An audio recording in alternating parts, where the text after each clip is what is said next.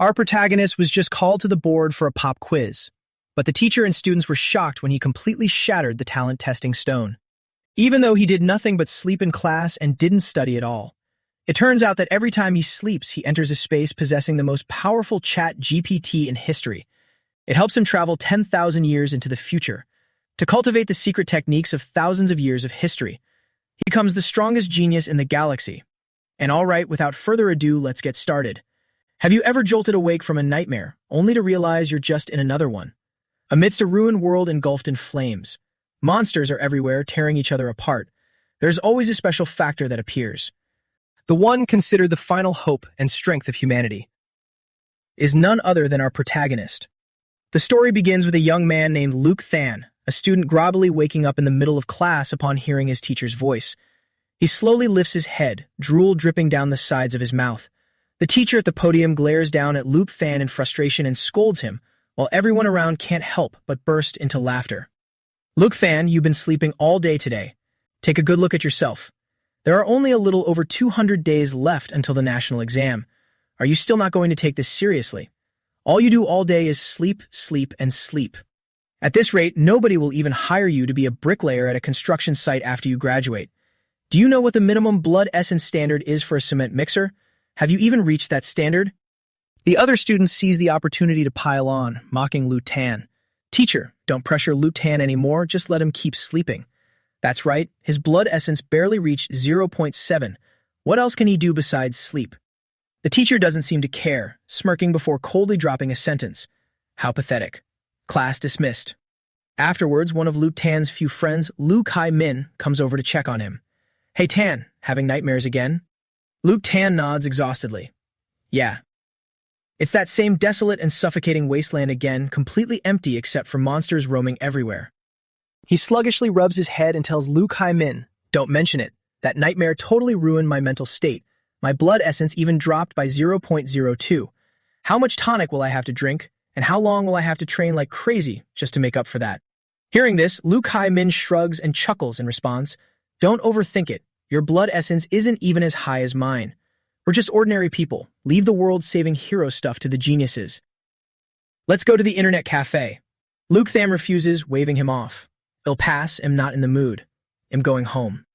Luke Hai-min is a bit surprised and tries to tempt Luke Than. Going home this early? That's not like you at all. Come hang out with me. I'll cover all the drinks and the PC time today. But Luke Than adamantly shakes his head. I'm really not going. I want to go home early to catch up on some sleep. Right at that moment, a voice calls out from outside the classroom. Luke Hai-min, are you going to the internet cafe or what? Luke Hai-min hurriedly waves and replies, coming. I'll be right there. Then he turns back to say goodbye to Luke Tan. I guess we'll hang out next time then. Yeah, bye. After school, Luke Tan quickly heads home. As he walks, he sighs to himself. I can't believe I transmigrated to a new world and still have to worry about the national exam. I'm done worrying about math, physics, and chemistry. Now I have to keep up with current events too. At first glance, this world doesn't seem much different from my past life. But, as he thinks this, he looks up at the breaking news alerts flashing across the high-rise buildings. Just then, a muscular woman with a bouncing chest, carrying a pallet loaded with bulky cargo boxes, walks past Luke Than. Move aside. Don't just stand in the middle of the road. He is startled and notices her, then shows a look of clear admiration. Wow, so strong. When will I ever be like that? The scene shifts to an old residential complex. In a small room, a man's cries ring out. Ouch. Ow. Honey, go a little easier on me. That hurts. His wife smiles and rubs her husband's back. Oh, just grit your teeth and bear it for a bit. It's almost done. Right then, Luke Than's voice is heard. I'm home. Hearing him, both of them turn around. Oh, little Than is back. Are you hungry? Why don't you have an apple first? I'll go cook dinner right now. It'll be ready right when your sister gets back. Seeing his father's heavily bandaged body, Luke Than speaks softly in concern. Dad, how about we buy a blood essence therapy machine sometime? It can stimulate blood essence, relax the muscles and joints, and it's even good for your waist and back injuries. My classmate has one, and I heard it works really well. Knowing his son is worried about him, he flashes a grin, trying to reassure Luke Than. What injuries do I have? It's just some minor aches from getting old. Your dad is made of iron. This little bit of pain is nothing. Oh, right, I happen to have a gift for you. As he says this, he rummages around and pulls out 2 bottles of the new Nan Tam Duong's Key Nourishing Powder to show off to the family. Seeing this, Luke Tan's eyes immediately widen, a pang of heartache rising within him. His eyes suddenly grow misty as he listens to his parents talking to each other. "Hubby, is this the Qi Nourishing Powder they sell for 20,000 yuan on TV? Are you serious? You're amazing. I heard this is the most effective tonic for students. You're really something. Enduring a little pain for this was totally worth it." Hee, it just so happened that there was some extra pork head meat at work today, and the foreman told me to bring it home. We have to nourish our great hero today. Oh, really? Pork head meat? Oh my, what a day, we're so lucky. Ha ha ha, it's a lucky day indeed, a double blessing. Suddenly, his mother remembers something and turns to ask him. That's right, Luke, how is your blood essence index lately? Have you broken through to 0.85 yet? Your sister's blood essence index is about to hit 0.9. We're most worried about you. The news said the university admission cutoff increased by another 0.01 this year. Hearing this, Luke Than immediately feels guilty. He awkwardly excuses himself and retreats to his room. Luke Fan, feeling dejected, slowly takes off his jacket. I should hurry up and train. Saying that, he immediately gets into a stance, takes a deep breath, and slowly exhales.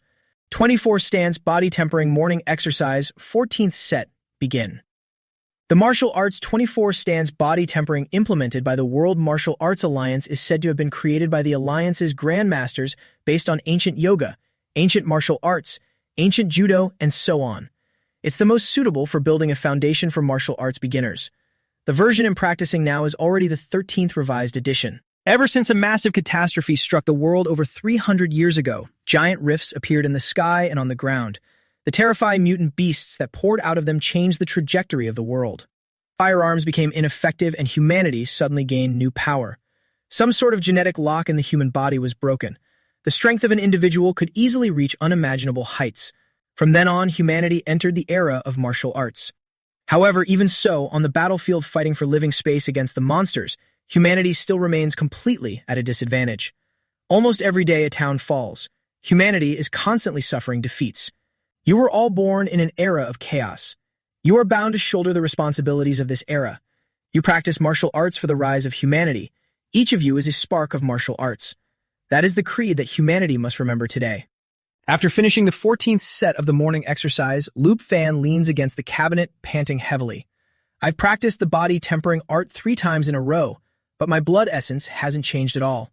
My sister's blood essence index is about to reach 0.9, while I can't even recover the blood essence decline caused by those nightmares. Mom and Dad worked so hard to buy me medicine. God gave me a second chance, transmigrating me into this martial arts world. Is this really going to be the result? If practicing 3 times didn't work, then I'll practice 4 times, 5 times, 6 times. Let's keep going. But because his body was inherently weaker than normal, Luke Fan quickly falls into a daze, gradually losing consciousness. Until he opens his eyes and wakes up, only to find himself back in the wasteland of his nightmares. Disbelievingly, Luke Tan pinches his own cheek and mutters to himself, as expected, is there still no way to wake up? What is going on? Did I fall asleep again? Suddenly, a ferocious zombie appears behind him and lunges forward, startling Luke Tan. He falls backward onto the ground, his entire body pinned down by it. Luke Tan struggles to break free, but the zombie seems to get even more aggressive, its eyes flashing red. Then it opens its foul-smelling mouth wide. He curses bitterly under his breath. Damn it. I've been running away for so many nights, and yet I still got caught by this thing. Just as it lunges down to bite Luke Tan, he immediately leans to the side to dodge. Covered in sweat and gritting his teeth, he yells, "Don't you look down on me. Even if my practical combat scores are terrible, even if I am just a useless loser with 0.7 blood essence, I'm still considered half a martial artist anyway." With those words, Luke Than kicks the zombie right in the stomach, causing it to lose its balance and fall backward. He grabs a rock right next to him. Then he rushes over and mounts it, gripping the rock tightly with both hands, frantically smashing it with the rock without stopping. Luke Fan only stops when the zombie can no longer move. Panting heavily, he stands up and is about to leave. This one is definitely done for, right? A zombie's weak point is its head. Suddenly, a strange aura emanates from the zombie's body, startling Luke Fan. What? What is this thing? The entire aura erupts and surges into Luke Fan's body, causing him to agonizingly grab his face and scream. Fragmented memories race through Luke Than's mind along with unfamiliar voices echoing incessantly. Hey, what are you going to do after graduation? I'm planning to join the base defense force. I heard the training there is extremely tough, and it's dangerous too. It's fine, that's been my dream for a long time. From today onwards, you are a member of the Base 1359 Defense Force. Understood?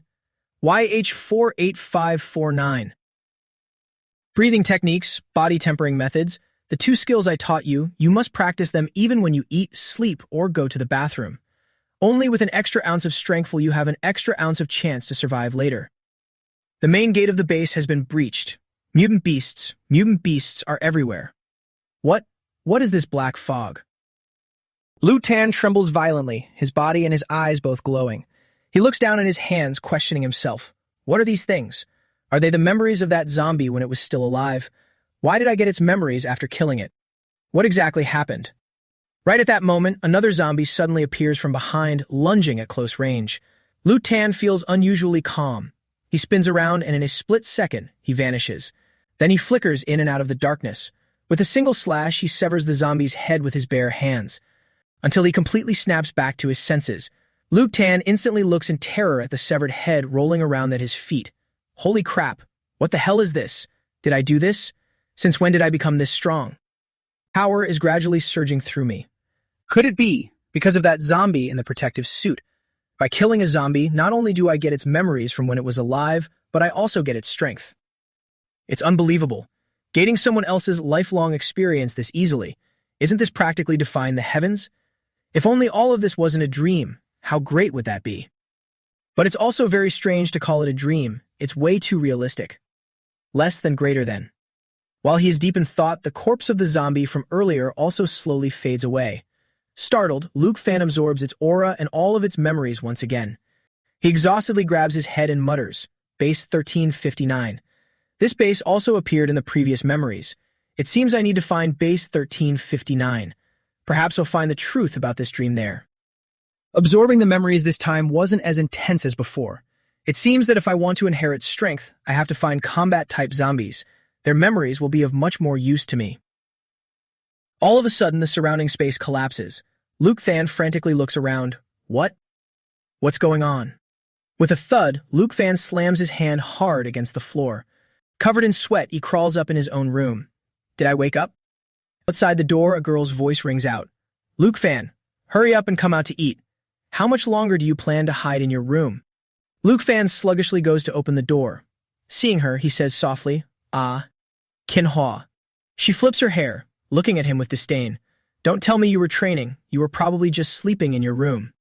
This girl is Luke Kinhwa, Luke Than's only younger sister. Criticized by her, Luke Tan scratches his neck and lets out a sigh. He did indeed accidentally fall asleep for a while. His body is soaked, clearly revealing every muscle fiber beneath his thin shirt, which makes Kinho's eyes widen in absolute stun. She bashfully turns around right away. If you're awake, then hurry up and come out. Don't make Mom and Dad wait any longer. But my eyes couldn't help glancing back. Since when did his body become so muscular? It seems he's still working out really hard. Luke Tan forced a smile and replied softly, I'll be right out. He couldn't help but feel a pang of sadness as he watched her back. When she was little, Kinho used to cling to him so much. But after they entered the academy, ever since the results of her first test came out, her attitude toward him completely changed.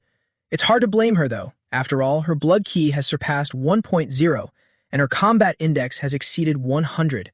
At this rate, she'll easily secure a direct admission spot at a top-tier martial arts university. To sum it up in one sentence, Luke Kinhoa is a genius, a true genius. As for me, it's the most cliché trope of a useless older brother and a genius younger sister. Thinking this, Luke Fan slowly took off his shirt. When he looked at himself in the mirror, he was completely stunned.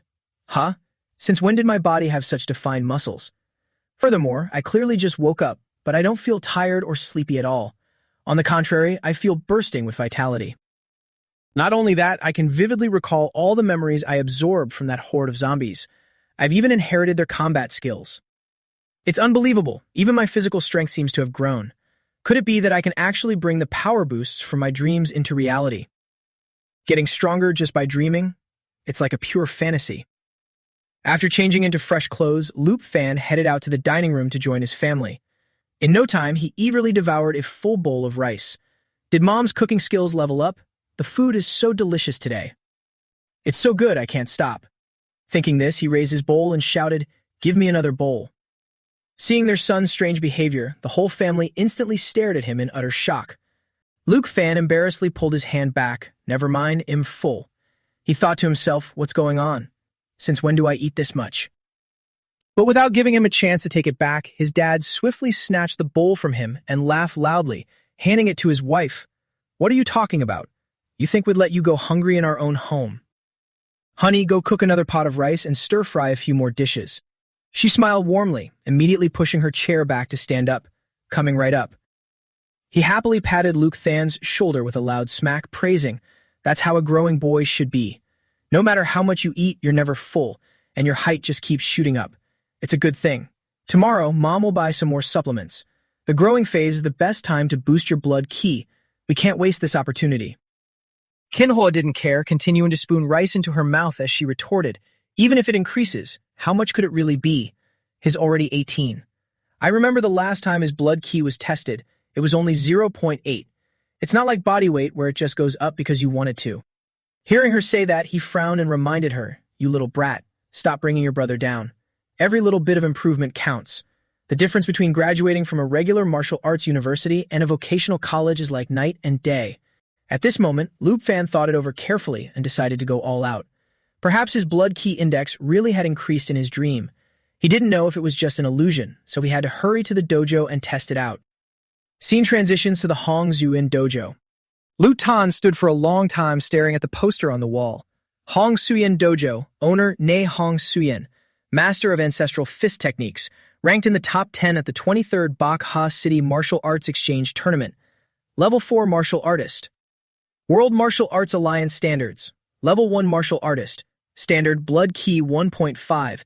Standard Combat Power Index 150. Level 2 Martial Artist. Standard Blood Keys 15. Standard Combat Power Index is 1,500. From level 1 to level 2, the standard increases tenfold. For a level 3 Martial Artist, the standard Blood Ki is 100, and the Combat Power standard is over 10,000. Peak Blood Ki exceeds 200, and Combat Power reaches 100,000. Only then can you become a level 4 Martial Artist, with Blood Ki surpassing 200. A Blood Ki index over 200. That's equivalent to nearly 300 guys like me. The gap in martial artist levels is a fundamental difference in life form. High-level martial artists are bona fide supermen. The cost of this tutoring class. Only kids from wealthy families can afford to sign up. If Kinhwa had this intention, maybe our family would help her pay this fee, but forget about me. Besides, with my method of absorbing zombies in my dreams, I don't really need this tutoring class anyway. Pondering this, he walked inside. Seeing him, the female receptionist greeted him cheerfully. "Hello. Welcome to Hong Zhuyin Dojo. Are you here to register for our advanced martial arts class?" Luke Fan replied shyly, "No. I'm just here to test my blood ki index and combat power." Although the receptionist still had a smile on her face, she was looking down on him inwardly. He doesn't even have a private coach with him. Seems like he's not some rich kid. She pointed in a direction to guide him. "Walk down the hallway to room 8. The testing machines are inside. Need my help?" Luke Fan politely declined and walked away. "I know how to operate them. No need. Thank you." Scene transitions to the testing room. Luke Fan stared nervously at the machine in front of him. Let's start by testing the blood chi first. He slowly reached out and placed his hand on the sphere. A blue light flared up and then radiated everywhere. It quickly produced Luke Fan's results. Blood Chi Index 0.963, Martial Artist Rank, Apprentice Level. Seeing that number, he couldn't hold back his visible joy. 0.96. It really went up. It's only been 1 hour and it already increased by 0.2. Look at this. This is what true cultivation feels like. I'm even about to catch up with my sister. That girl is a genius. And at this rate, I can also go much further on the path of martial arts. So then, what about my combat power index? Saying this, Luke Tan walked over to testing machine 04. He closed his eyes to concentrate. No problem. All the combat skills and experience of that jumpsuit-wearing zombie are already deeply etched into my mind. Once ready, Luke Tan gathered momentum and stomped his foot down hard. and then struck testing machine 04 with tremendous force. A loud crash echoed as the entire robotic dummy tilted wildly.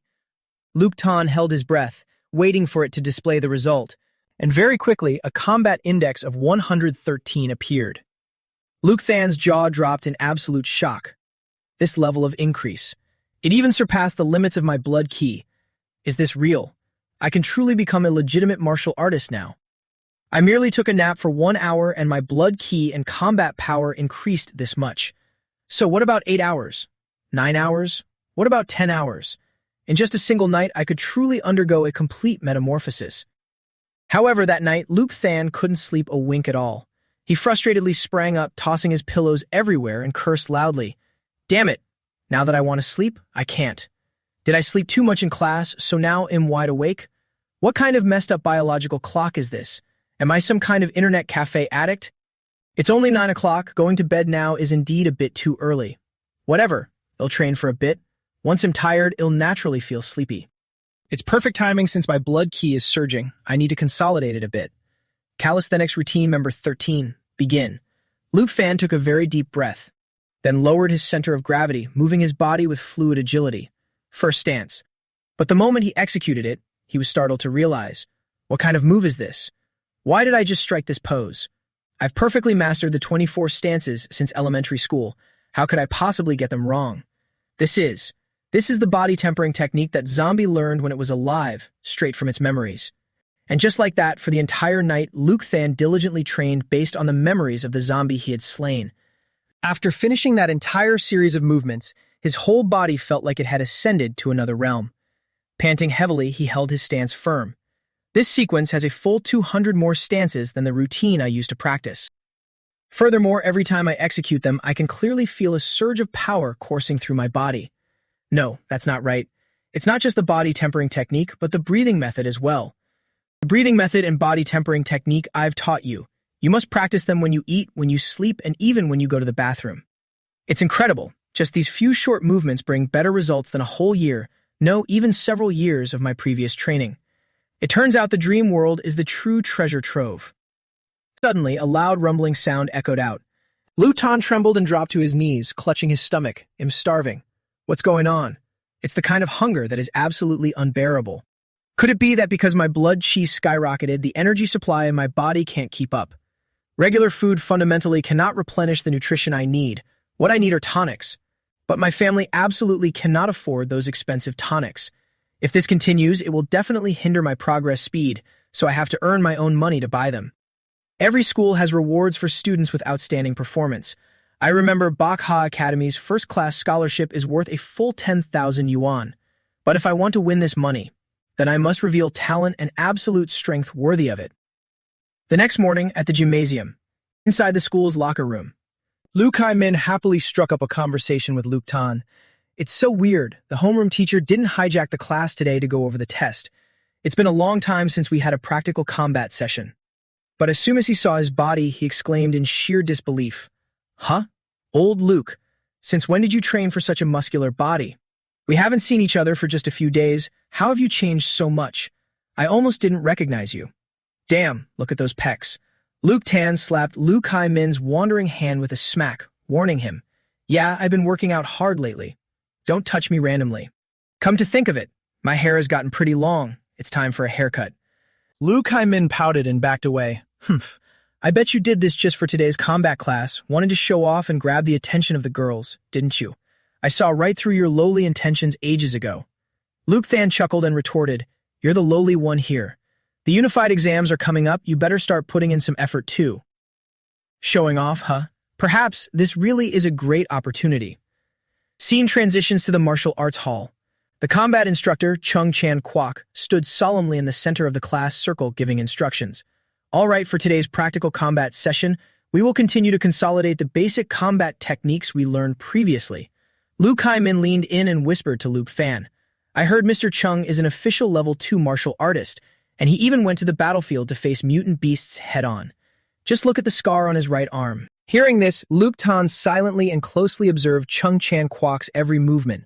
A level 2 martial artist, huh? But from what I see, Mr. Kwok's combat skills are actually way too simple and crude. The things I absorbed from the dream are countless times more profound than this. After demonstrating a series of old techniques again, Chung Chan Kwok coldly called his student forward. All right, the main focus is exactly what I just mentioned. Duong Dat Phi, come up here and be my sparring partner. Let's give the class a demonstration. Yes, sir.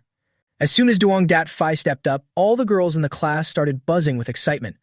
Wow, Dat Phi is seriously so handsome. And his strength is amazing too.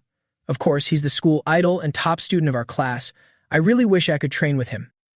Lu Kai-min clicked his tongue in annoyance. Is this punk again? Every single time, the chance to show off always goes to him. He's handsome, and his family is loaded too. Is there any justice left in this world? The chi and blood tonics he uses at every stage are all top tier. Last time they tested his blood chi, it was already approaching 1.2. At school, the teachers are always biased towards guiding him. How are commoners like us supposed to survive like this? Luke Tan silently watched Duong Dat Phi and thought to himself, if it were the old me, I probably would have just blamed unfair fate like that too. But things are different now. I have to seize all of this with my own two hands. Finishing the sequence of movements, Chung Chan Kwok nodded in approval and advised Duong Dat Phi, good, not bad. Your movements are excellent, just a slight issue is shifting your center of gravity. I'll correct it for you after class. Keep training hard, your future is limitless. Duong Dat Phi cupped his hands and bowed, yes. Thank you for the guidance, sir. Next is practical sparring. I will call a few of you up to spar with him. But inwardly, he hurled contemptuous words at his teacher. Correct it for me? A mere level 2 martial artist like you doesn't even compare to my private tutor. Compared to cannon fodder like you who'd just be a meat shield on the battlefield. Of course my future is limitless. Chung Chan Kwok turned around and shouted, does anyone want to come up and exchange a few moves with Duong Dat Phi? Anyone want to volunteer? But facing him was nothing but a sea of dead silence. Lu Kai-min let out a heavy sigh and muttered, who could possibly beat him? Going up there is just making yourself a stepping stone for him. Pff, who has the time for that? Chung Chan Kwok looked at the students in disappointment. Every time I mention practical combat, these kids shrink back like ostriches. How am I supposed to teach them anything like this? Although the school teaches students to cultivate blood ki, temper their bodies, and practice martial arts, in reality, after graduating and entering the military to walk the path of a martial artist, it's only for the absolute most exceptional ones. They secretly gossip that I favor the top students. These kids don't bother to think carefully. Aside from people like Duong Dat Phi, how many of them actually dare to step up and accept a challenge? Just then, Chung Chan Kwok locked onto Luke Fan's predatory gaze. He froze for a beat, confronting that stare, then broke out in a cold sweat in astonishment. This kid, what kind of look is that? It's exactly like the killing intent exuding from someone who has truly experienced life and death. Is there still such a good seed left in this class? With that thought, Chung Chan Kwok pointed and called Luke Fan up. All right, I invite this student to come up and spar with Duong Dat Phi. He didn't hesitate at all and stepped forward. Yes, sir. Lu Kai-min anxiously tried to persuade his friend. Old Luke, just surrender right away. The evaluation exams are right around the corner. If you get hurt now, it'll have a huge impact. Don't push yourself just to save face, you hear me? But Luke Fan didn't seem worried in the slightest. On the contrary, he stood up leisurely, overflowing with confidence. Don't worry, Kai-min. I already told you, I've been training really hard lately. Having received agreement from both, Chung Chan Kwok announced, all right then, the time limit is 10 minutes. Standard sparring rules, safety comes first. Keep in mind the points I brought up during class. Absolutely follow the rules. This is a martial arts exchange, remember to know when to stop. Chung Chan Kwok carefully observed Luke Fan. Unfazed and incredibly calm. How did I not notice such potential before? Curious, the teacher asked him, what was your blood key test score last time? Last time, it was 0.802. Hearing this, Chung Chan Kwok frowned in doubt. 0.8? That low? He doesn't look like it at all, could I be mistaken? Hearing this, the teacher didn't say much else, just gave a few reminders and quickly started the match. I see, then you too pay attention to the force of your strikes. This is mainly a skill exchange. Understood? Junjet Phi confidently asked Luke Tan, are you ready, Luke? Were you paying attention during the lecture just now? When you fall, make sure you don't use your arms to brace yourself or you'll break a bone. You must protect your vital spots well, especially your head. Luke Tan calmly got into his stance. Thanks for the reminder. I remember it all.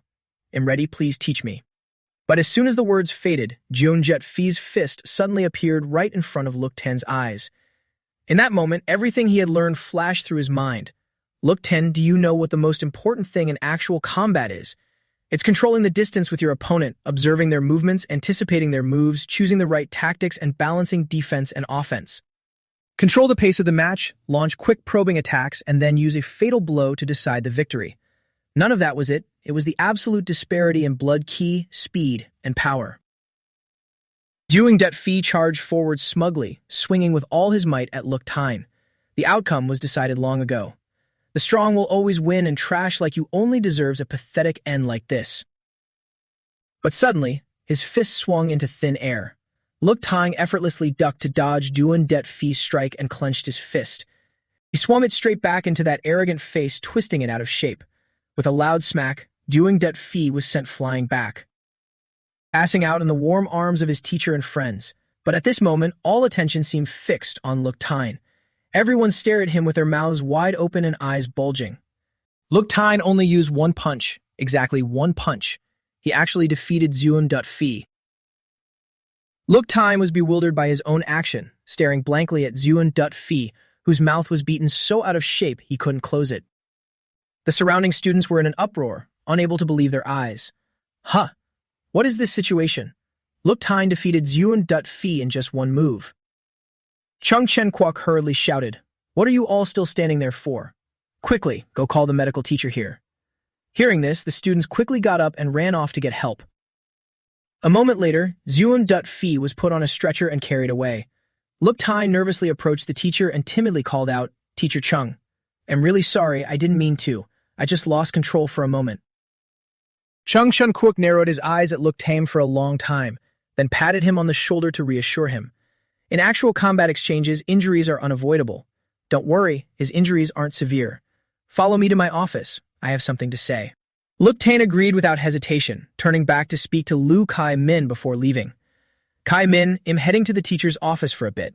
Please ask for leave on my behalf for the next class. Once Look Ten had walked a distance away, the gossiping resumed endlessly. My God, did Look Ten take stimulants? How is he so strong? Is that really Look Ten? Is it the same Look Ten we know? He took down Jeonjet Fee right at the clash. Jeonjet Fee's blood qui is 1.22, and he couldn't even withstand a single blow from Look Ten. What exactly is Look Ten's blood qui value now? Liu Kai-min looked worriedly at his retreating back and softly called out, "Old Look." As for Look Ten, after following Chung Chen-kwok, the two opened the door and entered the teacher's private office. He looked in surprise at the room's layout. Then he stopped in front of a bonsai tree and marveled. Wow, I didn't know Teacher Chung had a hobby like this. Chung Chen-kwok chuckled softly and replied, "Just a little personal hobby. Besides, everyone has their own little secrets, don't they?" Mentioning this, the teacher's eyes suddenly lit up as he glanced at Look Ten. Wouldn't you agree? Student Look Ten with a blood chi value of 0.8. Look Ten didn't hesitate for a second, looking straight into the teacher's eyes. "Teacher Chung, you said it yourself, that was the test result from last time." Chung Chen-kwok questioned Look Ten suspiciously. "You didn't use any drugs to forcefully stimulate your blood chi, did you? You should know that such drugs are strictly forbidden by the school. Not only do they cause massive harm to your body, but if caught, the punishment won't just be a simple demerit." Hearing this, he was startled and retorted, "What? Drugs? Of course not. I can guarantee I absolutely did not use any forbidden drugs." To verify Look Ten's honesty, Chung Chen-kwok immediately pulled out an orb, placed it on the table, and asked him to test right there. "All right, if that's the case, let's retest your blood chi value right now. If you use drugs, your blood chi will be unstable, and the reading will show drastic fluctuations. Then we'll check your combat power index. If your combat power matches your blood chi value, that will prove your true strength." Look Ten placed his hand on the orb without any hesitation. Powerful aura immediately surged and spread throughout the room. Chung Chen-kwok was shocked, staring at the number appearing before his eyes. What? 1.5. 1.5. An official martial artist.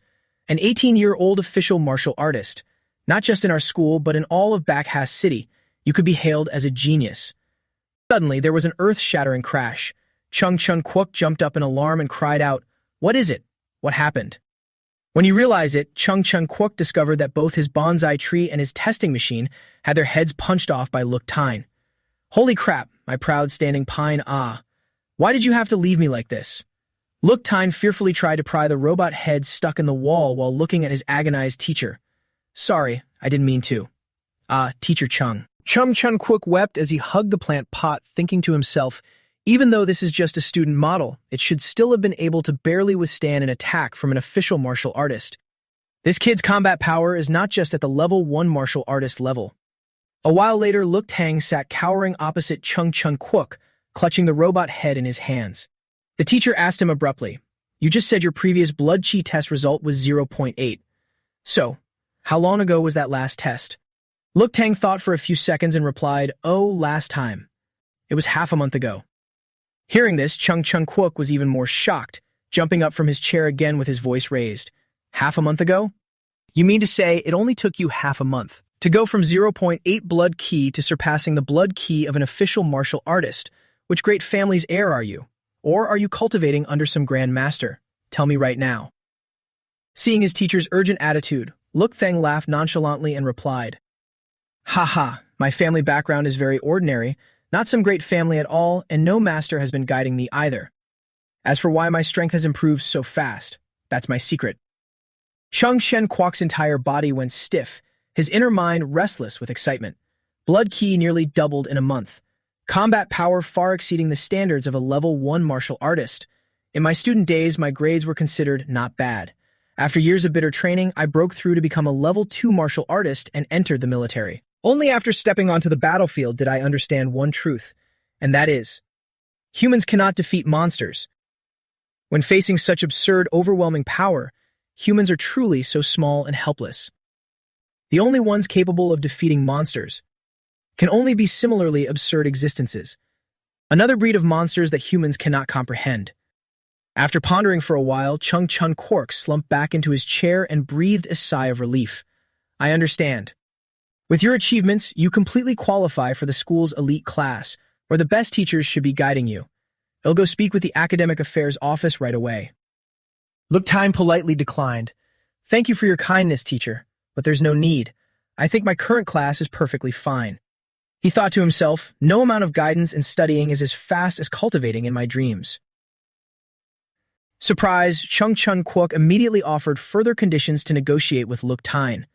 No need, but for a student with talent like yours, the school will definitely provide full support.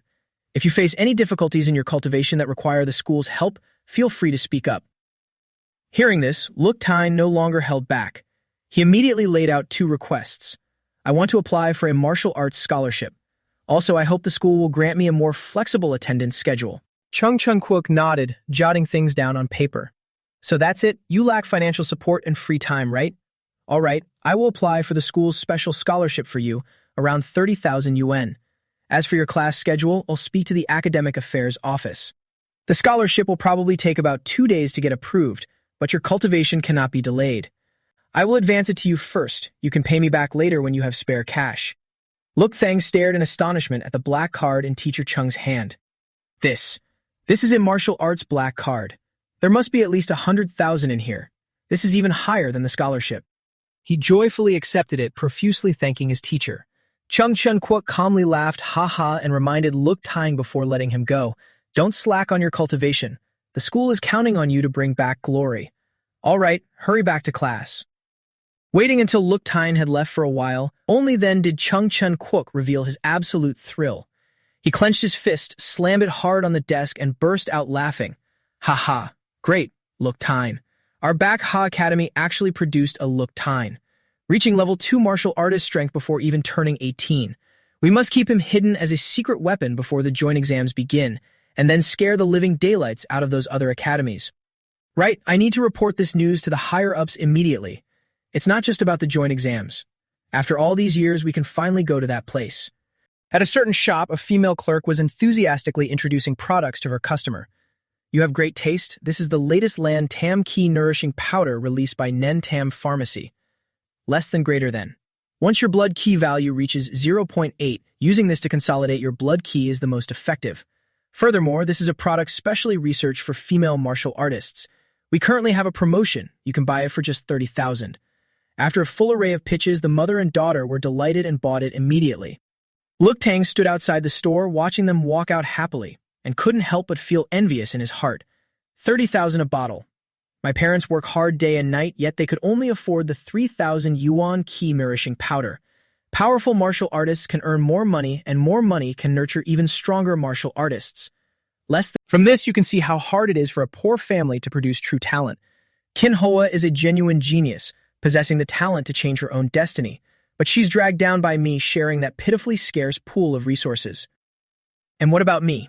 Unwilling to accept the truth that I was just a mediocre person, yet failing to give it my all to change my fate, just resigning myself to living uselessly, drifting through the days. That's right, yearning to witness the wondrous world of martial artists, but hiding away in games, clinging to some small connection with my past life. Like a fish trapped in a tank, longing for the vastness of the ocean, yet clinging to the comfort and ease of this fish tank. However, all of this has now changed. I have breached the surface of the water and beheld the outside world. Once again, I have gained the opportunity to change my destiny. What do I want? What should I do? This time, I will not make the wrong choice again. Suddenly feeling a strange new surge of power, Look Time was startled and opened his eyes wide. This is. A massive amount of combat memories absorbed in a short time has been completely integrated at this very moment.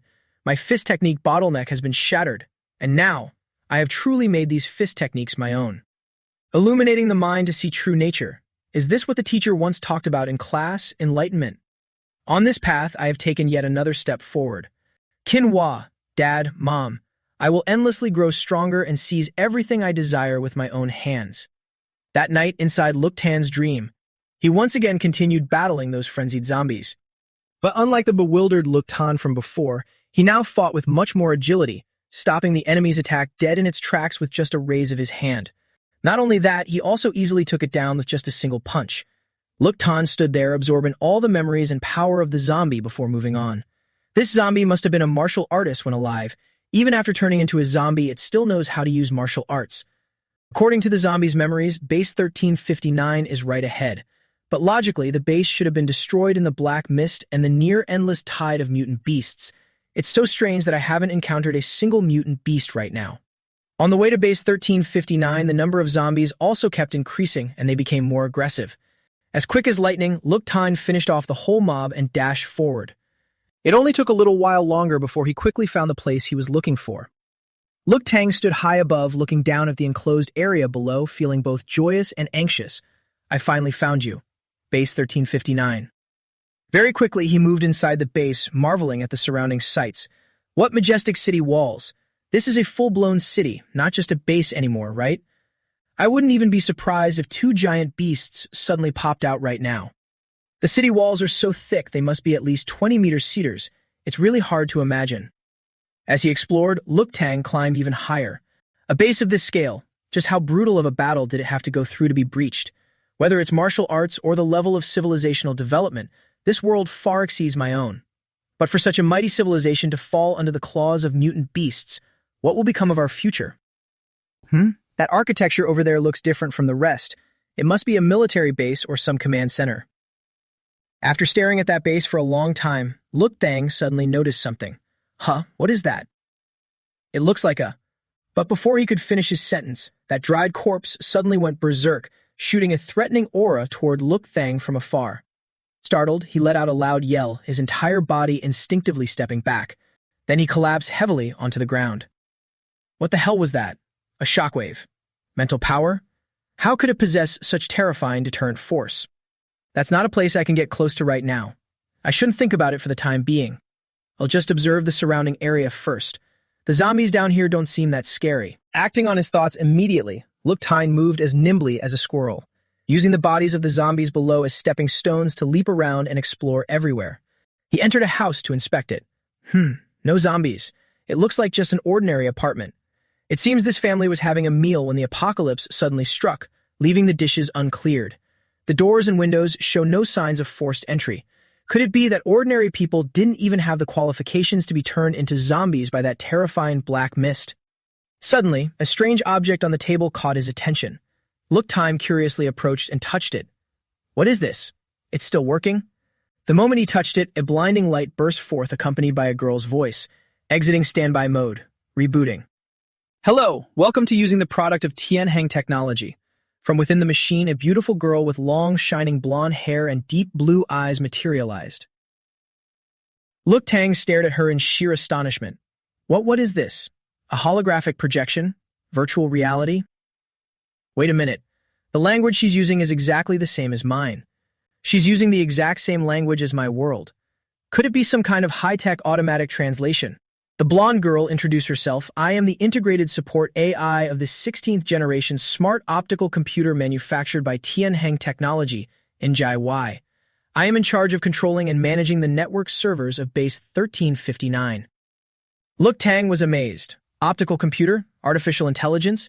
It really is future technology. He asked her, so, in Jiawai, can you help me extract the latest news? And Jiawai immediately followed the command without hesitation, beginning to extract data from her system. Understood, it is my pleasure to serve you. Connecting. Connection to Skynet failed, connecting to base 1359. Civilian database. Connection successful. In an instant, a massive stream of information appeared before Look Tang. June 21st, Martial Calendar, year 11,024. Main base number 2 successfully launched the 58th Life Exploration spacecraft, targeting the Lyra constellation. July 12th, Martial Calendar, year 11,024. Base number 105 has fallen. September 24th, Martial Calendar, year 11,024. Lieutenant General Sun Shanghe successfully advanced to level 10-star realm, becoming the 472nd level 10-star realm powerhouse in the history of the Martial Alliance world. Currently, the Martial Alliance has a total of 23 level 10-star realm powerhouses. September 30th, Martial Calendar, year 11,024. Bases number 114, 893, and 1022 have fallen in succession. The 8th Division has sortied to search for survivors. November 19th, Martial Calendar, year 11,024. The Martial Alliance world will hold the 24th Grandmaster Summit at Main Base number 1 to discuss the upcoming strategic policies. Reading each line of information, Look Thang found it increasingly unbelievable. Although the realm divisions between the two worlds were almost identical in terms of martial arts, the people in that world had developed far beyond the norm. Suddenly, the information book flipped its pages on its own, and a screen appeared before Look Thang. From what was playing on it, you could see the cause of this base's chaos and ruin. A gigantic monster suddenly appeared in their sky, ripping the heavens apart. Its presence brought along hordes of other monsters. Even if their sizes couldn't compare, their sheer numbers were utterly overwhelming. Look Tan stood completely frozen, intensely watching the playing video. Martial arts and technology of that world had both developed to an unimaginable height. However, even with level 10 martial arts, or towering impenetrable city walls, beneath the claws and shadows of the mutant beasts, nothing could be protected. In the very end, they even decided to abandon their home planet, sending search fleets on interstellar journeys to find a second planet suitable for life. However, on the day human civilization completely fell, there was still no good news transmitted back. They still couldn't escape the fate of extinction. Such a brilliant and powerful civilization. What a tragedy. Look Tang curiously continued asking, so, Manhwa, can you help me extract the history of the world? Manhwa immediately followed the command, understood, extracting world history. Very quickly, dozens of new pieces of information appeared before Look Tang. He sadly and slowly read the history of other places. This world was so powerful, yet it still couldn't escape its doomed end. Perhaps I can learn something from their experiences to help our world avoid this fate. Year 1 of the Martial Calendar. Gigantic rifts appeared all over the world and massive numbers of otherworldly creatures poured out from them. Year 34 of Martial Arts. The ancient dragon nation birthed the world's first inter-force martial artist. That same year, the Martial Alliance world was established. Reading up to this point, he was stunned into realization. Wait, isn't this the history of our world? So that's how it is. The exact same language, the exact same ranking system for martial artists. What I just saw wasn't the destruction of another world at all, but our own world, the future, 10,000 years from now. Wait, not necessarily. It might not be the same world, it could just be a coincidence, or a parallel universe. To confirm his speculation, Look Thang hurriedly jumped up and asked Manhwa, can you look up personal human information? In just a few seconds, a total of 36 results for the information on Look Thang appeared. He nervously checked the data one by one. June, year 297 of martial arts. It really is me. What is this? I only lived to be 28, and as a commoner? He turned and asked Manhwa to continue searching. someone named Look Kin Hua, born in March year 299. But this time, Ngai Wei shook her head and rejected the request. Insufficient permissions. Guest visitors cannot access martial artist information. Please provide a genetic blood sample to create a user profile. Look Tang looked down at his hands, fiddling around. User registration requires a blood sample. How do I provide that? Is there a syringe inside this machine or something? Suddenly, Nai Wei leaned in close to him and bit hard on the tip of Look Tan's finger. Frightened by her sudden action, Look Tan flinched in embarrassment, his cheeks flushing red. At this. Very quickly, blood began to seep from his fingertip. Ngai Wei also displayed a notification. Blood sample collected, proceeding with analysis. Look Tan hadn't quite recovered his senses yet. He gripped his hand, looking at her awkwardly. People from the future sure play rough. Suddenly, Nai Yi's holographic image blurred. Look Tan looked at her in confusion. What's going on? Nai Yi's entire body turned a blaring alarm red, and a series of strange information popped up. Human genetic blood sample detected. Project Tinder initiated. Connecting to Tinder resource vault number 1359. Connection successful. Permissions granted. Astonished, Look Tan quickly read through all the information. Tinder. What is that? Could it be the plan mentioned earlier to leave Earth and find a new home? Oh, why has the portrait in my profile summary changed? Has the future changed? Looking at the details. With the school's top rank that year, Look Tan graduated from Bach Ha Academy in Bach Ha City, ranked 23rd in the entire city of Bach Ha the same year, admitted to Bach Ha Wuhan Martial Arts University, joined the military region 3 years later. Later served in the Tiananmen military region, sacrificed in the Southern War Zone. Lived to 37 years old, unmarried, rank of first lieutenant, no outstanding contributions. Could it be that after I became stronger, the future changed accordingly? In the records, even my life trajectory before the age of 18 is completely identical. Even my sudden surge in strength before the university entrance exam is documented. But against the vastness of history, that fleeting brilliance isn't even a ripple. In humanity's massive database, and not considered a genius at all. After all, over 10,000 years of history, true geniuses are innumerable. Those who actually leave their mark in the annals of history are but a sparse few. But there is still a flaw in these records. It only records my stats during the university entrance exam as having a vitality value of 2.012 and a combat power index of 257. If we ignore the dream space and only calculate my training speed and body tempering and breathing techniques with the support of my current resources, then achieving this result after more than 200 days is completely normal. However, if I add in my cultivation process and the gains from the dream space, my results will definitely far exceed this level. How could I, Look Tang, merely stop at 23rd in a tiny city? I have to reach the top nationally and let everyone know of my existence. My future definitely won't just stop here. If I can constantly grow stronger, then I can continuously change the future. So a human civilization in the future is doomed to extinction, then I, Look Tang, will become the one to alter history, doing everything in my power to turn the tide. A single spark can start a prairie fire. The next morning at Look Than's house, he casually walked into the dining room, to the surprise of his whole family. His mother asked in confusion, Teal Thing, why haven't you changed into your uniform? Are you not going to school today? He smiled faintly, peeling the liner off a steamed bun as he replied, Yeah, my teacher said I can choose to self-study at home from now on. I don't need to go to school anymore. Kin Hua narrowed her eyes at her brother in disbelief. Is that even a thing? The school allows self-studying at home. How come I've never heard of this? Finishing up, Look Thang quickly stood up and excused himself to return to his room to train. Kin Hua seemed to notice something as she stared at Look Fan's retreating back. This guy. I feel like he's been changing more and more lately.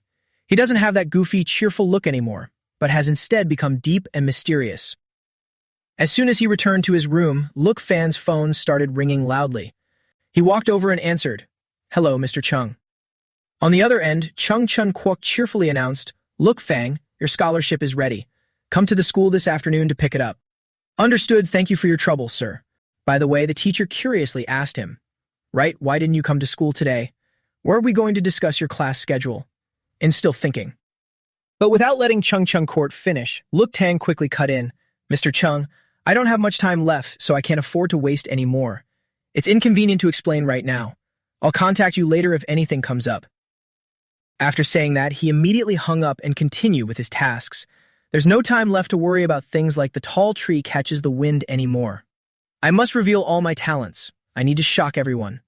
Only by showing greater potential can I secure more resources. Really to climb to the absolute pinnacle at the fastest speed possible, then find a way to change the future. Transitioning to Luktan's dream space, he continued his conversation with Ngai Y.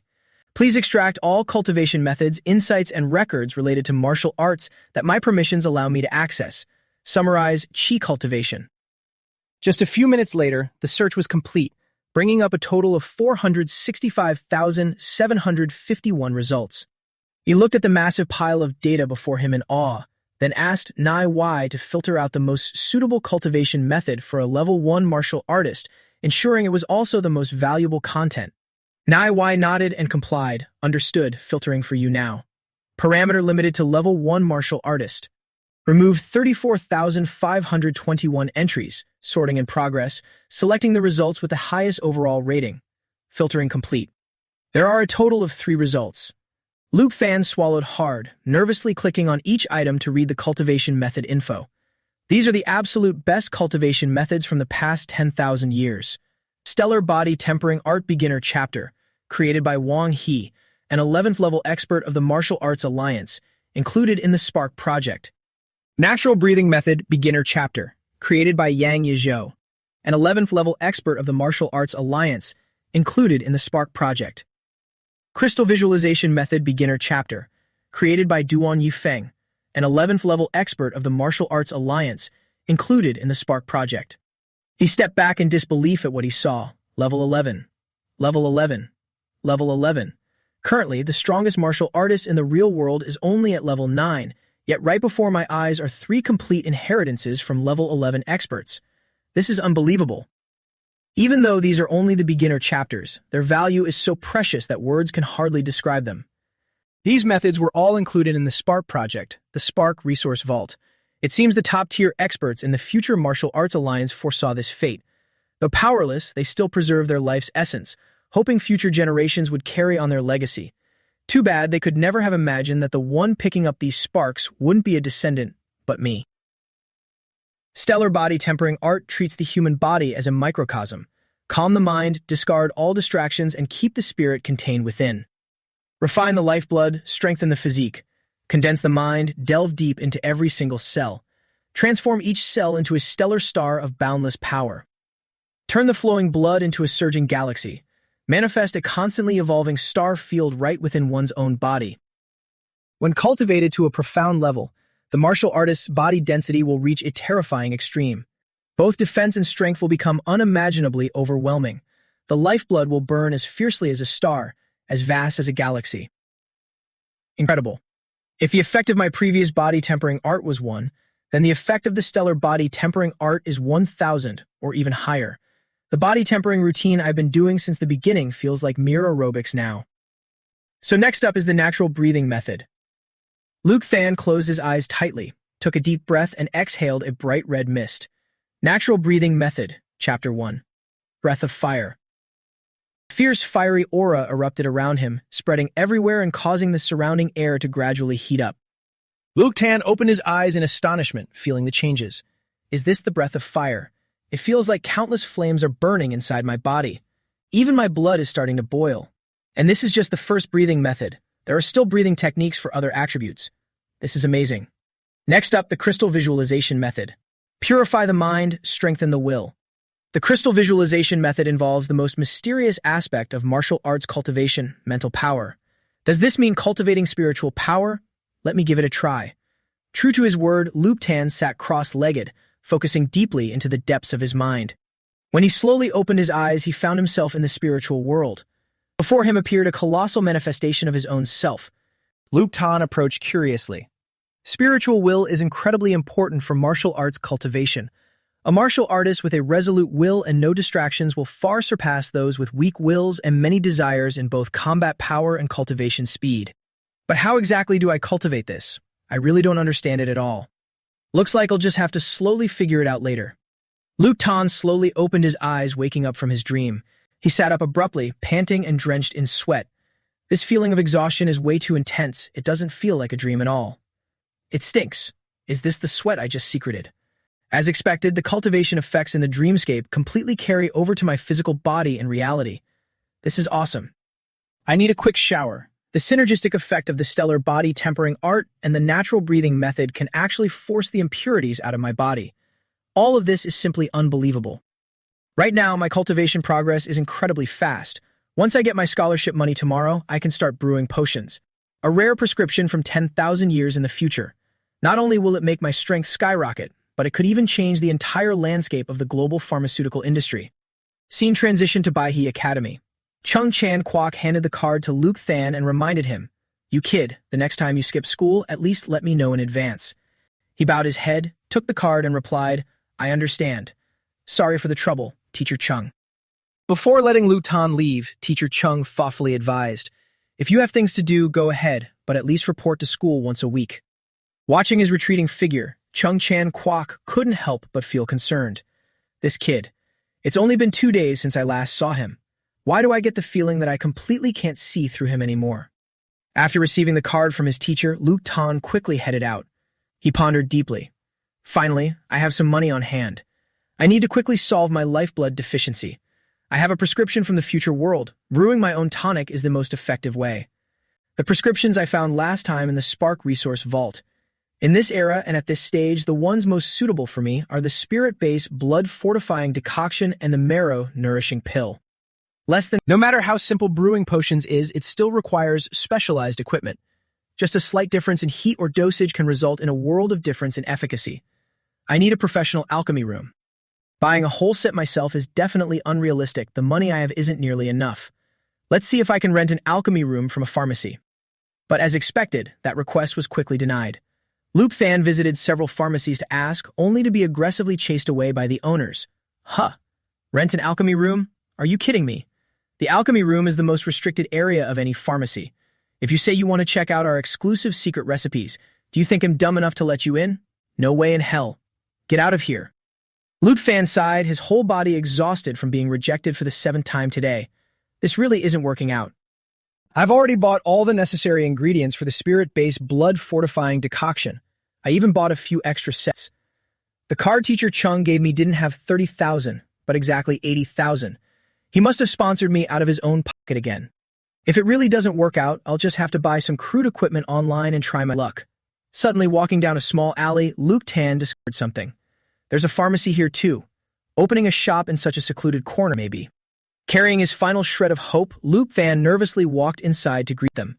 Seeing him, the male employee not only didn't come out to greet him, but also put on a sluggish, bored expression. He didn't even bother to listen to him, keeping his eyes glued to his phone. If you want to buy something, look around yourself. Bring it here to pay when you're done. Don't even think about grabbing something and running. There are security cameras everywhere in the shop recording everything in crystal clear detail. Luke Fan's face darkened, his brows furrowing in irritation. Even if the previous shops had bad attitudes, they'd at least ask what I wanted to buy as a formality. This shop is something else. It doesn't look like they want to do business at all. Faced with the employee's arrogant attitude, Luke Than reached out and firmly pressed the guy's phone-holding hand onto the table. Suddenly touched, the employee flew into a rage and jumped up. Damn it, you want to die. But under Luke Fan's intimidating pressure, he quickly shut his mouth and hunched over like a frightened chick. Only then did the employee finally speak properly to him. What do you want? Luke Tan leaned against the counter and replied, I came here to ask one thing. Does your pharmacy have an alchemy room? The guy stepped back, looking at Luke Tan suspiciously. What if we do, and what if we don't? Aren't you here to buy medicine? Luke Tan tapped the table, giving the employee a mysterious smile. If you do, I want to discuss a business deal with you. A moment later, he led him deep inside. Before letting Luke Tan enter, the employee blocked the door with his arm and reiterated, We have a deal, right? 500 an hour, and anything under an hour still counts as a full hour. You can only use it for a maximum of 3 hours. Also, Luke Tan held up his card and cut in, I get it. Pay upfront via the Changpan Brave Bank ATM, right? Once it was settled, the employee happily opened the door and invited him in. All right, make yourself at home, haha. Once he was left alone, Luke Than quickly changed his clothes and began the potion brewing process. First, let's start with processing the ingredients. Mutated green scaled lizard. Extract the scales, activate the medicinal properties, add neutralizer. formulate into a 35% concentration solution, and store at a constant temperature. Next is liquefying the moon condensing stone. Use a laser emitter, adjust the visible light radiation to a specific wavelength, less than greater than. Decompose the material into a liquid state, collect it, and cool it down. The final item, cut 30 grams of fossilized toon tree root. Mutated roots are incredibly tough, and the dosage must be strictly controlled. After processing the medicinal ingredients, less than greater than. Their properties will be adjusted through a conditioning process, mixed according to the ratio and reaction sequence. Finally, the result will be the spirit-based blood-fortifying decoction. Success! I didn't expect to nail it on my first try. This is the tonic from 10,000 years in the future. But whether it's truly a success or not, I won't know until I drink it. Luke Fan quickly tasted the tonic he brewed with his own hands. But he felt nothing. He couldn't even discern a taste. Just as he was thinking this brewing attempt was a failure, a sudden surge of pain shot through Luke Fan's body. He clutched his chest and collapsed to the floor. Every single vein and muscle in his body bulged out violently. After enduring it for a while, Luke Fan's body finally returned to normal. He held his head and staggered to his feet. The medicinal power is so strong. In just a moment, it compensated for the lifeblood deficit caused by my rapid leveling up lately, and there's even some left over. Such a potent effect without causing any harm to my body, it's unbelievable. Not only that, a blood-boosting tonic this strong even has side effects like increasing skin density, tightening pores, whitening, and moisturizing. This is truly the crystallization of over 10,000 years of wisdom from the entire martial arts world. Right at that moment, a loud, frantic pounding on the door suddenly echoed from outside. Luke Fan opened the door, confused. What is it? The time isn't up yet. Didn't I tell you not to interrupt me halfway through? The employee panicked and yelled, "There's no time to explain. Go now. Use the back door. Hurry. She's back. Our boss is back." At the same time, outside, a beautiful, composed woman stepped out of her car and walked into the shop. After entering the shop, the female boss brought out a box of medicine and set it down. Then, using herself as a test subject, she drank the vials of medicine one by one. But the results were not what she expected. The boss angrily raised her voice. "No good. It's still no good. The reaction efficiency of the ingredients is way too low. It can't unleash the medicinal properties at all. It's useless. This thing can't even be called a tonic." Just then, a commercial played on the TV. How can a martial artist casually say they're no good? Stand up. Let the past be blown away by the wind. Don't let today's cup be filled with the ruins of yesterday. Only by cherishing the present can you harvest tomorrow. Dragon Tiger Yang Fortifying Pill. You deserve it. Watching that broadcast, the boss felt even more irritated. Her expression darkened, and she gritted her teeth in thought. With the rapid development of martial arts, the supporting pharmaceutical industry is also changing by the day. Every day, new and better formulas are being researched. Look at this. The old prescriptions are gradually being decoded and eliminated. The reason my Ha family has declined to this point is because our concepts are too conservative, outdated, and unprogressive. Right now, the shelves of Hangthian Pharmacy are still stocked with century-old formulas. We've completely lost all competitiveness in the market. If I can't find new prescriptions, the family legacy that my father personally handed over to me will all be. Damn it. Forget it. Without any research capability, I can only partner with an old pharmacist. Old Mr. Zhang from the neighboring city just developed a new formula. This time, I must secure it. Whether the Ha family can turn its fate around all depends on this. Seeing the boss, the employee quickly rushed over to talk to her. Miss Ha, weren't you supposed to go to the neighboring city today? You're back so soon." But facing his question, Boss Ha couldn't care less, treating him like a buzzing fly as she pushed the curtain aside and walked past. Seeing her attitude, the employee wasn't disheartened at all. Instead, he grew even more infatuated. Miss Ha, still as beautiful as ever. This cold aura, this breathtaking beauty. You will forever be my goddess. As your family slowly declines, I am the only one standing firmly by your side to protect my goddess. In the end, true lovers will be together. A perfect fulfillment in both career and love, reaching the absolute pinnacle of life. He, that's exactly it. Isn't that how all the novels are written? While he was deeply immersed in his fantasy romance, Mrs. Furious shout rang out, "Ma fi." At this moment, completely oblivious to the impending doom, he dreamily replied, "I'm right here." "Miss Ha, what's wrong?" Miss Ha, fuming with anger, brought out her lab coat and ruthlessly scolded Ma fi. "What is the meaning of this? Did you secretly sneak someone into my potion lab? Look at this, the clothes are all dirty. Ma-fi momentarily couldn't adjust his emotions, squirming as he admired Miss Ha's angry face and praised her beauty. Only then did he realize the severe problem at hand and protested. "Ah, no. Of course not, Miss Ha. How? How could I possibly do such a thing?" Miss Ha tried to suppress her fury, quickly dismissing him. "You idiot. Forget it. You don't need to come in tomorrow." Ma-fi panicked and cried out, "Miss Ha, please listen to my explanation." Waiting until he was gone, Miss Ha couldn't hold it in anymore and cursed incessantly. "That bastard. I'm so furious I could die. All the equipment has to be washed, wiped down again, and then sterilized. The tables too. Wait a minute. This guy. He even used the activator and the laser controller." Only then did she slow down and look over the process Webtoon had just completed. This is green scale mutation? Using the activator to stimulate the green scale lizard. But he discarded the most valuable scales, an unheard of processing method. It seems he's just another delusional fool trying to research potion formulas on his own. Developing a formula requires a massive amount of pharmacological knowledge, astronomical capital, and countless combination trials. A nobody who doesn't even have his own lab is dreaming of getting rich overnight? Pinning hopes on something so utterly illusory and vague. Isn't that exactly what I am doing right now? Ha, fine.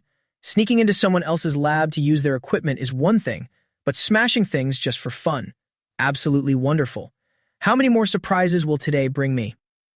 Miss Ha sluggishly knelt down to pick up the shattered pieces on the floor, but then a familiar scent suddenly rushed straight into her nose. Her gaze abruptly wavered, her entire body freezing as she intensely observed the broken vial in her hand. This quality, this scent, moon condensation stone, fossilized spring root. What kind of combination is this? How could it possibly create a reaction like this? This potion formula. I've never heard of it before. Could it be? Making up her mind to take a risk, Miss Ha dipped her finger, wiping up the tiny amount of liquid left at the bottom of the vial, and put it into her mouth to taste. Immediately after, her entire body stiffened in pure realization. This is... At the same time, outside the shop, Ma-fi sorrowfully walked away from his goddess. "That little brat ruined me. If I had known, I wouldn't have bothered making that extra pocket money. My goddess. I don't believe it. Is our destiny truly ending here? Oh heavens, please let me see my goddess just one more time. Even just one glance would be enough." Just as he finished speaking, Ma-fi suddenly saw Miss Ha running towards him from a distance, calling his name. Ma-fi, don't go. Stop right there." Seeing her, a surge of happiness swelled in his heart, his eyes brimming with tears. "Eldest Miss. No. Two-toe. I knew it. You still have me in your heart, and not going anywhere. Being by your side is my eternal safe haven. My two-toe." But that joy was extinguished before it even truly began. Tutu ruthlessly grabbed Ma-fi by the collar and shook him frantically. "Just now. Who exactly was in my potion lab? I want to see him immediately. Right now." "Are you deaf? I'm talking to you. I want to see him. If you find him, you can keep your job and your salary will be doubled. Do you understand?" Ma-fi was shaken by Tutu so hard that his head spun. Trembling, he pulled out his phone and gave her Loop Than's contact information. Getting what she needed, Tutu tossed Ma-fi aside like trash and hurriedly dialed the number. "Give it to me quickly. Hurry up. That medicinal liquid just now. Its blood-nourishing effect must be 10 times stronger than any blood tonic on the market, price under 100,000. Furthermore, it has multiple effects like skin whitening and muscle enhancement. The main ingredients are all common herbs costing less than 5,000 yuan. This is truly a world-class new potion." Finally, I found it. This is the grand opportunity for the Ha family. Meanwhile, Loop Tan was still relentlessly practicing the basic martial arts he had learned. He felt every minute change within himself and gradually gained deep insights. Stellar body tempering. Truly worthy of being a level 11 cultivation method from 10,000 years in the future. Its degree of unlocking human potential is simply unimaginable. If I keep this up, perhaps a true star might actually be born within my body. The natural breathing method is incredibly miraculous too, possessing a tremendously powerful capability. Without this breathing technique to coordinate with it, the body tempering's effects wouldn't be nearly as good. My vital blood has surged significantly. The spiritual foundation blood fortifying decoction is working phenomenally well. I just finished brewing 12 doses. With my current physique, absorbing 2 doses a day is just right. 6 days from now, I'll have to figure out a way to brew more. Only then did Luke Than hear his phone ringing on the desk. If you don't pick up when someone calls, what's the point of calling? He silently looked at the unknown number displayed on the screen and answered it. Hearing his voice, Toto was overwhelmed with joy. Grandmaster, hello. I am so sorry to disturb you. I am Ha Toto, the manager of Han Thien Duong. Please consider it. We can work together. Han Thien Duong will pour all our resources into promoting this product. I have examined the potion you left behind. It is unquestionably an epoch-making masterpiece. Luke Fan didn't say much. He merely gave a non-committal hum, arranged to meet in a week, and hum up abruptly before Toto could say another word. Furious, she dragged Ma Fai back out to use as her punching bag. A week. No, I can't wait. Ma Fai. Starting right now, you are responsible for finding this Grandmaster for me. The faster, the better. Within 6 days. For every day you find him early, I'll reward you with 10,000 yuan. Do you hear me clearly? Hearing the mention of tens of thousands, Ma Fai's face lit up with pure ecstasy. Oh really? Boss, you have to keep your word. But then, remembering something, he quickly told her. But boss, could you have made a mistake? The person who rented our potion lab is only a teenager. He looks exactly like a high school student. Is he really the potion grandmaster you speak of? Hearing him say that, Tutu became even more horrified. What? A student? Who in the world is this divine entity? Continuing his journey within the dream world, Luke Tan was now an absolute master. He easily knocked out his opponent with a single uppercut.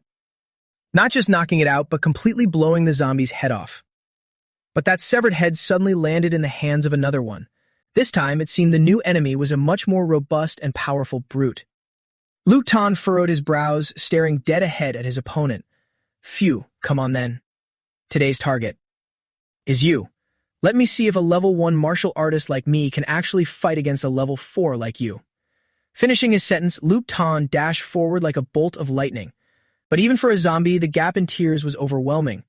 It effortlessly read his movements and swung a massive fist toward him. Luke Tan crossed his arms in front of him, blocking the full brunt of his opponent's attack. The strike was so heavy that it knocked his arms away. Luke Tan gritted his teeth, enduring the pain. Its strength is at least twice mine. I can't fight it head-on. The zombie attacked frantically, unleashing a relentless barrage of blows. But in a flash, Luke Tan appeared right behind it. He swung his leg, cleanly kicked off one of the zombie's arms. By the time it turned around to look, Luke Tan was already hovering right above its head, bringing down a devastating stomp that crushed the zombie's skull. After killing it, all the experience and memories of the zombie once again merged into Luke Tan. He placed a hand over his heart, expressing his profound mourning as he realized, fighting to the death on the front lines, hunting beasts to defend the city. They are not monsters for grinding levels and experience, but fallen heroes, immortal souls. When he was alive, he was actually a level 5 powerhouse. No wonder his punches were so destructive.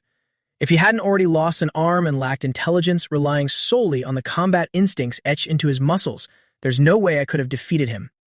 I've been practicing the stellar body tempering, natural breathing, and crystal visualization methods for almost a week now. Using the spiritual foundation blood fortifying decoction to rapidly boost my vital blood, combined with the martial enlightenment gained from absorbing memories. If I use the secret technique from the stellar body tempering paired with the breathing method, I can unleash a burst of power several times, dozens of times, or even hundreds of times greater than my normal state. Drawn by the loud commotion, the surrounding zombies slowly began to close in. Facing the massive horde of zombies, Luke Than remained completely calm as he unleashed his technique. This fused technique, I will name it Stellar Force. In a mere blink of an eye, every single enemy standing before him was buried deep into the freezing ground by Luke Than. The next morning, Luke Than went to the dojo once again, wanting to rent the equipment to test his vital blood. Seeing him, the female receptionist recognized him and teased, "Little brother, why are you here again? Are your exams coming up? Vital blood isn't something that increases overnight, you know." Realizing his actions were a bit strange, Luke Fan awkwardly scratched his head. "Yeah, that's right. I want to see if I've made a breakthrough," he thought to himself. "This is my second time here this month. Normal people only test once every few months, maybe even half a year, and even schools that care most about student performance only schedule monthly tests." Seeing his reaction, the receptionist smiled and replied, "Hee hee. Room 206 is still empty. Go on in yourself. Good luck." Cutting to room 206, Luke Fan stood defensively in front of the testing machine. If my strength wasn't skyrocketing so fast, Who would want to test themselves constantly only to see zero progress? Let's measure vital blood first. 15.6. Increased this much. It even far exceeds the standard for a level 2 martial artist. Thinking about it carefully, it makes sense. The immortal visualization method is the supreme martial art from 10,000 years in the future, plus the most advanced tonic from 10,000 years in the future. If I didn't have this terrifying growth rate, that would be truly bizarre. Alright, let's test combat power. Loop Fan proceeded to test his physical strength, slamming a violent punch into testing machine 04. Immediately after, the machine displayed the number 3,137. Loop Fan stared in sheer astonishment at the score on the board. 3,137. So high. It's more than double the standard value. It must be because of the martial art technique. Not only that, if this is true, my combat power's absolute limit is truly immeasurable. Let's try one more time. Stellar Force. A moment later, Loop Fan nonchalantly walked out. Seeing him, the receptionist happily struck up a conversation again. Little brother, done testing? You look extremely satisfied with the results. Loop Fan broke into a smile, his clear eyes looking straight at her as he replied, Yes, very satisfied. They exchanged a brief greeting and quickly said their goodbyes. Waiting until Loop Fan was gone, the receptionist gibbled softly. That kid acts so cool, but he's really handsome when he smiles. Suddenly, a voice rang out asking her, Who are you talking about? She looked up at the two people standing before her, senior sister Jay and junior brother. Ne Suong leaned in closely, teasing the receptionist. I just brought my junior brother back from his medicinal bath, and here you are swooning over boys. Was the guy just now here to test? The receptionist shyly waved her hands. Oh my, when am I ever swooning? It was just a normal high school student, but admittedly, he is seriously handsome. Seeing the girls gossiping about a boy, the junior brother behind them chimed in. What good is being handsome? It doesn't put food on the table. In this society, martial arts accomplishments are everything. Just looking at his clothes, you can tell he's from an ordinary family. No matter how many times he tests, it's useless. Mei Suong looked at her brother's attitude with a bit of displeasure. The poor study literature, while the rich study martial arts. It's fair to say that martial arts cultivation resources make up the vast majority of the equation. Lam Mi has been fed all sorts of tonics since childhood. Even before he started training, his vital blood index far surpassed others. Now that he's practicing all sorts of martial skills, the gap between him and his peers keeps widening. It's hard to avoid arrogance. She stepped forward and smacked him hard on the head. You, stop comparing yourself to kids from ordinary families. You have great resources, so you need to train even harder. Don't act so smug all day over such a tiny achievement. Lam Mi sobbed, clutching his head. Hoo-hoo, I know I was wrong. But then he rolled his eyes, clung to Nee Soon's arm and whined, Hee-hee, senior sister Mi Soon, I have a favor to ask. I want to see the test results of that person from earlier. She looked at him in confusion. Huh? Why? Knowing he was spoiled, Lam Mi pushed his luck and demanded more. He looks a few years older than me, probably a high schooler. I just want to see if all my hard work and cultivation has actually paid off. Otherwise, they'll have no idea where I stand. Come on, let me see it. Giving up on the boy, Nee Soon sighed and reminded him, I really can't with you. But you have to remember he's just a regular person, so don't get too arrogant. Getting her approval, Lam Mi jumped for joy. Of course, of course. The female staff member quickly brought the tablet for Nee Soon to see. He's the only one who came in for testing today. You can check the results right here. Look Feng. He really is a high schooler. But as soon as she saw the displayed results, Nee Soon's face instantly turned pale in disbelief. This is. Lam Mi stared at the stats on the machine and fell flat on the ground. This machine. Is this machine broken or something? Teal Lin shook her head firmly. No way, the machine just had its regular maintenance check yesterday. Hearing this, Nee Soon became even more agitated. So that means. Are these results real? She panicked and asked, Teal Lin, do we have his address or phone number? Teal Lin understood the gravity of the situation and quickly made a call. He's not a member. We don't have his registration info. He comes to our Hong Suan dojo often. He must live nearby. Mei Soon urgently ordered, contact all available staff. Gather information on all students around here. We have to find him. Hurry.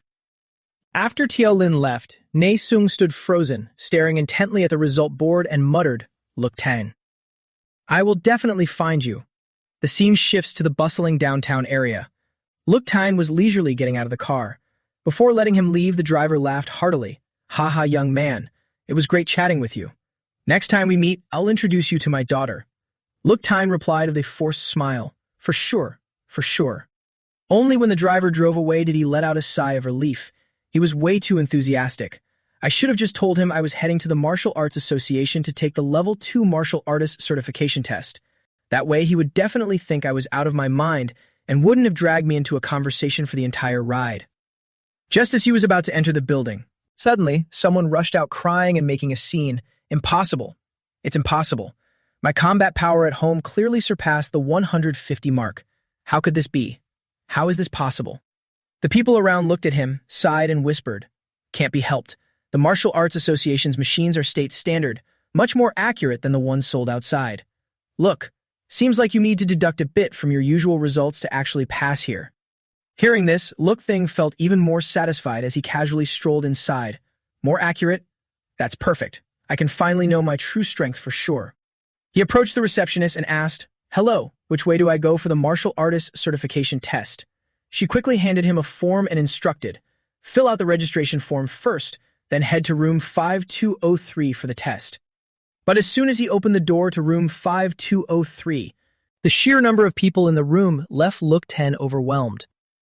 He sighed and sluggishly got into line. There's clearly no time left to waste. What should I do?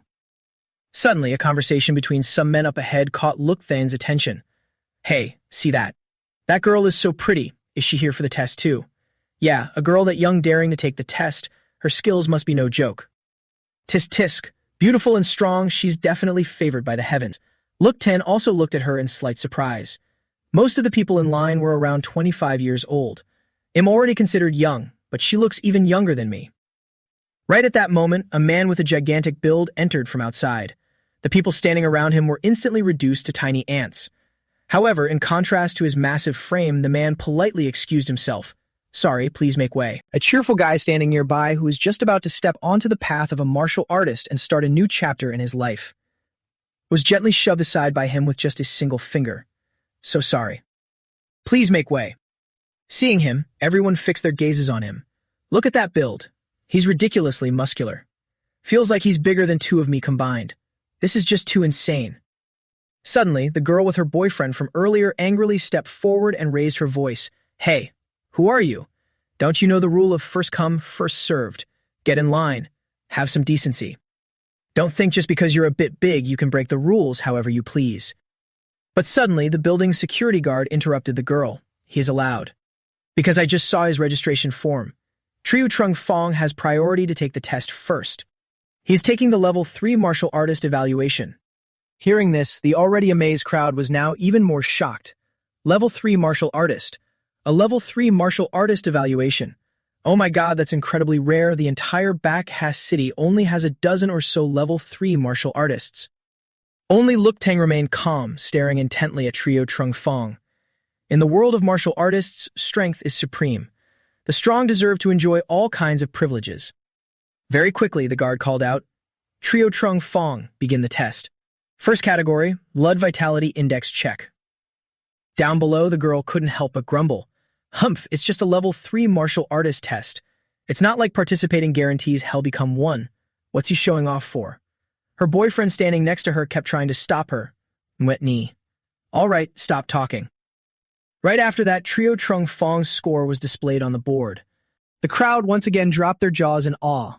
107. He even surpassed the required standard. My god, this is my first time seeing a blood vitality index over 100 with my own eyes. This is terrifying. Paying no mind to the crowd's chatter, Trio Trung Fong proceeded to the second category, combat power check. With a loud boom, everyone seemed to be blown away by his ferocious power. "What's going on? Ouch, stop pushing me. Oh my god." Waiting until the dust cleared, the guard frantically read aloud, "Test result, combat power index 10,831. Incredible. Congratulations, Trio Trung Fong.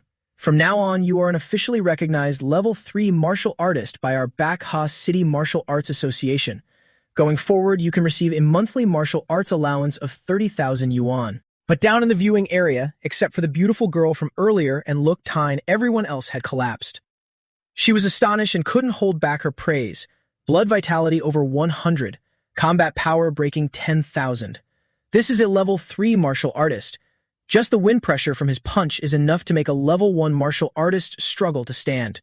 He's literally a walking killing machine. Right then, Longtime casually strolled up, humming softly. So this is the level of a level 3 martial artist. The girl looked at him in confusion. Huh? What does he mean by this is the level of a level 3 martial artist? He just barely managed to stand firm under someone else's wind pressure.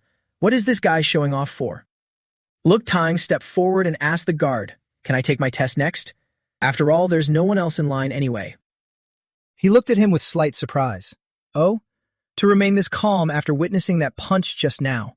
Not a bad mindset. All right, next person, look 10, begin the test. Ha ha ha, don't be nervous. Just keep your heart rate steady. Just do it like normal. But the moment the number 15.7 appeared, the guard was instantly struck speechless. The crowd below suffered yet another heart-stopping shock. Huh? This kid is only 17 or 18, right? What the hell? Is his blood just flowing with pure supplements or something? Even Triu Trong Fong involuntarily felt astonished. A level 2 martial artist. An 18-year-old level 2 martial artist. He's too young to have a blood vitality index like that at this age. The guard kindly tried to reassure Longtang. Relax, don't let Triu Trong Fong's punch affect you. You can test your combat power index as many times as you want. Just throw the punch you're most satisfied with. But he just gave a casual, perfunctory smile and replied, "Haha, thanks, but there's no need." One time is enough. With that said, Longtang concentrated all his power into his fist, a massive aura surging out of him, to the point where even the experts in the stands had to hold their breath and watch. He unleashed an overwhelmingly powerful punch, shattering all the glass in the building. The guards screamed in terror. Combat power index 15,709. Longtang calmly reviewed his technique from just now. Boxing technique after breaking through the bottleneck, plus stellar force generation, combined with a natural breathing method. My combat power directly skyrocketed to 10 times the blood vitality standard. Is this the true appeal of martial arts techniques? The guard wildly held his registration form and started babbling incoherently. Student Look, congratulations on passing the level 1 martial artist exam. No wait, your strength completely surpasses a level 2 martial artist, even a level 3. I'm sorry, I cannot rank you right now, but please rest assured. I will report this to the association's higher-ups immediately. The Martial Arts Association will never bury a single talent. Oh no, a genius, especially a genius like you. I'm going to submit the report right now. You'll bet my entire career on it. We will definitely give you a satisfactory answer. Just rest assured. The guard just left like that, leaving Longtang standing there all alone. He watched his back and muttered, "Does that mean I can go home now?" But suddenly sensing another aura behind him, Longtang calmly turned around and asked, "So, did you need something from me?" Triu Trong Fong unexpectedly raised his hand and extended it in front of Longtang. He concisely stated his name, Triu Trong Fong.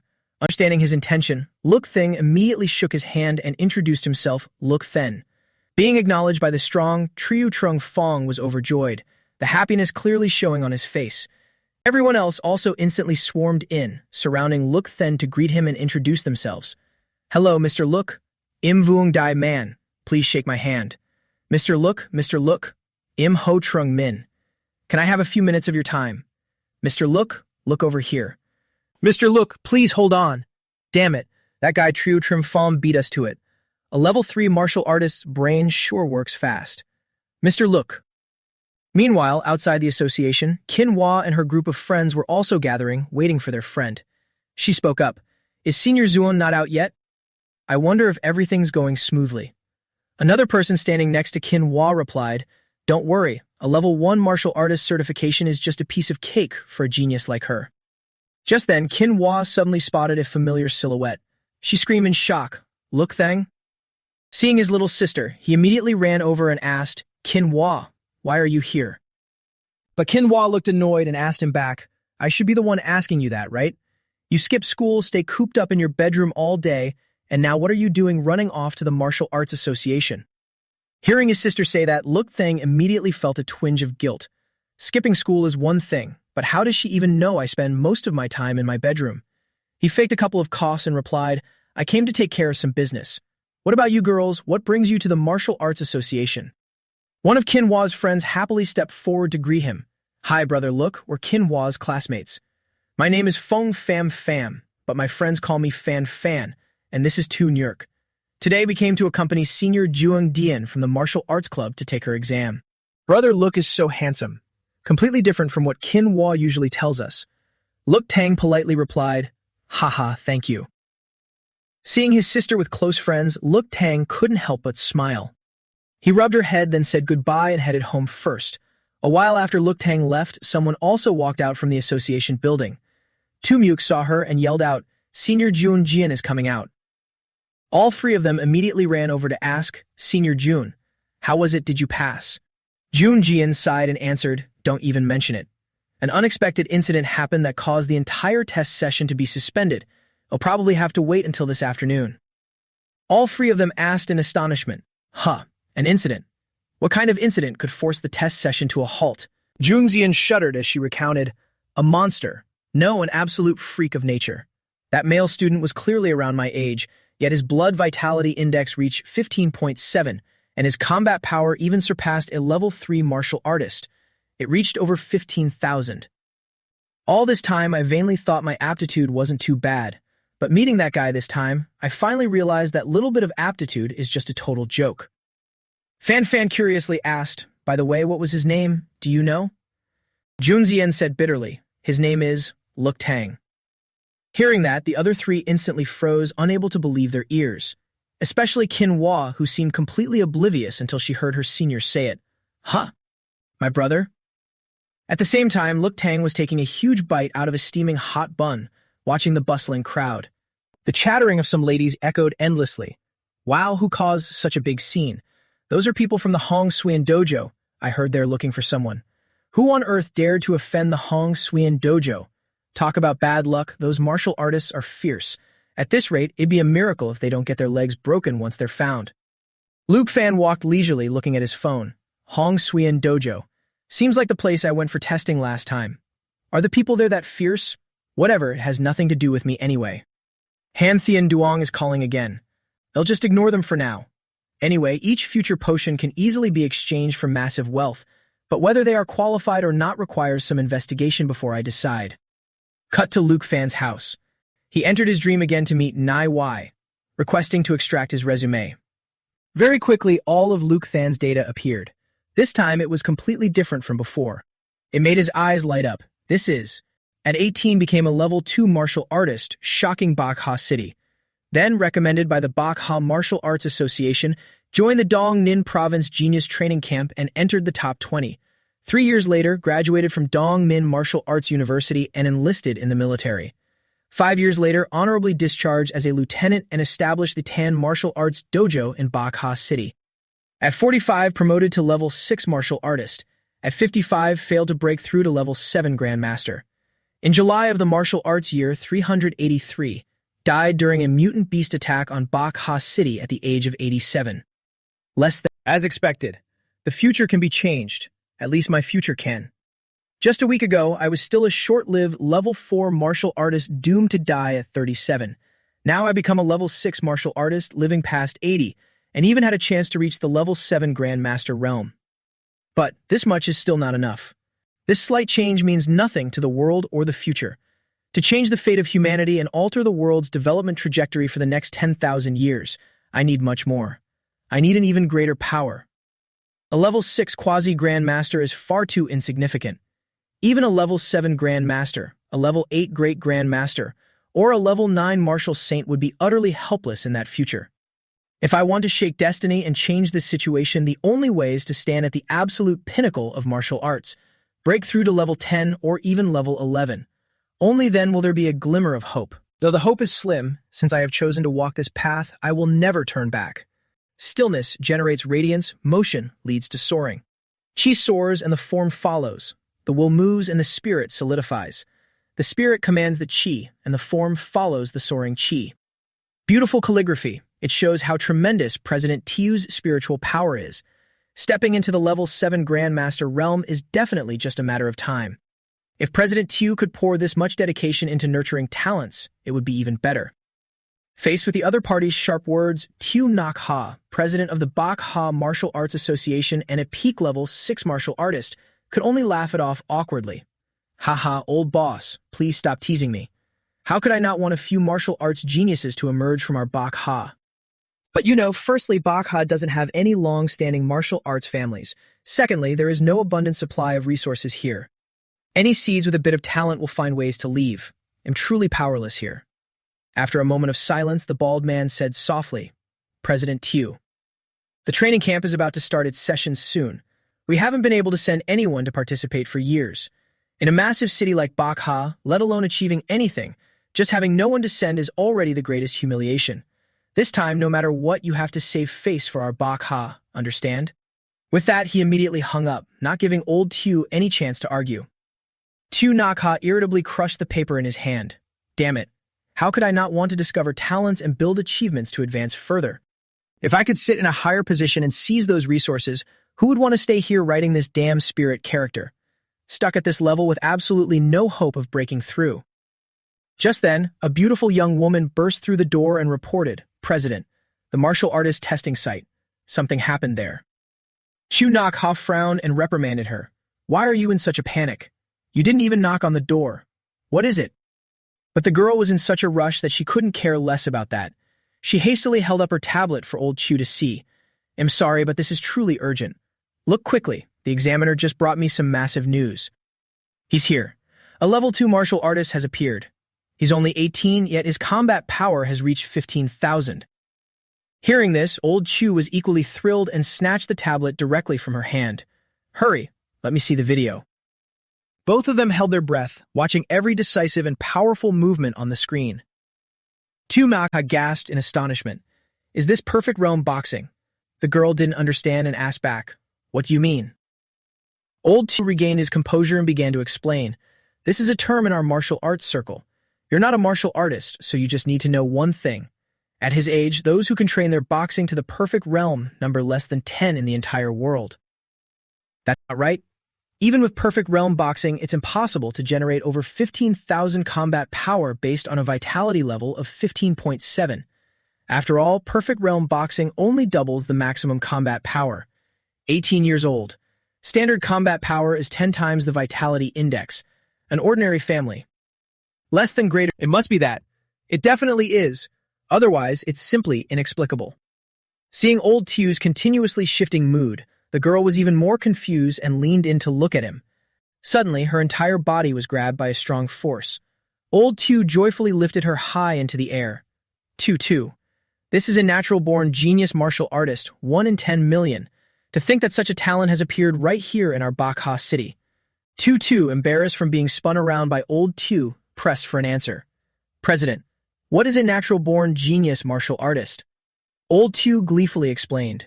Among martial arts practitioners, there is a certain type of person endowed with a heaven-defying gift. They awaken powerful abilities far beyond the imagination of ordinary people. After awakening, their vitality skyrockets, and they possess utterly unique talents. Some have terrifying explosive power, while others are as fast as lightning. They are known as natural-born genius martial artists. Hurry up, I must personally visit Luke Than's house to formally pay my respects to his parents and thank them for raising such an outstanding son. Tu straightened her clothes and immediately followed her boss. Yes, sir, I will go tell the driver to prepare the car right away. At the same time, at the dojo, Ngi Suong also quickly received a report from one of her juniors. His name is Luke Tan, a student at Bakha Academy. His father is a porter at Than Han Logistics. His mother is a cashier at Jia Ji Supermarket, and he has a younger sister in 10th grade. The whole family lives in Building 15 of the nearby Bitch Lam residential area. Senior Sister Ngi, why are you looking for this guy? Did he piss you off? If you ask me, Senior Sister, he's just a poor kid from an ordinary family. There's no need to. Not letting him finish, Ni Suong irritably cut in. Shut up. It's not what you think. She pulled out her phone and answered. Hello? Yeah, I know. I knew they'd be fast, but I didn't expect them to act this quickly. After talking for a bit, she hurriedly turned around and ordered the boy. You go immediately and buy some expensive gifts suitable for parents, the elderly, and a young girl. Right now. Although he didn't understand a thing, the boy obediently followed her orders and dashed off. Ne Suong clutched her phone tightly and thought to herself, Finally found you. Luke Tan. A while later, at Luke Tan's house. While he was meditating to recover, Kin Ho's voice rang out from outside the door. "Brother, come out quickly, someone is looking for you outside." Hearing that, Luke Tan immediately stood up and replied, "Got it. I'm coming out now." Seriously, it's been so long since I heard Kin Ho call me brother. Someone looking for me. Could it be? As soon as he opened the door and stepped out, two strangers appeared before Luke Tan's eyes. His mother spoke up to introduce them. "Tu Tan, come here quickly. This is..." She was immediately interrupted by old Tu. "Hello, student Luke." Saying that, he extended his hand. "I am the president of the Bakha Martial Arts Association, Tu Nak Ha. I came here specifically regarding your test." Luke Tan quickly shook his hand, observing Tu Nak Ha carefully. The Martial Arts Association president. At the very least, he's a level 6 quasi-grand master. He calmly spoke up. "Hello, President Tu. I am Luke Tan." Seeing his poised demeanor, old Tu was completely satisfied. Not bad. Unfazed by sudden events, calm and natural. This mentality alone is incredibly rare. Luke Tan then walked over to Ni Suong and asked, "And this is?" His mother quickly introduced her. "Oh, this is Miss Ni Suong from the Hong Zuin Dojo." Ni Suong cheerfully greeted him. "Hello, Luke Tan. We met at the dojo before. I wonder if you still remember." He nodded in response. "Yes, hello, Miss Ni." Then he turned back to old Tu. "However, one should not accept a reward without merit. The association has helped me so much. It's only right that I repay you. Is there anything President Tu needs me to do?" Hearing Luke Fan say this, Tu Nak Ha widened his eyes in surprise, then exhaled heavily and rummaged through his pockets. "You really do open my eyes. Then I'll get straight to the point. We hope you will join the Dongmin Province Genius Training Camp." With that, old Tu pulled out a black envelope and held it up in front of Luke Fan. Mei Suong was so shocked, she shot up from her seat. "President Tu, did you say the Genius Training Camp?" That is indeed a training camp that gathers the most exceptionally gifted martial arts geniuses. But it's also a place that destroys geniuses. The senior disciple our dojo once placed the highest hopes on also joined this training camp. However, someone as spirited as he was came back completely broken and faded into obscurity among the masses. "Student Luke Fan, your future is limitless. There's no need to take such a risk." Tu Nak Ha nodded calmly and countered. "You're not wrong. There are indeed risks. It is a place that filters out the true chosen ones. The top geniuses of an entire city might just end up as stepping stones for others. But you are different. From the potential and strength you've shown, your future level will absolutely not stop here. However, Luke Fan, I respect your choice. What is your answer?" Faced with this sweet yet perilous invitation, Luke Fan naturally wouldn't pass it up. He curled his lips into a smile and took the envelope from Tu Nak Ha's hand. "You are not wrong, President Tu. I also believe that this is not my limit. All right, I will come pick you up in 2 days. I won't bother you anymore for now. We will meet again in 2 days, Luke Fan." With that said, Tu Nak Ha quickly left to attend to his other duties. Only then did Luke Fan turn to Nei Suong and ask, "So, Miss Nei, should we talk about your purpose for coming here now?" Facing Luke Fan directly like this, Nei Suong immediately felt an indescribable emotion strike her mind. She coughed awkwardly a couple of times. "He looks way more handsome in person than in the pictures." Then she began to present her issue. "I came here this time to invite Luke Tan to take the position of honorary disciple at our Hong Su Yen dojo." He frowned in confusion. "Honorary disciple? What do you mean?" Mei Suong gleefully explained, "You're still a disciple, but you don't have to show up normally. Of course, you can come anytime you want. All courses and equipment are completely free, and you can even have my father personally teach you, enjoying the highest level instructor treatment. It's essentially just a name. You don't have to bear any obligations." Even though she said that, her mind was entirely set on a different goal. If we use the reputation of an 18-year-old level 2 or even level 3 martial artist as a billboard, wouldn't our dojo become insanely famous in Bakha City?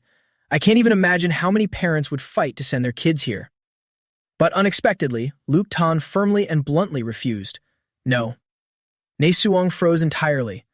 She excitedly jumped up and approached Luke Tan. "We can negotiate the benefits. Don't reject me so quickly." He cut her off and replied, "Being an honorary member is fine.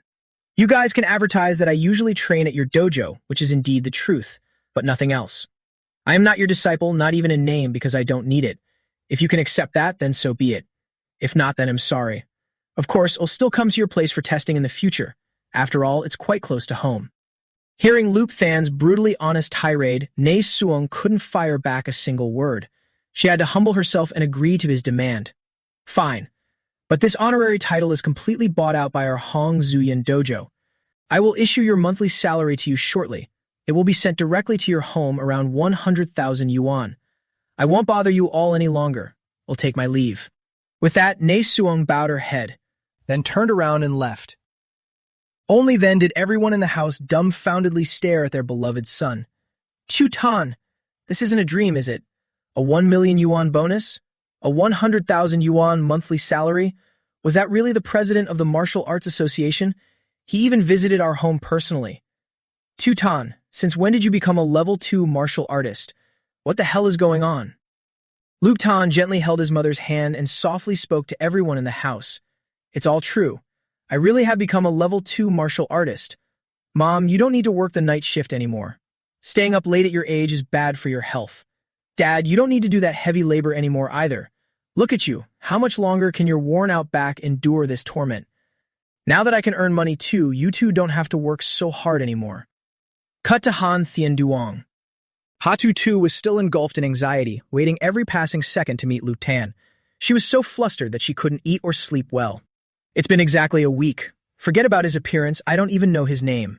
I've flipped through all the recent pharmacist registration documents and found absolutely nothing. Where on earth did this potion-making genius pop out from? Why can't I track down a shred of his background?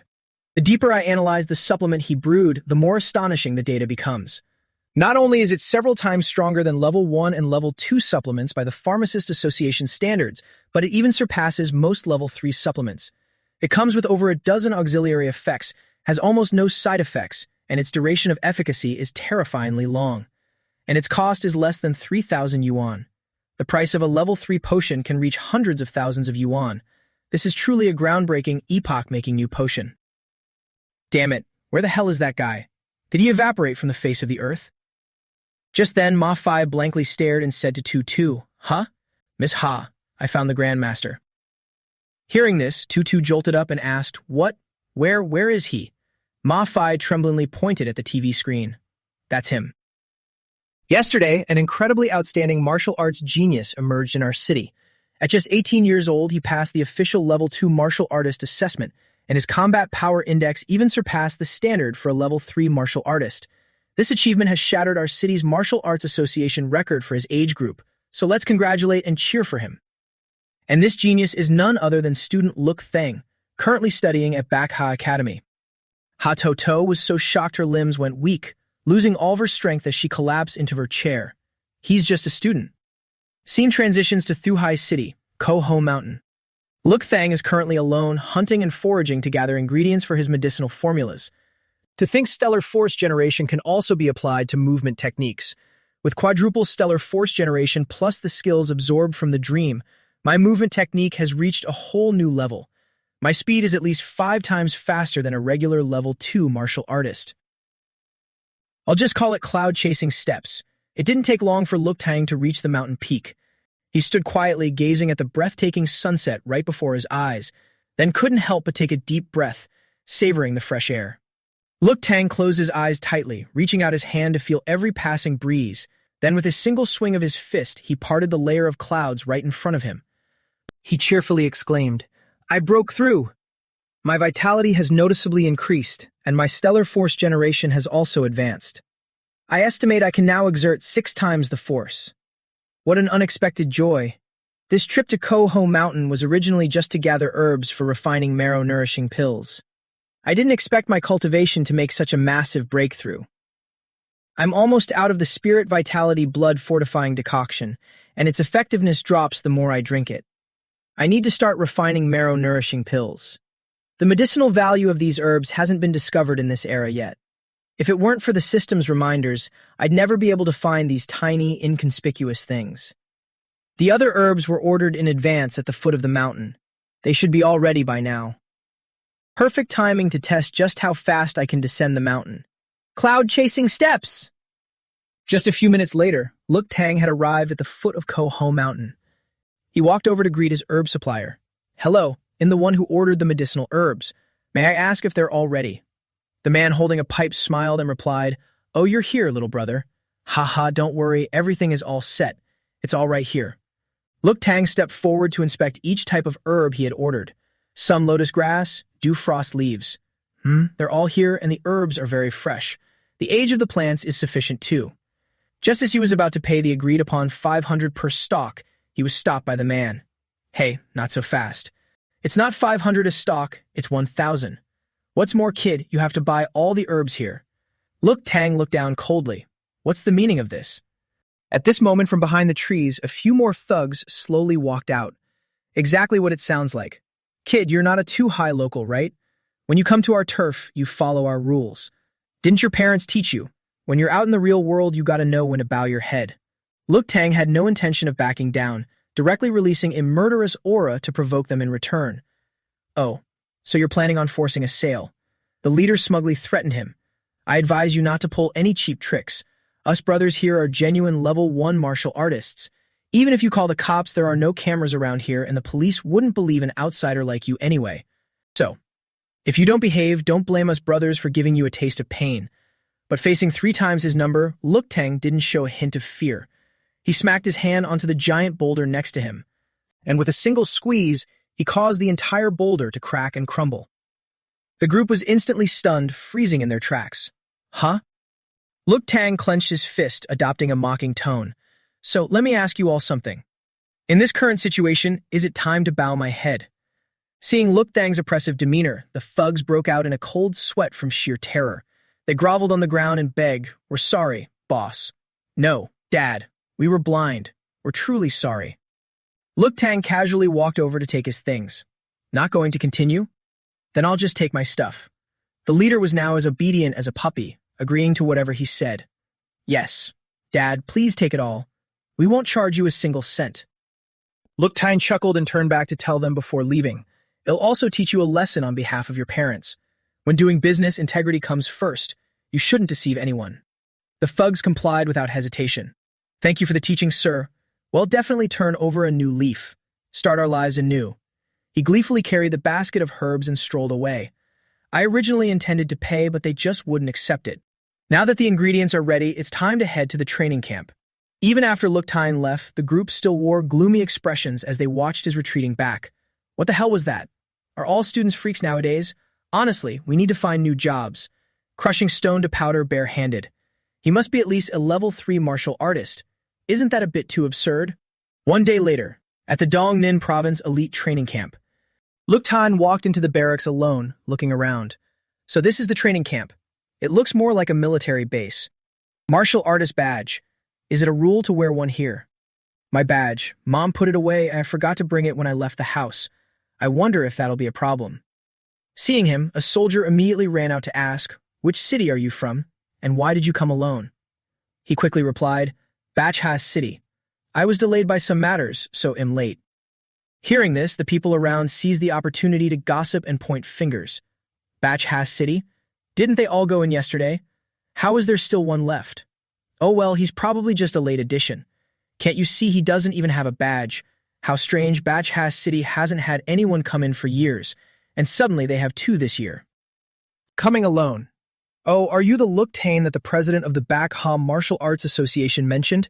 No wonder, turns out you're the one receiving special treatment from the president of the Bachha City Martial Arts Association. Impressive, having connections with the city's Martial Arts Association president. That's even better than being a level 3 martial artist. Who knows how many bribes were slipped under the table. Seeing that everyone couldn't keep their mouths shut, the soldier immediately shouted loudly, "Everyone, silence." He then turned to Look Tang. Go in with the people from Fan Nguyen City. Once inside, the initiation ceremony will begin. Put all your luggage on the ground, someone will come to clear it away later. Look Tang obediently followed the instructions but couldn't help feeling suspicious. An initiation ceremony that requires entering in separate groups? Seems like this is no ordinary ceremony. Just then, he suddenly heard the sound of chains clanking from beneath his feet. The very next second, the doors slammed shut. The participants immediately fell into a panic, asking, "Holy crap, what's going on? What are they trying to do, lock us up? Is there some kind of mistake?" The soldier from earlier sneered and briefly explained, "Your mission is to make your own way to the exit at the opposite end of the corridor. Succeed and you pass the initiation test. Fail and you can pack your bags and go home. That's it. Good luck." Hearing this, the majority of the people there were dissatisfied and caused a scene. What? Didn't you say it was an initiation ceremony? Why is it a test? Corridor? What corridor? Hey, explain things clearly. However, just minutes later, the ground beneath their feet split open, dropping everyone straight down into a freefall. Fuck, what the hell is this? Arr! Look Tang and a few others landed safely without a scratch. They screamed and yelled, "What the hell is this place? I'm hurting to death. What's the point of setting up these archaic traps?" Look Tang quietly stared straight down the deep, dark corridor, then closed his eyes to sense the auras and movements around him. It really isn't an ordinary corridor. What are these dark shadows? The effect of spiritual power is truly miraculous. It's just like a superpower from a novel. Suddenly, a voice rang out next to Look Tang. Humph, and here I thought there'd be some special trick to this. Is this all? How boring. The loudmouth from earlier irritably pointed at him and grumbled, "Lum Theo Vu. You knew this initiation ceremony was fishy from the start, didn't you? Damn it, you didn't even warn us, making me take a nasty fall." Lum Theo Vu shrugged, acting all high and mighty. "You don't even have the slightest ability to adapt to circumstances, yet you have the gall to call yourself an official martial artist. When you go out, don't go telling people you're a genius from Tan Nguyen City who participated in the elite training camp. You're embarrassing me." Hearing this, the loudmouth got even angrier, gritting his teeth as he called out the name Lum Theo Vu. A girl quickly ran over to stop them. All right, stop arguing." She raised her voice, trying to unite everyone. "We're all from the same city, and it took a lot of effort to get into this training camp. We should stick together. Right now, the most important thing is to quickly figure out a way to pass this test." Lem Theo Vu nodded in agreement. You're right. We from Tan Nguyen City should stand united. Losing anyone wouldn't be good. For this renowned elite training camp, the entrance test definitely isn't that simple." But at this point, he changed his tone, aiming straight at Look Tang. "Right now, it just so happens we have a spare person here. I wonder if this good sir could go in first and scout the way for us." The girl was startled. That doesn't seem right. But the loudmouth immediately laughed out loud in agreement. "Great idea. A guinea pig to test the traps. How interesting. Ha ha ha." Look Tang couldn't be bothered to say anything, simply letting out a sneer. Then he calmly walked past Lum Theo Vu. "If you guys aren't planning to cross, then get out of the way." He smugly mocked him. "Oh my, are you proactive? You brat from back Hass City. Better put on a good show. If you perform well, we might consider lending you a hand." But in response to Lum Theo Vu's arrogant attitude, Look Tang just coldly smirked, infuriating him. "Humph, fierce beasts always walk alone. Only cattle and sheep flock together." Lum Theo Vu froze, then flew into a rage and cursed at Look Tang. "Huh? Motherfucker. You dare call me cattle? I'm gonna slaughter you." Suddenly, his foot stepped on something. Immediately, rolling red iron spheres appeared out of nowhere. Lum Theo Vu recoiled and shouted, "What are those?" All of a sudden, they moved and transformed into giant robots. Lum Theo Vu panicked and backed away. Even the weakest mechanical puppets are far beyond a level 1 official martial artist, and they deployed so many of them here. Do the people at the training camp want us dead? This place is so narrow too, we couldn't run even if we wanted to. What do we do now? Unlike that cowardly bunch, Look Tang showed no sign of faltering. He calmly observed the robots in front of him. "I heard these puppets are programmed to execute high-level martial arts, with the highest grade capable of rivaling a level 4 martial artist. It's just that the manufacturing cost is much higher than training a level 4 martial artist. This is my first time seeing them." Lum Theo Vu sneered in disdain. "Is this country bumpkin from back Haas City retarded? These unrestricted mechanical puppets will automatically attack any living creature that gets near. A level 1 mechanical puppet is made of special alloys. Its fists are hard as hell. That kid isn't even a level 1 martial artist. One punch and he'll be turned into an actual retard." The moment the group finished speaking, the robot aimed straight at Look Tang and threw a punch. He coldly stared straight at its incoming fist. With a loud crash from the impact, thick dust billowed out. Lum Theo Vu smugly sneered, but he never expected this. He actually blocked it. Everyone was instantly stunned, watching Look Tang casually block the robot with just one hand. Is that all? Look Tang effortlessly lifted the robot into the air. Then, gripping it tightly with one hand, he forcefully slammed it directly into the ceiling, leaving it firmly embedded. Holy shit, is he even human? What do we do now? He looks incredibly strong. Lem Theo Vu foolishly gave a dumbfounded laugh and started rationalizing to himself. He, almost got fooled by this guy. What level 1 mechanical puppet? It's just a pile of half-finished junk. Its actual combat power is probably only on par with a wooden dummy. It's just intimidating on the outside. Otherwise, with so many mechanical puppets here, how could anyone pass the test? Besides, with that useless nepotism hire not even having the strength of a level 1 martial artist, how could he block a puppet's attack?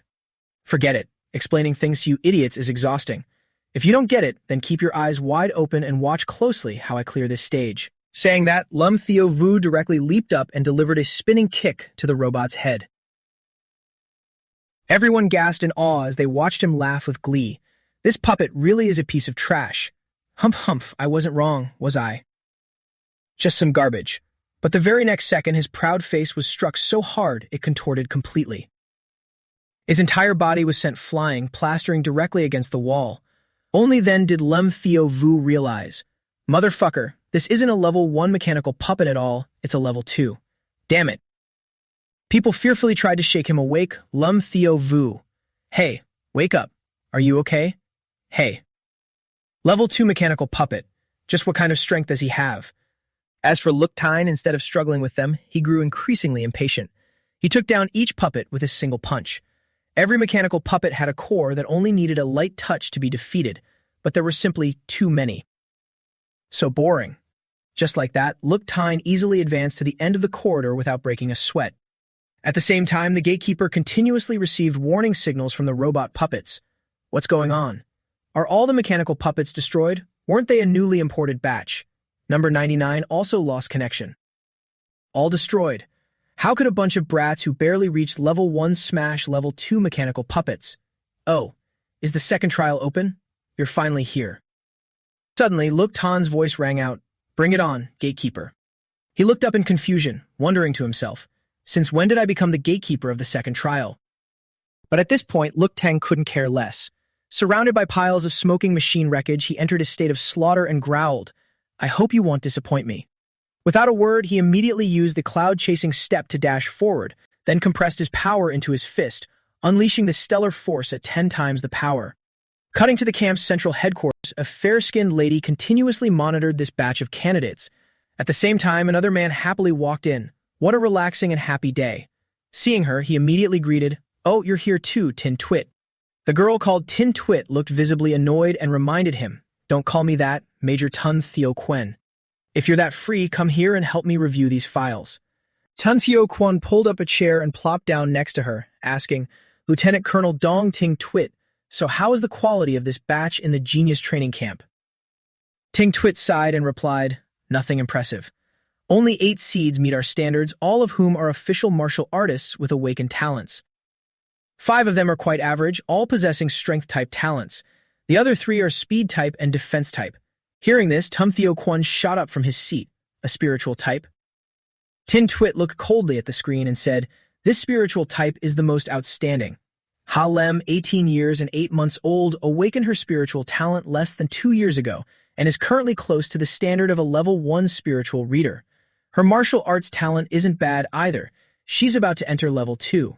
Tun Theo Quen happily said to Ting Twit, Isn't this great? She's definitely a genius, exactly like you back then. Not to mention that cold gaze is also identical. Ting Twit scowled and replied, Stop joking. I've already put her on the list of key trainees for this training camp. Tun Theo Quen smiled wryly and pressed a button on the desk to switch the view. The others aren't bad either.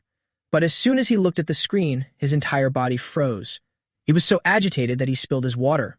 Holy shit, what is this? The exam continued steadily. Ha Lem easily took down many puppets, but due to their sheer numbers, her spiritual power was gradually depleted. Phew, this is the last one, right? That spot gives off a very dangerous feeling, with a strength of at least level 3 or above. But they didn't make a move to stop me, which means they aren't part of the assessment. It's probably the examiner in charge of the test or something. After completing the test, Ha Lem headed straight to the waiting area. But as soon as she opened the door, she stared in bewilderment at the chaotic scene inside. What's going on? This is quite a big formation. What are they on guard against? Did something happen inside? Thinking this, Ha Lem couldn't contain her curiosity and used her power to look through to the opposite room. Before her eyes, the blurry image of 2 people appeared. This is two people fighting. Why is the opponent a human? Aren't the test targets supposed to be robots? Who is he? The moment Halum projected her aura toward Look Tang to get a better sense, he likewise sensed her. His wide eyes darted over, piercing deeply into Halum. Terrified, her face darkened and her whole body trembled uncontrollably, and she couldn't stop herself from screaming out loud. She immediately slammed the door and ran away. What was that? This heart-pounding sensation. How terrifying.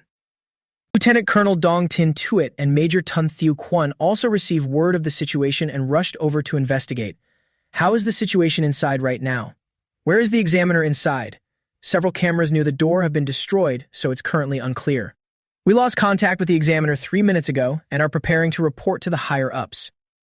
Tun Thiu Kwon ordered, "Get me a complete copy of the files for everyone who entered Tunnel 12, immediately." But Ting Tuit, seemingly sensing something, stopped him. There's no need. Suddenly, a loud crash rang out and large cracks began to form on the sturdy wall in front of them. Everyone stared tensely at whatever was about to break in, but as soon as they saw Look Tang, they immediately let their guard down and lowered their weapons. It's just a student. However, the scene that followed left them frozen in shock. Look Tang dragged the unconscious body of the supervisor with one hand, strolling calmly to face the group. Ting Tuit asked him cautiously, "You're not a student from Tangui City, are you? May I ask who you are?" Look Tang casually tossed the body aside and replied, "From Backha City, Look Tang."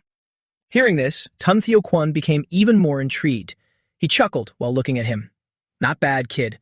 Effortlessly dismantling such expensive mechanical puppets is one thing, but you even dared to beat up the instructor. You're really something." Only then did Look Tang show a look of embarrassment and explained, "It's a misunderstanding. I thought this was part of the test. He was very formidable, so I accidentally overdid it."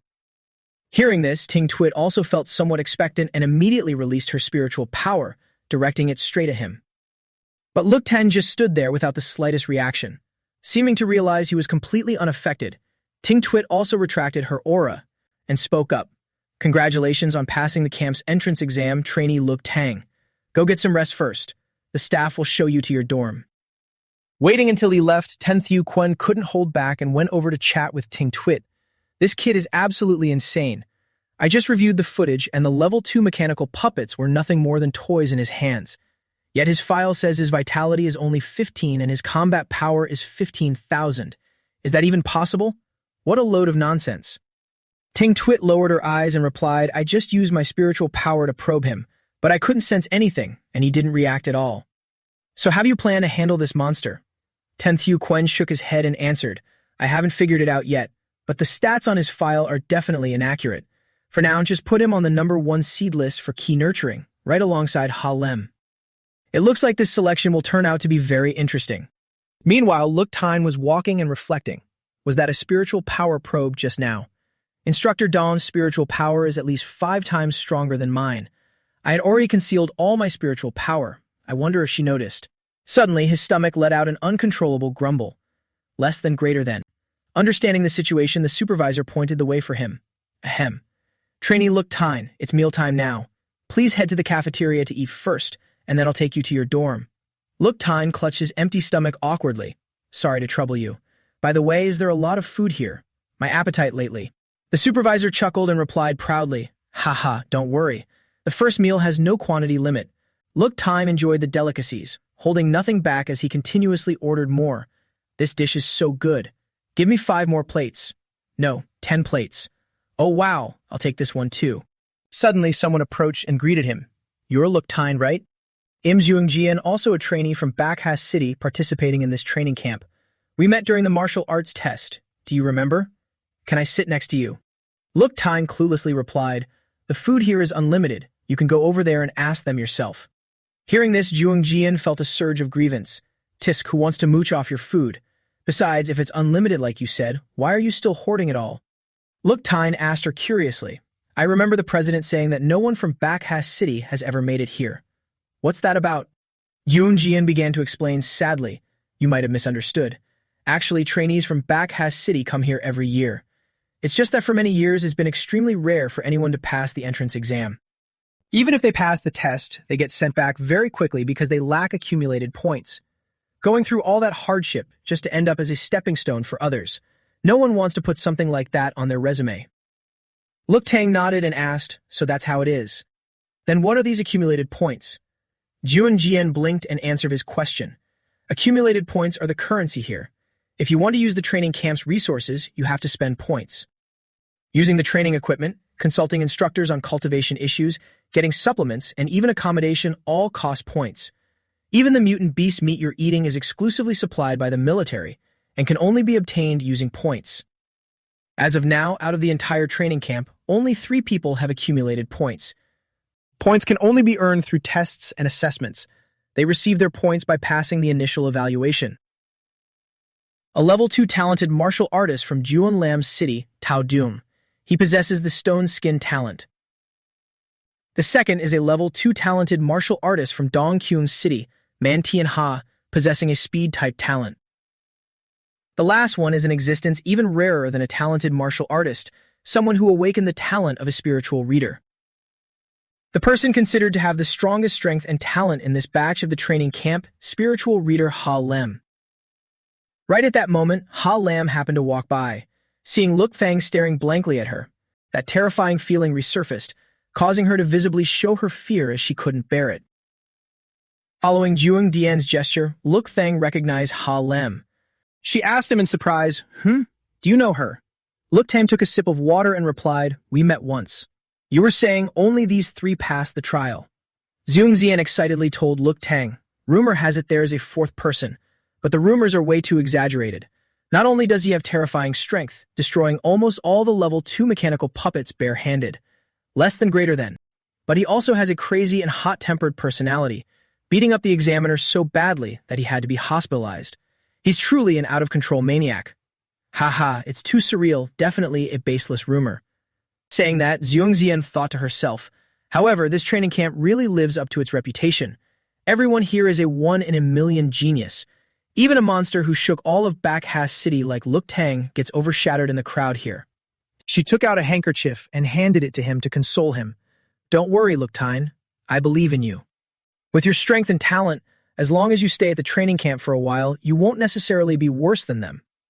He took the handkerchief and awkwardly thanked her, but just then someone else appeared behind Zhuang Jian and spoke up. You are trainee Look Tang, right?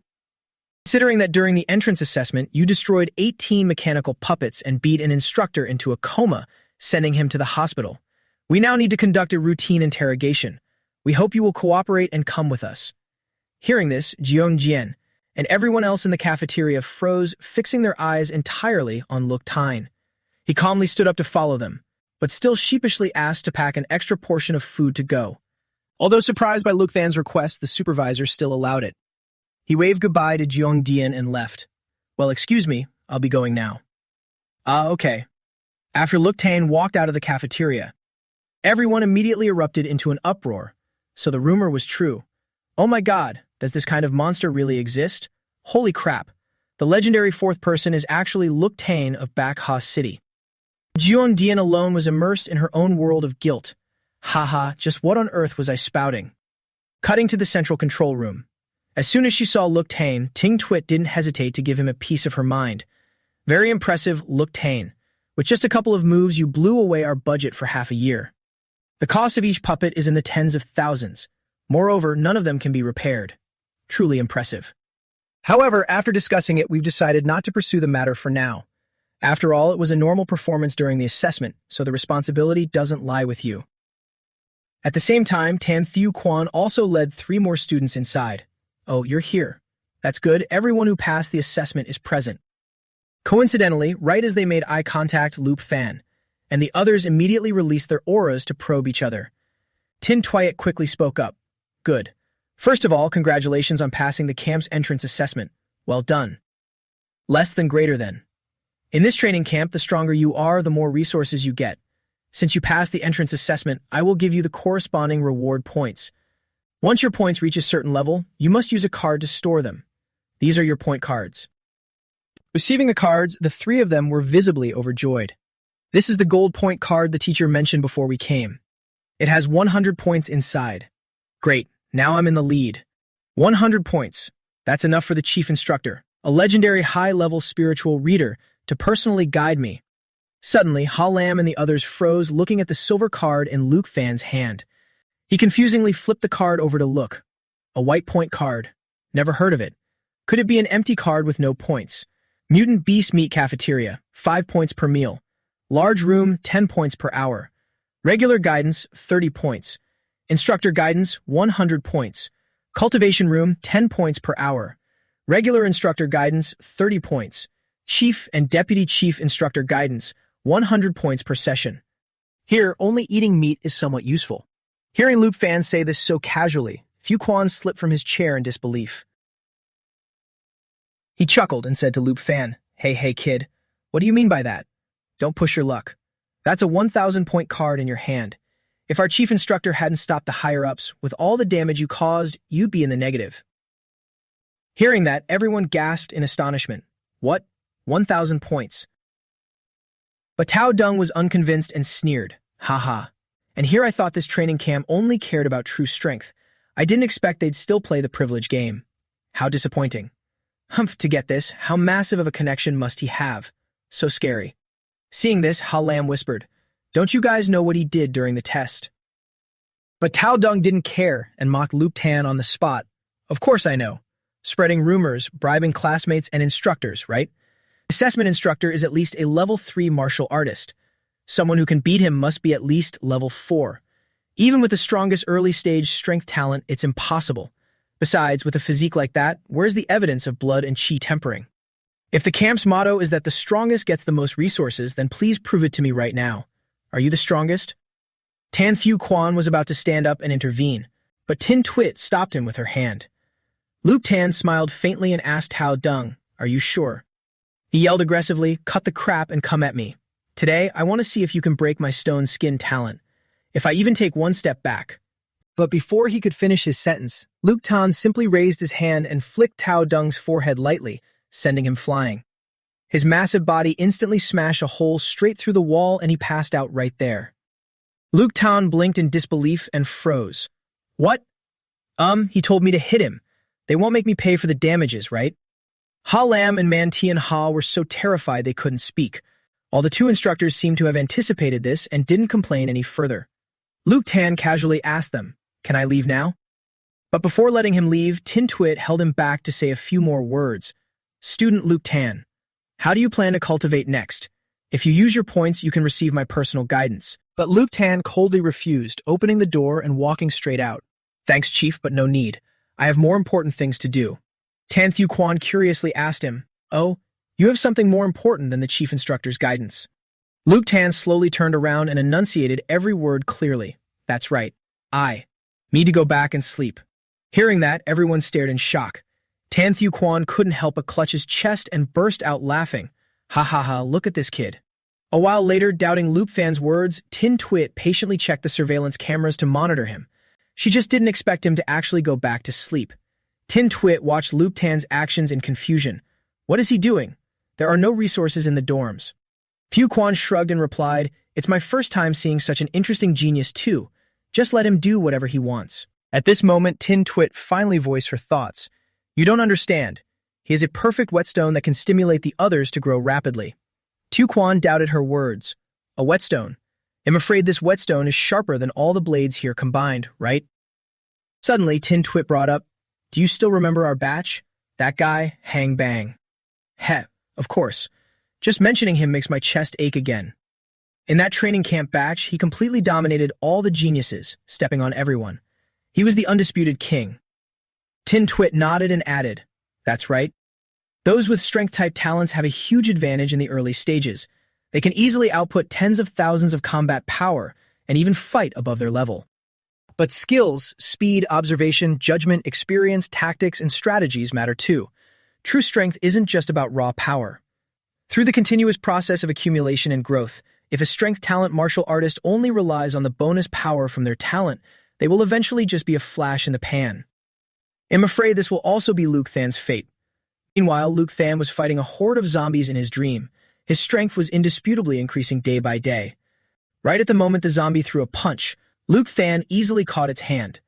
With his other hand, he grabbed an iron bar nearby and stabbed it straight through the zombie's knee. While it was struggling and unable to move, Luke Than raised his fist high and unleashed a stellar punch, shattering the zombie's skull. It turned out that when it was alive, it was a level 6 quasi-grandmaster, equivalent to the level of the Martial Arts Association president Teum Nok Ha. No wonder it was so strong. If I hadn't used all my spiritual power to block that last strike, I'm afraid. Martial arts skills, combat experience. Compared to improving my blood and chi, these are my true assets in this dream world. Movement techniques, fist techniques, palm techniques, kicking techniques, spear techniques, sword techniques.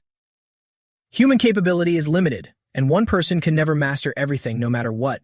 But I am standing on the shoulders of countless others. Perfect in every aspect without a single flaw. This is my martial arts, the flawless martial Tao. And my spiritual power too. Earlier, without my spiritual power, I probably couldn't have even blocked a single attack from that zombie. As he spoke, he sat down. Unfortunately, this is still just the most basic use of spiritual power. For now, I can only use it against zombies like this. If it were a true level 6 expert, it would be hard to say. I still need to cultivate and refine my spiritual power further. Luke Fan quickly focused and entered his spiritual world, concentrating internally, eliminating all distractions, focusing his thoughts, condensing his spirit. Finally, after a long time, a crack appeared on his spiritual shell. At that very moment, a blinding light shone forth. Luke Fan suddenly felt a strange sensation within his body, and then he slowly fell straight down into the void. He screamed in pain. Something inside him had shattered. Upon waking up, Luke Tan immediately realized I broke through again. Next up, it's been a long time since I checked my life profile. I wonder what it's turned into this time. Nai Wai, pull up my personal information. As soon as he finished speaking, Nai Wai immediately projected the data panel of his future self for him to see. Seeing it, Luke Tan cheered in sheer joy, level 7 Grandmaster. I never expected to reach the level 7 Grandmaster realm in this lifetime. If this were ancient times, it'd be considered a warlord ruling a region. Even today, it'd be a prominent figure. Oh right, since I become a Grandmaster, my evaluation and authority must have been upgraded too. Nai Wai, look up the next volumes for the Stellar Body Tempering Art, Natural Breathing Method, and Crystal Visualization Method. Nai, we quickly searched for the information and presented it to Luke Tan. Stellar Body Tempering Art, Advanced Volume. Created by Level 11 Martial Alliance expert Vuon Ha, included in the Spark Project. Natural Breathing Method, Advanced Volume. Created by Level 11 Martial Alliance expert Duong Not Chu, included in the Spark Project. Crystal Visualization Method, Advanced Volume. Created by Level 11 Martial Alliance expert Don Wai Fong, included in the Spark Project. Just as I thought, with Level 3 authority, I can already search for higher-level cultivation methods. Suddenly noticing something, Luke Fan curiously pulled it out to check. What is this? Divine Illumination Wisdom King Sutra. Created by Level 11 Martial Alliance expert Don Wai Fong, included in the Spark Project. This is a complete cultivation method. The Divine Illumination Wisdom King Sutra. Such unrestrained imagination, it's truly unbelievable. Absolutely incredible. No wonder this method isn't listed under combat skills. It's a technique designed exclusively for spiritual readers. It doesn't just include techniques for using spiritual power and combat secrets. Moreover, most importantly, this method is completely different from other spiritual power methods. The core principle of the Divine Illumination Wisdom King Sutra, less than greater than, is to use spiritual power to construct another body within the martial artist. You could call it a second self. And the precision of this body can reach the level of muscle fibers, cells, and even genes. All of this serves one single purpose, to comprehensively amplify one's own power. The first level of the Divine Illumination Wisdom King Sutra is to use spiritual power to strengthen the body's internal organs, thereby achieving the effect of amplifying blood and ki. This is exactly what I lack the most. I already have a way to amplify my combat power, but my base blood and ki stats essentially remain unchanged. Blood and ki have always been the bottlenecks stopping me from going further. If I can break through this point, it'll be able to strengthen every single one of my abilities' attributes. Using spiritual power to influence a martial artist's blood and ki. Incredible. I've still underestimated the crystallized wisdom of 10,000 years of martial arts. A method of this caliber in the current era, let alone creating it, no one would even dare to think of it. I've memorized this name. A figure with such peerless talent, an entire civilization rarely produces even one. I'm afraid that even among level 11 experts, he is considered a pinnacle existence. But even someone like him couldn't bear the fate of human civilization. There are still so many things I need to do, and the road ahead is still very long. Every minute, every second, I must give it my all to become stronger. 1 month later in the telekinesis room, Ha Lam was still diligently training her powers. With just her spiritual power, she easily shattered the incoming obstacles. Ha Lam skillfully controlled her weapons, letting them hover around her. Right at that moment, Tin Tuyet opened the door, stepped inside, and said, "Not bad, you're improving very fast. You can already skillfully control 3-star hammers. Once you can adeptly control 6, it means you stepped into the realm of a level 1 spiritual reader." Ha Lam immediately bowed in gratitude. "Thank you, Chief Instructor. It's all thanks to your guidance, and also thanks to my own talent and hard work." Suddenly, Tin Tuyet told her, "I discovered something. There seems to be a huge flaw in your spiritual willpower. Did someone leave you with a psychological trauma?" Thinking back to that gaze, Ha Lam couldn't help but tremble. "Yes, Chief Instructor." "May I ask if there is a way to resolve this issue?" Tin Tuyet bluntly gave her answer. "It's very simple. Find the one who left that psychological shadow on you and defeat him. Or kill him. That way, the psychological shadow will naturally disappear." Hearing this, Ha Lam was instantly terrified and jumped up. "Huh? This?" Tin Tuyet asked her in confusion, "What's wrong?" "You are currently in a period of rapid strength growth, so this shouldn't be too hard to achieve, right?" At this moment, Ha Lam's entire body stiffened as she fell deep into thought. "I heard the terrifying guy has been in a slump lately. If his strength is just stagnating, maybe I really can do it." After finishing with Ha Lam, Tin Tuyet walked out to meet Tan Thieu Quan, who was waiting outside. She said to him coldly, "Her talent is decent, but her personality is a bit weak." Hearing this, Thieu Quan immediately comforted her. "Oh, come on, do you think everyone is like you?" "Ha, but honestly, her personality is way better than the kid I'm teaching." Tin Tuyet glanced at him and asked, "Man Tian Ha?" "Well, since you've already taken him in, it's only for a month or two anyway. Just grit your teeth and endure it. By the way, is the situation still the same?" Thieu Quan replied dejectedly, "Still the same. Every time meals are delivered, he's just sleeping. I guess he's a lost cause." "Do you remember what you said when you scolded the students? As long as you like, no one cares, even if you stay in your dorm and sleep in every day. Ha ha ha." Tin Tuyet sighed and covered her face in frustration. "I shouldn't have said that in the first place." Taking the opportunity, Thieu Quan teased her. "So, do you still plan to use him as a whetstone?" Tin Tuyet quickly walked away in annoyance. "Whetstone my foot. Is not even fit to be a stepping stone." "Just ignore him. Focus on teaching your man Tian Ha well. Otherwise, Ha Lam will beat him miserably during the camp's closing assessment." "Oh, please. Who's afraid of who?" At the same time, in the training room, Duong Dian was cleaning up everything by herself. Suddenly, someone peeked in and started a conversation with her. "Duong Dian, are you still not done? Let me give you a hand. You helped me out like this last time, too." Duong Dian happily accepted. But right before getting to work, the pink-haired girl sighed and complained. "I'm so jealous of those who got 100 points, enough to use for the next 2 months. Pitiful people like us have to tighten our belts and skip a meal or two just to scrape by with enough points. There's no comparison." Suddenly, she asked, "Hey Duong Dian, what is Luke Fan from your city up to these days? Isn't your relationship with him pretty good?" Duong Dian replied softly with a sad face, "I don't know." Hearing that, the girl immediately added, "Well, I guess you wouldn't know. Tell me, this Lu Tan is really something. He was so fierce when he first joined, overwhelming everyone in the camp to the point no one dared to speak up. But what's the result? He already deflated by the second day. Lu Tan just stays behind closed doors and never comes out. His strength has probably been caught up to by others long ago." "Duong Dian, do you think he got scared?" Knowing that the advantage of his strength-type talent would gradually disappear, he simply decided to act like a turtle hiding in its shell to add some mystery. Hearing this, Duong Dian found it hard to believe, her mind in turmoil. No, Lu Tan isn't that kind of person. She awkwardly refused the pink-haired girl. "You should rest. I can handle the rest by myself." Just then, everyone's shouts rang out. "Hurry over and look.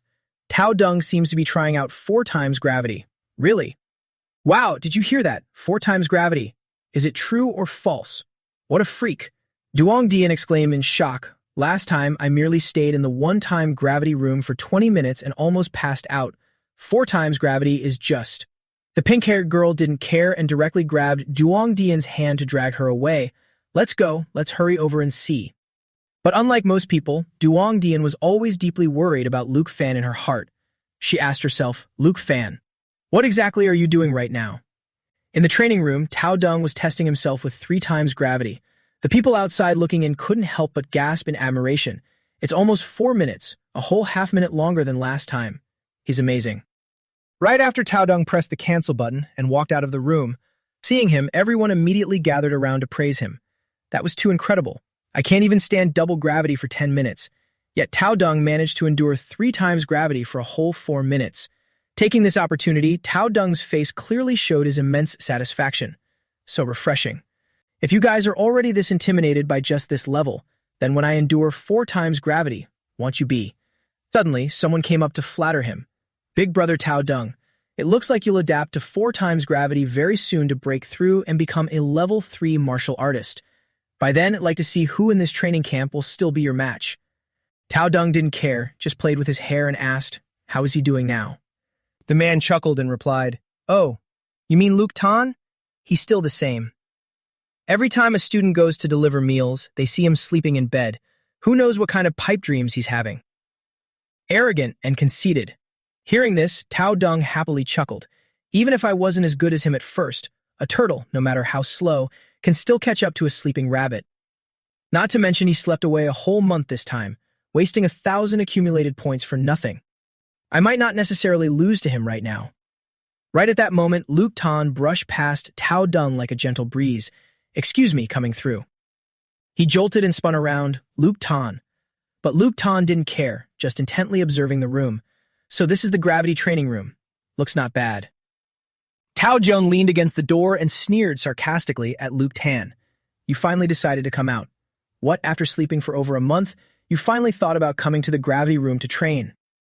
Luke Tan didn't bother replying and directly pressed a button on the panel. "Didn't expect eating meals to cost quite a lot of accumulated points. I'll choose 3 hours for now." Only then did he slowly turn his head to talk to Tao Jung. "Over a month already? Perfect timing to test how much my strength has increased." Seeing his nonchalant attitude, Tao Jung was infuriated to the point of madness.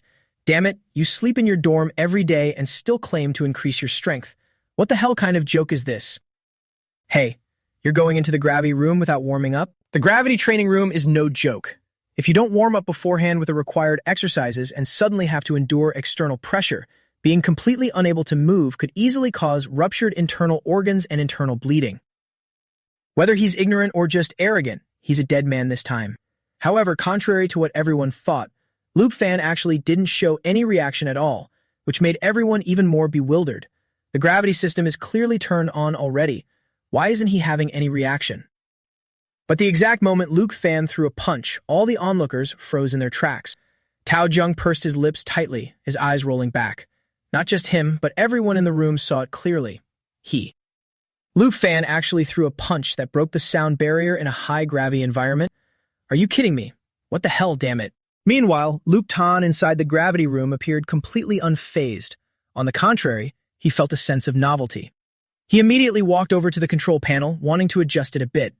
Tao Jung was startled and watched closely. He can't take it anymore, so he wants to pause it. But right after Luke Tan pressed the button on the panel, a loud noise immediately rang out, making everyone cover their ears. Tao Jung's face darkened, his jaw dropping in horror. This is turning on 4 times gravity. At this moment, Luke Tan also seemed to feel the increased gravity, and he wanted to test his endurance. Suddenly, he crouched down, pressing his hand firmly against the floor. The loudmouth gleefully looked at Luke Tan. Haha, he's definitely unable to bear it anymore. But after witnessing his movements, his voice gradually faded and then completely stopped. At the same time, Ha Lam was also on her way back. She suddenly saw a large crowd gathered in front of the training room. Everyone was staring wide-eyed and open-mouthed in one direction, making Ha Lam unable to contain her curiosity as she approached and asked, "What are you all watching that's so interesting?" But the moment she looked inside, her entire body also stiffened unconsciously. Lu Tan was actually doing a handstand on 2 fingers in the level 4 gravity room. Tao Jung fell to the ground in disbelief, so aggrieved that his tears flowed out uncontrollably. Why? Why? Why? Why? Why is he so strong? Didn't he sleep for over a month? I should have surpassed him by now.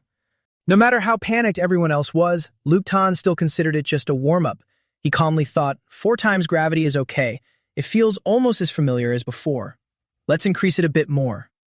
Finishing his thought, he immediately hopped in front of the control panel and pressed a button. The horrified crowd began to gather in greater and greater numbers. 5. 5 times. Good heavens. Quick, call everyone over here. Hurry up. He excitedly tested out his new technique. Natural breathing technique. Switch. Hey, did you hear? What? Let's go. He's in the gravity room. Damn it. Is this real or a joke? That guy. He has returned. Hey, you're not kidding. It's really him. In just a few minutes, the room was flooded with people coming to watch. But as for Luke Tan, 5 times gravity was still nothing to him. 5 times gravity is almost just right for my current normal training state. I should be able to barely execute the movements of the stellar body tempering art. If it goes any higher, I'm afraid even moving would be difficult. Not enough. Completely not enough.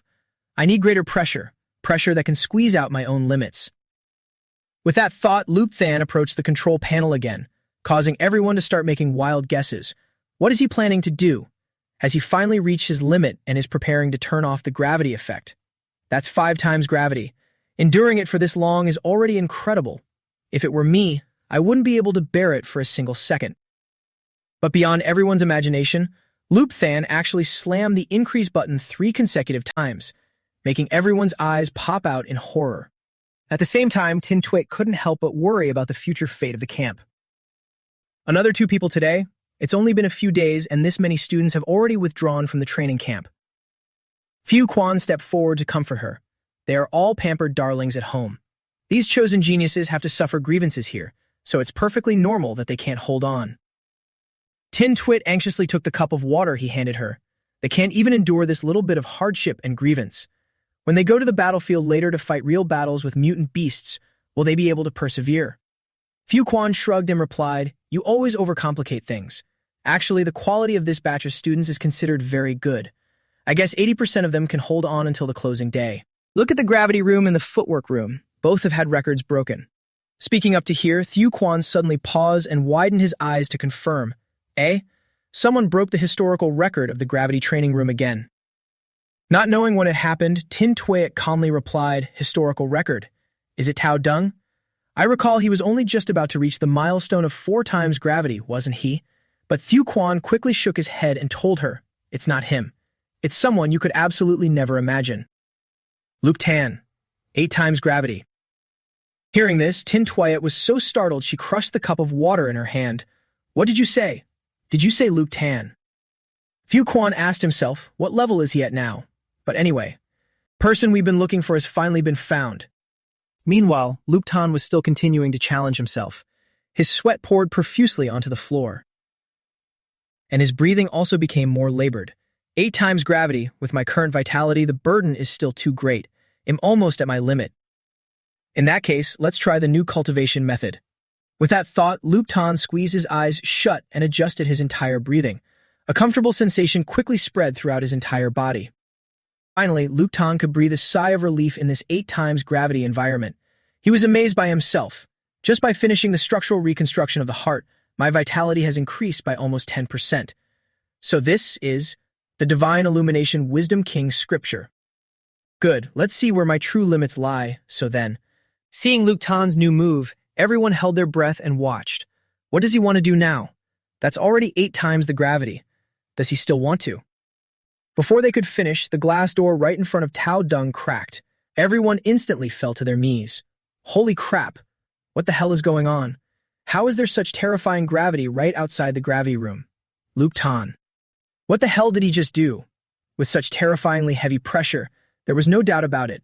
Luke Tan actually pushed it straight to 10 times the gravity. Even his own body could hardly stand as Luke Tan's entire body was forced flat onto the ground. He gritted his teeth and endured it. It's so heavy. His bones were screaming and his blood felt like it was about to stagnate. Let alone moving even a muscle, just maintaining consciousness took everything he had. This is 10 times the gravity. This is simply not something he could withstand. Just the way I like it. Who is the one that can change the future and reverse that doomed fate? Is it someone who cultivates high-level arts, someone with peerless talent, or someone with endless resources? It is the one who has what it takes to break through their limits.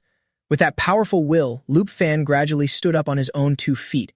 He was the only one among everyone here who could stand up against this pressure. Duong Dian struggled to lift her head and watch Luke Fan. Luke Fan! is back. Having completed the 10 times gravity challenge, Luke Than calmly walked out as if it was nothing. Suddenly, a girl's voice rang out.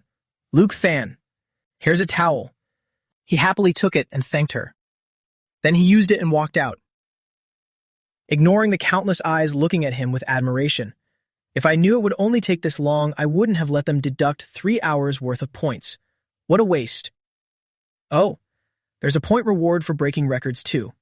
Right then, the information on the gravity room's leaderboard updated the trainees' rankings, and Luke Than instantly shot to the top with a score of 4,335. Everyone was dumbfounded, comparing their scores to his. Huh? A 4-digit score? Even if we add all ours up, it wouldn't even be half of his. I haven't had meat in 3 days. Meanwhile, Luke Than calmly strolled alone through the crowded hallway. Over 4,000 points, more than enough to eat and drink to my heart's content. Next up is... As he thought, he moved toward the second room. Wherever Luke Than went, people automatically stepped aside, not daring to block his path. Luke Than is still Luke Than, all right. Where is he going? Quick, let's follow him and see. Duong froze, breaking into a cold sweat as she watched him. Luke Than, such an overwhelming presence. He has surpassed so many people.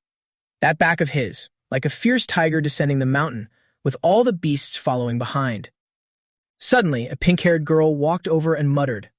Luke Than is someone with a strength-type talent, yet he broke the record of the defense-type Tao Man in the gravity room. This is just.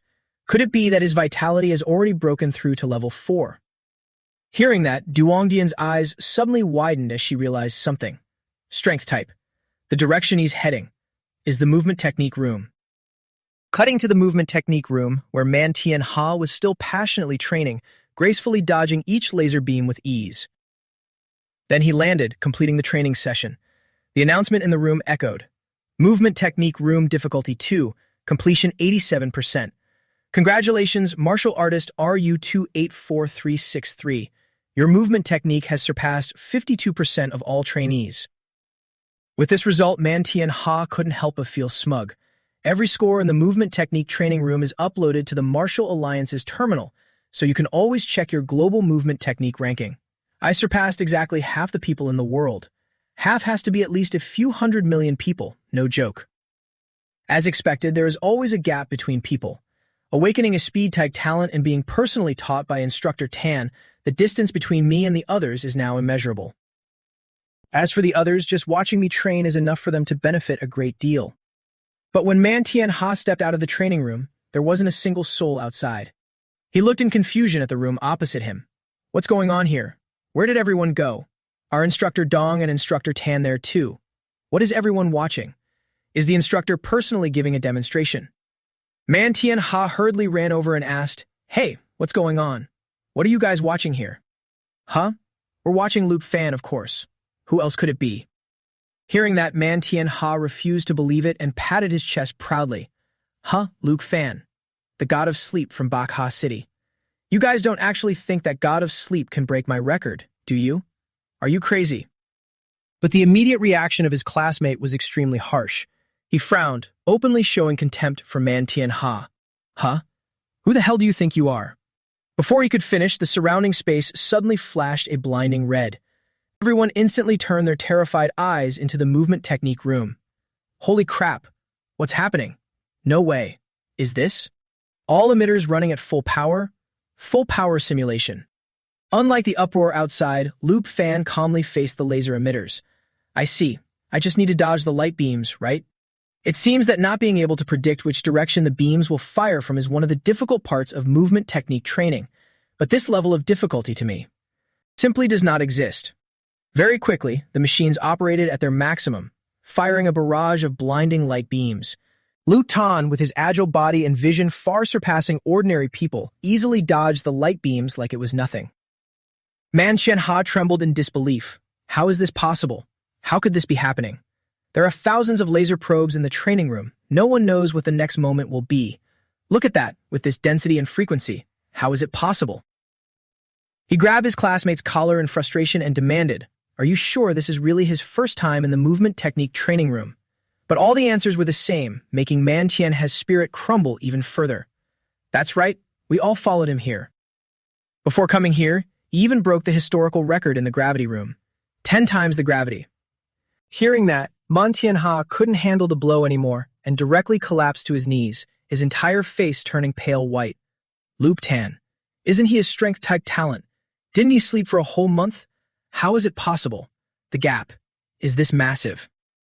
Tin Tuyet kept her eyes glued to his movements. Tan, is it really his first time doing movement technique training? That's not right. Even if someone trained a few hundred times, they wouldn't be as effortless as him. His movements, rather than calling them reflexes, look more like precognition. Just as Tin Tuyet suspected, the very next second, Tan gently tilted his head to the side, and the laser only fired at the exact spot he dodged a few seconds later. Tin Tuyet was stunned, her eyes wide open. He really is. Could it be? Wanting to confirm her thoughts, Tin Tuyet was about to use her spiritual power. But then she thought of something and let her hand drop. Tan Fu Quan quickly noticed, leaning against the room's glass and asking, "What are you trying to do?" Tin Twit softly replied, "Nothing." She frowned, sinking into her own thoughts. How strange. Didn't I already probe him last time? He showed absolutely no reaction to spiritual power. Why would I want to try again? How foolish. Fan had already reached 62% completion of movement technique 2. He cleared over half the exercise without breaking a sweat. This training is pretty good. I feel like my movements can become even faster. Just a few minutes later, Fan passed the second phase of movement technique training. Everyone was in an uproar of disbelief. Holy shit, it's only been a few minutes. Phase 2 is already over. Why does it feel different from the Phase 2 we've seen before? Yeah, Fan's Phase 2 felt particularly simple. Hearing that, Tan Tu Quan turned around and shot back. Simple, my ass. It's just that Fan makes it look effortless. His movement technique has already reached the perfect realm. I really want to see what level he can reach. Tin Twit, this might be the first time we both share the same thought. Right after that, Phase 3 of movement technique training began. A barrage of spheres shot out at an astonishing speed.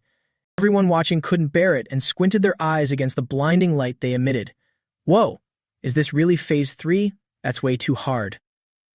Fan remained as light as a feather, leaning back to dodge each wave of spheres coming at him.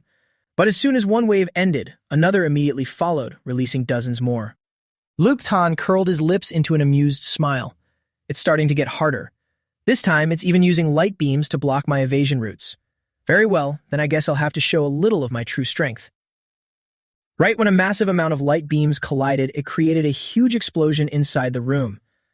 Fan, using his power, easily leaped up, escaping the chaos below. Seeing this, Tan Thu Quan couldn't help but feel jealous. Good heavens. Micro-realm. Did he just directly break through inside there? Even level 4 or level 5 veterans who have been to the battlefield rarely temper their movement techniques to the micro-realm. I only broke through to the micro-realm when I was 22. Hearing that, Tin Tuyet lowered her eyes sadly. I was 25. Hearing that, Tan Thu Quan yelled in frustration. That's not the same. I'm a martial artist with a speed-type talent. Speed-type. I was born with a massive advantage, while this kid is only how old this year? 18. Holy crap. As time passed, in Movement Technique Room 3, Than's completion rate also reached 15%. He gradually felt the increasing intensity of this training session. The difficulty is getting high now. Relying solely on spiritual power to predict is getting a bit taxing. Those with real strength realized it. Fan is starting to look less comfortable than before. Facing a massive number of laser beams, Fan was also forced to use shift power, directly breaking through and charging straight through the countless light beams. Everyone widened their eyes, trying to pinpoint his location. Where is Tan? He disappeared? The test score also jumped from 62% to 81%. Tam Fu Quan exclaimed in astonishment. This kid moves too fast. The naked eye can't keep up at all, so it looks like he's simply vanished.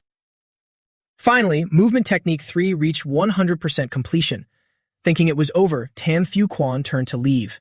A formidable younger generation. Truly a formidable younger generation. Man, he's stolen all the spotlight today. Level 10 gravity and Phase 3 movement technique. Looks like he's completely exhausted. Let's head back. But suddenly, Tin Twit spoke up. Tan seems to want to continue. Right after Phase 5 began. Tam Fu Quan panicked and rushed back. No way. Even I have only just started Phase 4. Is he really going to break through the whole way today? Tan was currently in the zone. The moment he pressed start, The machines under his feet buzzed and shot up into the air, creating a laser barrier surrounding Luke Tan. He panted, gritting his teeth as he saw that all directions were completely blocked. Everyone was utterly shocked and frozen. Fuck, what the hell is this? Can this even be dodged? It finally reached that intensity. Let's see what Luke Tan will do this time. Returning to Luke Tan, he was currently struggling to find a way out of this barrier. Right now, the speed acceleration of natural breathing has reached its limit. And crystal visualization. As he spoke, Luke Tan's entire aura erupted. He spread his arms wide and steady, locking down the entire area around him. In a split second, time seemed to stop, and Luke Tan calmly dodged every single beam to escape. This feeling of time stretching out. If I remember correctly, using the specialized terminology of a spiritual reader, this should be time perception. This is a manifestation of spiritual power undergoing a qualitative change, and this change only occurs in level 3 spiritual readers. In other words, I have finally officially stepped into the ranks of level 3 spiritual readers. Tin Twilight seemed to realize it as well, her face darkening. A second later, the glass of the movement technique room cracked and shattered, just like Tin Twilight's sweet, heart-capturing smile. You really are a spiritual reader, Luke Fan. Suddenly, Tin Twilight radiated a powerful spiritual force that startled Tan Thieu Quan. He turned to her in alarm and asked, "What are you doing? Are you crazy?" Tin Twit replied without hesitation, "I want to test him one more time." Right after, she controlled her puppet, sending it inside the movement technique room, aiming straight at Luke Fan to attack, but he merely glanced at it, the corner of his mouth curling up like an arrogant cat. Then, without hesitation, a sweeping horizontal slash made all of Tin Twit's puppets vanish into thin air. Immediately after, suffering from the sensory link, she felt a sharp pain in her body and stumbled off balance. But because of this, Tin Twit could finally confirm it. Luke Thang is indeed a spiritual reader. Furthermore, his mental power is not inferior to mine. Luke Tang smirked and thought to himself, looking is fine, but getting hands-on is too much. But I've reached my limit too. I didn't expect activating time sense just now to drain so much mental power, and someone even came to bother me. The progress of stage 4 is only half done. Using both natural breathing and the blood vitality enhancement of the crystal visualization technique can only get me this far for now. Oh well. With no other choice, Luke Thang ended his training session. The announcement voice then echoed. Stage 4 completion, 56%. Agility room difficulty 4, 56%. Congratulations, martial artist RU 285632. Your agility has surpassed 97% of trainees. The people outside erupted in horror and awe. Oh my god, is this really a student's record? In agility alone, Luke Thang has surpassed hundreds of millions of people. Monty and Ha cried tears of devastation. All this previous confidence easily shattered. I'm only ahead of 52% of people, yet he's a full 45% higher than me. Damn it, isn't he a strength type? Luke Tan stared intently at the number 97 and thought, so there are still 3% of people with better agility than me. 3% of the whole world must be millions, tens of millions of people. At the top 97%, I'm still very weak. I need to multiply my training efforts. Just then, Tin Twilight's applause rang out. She approached to congratulate him. Trainee Luke Tan. You just broke the historical record in the gravity room, and now you set a new record in the agility room of this base. Where do you plan to go next? The combat training room, or the mental power training room? But contrary to their expectations, Luke Tan pulled out his point card and casually replied, I'm not going anywhere. It's almost mealtime, and there's a new dish today. I'm heading to the cafeteria. Tan Thieu Quan couldn't hold back, clutching his stomach and laughing heartily, as expected of this kid. Ha ha ha. 3 hours later, Luke Tan followed orders and arrived at the chief instructor's office. Seeing him, Tan Thieu Quan and Tin Twit quickly got straight to the point. Calling you here this time is mainly to do a simple strength test and then discuss some matters with you. Every dorm is provided with a blood-drawing needle. Have you checked your blood vitality during this time? Luke Tan replied with a blank face. I haven't. The blood needle in the dorm couldn't pierce my skin. Tan Thieu Quan chuckled and told Tin Twit, Hee hee, I said earlier that this kid has definitely stepped into level 3. Without such physical intensity, how could he break the gravity room's record? Tin Twit, bring out the golden blood needle. Hearing this, Tin Twit immediately complied, reaching into her coat and pulling out a golden needle tube. This is a blood-drawing needle for level 5 martial artists. It will definitely be enough for you. With that, Tin Twit swiftly plunged it into Luke Fan's arm to draw blood. The blood vitality index quickly popped up, 24.65. Martial artist rank, level 3. Tun Theo Kwon was amazed. It's been almost 10 years since I've seen such a young level 3 martial artist. Come here, let's see how your combat power is too. Look Tan quickly got into position, aiming straight at the target. Since I'm being tested, I must go all out and see exactly where my limits lie. Perfect realm fist technique. He poured all his strength into one strike, a punch that shook the surrounding space. Combat power index instantly displayed the number, 271,920. Martial artist rank, level 4. Tun Theo Kwon shouted in disbelief, 270,000. A level 3 martial artist unleashing combat power nearly equal to a level 5. This kid is an absolute monster. Tun Theo Kwon ran over in ecstasy, slapping Look Tan on the shoulder. All right, you've graduated from this training camp. It's up to you what you want to do next.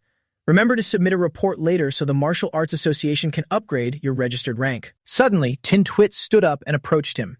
Wait, Look 10, there is one more test. This is called Energy Crystal, a special crystalline ore discovered in the Anstra Canyon of the Lion Nation over 100 years ago. It has a tremendous capacity to absorb mental power. After extraction, it is specially crafted to test the mental intensity of spiritual readers. Just touch it and channel your mental power into it, and we can test your mental intensity. Tun Theo Kwon hovered around Tin Twit, praising her. Has your strength increased again? Even the purity of your mental power has risen quite a bit. I remember last time you were just over 3 points. Tin Twit shook her head in exasperation. Do you think him like you, just freeloading and waiting to die all day? Hearing that, Tun Theo Kwon jumped up and snapped back, Hey, Dong Ting Twit, you can insult me, but you can't insult my lifestyle. Less than greater than. If you said Look Thang had half your strength, I'd believe it, but saying he's not weaker than you is just unacceptable. Hearing him rambling in her ear, Tin Twit lost her patience and yelled, Shut up. Stop bothering me. The very next second, the crystal in Look Thang's hand radiated a blinding light, causing Tin Twit to scream in shock. How is this possible? Tin Twit was speechless from shock, her eyes glued to the stat panel in front of her. How is this possible? Mental power purity of 20.3, exactly 5 times mine.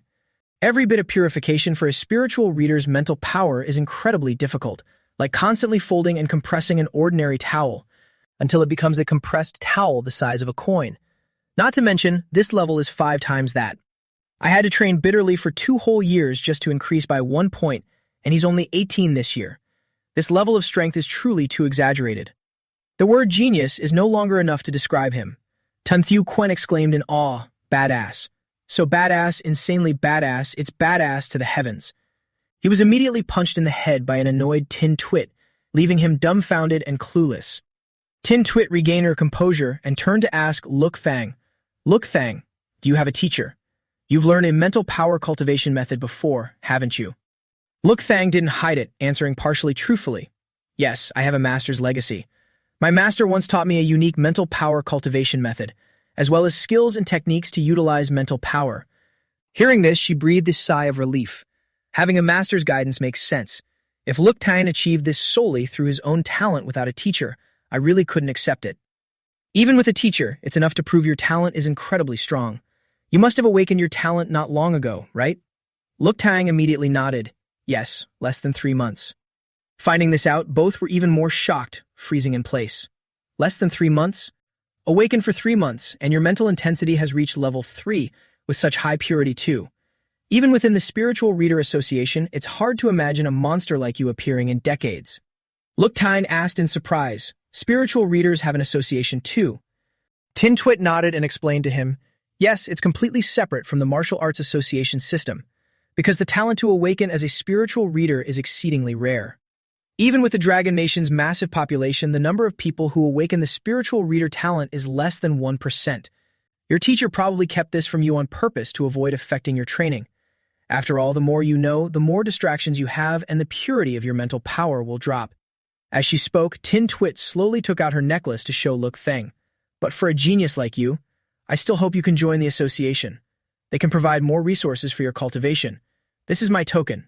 Bring it to the association and they will provide the appropriate assistance. Look Tan accepted it and added, actually, I've never seen my master's face.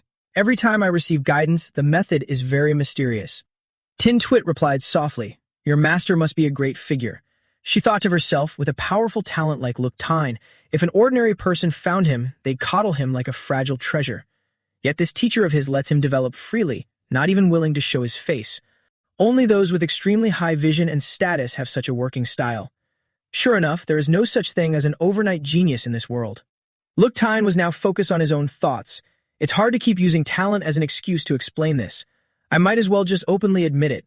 My master comes from 10,000 years in the future. His strength reached level 11, and his name is Duan Yifeng. But Tan Tio Quan coughed twice to interrupt. Although you two are having a great chat, I have to cut in for a bit. We called you here today to discuss a few things. Go ahead. With that, Old Tun pulled out a card and handed it to Longtime. First thing, this is for you. There are 5 million in here. Although the training camp isn't over yet, you are definitely the top student of this batch. This is an extra reward for your exceptionally outstanding performance. Hearing the number 5 million, Longtime jumped in astonishment. Tin Tuyet's face darkened as she tried to compose herself and told him, "Don't complain, it's too little. This is the maximum limit we could request. The Eastern Military Region's budget has always been tight, and most of the funds for this training camp have been spent on the 3 meals a day for you trainees. You kid are famously the biggest eater in the whole camp. Factoring in the cost of the food you've consumed these past few days, it has to add up to 7 or 8 million. Hearing this, Longtime was even more dumbfounded, breaking into a sweat as he recalled what he had done. 7 or 8 million. So those meals were actually that expensive. Does that mean I'll never get to eat well again? Suddenly, Tin Tuet earnestly proposed to him, her tone quickly changing. Student Longtime, although this amount is a bit small, it's enough to prove the sincerity of our Eastern Military Region. This is the second thing. Longtime held up the card, assessing it. The Eastern Military Region. Is this considered a recruitment? Tan Thiu Quan nodded. Smart. You could understand it that way.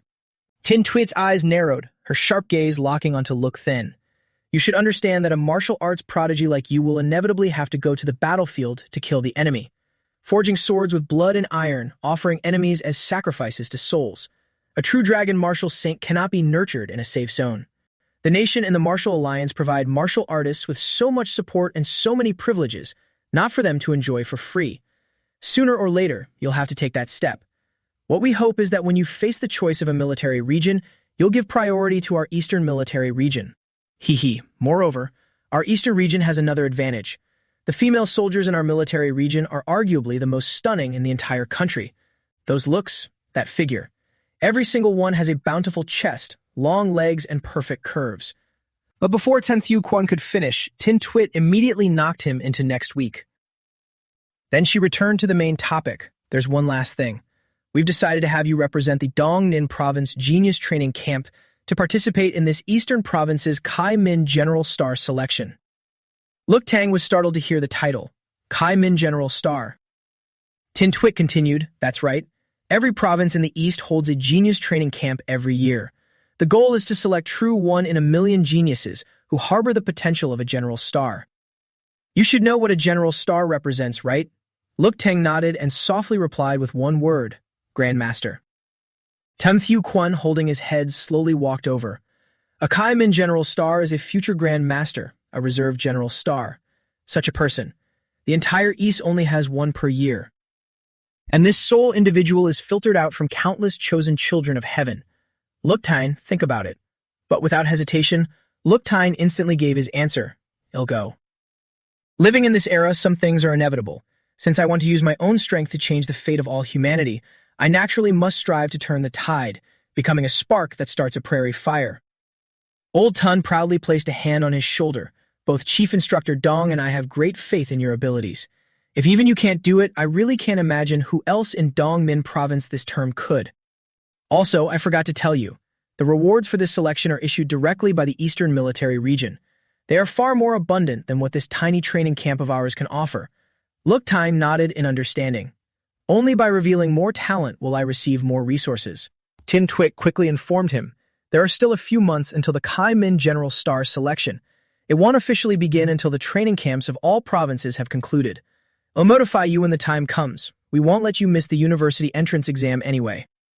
Old Tun chuckled, shrugged, and walked over to speak with Longtime. With your strength, it doesn't even matter if you take the entrance exam.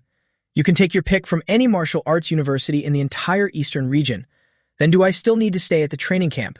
It's up to you. I told you, you can do whatever you want. If you don't want to stay, you can leave at any time. After thinking for a moment, Look Thang suddenly bolted outside. Then I'll stay a while longer. If there's nothing else, I'll head back first. Old Ten smirked, 90% sure Look Thang was staying purely for the good food. Waiting until Look Tan was gone, Tin Twit and Tun Theo Quan finally showed their true colors. I never thought that I Dong Tin Twit would one day be jealous of someone's talent. Indeed. But he's not like us. He's destined to be no ordinary mortal. I'm certain of it. Look Tan will definitely bring earth-shattering changes to this era. Scene transition, Back Ha City, Martial Artists Association. Look Tan wandered around searching for the familiar room. It's been a while since I'd been here.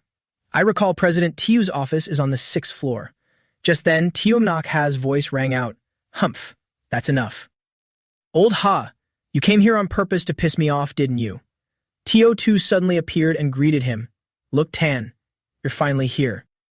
He pointed at the door and quietly asked, is this it? Tio Tu nervously pushed the door open. Let's talk inside.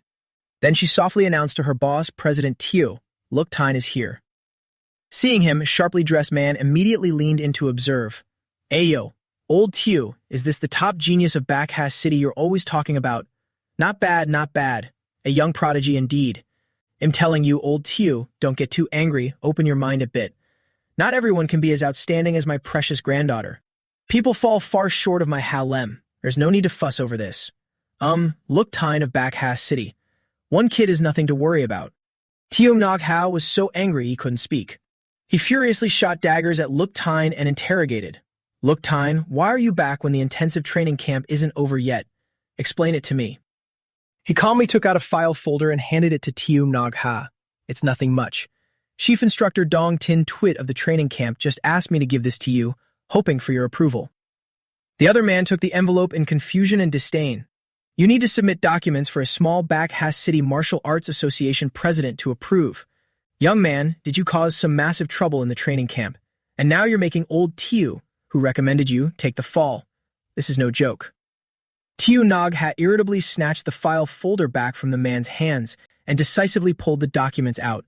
Reading carefully line by line, his eyes widened with every word. Ultimately, he couldn't maintain his composure, staring with his eyes practically popping out. Thinking he had won, the other man smugly consoled him. Old Tio, don't get so mad that you faint. But right after that, he was completely silenced by Tio Nok Ha's question. Look Tang, when did you break through to a level 3 martial artist? Look Tang answered calmly. Probably over a month ago in the training camp, Chief Instructor Dong personally tested me. She said the military region has the authority to certify martial artists' strength, and then I just needed to find you to stamp it. Tio Nok Hao laughed heartily in agreement. Authority. Of course they have the authority. More than enough, your chief instructor represents the entire Eastern military region. I will stamp it for you right away. The other man, in disbelief, snatched the file folder back. Give it to me. Let me see. Is this real or fake? He repeatedly looked up and down, comparing it carefully. An 18-year-old level 3 martial artist. 270,000 combat power. Could this be a forged document from somewhere? Tio Nog Ha smugly took it back and mocked him. Give it here. Fake document? Why don't you try forging one to show me? The embossed seal of the Eastern military region is stamped right there, so large and clear. Can't you see it? The man, refusing to believe it, yelled, a brat like you who was eliminated early from the training camp, on what basis do you have a combat power of 270,000? Look Thang sighed in exasperation and continued. I never said I was eliminated by the training camp. You were the one who just assumed that. Ah, right, President Tio. The chief instructor told you to call her back. She was afraid you wouldn't believe this document and wanted to confirm it directly. Tio Nok Ha was visibly overjoyed, happily waving the file in his hand and mocking Ha Lam's grandfather right to his face. Hee hee, how could I not believe it? Am I such a suspicious person? Right, old Ha? But I still have to make this call. I heard Chief Instructor Dong Ting Twit is a renowned genius of the Eastern military region. I'll take this chance to admire her presence. Let's do a video call. Just a few minutes later, Ting Twit answered the call. She quickly spoke, Look Tang, you've arrived. This is President Tio Nok Ha, right? It is me. Greetings, Chief Instructor Dong. Seeing her, the man trembled and bowed. It really is Chief Instructor Dong. Right at that moment, Ha Lum, who was beside her, leaned in to look. Huh? Grandpa's voice. Grandpa, where are you? Why are you video calling with Chief Instructor Dong? Tin Twit immediately turned and warned, Ha Lum, have you achieved the goal I set for you? Why are you still distracted? Today's training volume is increased tenfold. Tiu Nak Ha and Luk Tang watched this unfold, directly turning to look at the man without saying a word. Tiu Nak Ha smugly pushed him aside. All right, we have to talk business. You grandfather and granddaughter can chat with each other later. Instructor Dong, I've looked over the documents you asked Luk Tang to bring. This matter will be settled perfectly very soon. Tin Twit nodded and carefully reminded him. That is good. Don't delay the main event a month from now. After all, Luk Tang is representing the Dongmin Province Genius Training Camp to participate in the entire Eastern Province's Kai Min General Star Selection. He is the strongest genius in this training batch. There is no need for him to continue participating in the training. Hearing this, Tio Nak Ha froze entirely, his eyes sparkling brightly. Kai Min General Star, the strongest genius? The man's limbs trembled as he tried to keep calm, sitting down on a chair to rest. So that's how it is. No wonder my granddaughter previously video called me complaining about a monster in the training camp. It turns out it was this Luk Time. Tio Nak Ha quickly took his leave. I understand, Instructor Dong, so I won't bother you anymore. Old Ha, you finally got what was coming to you. Suddenly, Ting Twit stopped him. President Tio, please wait before you hang up. Let me take this chance to say a few words to Luk Time. Luk Time, those materials for crafting specialized spiritual reader weapons that you asked me to find. I've found almost all of them. I've compiled a spreadsheet of the specific list and prices and sent it to you. If you need me to buy anything for you, just say the word. One last thing, you should quickly go and pass the spiritual reader exam. That way you'll be qualified to log onto the Star Network and buy things yourself. Hanging up now. Only then did Tiu Maka snap out of his shock, running over to shake Luk Thang and exclaiming, Unbelievable, Luk Thang. What did Instructor Dong just say? She told you to take the spiritual reader exam. He calmly replied, it's because I was tested to have mental power talent in the training camp, so Instructor Dong wrote a recommendation letter, telling me to go take the spiritual reader exam whenever I'm free, that's all. Tiu Maka laughed in sheer delight. Good, good, good. Luk Thang, I indeed did not misjudge you. You are truly the top tier, once-in-a-century genius of our back Ha city. Meanwhile, old Ha was still immersed in Luk Fan's numbers. 270,000. Spiritual reader. Proffer. Scene changes to the gate of the Martial Arts Association. Tio Nak Ha was persistently clinging, reluctant to part with Luk Thang even for a second. Do you really not need me to get a car to take you back? No need, sir. I have a place I want to go. Drop by my house for a meal whenever you're free. I'll take the opportunity to introduce you to a few young friends I know. I'll personally cook a few dishes for you to taste. You're around the same age, so you'll definitely find some common ground. Luk Thang happily took his leave, feeling a bit joyful inside. I will definitely come. Indeed, in the martial arts world, strength is still paramount, revering martial arts as supreme. On the way, the driver struck up a conversation and asked him, Young man, what is your relationship with President Tio? Why did I see him being so polite to you? Luk Tang chuckled softly. Even the driver could tell he was in a good mood. It seems President Tio has finally gotten to hold his head high. He then replied, I'm nobody special, just an acquaintance. President Tio has always been this polite. Suddenly, the driver screamed in shock, his hands quickly swerving the steering wheel to the side. What the hell is that? Right in front of them, the signboard of the Hom Suyen dojo had unexpectedly collapsed. Luk Tang, feeling anxious, immediately got out of the car. The signboard of the Hom Suyen dojo. What happened? Inside the dojo, a group of people gathered to surround Mi Sum and her father. He threatened in a loud voice, Dojo Master Ni Hom Swin. Haha, today we are not talking business, only discussing martial arts. I, Lam Thet Sun, am here today specifically to seek guidance from your Hom Swin dojo. Mi Sum furiously pointed directly at his face and shouted, And you call yourself a level 4 martial artist? You're taking advantage of my father's internal injuries to come and smash our dojo. Lam Thet Sun, you truly have no shame. Mi Hong Swin clutched his battered body and asked him, Lam Thet Sun, our Hong Swin dojo has agreed not to recruit any more students for a year. What more do you want? But Lam Tiet Sun didn't care at all. Glaring and baring his teeth, he confronted Ne Hong Xuyen. So what? If your Hong Xuyen dojo dared to hang up its sign, You must always be mentally prepared for someone to smash it. Ne Hongsuan had no intention of running away. He steeled himself and stood up to face Lam Tiet-sun. You're right. If a sign is hung, one must have the capability to defend it. 20 years ago, I, Ne Hongsuan, came to Bakha City all alone. I built this foundation entirely with my own 2 fists. I could do it back then, and I can do it now. Ne Sung spoke up anxiously, but was immediately stopped by her father. Lam Tiet-sun and his underlings sneered, emitting a heavy killing intent. Ha. If you don't have the skills, don't boast so loudly. Look at your current state. If you get beaten to a cripple today, you brought it upon yourself. Do you really think an 18-year-old level 2 martial artist brat is a student that you, Ni Hong-swin, could possibly teach? Ni Suan hurriedly explained. I said it early on. Look Tang is not my father's student. Look Tang is just a member here. Lam Tiet-sun stomped his foot heavily in anger, causing the ground to crack open. He roared furiously. I don't care about any of that. I only know that you borrowed the reputation of that Look Tang brat and stole more than half of the business from our dojos. Since you dared to reach your hands into our pockets, then don't blame me for being ruthless. Ne Sung shielded her father and retorted, That was because your students chose to refund their memberships and come here on their own. You can't blame us. Lam Tiet-sun spread his arms wide and started spouting nonsense. I know, that's exactly why I'm here today to tear down your dojo. Once your dojo collapses and the students have nowhere to go, won't they become my students then? Mei Sum was rendered speechless and couldn't say a word. Risking it all, she challenged him. Let me fight you. Lam Tiet-sun put on a lecherous face, unable to stop the corners of his mouth from curling up. Oh my, then I'll just have to crush this delicate flower. Ne Hongsuan anxiously stopped her. You are no match for him. You have no chance of winning. Lam Tiet-sun has trained his external martial arts incredibly deeply, and he's a level 4 martial artist. If I wasn't injured, it'd best fight him to a draw, let alone you. Mei Sung turned around, looking at Ne Hongsuan with a determined gaze. Dad, I'm also a level 3 martial artist. If Lam Tiet-sun is the only level 4, and we charge together, we might not necessarily lose to him. Lam Tiet-sun acted arrogant, constantly provoking them. I say, how long are you two going to keep discussing?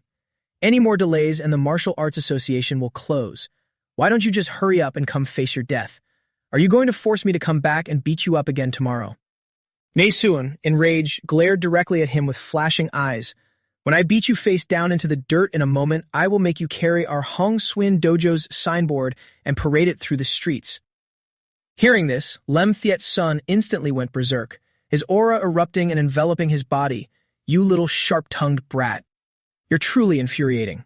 As soon as he finished speaking, he lunged forward as fast as lightning, striking directly toward her. Mei Hong-swin screamed in terror, Mei Sung, and he rushed forward, using his entire body to shield her from the blow. A single palm strike from him sent Ne Hong-swin flying.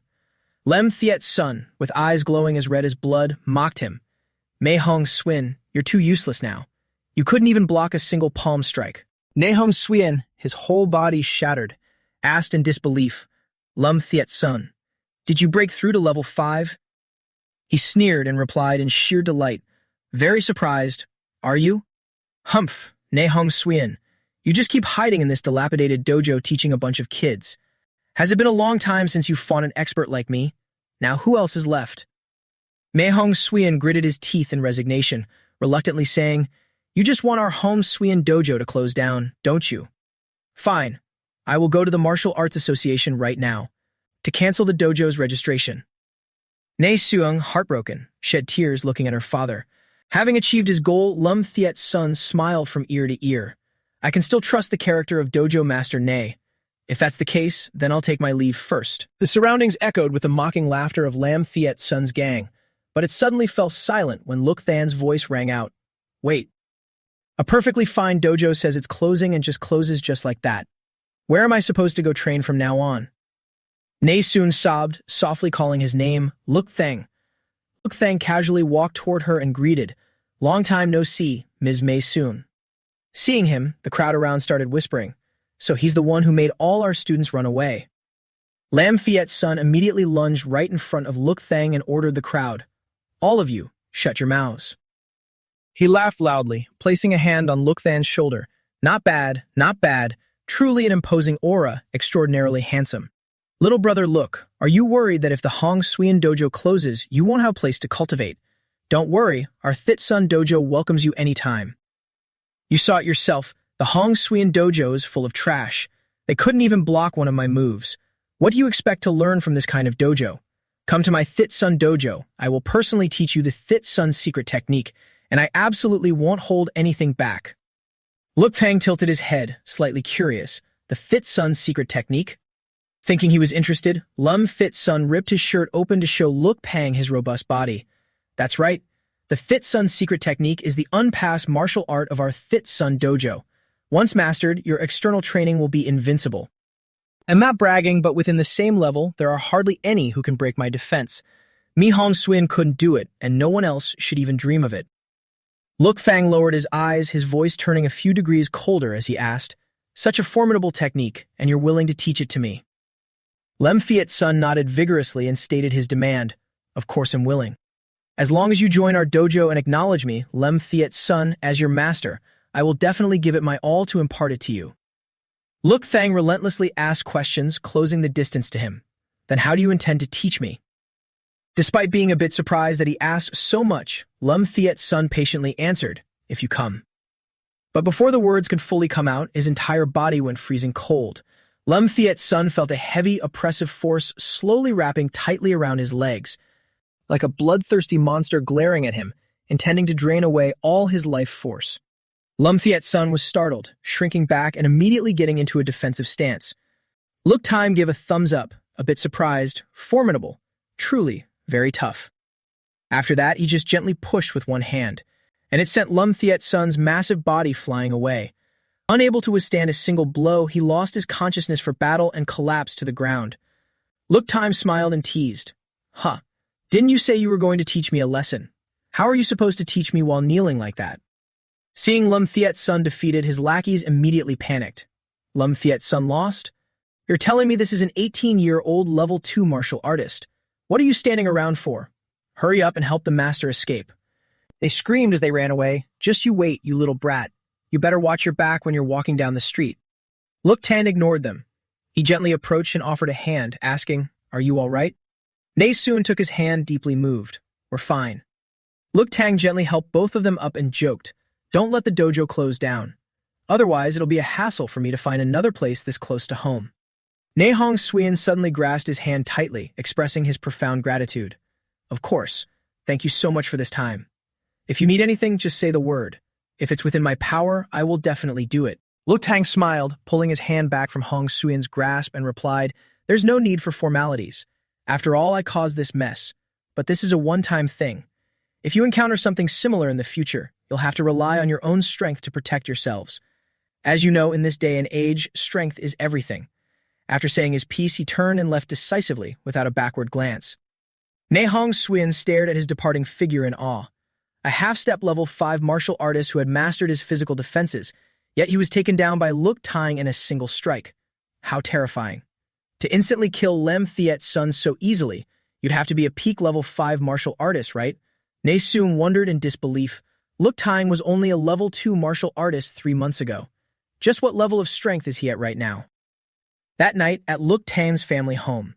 Seeing him return, his family immediately opened the door to welcome him. "You're back, Tail 10. Why are you so late?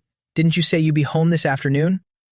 "On my way back, I saw a gang bullying the weak and elderly, so I stepped in to help out a bit, which delayed me." Hearing this, his mother jumped up anxiously. "What? A fight? Are you hurt anywhere?" She grabbed his face, checking him all over. "Is it here or here?" Seeing this, Look Fan's father laughed and reassured her. "Oh, come on. Your son is an official martial artist now. He's definitely fine." That's how martial artists should be. Drawing a blade to help those facing injustice, destroying the wicked to aid the weak, that's a true man.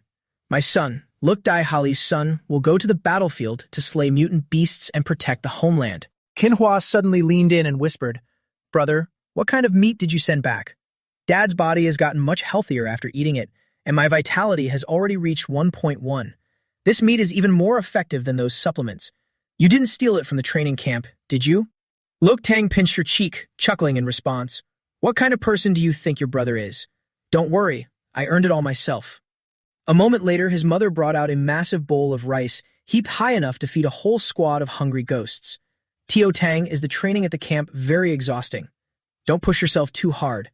Being safe and sound is what matters most. Suddenly, Look Dai Hai walked over, thumping his chest, and proudly proclaimed to the family, "Hey, what do you know? Tying, my son, I could tell ever since you were little that you've always had this inner fire. You are definitely going to become a great man. You will achieve great things. Even if you fail, our family will always be your solid backing." Look Tan's eyes softened as he tenderly looked at his loved ones in front of him.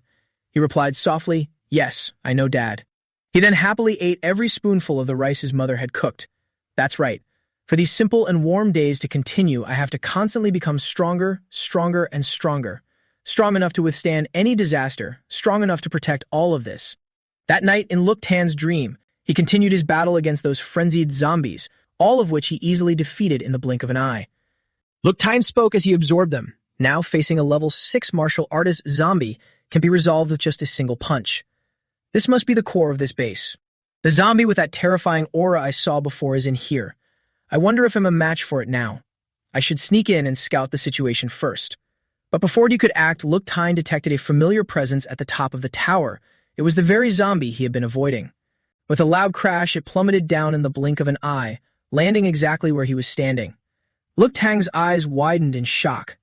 That is, such a terrifying pressure. The density of his vitality. His flesh is like stainless steel.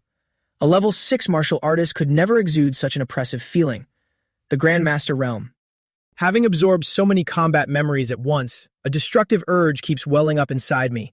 I just need to circulate the crystal visualization method to erase this impulse, but right now. I don't want to lose the courage to fight it. Let's fight.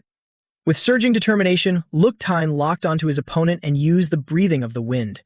He lunged forward and launched a kick without any hesitation. Stellar Force Generation times 6. But despite taking Look Tang's kick head-on, the zombie suffered no damage at all. Startled, he immediately backflipped, putting a safe distance between them. What? Even though that strike wasn't my full power, I still used 6 times the force, plus the bonus from a perfect realm kicking technique.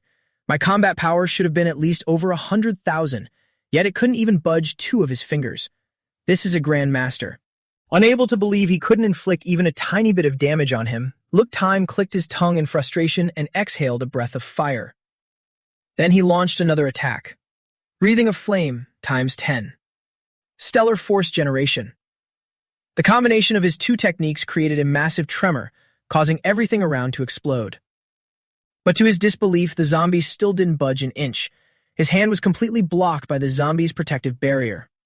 The rumors say that martial arts grandmasters always carry an invisible force field around them, so tough that not even bullets can pierce it. This is Grandmaster Force Field. Look Tan anxiously retreated further away, but the zombie just stood there motionless. He stared at him warily. He's not chasing me?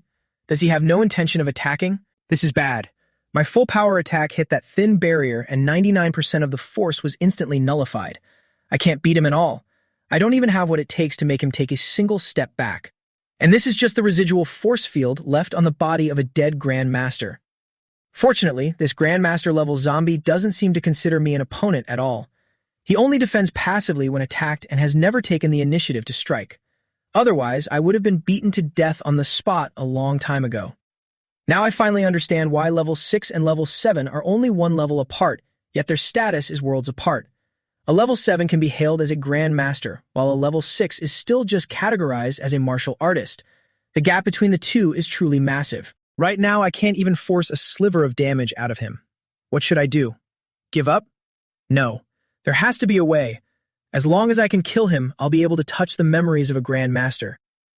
For the entire time after that, Look Tan frantically attacked the zombie's barrier.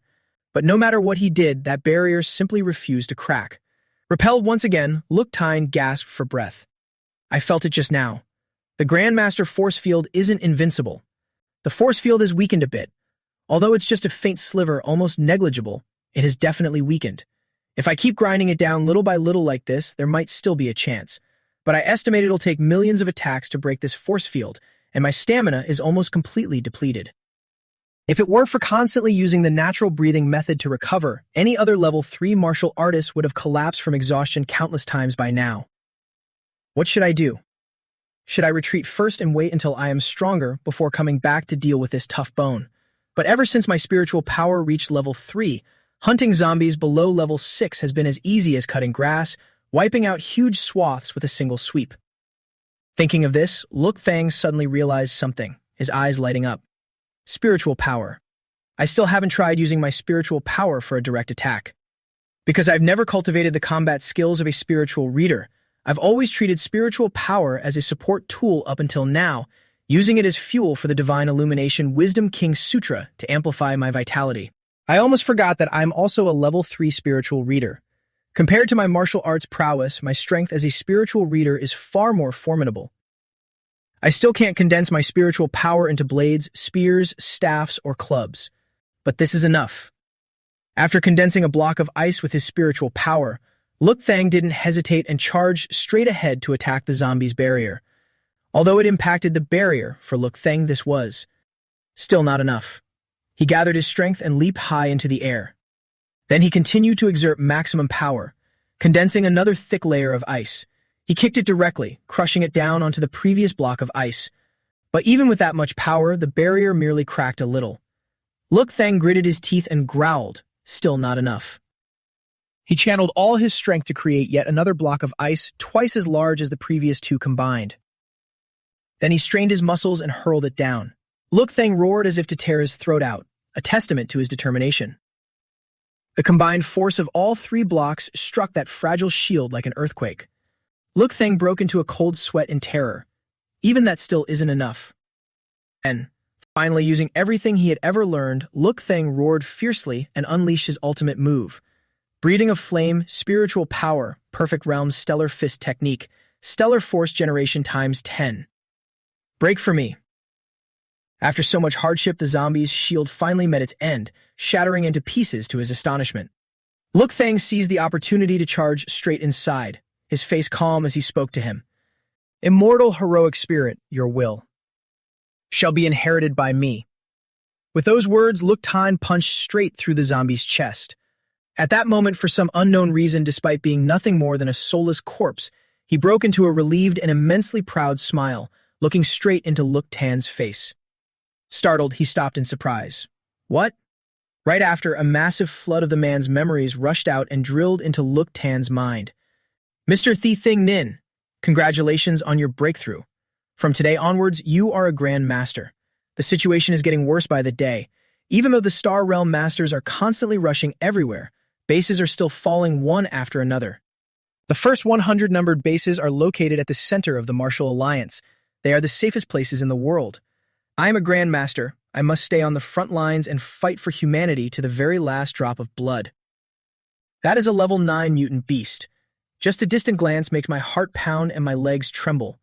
I am a Grand Master. With my resolute will, I shouldn't know what fear is. So why am I still afraid? Why? Eastern Extreme, setting sun.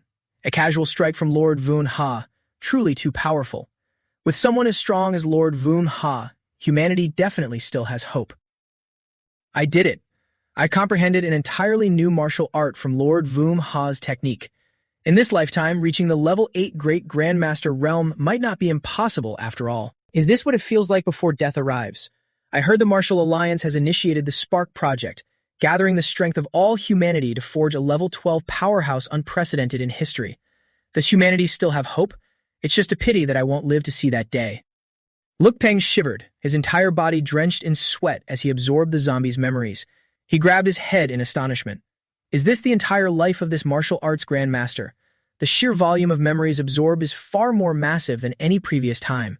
What a glorious and legendary life. This martial arts grandmaster named Thi Thing Nin primarily cultivated fist techniques when he was alive. His fist techniques, his martial arts profound mysteries, and his combat experience, they are all integrating into my body right now. My fist technique realm is advancing at an insane pace. Micro-level realm, advanced micro-level realm, peak micro-level realm. Breakthrough. Control realm, the control realm. This is everything the martial arts grandmaster Thi Thing Min learned in his entire life. Voom Ha. In Thi Thing Min's memories, aside from his wife, this name was mentioned the most. And coincidentally, the creator of the stellar body tempering art is also named Voom Ha. In 10,000 years of martial arts history, Von Ha is obviously a highly prominent figure. His alias, the setting sun of the East Pole. Even level 7 master T Thin Nin was a fan of his. However, it seems T Thin Nin was once helped and guided by Vuom Ha, leading him to establish an incredibly powerful martial arts sect. Why can't I find this in Vuom Ha's memories? Is it hidden even deeper? After searching for a while, a brightly glowing pill suddenly appeared amidst the memories. Luke Tan looked down at it, then reached out to touch it. At that exact moment, an invisible force seemingly sucked his entire body inside. When he opened his eyes, Luke Tan realized he was in the middle of a battlefield. Are these the enemies Thi Thin Nin once faced? I've already stepped into the half-step Grandmaster realm, so I shouldn't be worried at all. Why am I still this scared? What on earth is hiding in that darkness? Suddenly, a figure appeared right before Luke Tan's eyes, and he vaguely recognized it. That back. Is it Thi Thin Min? He stood proudly with his hands clasped behind his back amidst the battlefield, a halo of light radiating in all directions. It then obliterated all the surrounding monsters and dispersed the thick, dark clouds. Luke Tan was astonished and couldn't help but marvel, so radiant. In mythology, the sons of the Heavenly Emperor are the Golden Crows. They are responsible for providing light, and each sun represents a sun. When 10 suns appear in the sky simultaneously, rivers dry up and the earth cracks. The endless light and scorching heat incinerate everything. No living creature can survive under the glare of these 10 suns. This is the pinnacle achievement of Master Thi Thin Min's lifelong dedication and relentless efforts. Some even yearn to use this to achieve the ultimate mastery of the level 8 Grandmaster realm. Its name is 10 Suns in the Same Sky. And now, it belongs to me. The next morning at Luke Tan's house, He sat alone in his room, reflecting on what had happened. My mental power seems to have undergone some sort of transformation. Less than greater than. To confirm his speculation, Luke Tan immediately condensed his aura in mid-air. He was surprised to realize that his power seemed to have become much more stable. I actually did it. I can feel that the total amount of my mental power hasn't changed much compared to before, but its very nature is completely different. If Ha Lam's telekinetic power is like air, and Dong Tin Tui's mental power is like water, then my mental power is as solid as a solid steel sphere. Although they share a similar form, its quality and density are many times higher. What a tremendous improvement. While engrossed in admiring his new power, the building opposite Luke Tan suddenly shifted and gradually levitated. Startled, he snapped his head to look. What the hell? I can lift heavy objects with just a tiny bit of mental energy. My mental power's control is now dozens of times stronger than before, maybe even more. However, I still need more practice to master it. Ordinary martial artists could never even fathom this kind of sensation. I can feel that, in a way, I've already stepped into the realm of the extraordinary. As he thought this, he slowly set the building back down. Less than greater than. I'm absolutely certain that just by using my mental pressure alone, I could crush a level 3 or even level 4 martial artist to death. Not only that, but I've also touched the threshold of the Grandmaster level. Even though it's just a very thin layer, as long as I exert more mental energy, it will be vastly more powerful. However, even if I push my power to its absolute limit right now, my endurance wouldn't even match 1% of that Grandmaster zombies. Reaching this stage is equivalent to grasping the fundamental principles of martial will, even though it's just a seed right now. Sooner or later, it will grow into a towering tree. The transformations born from it will truly belong to me, a genuine Grandmaster-level martial will. Less than greater than. Scene change. At the Hai Thian banquet. Less than greater than. Luke Fan sat leisurely in a private room and typed out a reply to Tutu. Hai Thian banquet. Top floor room. Once done, he glanced around and pondered. Now that I've left the training camp and no longer have a daily supply of mutant beast meat, I desperately need tonics to support my cultivation. It's time to get in touch with the people from Han Thian Duong. Right then, the main doors burst open. Panting heavily, Totu subtly glanced at him sitting in the room. She then brushed her bangs aside, revealing a scheming smile. Just a high school student? Well, this works in my favor. Luke Than quickly invited Totu to sit across from him and broke the ice. I heard the steak at this restaurant is quite good. Do you mind if we talk over lunch? Totu took off her coat, handed it to the waiter beside her, and offered a soft smile. I don't mind. But inwardly, she was debating how to steer the conversation. Without standing on ceremony, Luke Than immediately ordered, Waiter, your highest quality steak, bring me 40 portions, medium rare. Totu frowned, looking at him with deep suspicion. Is he a pig? 40 portions of steak in one go. Well, Luke Fan is a martial artist. It makes sense for his appetite to be a bit large. But one portion costs 1,280 yuan, so 40 portions would be 51,200 yuan. Since he's eating this much by himself, he surely wouldn't have the audacity to make me pay for it, right? Suddenly, Luke Tan turned and asked her, "Do you want any?" Tutu politely declined. "Thank you for the offer, Mr. Luke, but I've already eaten." However, before she could even finish, Luke Tan immediately cut in. "She's not eating, just bring out my food." Tutu forced a smile and cursed inwardly. What an absolute pig. She then attempted to speak. "I came here this time too." She was abruptly cut off by Luke Tan as he tossed a document with her information right in front of her. Ha Lin To, 22 years old, from Ap County, Quine Lam City, Hunan Province. Less than greater than. Your great-great-great-grandfather, Ha Ti Min, was originally just a lowly apprentice at the Lao Ti An Pharmacy. During the golden decades of martial arts, relying on his martial talent and pharmaceutical skills, he became a level 5 pharmacist and established Han Thien Duong. Its branches spread across more than 20 cities in Dong Min Province, totaling up to 201 stores. Even though Han Thien Duong did quite well in its early years, but due to poor management by succeeding generations, by the time it reached your father, it rapidly fell into ruin. Hearing Luke Fan confidently rattle off a slew of her personal background information, Tutu frowned and retorted, "Mr. Luke, you're just reciting information easily found on the internet. What exactly is your point? That you have a surprising memory?" At that exact moment, Luke Than's 40 portions of steak were served. He cheerfully dug in, continuing as he ate. "No, I also know that because of family issues, your mother, Tran Lam, hasn't returned to Dongnin Province for 20 long years and hasn't seen you, her daughter, even once. And as for why Han Thien Duong collapsed so quickly in your hands, aside from your outdated ideas and poor business acumen, the most crucial reason is, in truth, over the past few years, your mother has colluded with the Tran family to secretly suppress Han Thien Duong." Hearing this, Toto flew into a rage. She slammed the table and shot up. "What? Mr. Luke, what proof do you have to spout such claims? You can't just spew baseless nonsense." Luke Than casually chewed on his steak, observing Ha Lin To's reaction. "Whether it's true or not, go back and ask your father, then you'll know. This meat is really high quality, incredibly nutritious, and provides me with a decent amount of energy." Regaining her composure, Tutu began to analyze things. "My mother left my father when I was 2, and in all these years she hasn't come back to visit us even once. She's too ruthless. The Ha family's Han Thien Duong's decline did indeed begin right after my mother left and my father took over.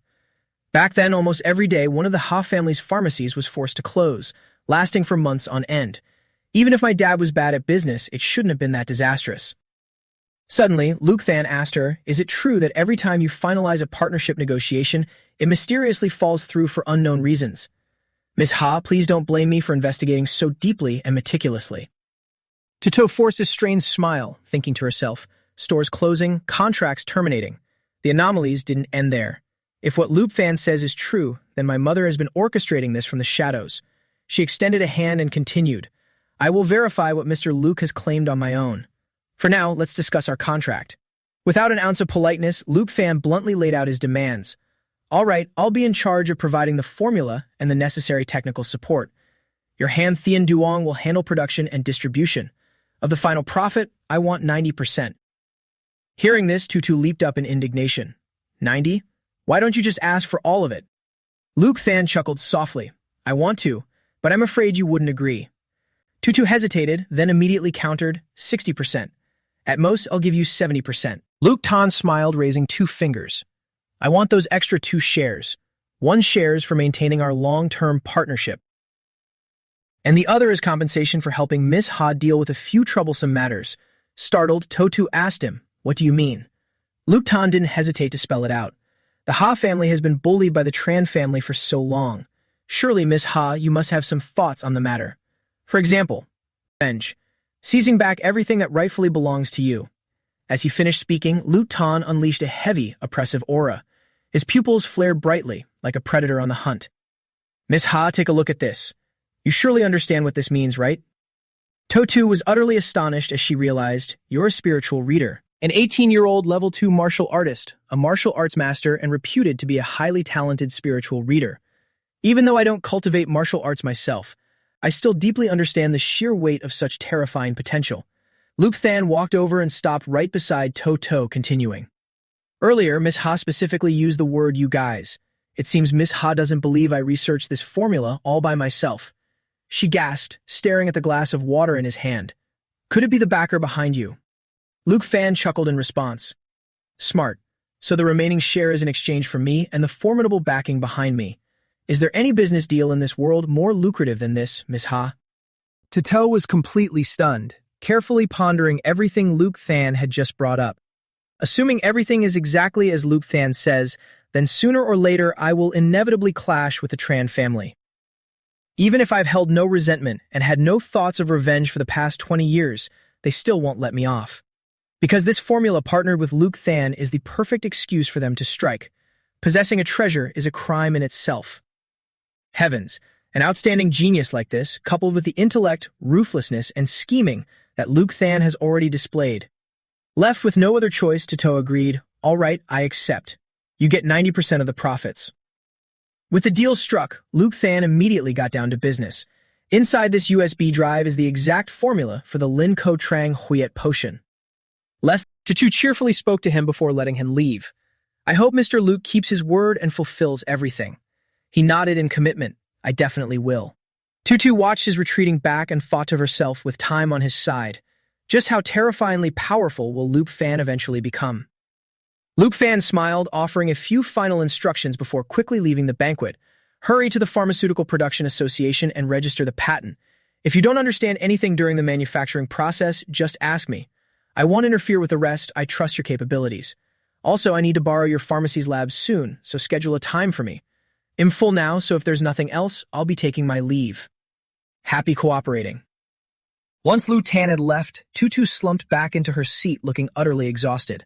I actually thought Lu Tan was just an ordinary student who could be easily persuaded with a few words. As it turns out, it felt like the person sitting across from me wasn't a normal high schooler, but some high and mighty untouchable figure. In the end, even his address shifted from Miss Ha to just a plain U. Suddenly, a waitress ran over and asked Tutu, "Hello, miss. Could we settle the bill now?" Tutu yelled out in absolute exasperation. He ate all of it, and he didn't even pay. Fine, how much is it? The waitress smiled and pulled out a receipt as long as a scroll of infinite quotes. 90 portions, coming to a grand total of 115,200 yuan. We've rounded off the change for you, making it an even 115,000 yuan. Furious, Tutu pointed at the plates on the table. What? Where the hell are there 90 portions here? We clearly only ordered 40. But the waitress immediately replied, the gentleman ate 40 portions here earlier, then ordered 50 more to go, saying he wanted to enjoy them with his family. Will that be cash or card? Tutu tearfully pulled out her card. Luke Than, you little devil. A while later, Luke Than returned home with 50 premium steaks in his hands. Seeing the stack of boxes her son brought back, his mother gasped, Ah, what is this? Luke Tan quickly explained and handed them to his mother. These are all premium steaks. You don't need to cook tonight. Let's eat these. Seeing where the steaks came from, she was even more surprised. Hai Thian Thin Yen. Oh my, isn't this a very expensive restaurant? And this many steaks.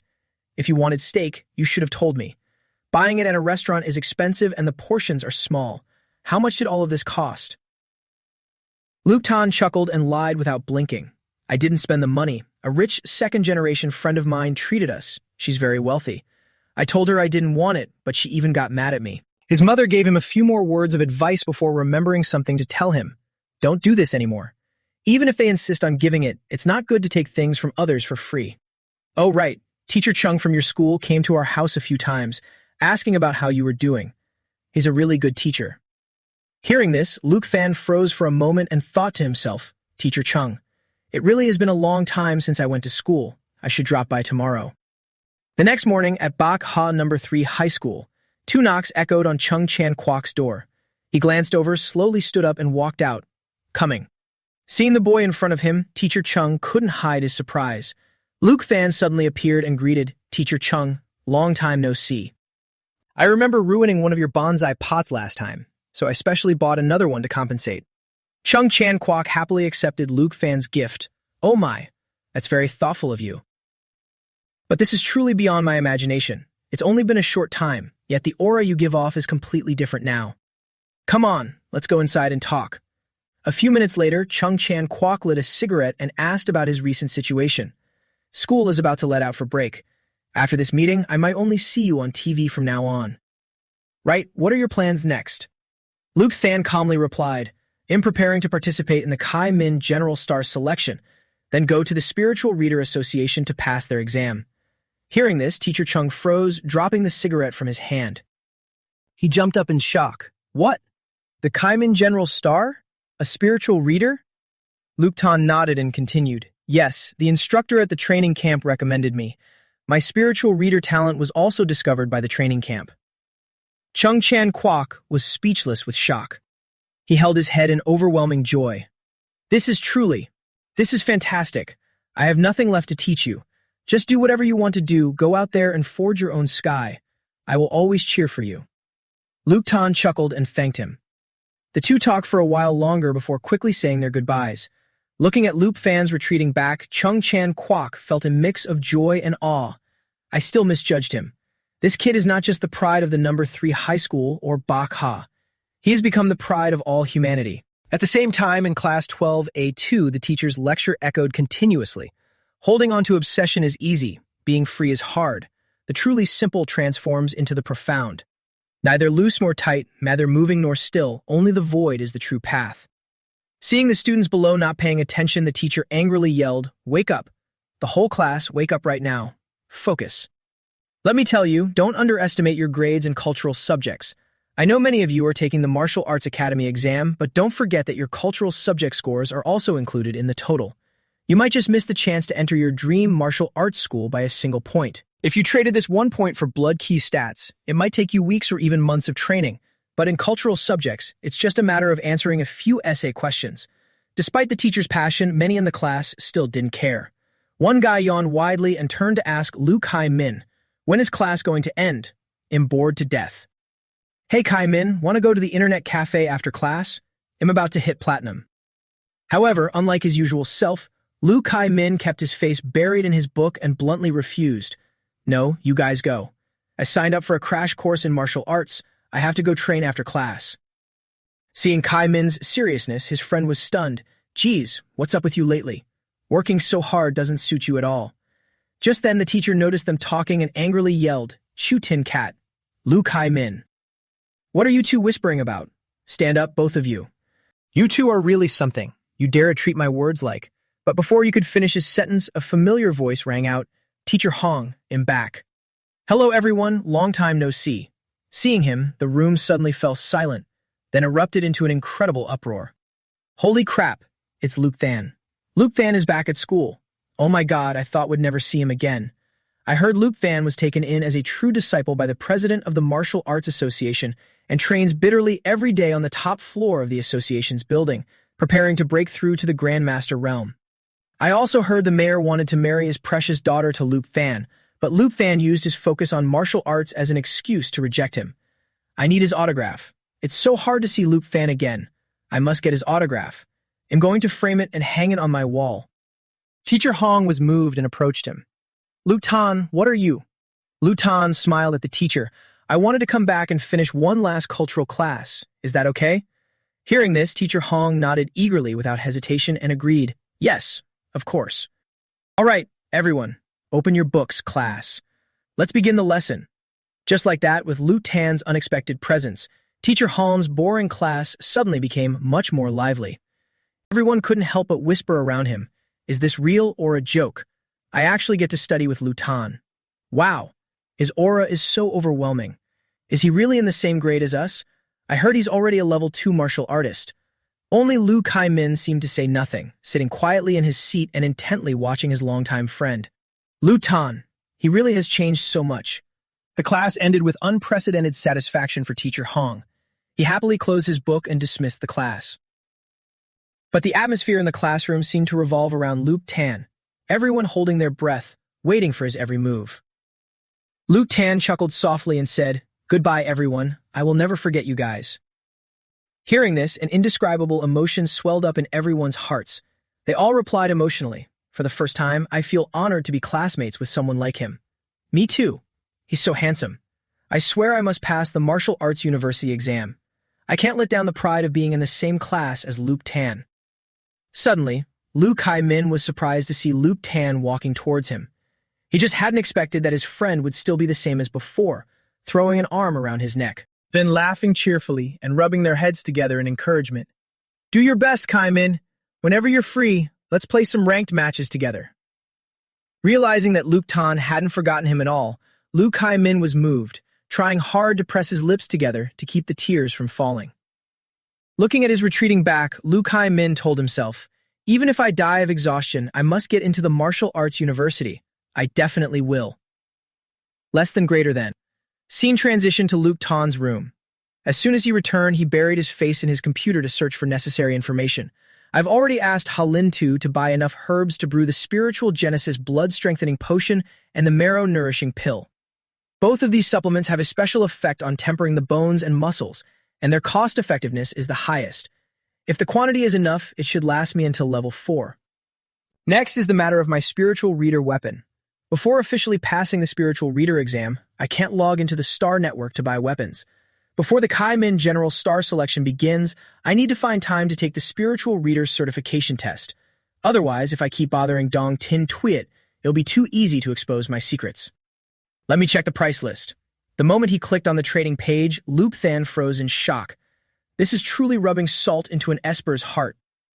The infernal bladed wheel and the silver void flying shuttle. These prices are just way too absurd. I thought that 5 million bonus they gave me, telling me not to think it's too little, was just them being modest.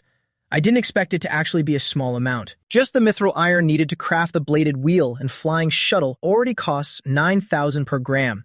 A single piece of the bladed wheel weighs at least over half a kilo, so that 5 million would vanish in an instant, not to mention the other supplementary materials. And I can't just forge a single piece of the bladed wheel either. Furthermore, the quality of my spiritual power far exceeds an ordinary person's, so a bladed wheel made of regular mithril iron simply won't cut it. I need to use higher-grade pure mithril to forge my weapon, but the price is 10 times higher. The little bit of money in my pocket wouldn't even cover forging a single component. There's no other way, I'll have to go mine it myself. Fortunately, I found the 300-year martial arts strategic resource distribution map from the Fireseed Resource Vault. Now it's finally coming in handy. An unexploited mithril mine. It's right here. Oxhead Mountain. I'll go dig up that unexploited mithril mine, then I can take the materials to find a blacksmith to forge my weapon. Moreover, if I find enough pure mithril or mithril iron, I can even sell it for money, killing 2 birds with 1 stone. Once I head over to Ha-Lin-Tu's place and brew enough marrow-nourishing pills, I can set off for Oxhead Mountain to find the materials. 1 week later, at Ham Thien Duong, To-Tu paced back and forth anxiously in her brewing room. She grumbled, "That guy Luke Than, why isn't he here yet? What time is it already?" Speak of the devil, he suddenly appeared right in front of her. "Sorry, I kept you waiting." Seeing him, To-Tu immediately turned around and scolded him in annoyance. "You still have the nerve to show your face." Luke Tan smiled in response. "I've been a little busy. Are the medicinal herbs I needed all prepared?" Seeing the handsome young man in a white lab coat, To-Tu couldn't help but blush, and her voice automatically softened. "Humph, I prepared everything according to your instructions. This batch of herbs cost over 200,000. Lu Tan picked up some herbs to examine. The quality isn't bad. Just put it on my tab for now, we'll deduct it from the profits later. All right, I'll start now. Could I trouble Miss Ha to step outside first? Suddenly being chased out, Ha-Lin-Tu puffed her cheeks in a pout. Fine. She slowly walked out and subtly glanced back in Luke Tan's direction. The market launch of the Spiritual Genesis blood-strengthening potion hasn't even begun. I haven't made a single dime, and just the advance payment for Luke Tan's herbs has already eaten up nearly 1 million. Fortunately, the documents Luke Tan provided were very thorough. I've successfully brewed the perfect Spiritual Genesis blood-strengthening potion. Is he researching a new recipe now? For the past week, Luke Tan has come to the brewing room every day. Just how many secrets is he hiding? 3 hours later. Luke Tan walked out of the brewing room and called out, "It's done, Miss Ha. The refinement is complete. For the next 2 days, I have to go on a long trip. Don't worry, in a while, I'll transfer you the startup capital to launch the Spiritual Genesis blood-strengthening potion into the market." Ha-Lin-Tu gave a grumpy MHM and turned her face away, refusing to look at him. Luke Tan smirked and whispered, "What a stubborn girl." Then he walked straight out. As for Ha Lin too, the moment Loop Fan left her shop, she hurriedly ran back into the alchemy room to check. I knew it! It really is that unnamed new potion. I've tested the efficacy of this medicine. It's incredibly powerful. Drinking it can directly temper the bones. The worst bone-tempering supplements on the market are level 4 or level 5, costing millions. Yet Luke Tan managed to brew this using ingredients worth only a few $100,000. Just imagine how massive the profit margin will be. Furthermore, inside his backpack there definitely must be a lot of new potions. It was stuffed so full it was bulging out. Just then, Ma Fai rushed in holding his phone and reported, "Miss Ha, I did everything as you instructed, but I've been staring at the surveillance cameras from start to finish and saw absolutely nothing. The cameras were acting like they were broken, but the moment Luke Tan left, they immediately returned to normal." Halinto sighed upon hearing this. I knew this would happen. Trying to pull these petty tricks in front of a spiritual reader is just asking to be humiliated. Forget it. Let's just honestly follow his lead. After all, right now, he's the only hope for the Ha family to rise again. Scene transition to Kalmin City. On a tour bus, the tour guide's voice rang out continuously. "Dear guests, our destination, Tianlam Village, is located deep within this Oxhead Mountain. The scenery here is beautiful, far away from residential areas, and it is one of the few 5A-level scenic spots in Dongnin Province. You will be able to experience the rustic and enthusiastic customs of the people of Tianlam Village, enjoy traditional dishes with unique flavors, admire the majestic and serene landscapes of Oxhead Mountain, and even have the chance to purchase the mysterious and exquisite traditional handicrafts of Tianlam Village." Hearing her say this, the elderly folks on the bus immediately started complaining. Traditional handicrafts. This isn't going to be forced shopping, is it? Sigh, in such a remote mountain corner. Where are we staying tonight? The mountain must be full of mosquitoes, right? Hearing this, the female guide tactfully replied, "Hey ma'am, we are a reputable, legitimate travel agency. We absolutely do not force tourists to spend. Please rest assured. Tonight, everyone will be staying at a homestay in the village. The conditions are excellent. It's fully equipped with AC and a TV." Luke Than was also present on this tour, looking thoughtfully out the window. "This week, I brewed a total of 93 marrow-nourishing pills, which should be enough to last me a while. But this place sure is remote. I guess the secret silver mine hidden in here hasn't been discovered by anyone yet, so I might be able to monopolize it." Suddenly, a yellow ball rolled right over to his spot. A little girl unexpectedly ran over, picked up the ball, and asked, "Mister, do you want to play a game with me?" Her mother quickly walked over and gently scolded her. "Stop messing around. Don't bother others. Come on, sit still and be a good girl." Then she turned and apologized to him on her daughter's behalf. Just at that moment, Luke Than froze, his eyes widening slightly when he saw the man accompanying the mother and daughter. He smirked, revealing his aura, and nodded in response. Interesting. It turns out I'm not the only spiritual reader on this trip. In that same space, inside the Oxhead Mountain tour bus, a pink-haired girl, sweating profusely, complained, "This is so boring, and I'm dying of heat. Where did my brain short-circuit to follow you to this godforsaken place to relieve stress? And it's for 3 days and 2 nights. How am I supposed to endure this?" Hearing this, the girl sitting across from her retorted, "Trin Dan Dan, I didn't tie you up and drag you here. Haha, you were the one insisting on coming along." Trin Dan Dan got annoyed hearing that and snatched the fan from her friend's hand. "Oh my god, isn't this because you just went through a breakup, Lam Tu San? I was afraid you'd come to this treacherous wasteland and do something stupid, you know? Humph, I had good intentions and you treat it like garbage." Lam Tu San chuckled softly, no longer teasing Dan Dan. "I know you're my best friend. Don't worry, I'm not that fragile. I just haven't traveled in a long time, so I'm taking this chance to blow off some steam. This tour might be a bit crappy, but the scenery at Oxhead Mountain is pretty good. You won't regret this trip." Right then, Dan Dan heard a noise behind her. She slowly turned around and saw the charming sight of a handsome guy playing ball with a mischievous little kid. Catching his smile, Trin Dan Dan's eyes couldn't help but light up and sparkle. Just then, the little girl accidentally dropped the ball in another direction. Unexpectedly, it flew right into Trin Dan Dan's hands. "Whoa, let me catch it for you." She caught it.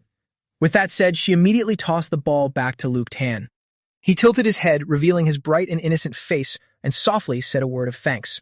Trin Dan Dan felt as if she had been struck by lightning, stammering in reply, "You're welcome." She shyly held her blushing cheeks and slumped into her seat. Lam Tu San quickly noticed and giggled teasingly. "Oh my god, ew, look at how boy crazy you are." 2 hours later, the bus finally stopped. Trin Dan Dan looked into the distance and asked, "Hey, isn't this just a normal mountain forest? How is this considered a 5-level tourist attraction? Lam Tu-san opened the map and replied, "It doesn't look that bad. I heard there is a huge waterfall too. We'll find out tomorrow when we head into the mountain." Hearing that, Trin Dan Dan didn't say anything else. She looked around and saw Look Thang stepping off the bus. The little girl from earlier also ran over excitedly to talk to him. "Big brother, will you play with me again tomorrow?" Look Time gently squatted down and rubbed her head. "All right, I'll play with you tomorrow if I'm free." Tring Dan Dan quickly stepped forward to strike up a conversation. "Little girl, can I play with you and your big brother tomorrow too?" Seeing her, the little girl hid behind Look Tying and stuck her tongue out. "No way. You're a meanie who keeps taking my ball. I don't want to play with you. I only want to play with him." Just then, the little girl's mother came over and called out, Nu, come here quickly.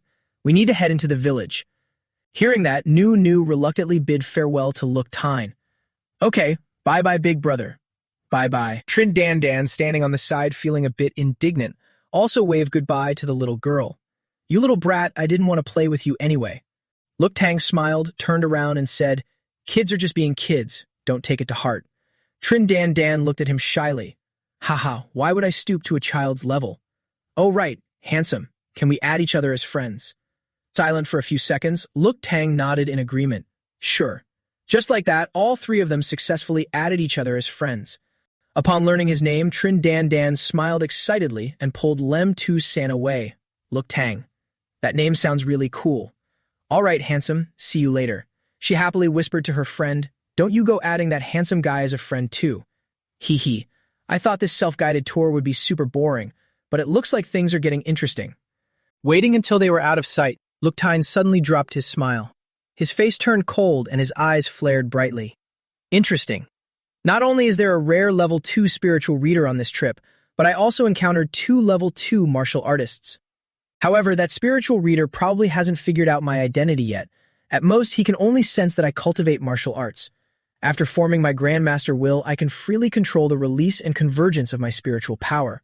As long as I don't actively unleash it, ordinary people can't possibly detect my immense spiritual power.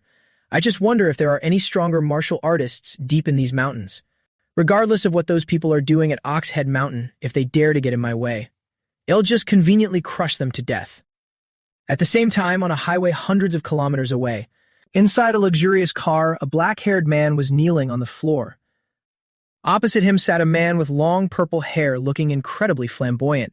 He raised his wine glass and asked softly, "How is it?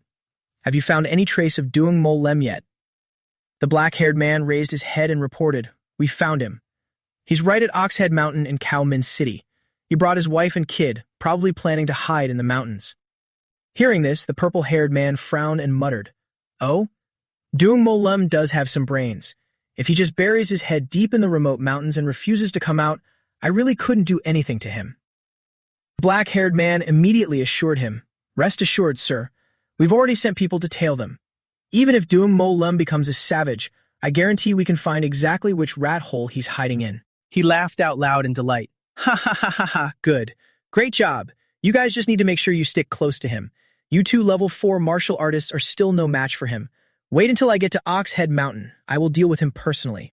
Saying that, he picked up his wine glass and chugged it down, the liquid spilling and trailing down his body. "Doon Mo Lum, don't blame me for being cruel and ruthless. If I don't kill you after you offended me, others will think I, no tick kin, am easy to bully. If that happens, every random dog and cat will dare to shit on my head." Suddenly, he held his glass out toward the girl sitting opposite him. She twitched slightly, acting like a soulless puppet. Suddenly, a bizarre purple liquid gushed from her eye sockets and mouth. The liquid poured out in increasing amounts, as if it were being drained from the girl's very life force. She was in agony but couldn't make a single sound. Just like that, the liquid filled the glass in the purple-haired man's hand. He inhaled deeply with delight. Add a little bit of dreamy adolescent romance, along with the signature youthful aura of a 16-year-old girl, so sweet and intoxicating. Doom Mo Lem. You went on the run and still brought your little daughter along. Looks like I'm about to get a new collectible. The scene shifts to a room. Nu and her family walked inside and the little girl happily skipped around. Seeing this, her mother reminded her, "Slow down, sweetie. The floor is uneven. Be careful not to slip." Meanwhile, Doon Mo Lem looked around and released his aura. expanding it across the entire building to inspect it. The room is very clean, nothing has been tampered with. His wife grew tense and whispered, "You're being too cautious." No matter how powerful that Mo Tich Kin's influence is in Bao Din, could he really reach all the way here to Ox Head Mountain? Dun Mo Lum looked at his wife worriedly. "Better safe than sorry. I brought you and our child along after all, it's better to be careful. Don't forget, we are on the run right now." No Tich Kin is a level 3 spiritual reader master who has made a name for himself for a long time. He is petty and seeks revenge for the smallest grievances. Everyone who has ever offended him is already dead. I just hope we can successfully evade his pursuit this time. If we hide at your dad's place for half a year or a year, we might be fine. If he really catches up to us, your dad and I, 2 level 2s joining forces, might just be able to hold him off. Hearing this, Dung Mo Lum's wife felt more at ease. I hope so. It's been a while since I saw my dad. I wonder how his health is lately. Dung Mo Lum hugged his wife and comforted her. Your dad's martial arts cultivation is not weak at all. Plus, he is a peak level 2 spiritual reader. Who knows? He might have reached level 3 by now. He's in the prime of his life. How could he be sick? Don't worry. I absolutely won't let you and our daughter get hurt. Just like that, they immersed themselves in their sweet little world, ignoring their little girl who was standing by the window, staring blankly into the distance. At the same time, in another building, Luk Tine was also expanding his power. With just a fraction of his strength, Luk Tine had already scanned the entire perimeter of the camp. Other than that guy keeping watch, there's nothing unusual. But he isn't getting in my way, so let's just ignore him. Saying that, he took out a pill and swallowed it. With the support of elixirs, the bone and muscle tempering progress of the Grand Master Immortal Golden Body is indeed much faster. At this rate, in less than 2 months, it'll completely finish the first cultivation stage of the Immortal Golden Body, generate inner chi, and officially step into the ranks of level 4 martial artists. Suddenly, Luk Fan's phone notification rang. He opened it and read, "Be careful when traveling far alone. Pay attention to the weather and dress accordingly, and don't eat too much raw or cold food or you'll get a stomachache." Luk Tang happily read the text message from his mom. I'm not a kid anymore. Just then, Qin Hua also happily typed out a message to him, running off to play again. Humph. Senior Xiongxian also came back to school today. She even said she wanted to ask you out. Confess honestly. You two are dating, aren't you? Seeing this, Luk Tang froze. Annoyed, he immediately replied, "Focus on your martial arts. Stop being so nosy about other people's business. Remember to drink the tonic I left for you every day. If your vitality hasn't broken through 1.3 by the time I get back, don't blame me if I have to discipline you with a beating." After finishing, he immediately put his phone down and laid flat on the bed. Let's see the results of my cultivation over the past few days. The scene shifts to Luk Tan's dream, where he was once again single-handedly causing massive explosions. Due to this immense power, Luk Thang couldn't help but feel a bit arrogant. Not bad after comprehending the Grandmaster skill 10 Suns in the Same Sky, and successfully converging the initial form of my Grandmaster will, my current self can be considered unstoppable.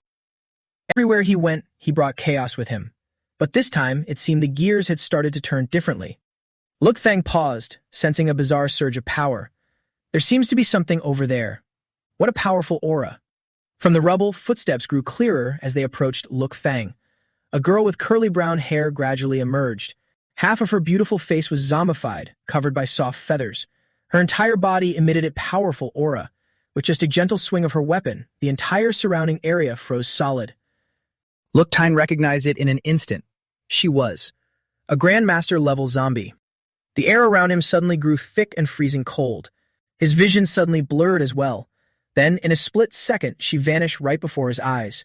At that moment, Luk Tang's spiritual senses flared wildly. Danger, danger, danger, danger. His body stiffened, unable to react in time. What is this avalanche-like sense of danger? It's her attack. It's a Grandmaster-level skill. As soon as those words fell, Luk Tang's body was sliced in half. In a single move, she easily ended his life without wasting an ounce of effort. The moment he died, Luk Tang jolted awake in the real world. Terrified, he sat bolt upright and screamed, "It hurts." It felt like my body was literally ripped apart. Is this the feeling of death in the dreamscape? Luk Tang clutched his chest, panting heavily in fear. Thank goodness this is just the dreamscape and everything is an illusion. Otherwise, my fate would have easily ended right there. At that moment, I used all my spiritual power to defend myself, but I couldn't withstand even a single blow. The intensity of her attack can't be measured against anything I've encountered before. Less than greater than. I always thought my exploration in the dreamscape was going quite smoothly. Even a few times I entered high-level map areas, I could rely on my quick wits to play those mindless, high-level monsters like fools in the palm of my hand. The dreamscape isn't the paradise I thought it was. In this wasteland left after the collapse of civilization, only blood and fire can forge a true savior. That female grandmaster, she's incredibly strong, her combat instincts far surpass T-Thing Min. She must be an even more powerful grandmaster, possibly even a level 8 great grandmaster. That dazzling icy river must have been the manifestation of the Valkyrie's grandmaster will. If I could acquire it, the possibilities would be unimaginable.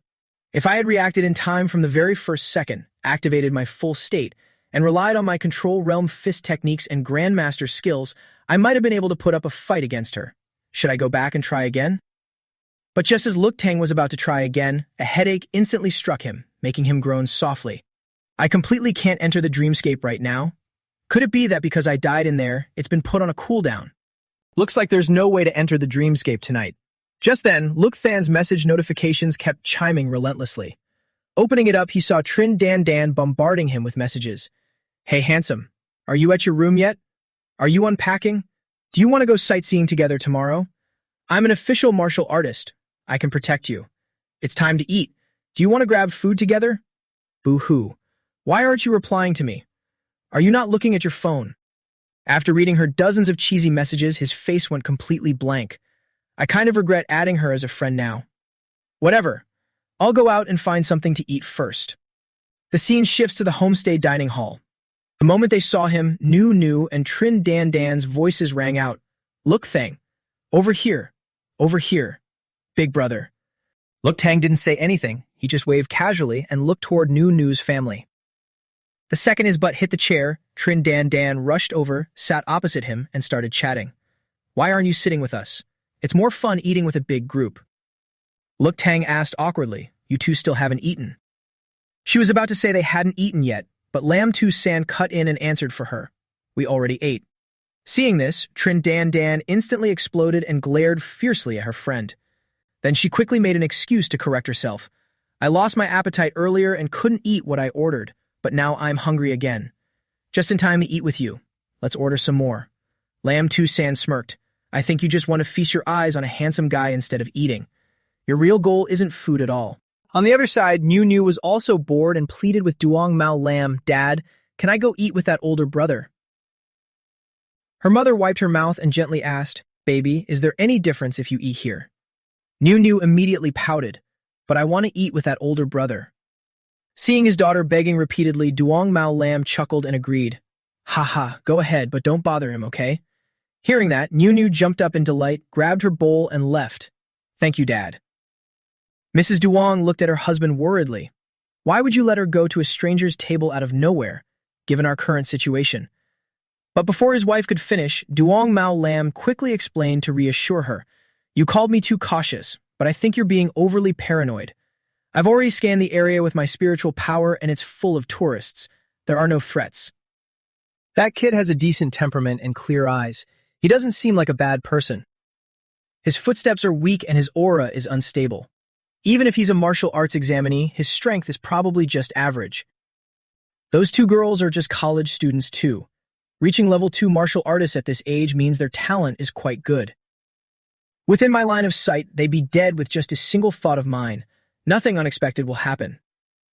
Hearing that, Mrs. Duong felt more at ease and sighed in relief. Looks like I was worrying too much. Right at that moment on the other side, the food Than ordered was brought out. Nu and Trin Dan Dan stared at the table in astonishment. Wow, big brother, you eat this much? He replied while placing a plate of cute pastries in front of Nu. Yeah, my appetite has been a bit big lately. Seeing it, the little girl couldn't help but exclaim, Wow, so cute. Tan playfully challenged Nu. Little sister, should we race to see who finishes eating first? Nu immediately agreed, stuffing a dumpling into her mouth and chewing. But when she looked over at Tan, she froze in shock as she watched him toss an entire basket of dumplings into his mouth all at once. Lam Tu San watched him and silently evaluated. Only someone from an average family who hasn't become an official martial artist yet would eat this much in one sitting. Normally, once a martial artist is ranked, if they have the means, they use supplements to make up for the energy consumed during daily cultivation. Those without the means will choose higher quality foods as substitutes. For example, the compressed synthetic jerky that Trindan, Dan, and I carry with us. A level 1 martial artist only needs a few bars a day. If he eats this much food every meal, he'd probably spend half a day on the toilet.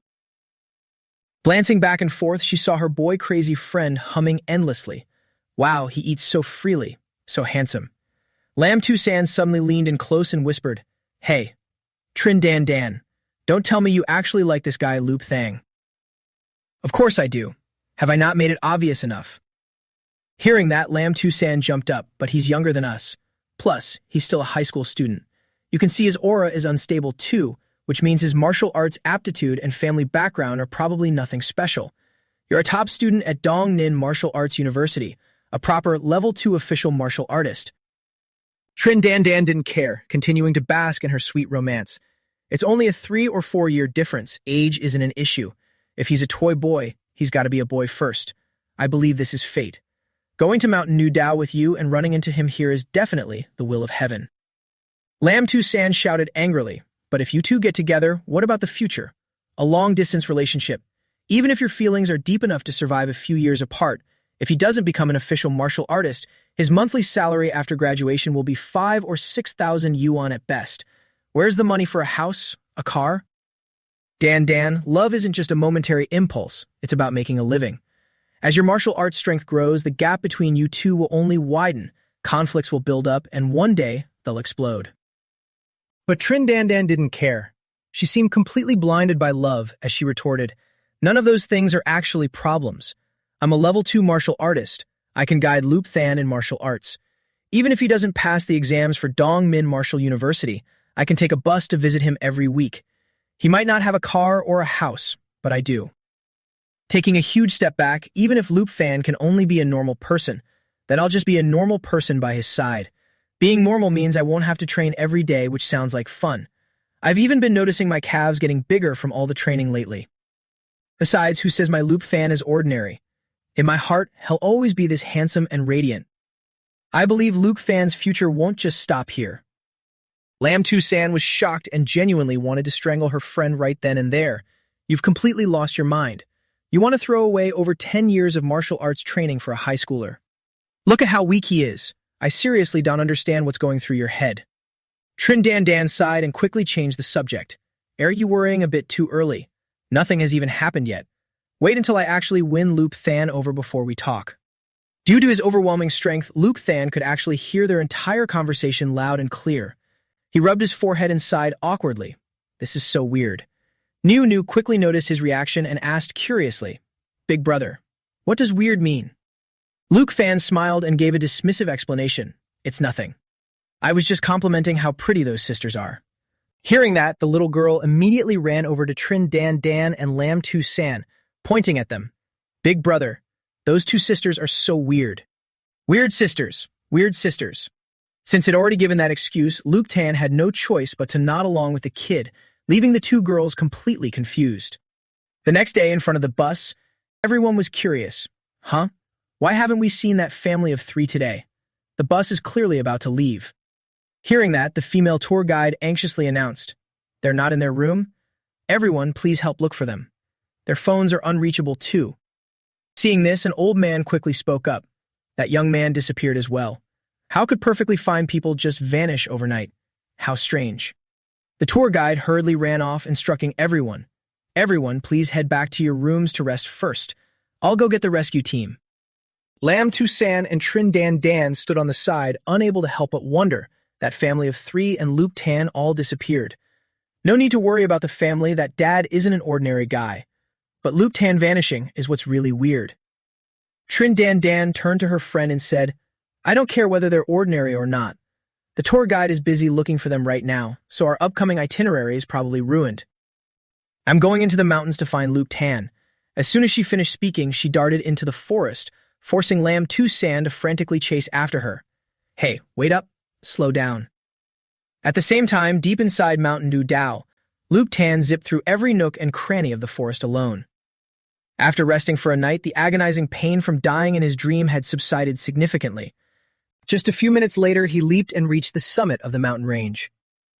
As soon as he landed, Lupthan sat down and used his power to create sensor waves. He very quickly found what he was looking for. With a gentle flick of his hand, he effortlessly lifted a massive boulder high into the air, then used his telekinesis to collect all the ore from the ground beneath. Is this the mithril? As expected. Once infused with spiritual power, mithril can change shape at will. The mithril in my hand weighs about 4 or 5 kilos. If its value is as recorded in the archives, this is worth over 200 million. But this is just raw, freshly mined mithril ore. If I want to use it to forge weapons for a spiritual reader, it still needs to go through dozens of refining processes. 4 or 5 kilos of mithril yielding 1 kilo of refined metal would already be a great outcome, and that depends on whether the ore's purity here is high or not. Calling this mithril mine small is giving it too much credit. Calling it a micro mine would be more accurate. It's just too little. I've already dug up at least 70% of it. If someone else came to mine it, it would be depleted in less than a week. How am I supposed to transport a raw mithril ore block this large out of here?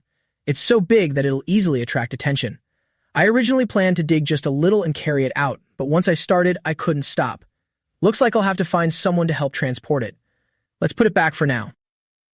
I remember there's a small ethnic minority village a few kilometers from here. I can go there and ask for help. Villagers living isolated from the outside world are usually very honest and simple. Paying them a bit of extra money to help carry it shouldn't be an issue. And if the money actually blinds them, then I'll just casually crush them. As soon as he said that, Luptan caught himself. Fuck, why are my thoughts getting more violent and ruthless lately? We're in a society ruled by law. A society ruled by law. The village is in that direction. I have to talk properly, no using violence. I need to win people over with virtue. Win them over with virtue. Cut to another part of the forest. Trin Dan Dan and Lam Tu San continued their search for Luke Tan. Dan Dan looked around anxiously. It's so remote here. Would Luke Tan really come here? There are so many bugs. Lam Tu San looked at her in disbelief. You were the one who insisted on finding him. You're already losing patience this quickly. Suddenly spotting something, Lam Tu San cried out, Wait, look what this is. A ball. It's the plastic ball that little girl always plays with. Could they? The moment Trin Dan Dan touched the ball, her entire body was tangled up in pink silk threads. Tiny spiders crawled all over her arm. What's going on? I can't move. At the same time in the village, a man ran in a panic yelling, Village Chief! Village Chief! The eldest sister is back. Her whole family is back. Hearing that, Village Chief Tien Jia Tri stopped carving his wood, looked up, and let out an O. Miu Miu instantly barged in shouting, Grandpa, I missed you so much. Then she launched herself into Tien Jia Tri's arms, sending the old man flying before he could even react. Miu Miu, with a bump on her head, still bared her teeth and greeted Tien Jia Tri. Hee hee. Grandpa, have you been doing well lately? He coughed twice and gently replied, Still well. Duong Mao Lam and his wife only then awkwardly walked inside. We're back, father-in-law. Seeing the two of them, Tien Jia Tri said nothing, his eyes dull. Just then, two people approached from behind and greeted them. Eldest sister, eldest brother-in-law. What brings you back here? Sensing something was wrong, Tien Jia Tri immediately turned around and instructed the village youngsters. Coming back to visit this old man, what else? You kids go hunt some wild game, find a big one. Tonight, everyone will celebrate together and liven things up. Hearing that, a man lifted the little girl onto his shoulders. Both of them gibbled happily together. New. Let's go catch some wild animals. Let's go. Yay, wild animals. I want bird soup, the same kind I drank last time we were here. Waiting until everyone had left, Tien Jia Tri took a drag of his pipe and asked Duong Mao Lam and his wife, All right, you wouldn't be here without a reason. What's the matter this time? Spit it out. Mrs. Duong nervously looked at her husband and called out softly, Mao Lam. Gathering all his composure, he slowly recounted everything to Tien Jia Tri. Father-in-law, we. As soon as he finished listening, the old man coughed violently in shock. Level 3? You guys provoked a level 3 spiritual reader. Tien Jia Tri angrily scolded them. I knew the moment you brats showed up, it wouldn't be anything good. Ever since you barged into our village and took Manhwa away, I guessed this day would come. Manhwa immediately stood up to defend her husband. Dad, please help Mao Lam. Treat it as helping me. Duong Mao Lam also urgently tried to persuade him. Father-in-law, I remember you attempted to break through to a level spirit reader a long time ago. Right now, have you already? After a moment of silence, Tianjia Tri calmly replied, I failed. Moreover, it left me with internal injuries, and my cultivation has dropped drastically. If that level 3 spiritual reader actually finds his way to our village, I'll only be able to stall him for a bit. You two need to take your child and run away quickly. Go find someone else for help. Hearing that, both panicked in disbelief. Dad, help? If we run outside, who can we possibly ask for help? Tianjia Tri roared in frustration. Who?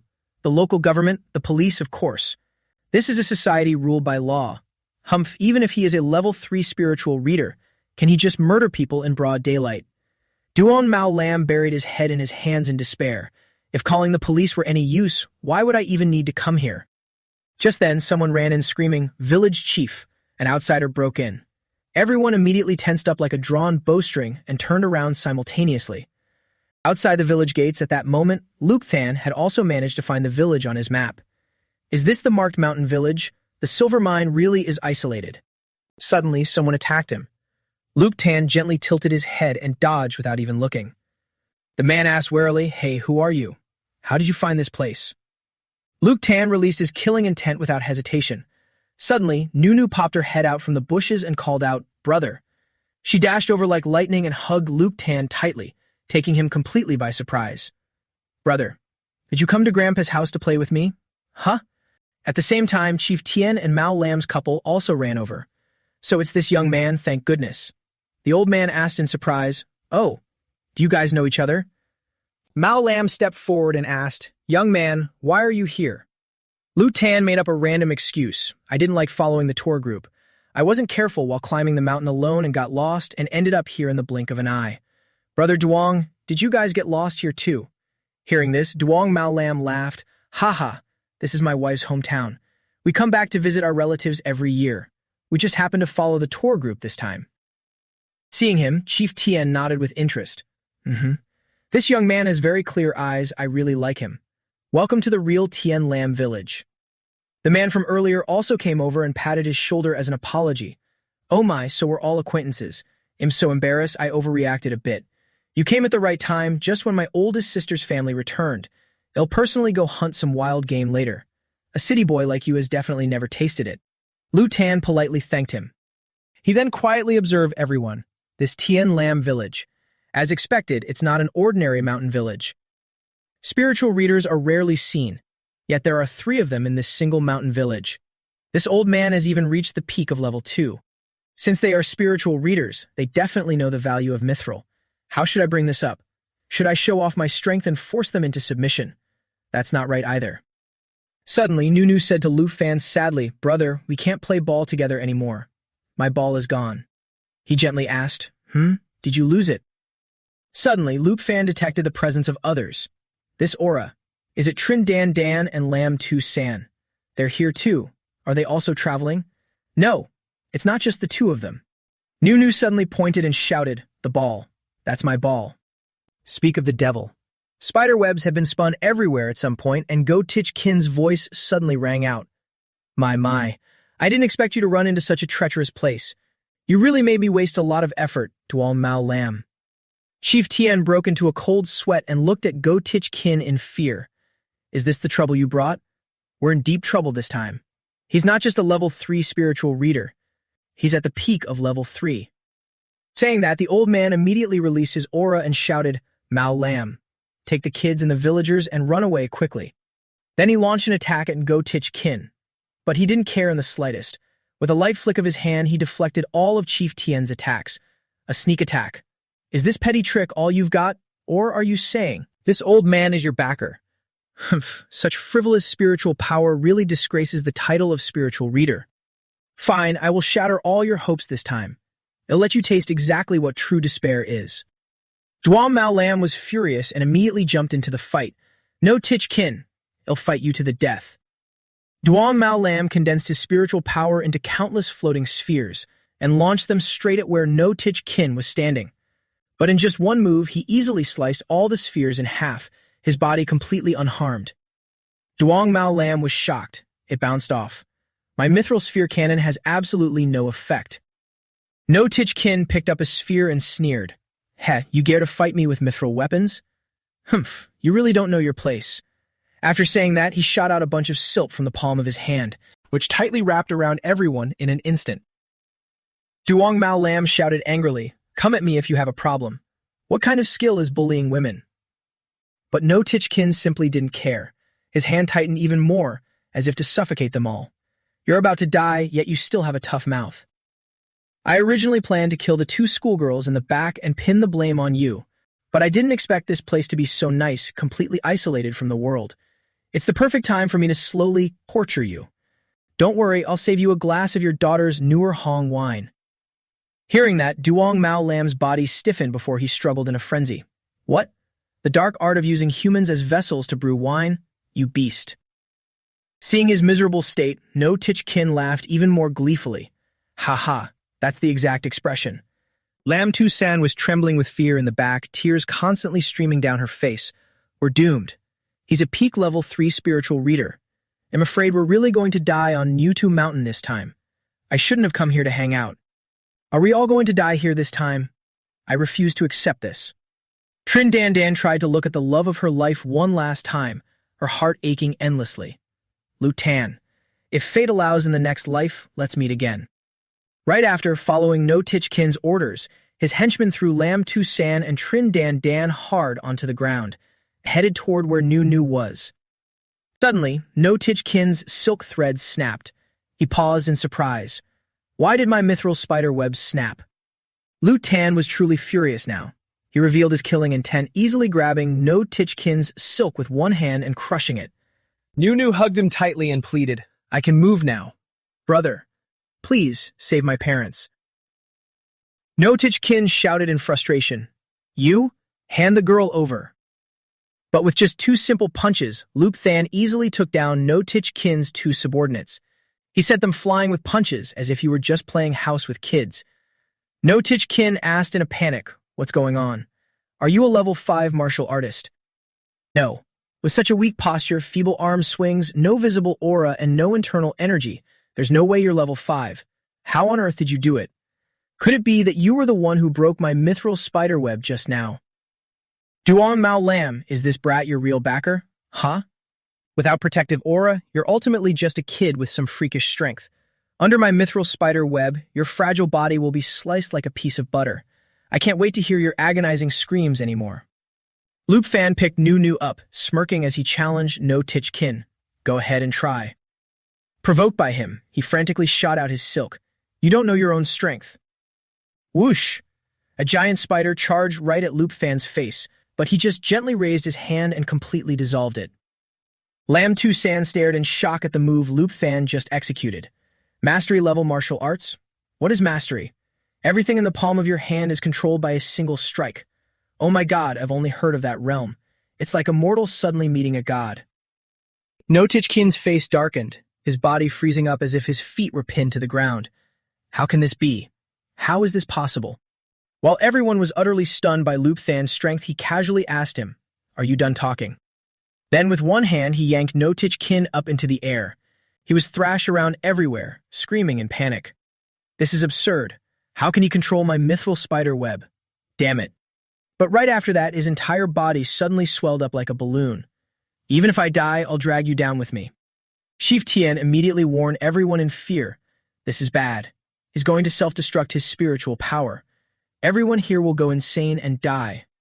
Trin Dan Dan looked at him in terror. Lup Than, what should we do? No Tichkin kept swelling larger and larger. But Lup Tan, standing below, didn't even put him in his eyes. He released his spiritual power and scornfully trampled him. I have to say, your spiritual power is truly, pathetically weak. Just like that, No Tichkin went from a savage brute to a tiny ant resting in the palm of Lup Tan's hand, self-destructing and dying. No Tichkin? What a shitty name. However, his gear isn't bad. Spiritual reader weapons forged from mithril. I guess they're usable for now, Lup Tan said as he personally retrieved No Tichkin's silk threads. Nu Nu joyfully rubbed her head against him non-stop. Wow, brother, you're so amazing. Thank you for saving us. Duong Mao Lam panted in shock. The martial arts strength Lup Than showed earlier was terrifying enough, but his spiritual power gives people even more goosebumps. Chief Tian sat on the ground, breathing a sigh of relief. Oh my, I really am getting old. How old is this young man? He still looks like a student.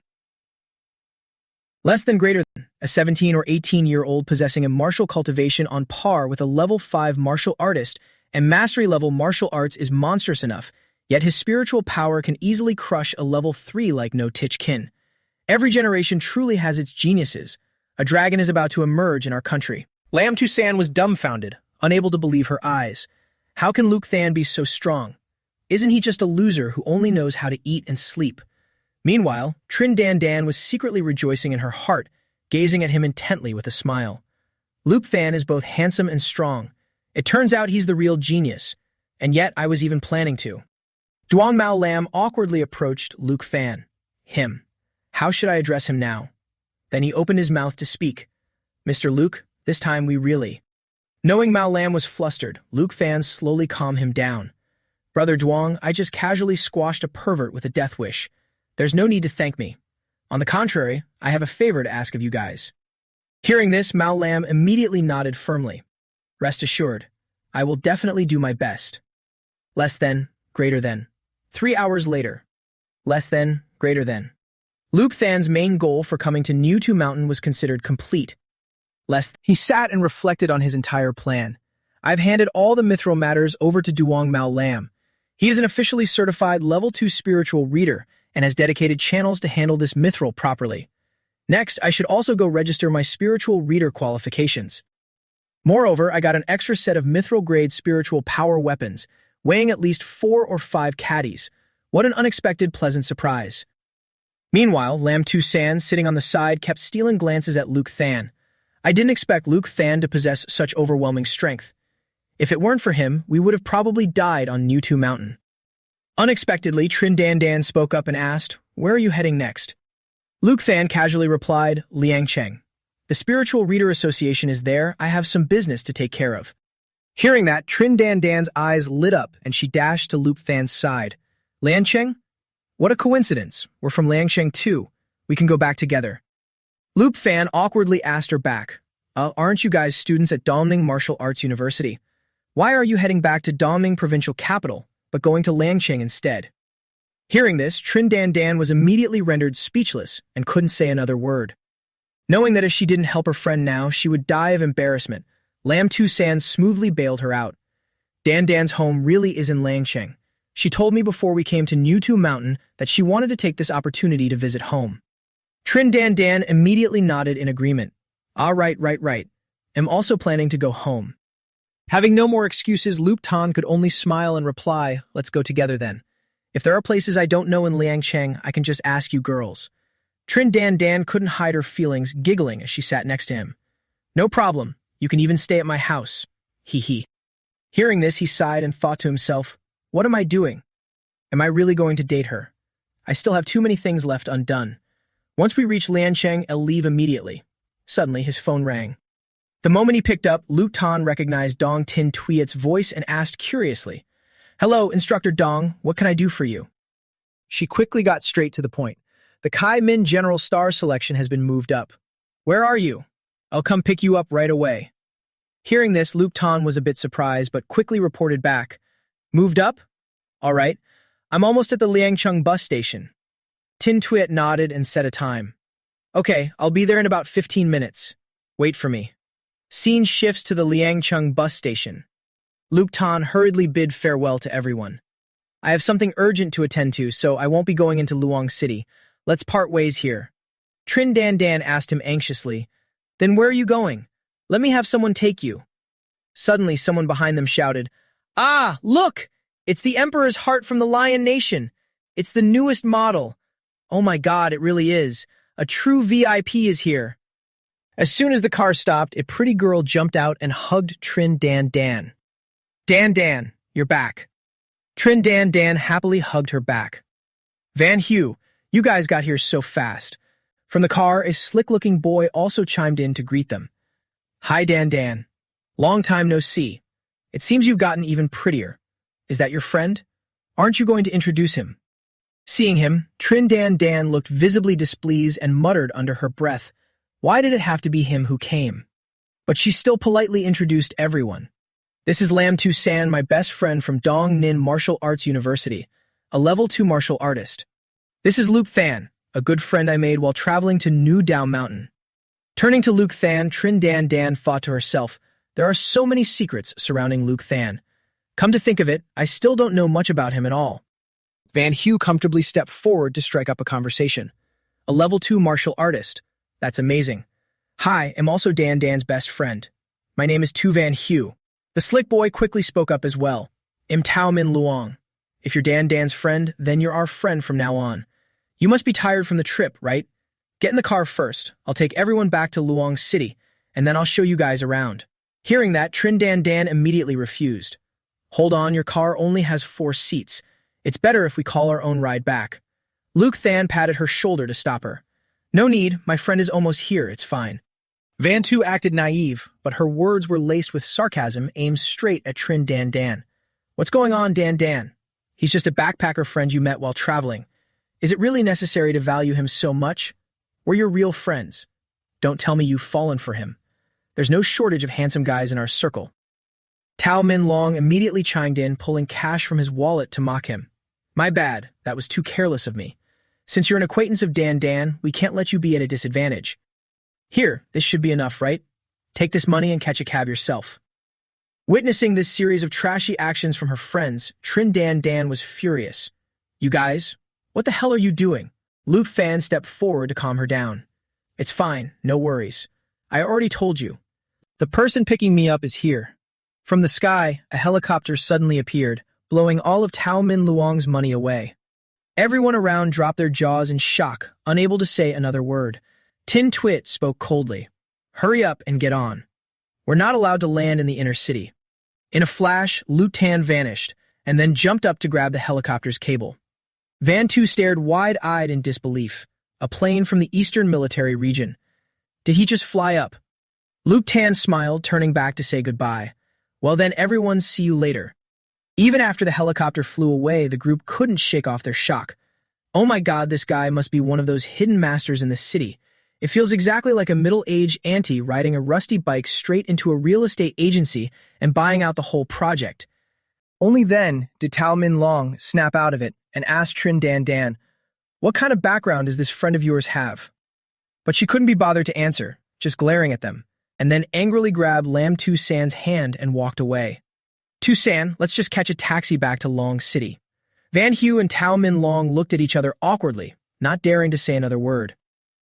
Meanwhile, on the helicopter, Luke Fan leisurely enjoyed the view below. This is my first time riding in a helicopter.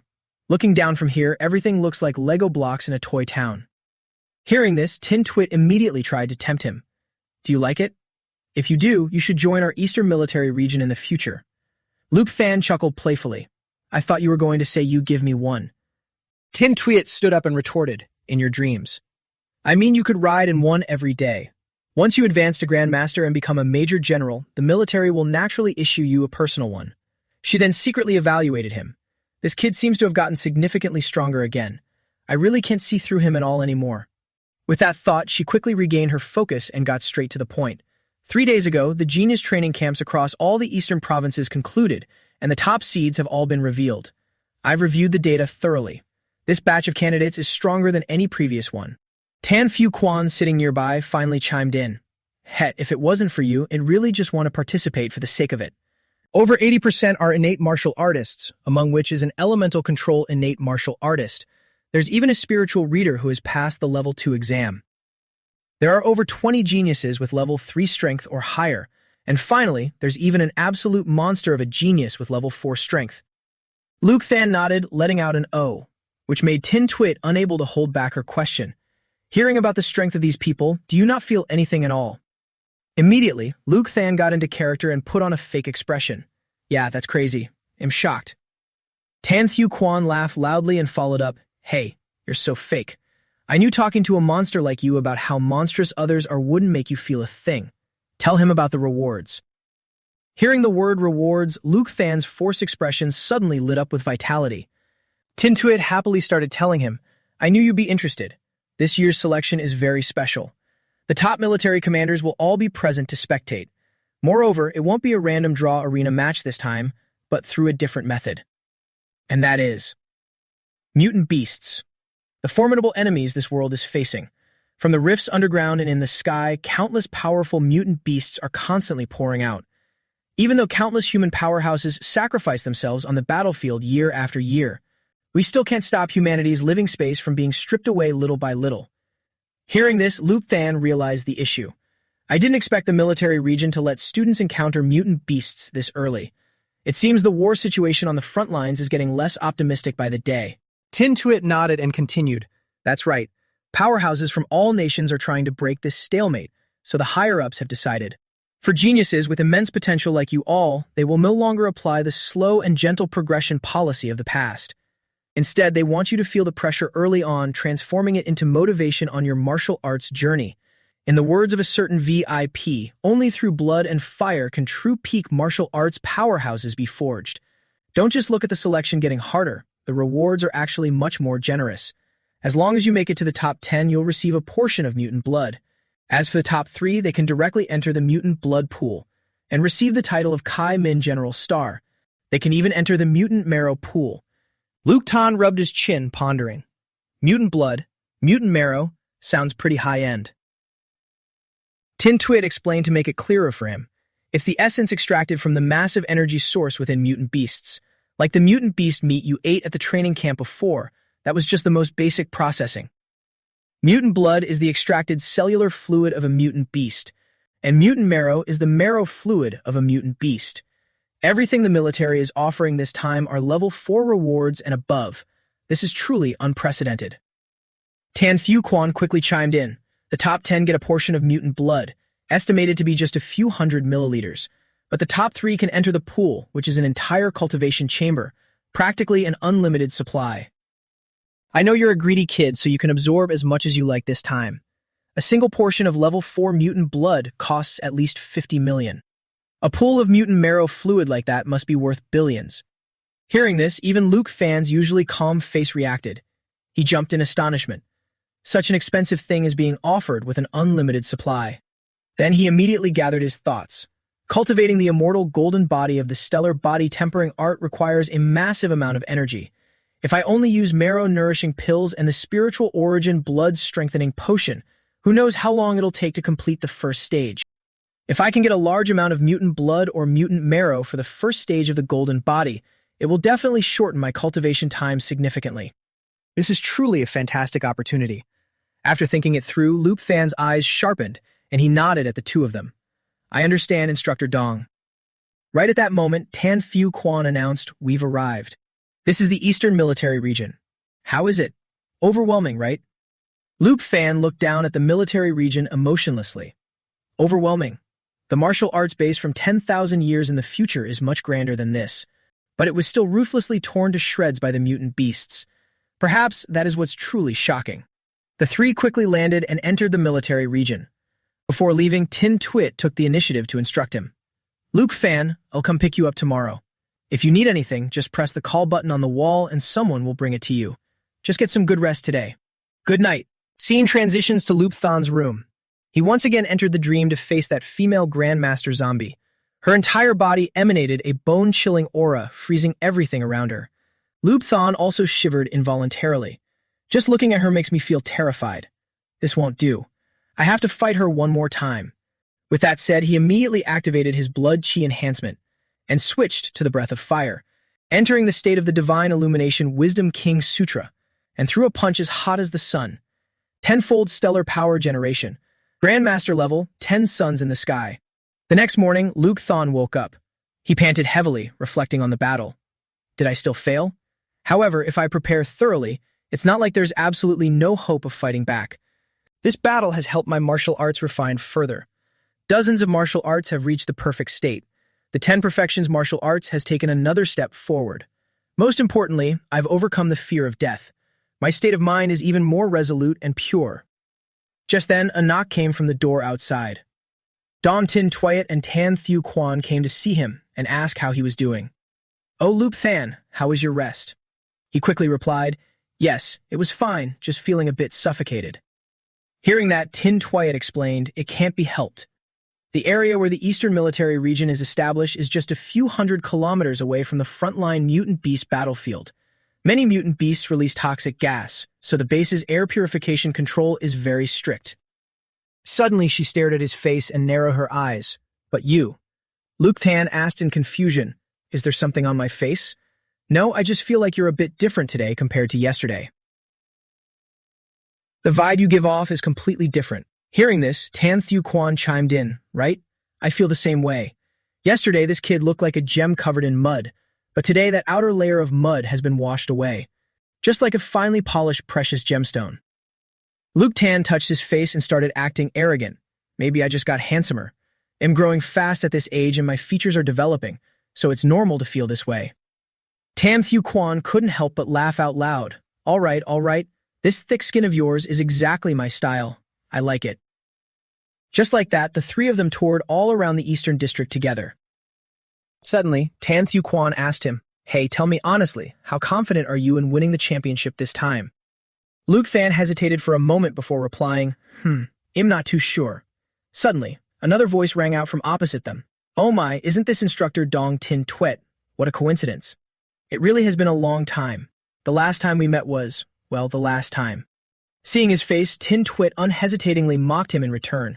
Thong Quan Lang, you're just as repulsive as always. Standing to the side, although Luke Tan wasn't directly involved in the conversation, you could clearly tell that the two of them absolutely despise each other. Thong Quan Lang suddenly adopted a condescending tone. Tan Thieu Quan, tell me, it's bad enough that you're trash yourself, but your eye for people is just as terrible. Finding someone of this caliber, are you trying to humiliate Dong Nin Province? Tan Thieu Quan wasn't one to back down either, immediately pinching his nose and throwing insults at him. Thong Quan Lang, if you haven't brushed your teeth this morning, keep your mouth shut.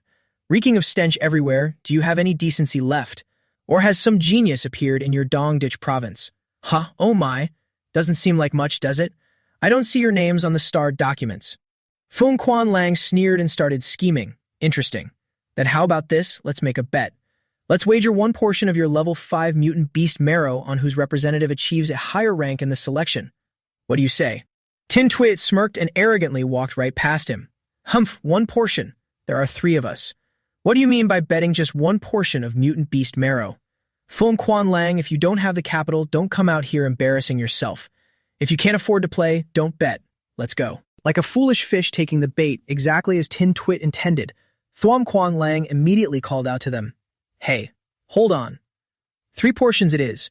Well bet 3 portions of level 5 mutant beast marrow. How about it, Dong Tin Tuet, don't tell me you're scared. Or was raising the price just a trick to avoid it? Now who's the one that doesn't dare to play? Dong Tin Tuet feigned shock and gritted her teeth in agreement. At that moment, Thong Quan Lang burst into loud laughter and patted the young man next to him on the shoulder. Ha ha ha. Excellent. Truly it, did you see that? Now this is what you call boldness. 3 portions of level 5 mutant beast marrow. That's enough to elevate your flame control talent to a whole new level. Aren't you going to thank instructor Dong Tin Tuet? The young man beside him immediately radiated a powerful aura and bowed according to Thong Quan Lang's words. Of course. I, truly offer my preemptive thanks to instructor Dong Tin Tuet. Tan Thieu Quan started and shouted, what did you say? A martial artist with an elemental control talent. Damn it, Thong Quan Lang, you dare play tricks. An elemental control talent isn't listed in the files. Thong Quan Lang smugly and happily walked away. Ho ho ho, who made the rule that the files have to state everything clearly? You guys are just stupid. Remember to prepare it in advance. 3 portions of level 5 mutant marrow.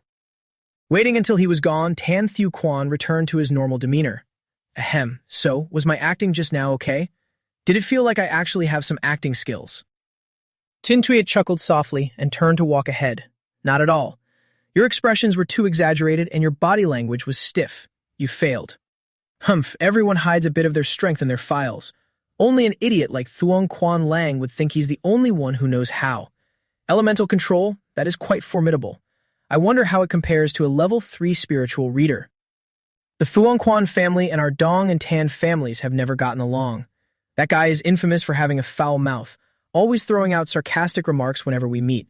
It's just because our region hasn't produced any talents for so long that we've been constantly suppressed, unable to even hold our heads high. So this time, all our hopes are pinned on you. Don't worry about the bet. I made that decision on my own. If we lose, we'll scrape together the 3 portions. But if we win, my portion is yours too. All right, we're here. We'll only take you this far. Once you head down, there will be a specialist to explain the selection rules to you. Loop Fan immediately thanked them and stepped into the elevator. Just before the doors closed, Tin Twit suddenly blocked it and asked him once more, "Wait, Loop Fan, how confident are you really about this selection? I mean, for the title of Kai Min General Star." Luke Fan pondered for a moment and replied, "A little, but not much." Hearing this, both of them felt utterly dejected and anxious. Is that so? How much is this not much exactly? At that moment, Luke Fan suddenly radiated an imposing aura, smiling as he told them, about 99%. If I suddenly get disqualified from competing right now, then obviously I wouldn't be able to win the championship. The scene shifts to the conference room. As soon as a man entered, everyone else solemnly stood up and greeted him, Major General Du. The man commanding all their respect was none other than the Level 7 Grand Master, Major General Du Phi Duke. He coldly raised his hand to signal them, sit down. He then turned to ask Tin Twit, have all the genius representatives from the provinces arrived? She nodded and quickly reported, they are all here, sir. The mutant beasts prepared for the selection round have also been inspected. Each candidate will enter their respective track from their designated entrance. The candidate who defeats all the arranged mutant beasts and reaches the finish line first will win. The mutant beast layout on each track consists of 3 Level 2 mutant beasts, 1 Level 3 mutant beast, 1 Level 4 mutant beast. And at the final hurdle, they will have to face a pseudo-Level 5 mutant beast, the golden-eyed demonic ape. Hearing Tin Twit's arrangement, all the other instructors sprang to their feet in protest. A pseudo-Level 5 mutant beast, and it's a golden-eyed demonic ape, which has top-tier combat power in its class. Even our field-grade officers need at least 2 people to take it on. Isn't this too difficult for a bunch of 18-year-old students? Unfazed, Tin Twit calmly addressed their concerns. This pseudo-Level 5 golden-eyed demonic ape doesn't need to be defeated alone. The goal is for them to face it together. The Kai Min General Star is a leader in the military. When facing a powerful enemy, gathering all available strength is the true path to victory. Even for competitors, there are no exceptions. Du Phi Duck immediately chimed in. The Eastern Military Region guards the second most important front line, which is also the second most treacherous in the entire Long Nation. Yet we've ranked dead last in the National Military Region Tournament for consecutive years. If combining the strength of the absolute top martial arts geniuses across the entire East still can't deal with a measly pseudo-Level 5 mutant beast, then our Eastern region. No, this entire Long Nation. There's absolutely no future left to discuss. Under the Major General's reprimand, everyone fell silent, unable to utter another word. Seeing that no one dared to object anymore, Du Phi Duck immediately ordered the test to begin, looking forward to the emergence of true talents. Soon after, the candidates entered the competition and the screens were maximized for everyone to watch. The first candidate, carrying immense hopes, dashed forward at full speed. This selection is the most special one ever. I am a hope of all Hai Than Province. The one who will become the Kai Min General Star will be me. However, that lovely thought was completely snuffed out before it even began as he faced the sudden appearance of a Level 2 mutant beast. In the blink of an eye, it rammed into the candidate with maximum force, sending him flying. But possessing some strength of his own, he was still able to withstand it. You damn beasts. Who do you think you're messing with? I am. The strongest genius. Just you wait and see. But before he could finish his words, another mutant beast appeared right beside him.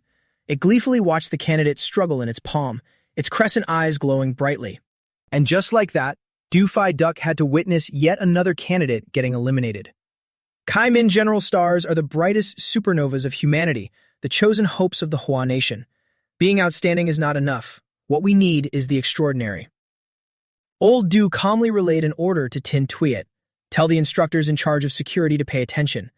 They are all the future of the Hua Nation. Don't let them get hurt. Enlarge the screens for the starred candidates. Let's see the performance of these geniuses among geniuses. Genius representative of Dong Trak Province, Kong Tin. 17 years and 8 months old. Elemental control talent martial artist. Controlled element, electricity. Current ability control level, level 1. Second person, genius representative of Jiangchao Province, Jia Hao Nian. 18 years and 3 months old, level 3 martial artist. Spiritual talent martial artist. Has passed the level 2 spiritual reader certification exam.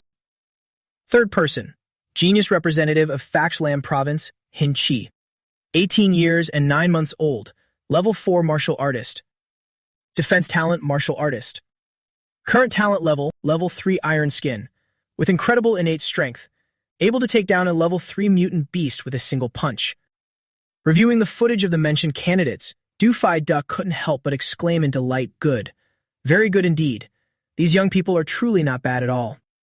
To face level 2 mutant beasts so effortlessly, and even take down level 3 beasts in one hit.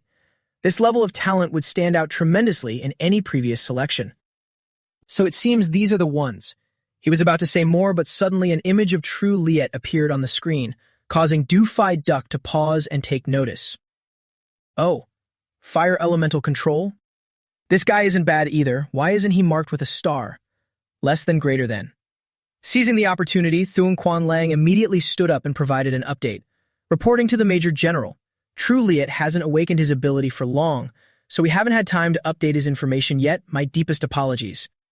Dufai Duck didn't dwell on it and quickly praised him. It's fine, let their true strength speak for itself. You've done well, nurturing such a fine talent. Hearing this, Thuong Quan Lang grew even more enthusiastic, standing at attention to accept the praise. Understood. It is my duty to do so. Although the other instructors didn't react harshly, they saw right through Thuong Quan Lang's intentions. Deliberately hiding his strength to snag high evaluations. Who doesn't know these petty tricks? He's just good at showing off. Thuong Quan Lang gleefully and stealthily raised 3 fingers to signal Tin Tuyet. Dufai Duck, quite pleased, continued to observe the candidates' scoreboards. Good. Very impressive. To break through this stage so quickly, it should be soon. Suddenly, he froze, his face filled with panic as he shouted, "What? This track? What kind of progress is this? What happened to this track? Why aren't there any red dots for mutant beasts anymore? Quick, pull up the surveillance footage right now." Tin Tuyet hurriedly complied, bringing up all the cameras on the track that Dufai Duck ordered. Witnessing that all the mutant beasts were already dead, he grew even more urgent and demanded, "It's only been 3 minutes since it started. Not only has he wiped out all the mutant beasts, but his advancement speed is even faster than the 4 elite seeds. Replay the footage immediately. Tell me exactly who that person is. What are you standing there for? Hurry up." Tin Tuyet quickly reported back, "This is Luke Than's track." Then she rewound the video to 3 minutes ago. Just as Luke Than had stepped into the competition, a level 2 mutant beast was already standing there, its drooling mouth waiting for him. Spotting its target, it aggressively raised its 2 tusks and charged its massive body straight toward Luke Than. But he wasn't surprised at all. Instead, he nonchalantly muttered a few words to it. "I've eaten your meat before. It smelled pretty good." Right after, Luke Than threw a punch, directly shattering the mutant beast's tusk, while simultaneously sending it to meet its maker. Luke Than's expression didn't change as he looked at it, having fallen after just one of his strikes. "Are you that weak?" Shortly after, from 2 different sides, 2 more mutant beasts were released. Each and every one of them was ferocious, eager to kill him right on the spot. But Luke Than simply picked up the broken tusk of the previous mutant beast and hurled it straight into the face of another one, pinning it directly to the wall just like that. He stretched and flexed his hand to test it out. Interesting. This kind of ability is somewhat similar to the control realm of martial arts, but it's on a higher and more comprehensive level. Power condensed, erupting at a pinpoint, understanding weaknesses as if reaching a state of omnipotence and omniscience. Knowing everything, capable of anything, this is the perfect martial arts. Watching Luke Than's entire video, everyone seemed to find it increasingly strange, constantly murmuring in confusion as to how this candidate's progress could be so fast, having already reached the final stage. Exactly, his punches look so ordinary, yet they carry such heavy force. All the mutant beasts are taken down with just a single punch, no second strike needed. Dufai Duck, with a serious face, asked curiously, "Any information?" "Read it." Tin Tuyet picked up the tablet and quickly reported, "Genius representative of Dong Ninh Province, Luke Than, 18 years and 5 months old, level 3 martial artist, strength type innate talent." Hearing this, Thuong Quan Lang's face turned pale with shock. "Don't tell me you hit it too." The crowd continued to whisper loudly. It's true that nothing stands out. He doesn't show any special abilities when fighting. His overall stats seem much stronger than a normal level 3, but clearly haven't reached level 4 yet. But then Dufai Duck quickly enlightened them. "Haven't you all realized it? This kid must have mastered at least 4 types of martial arts at the perfect realm or higher.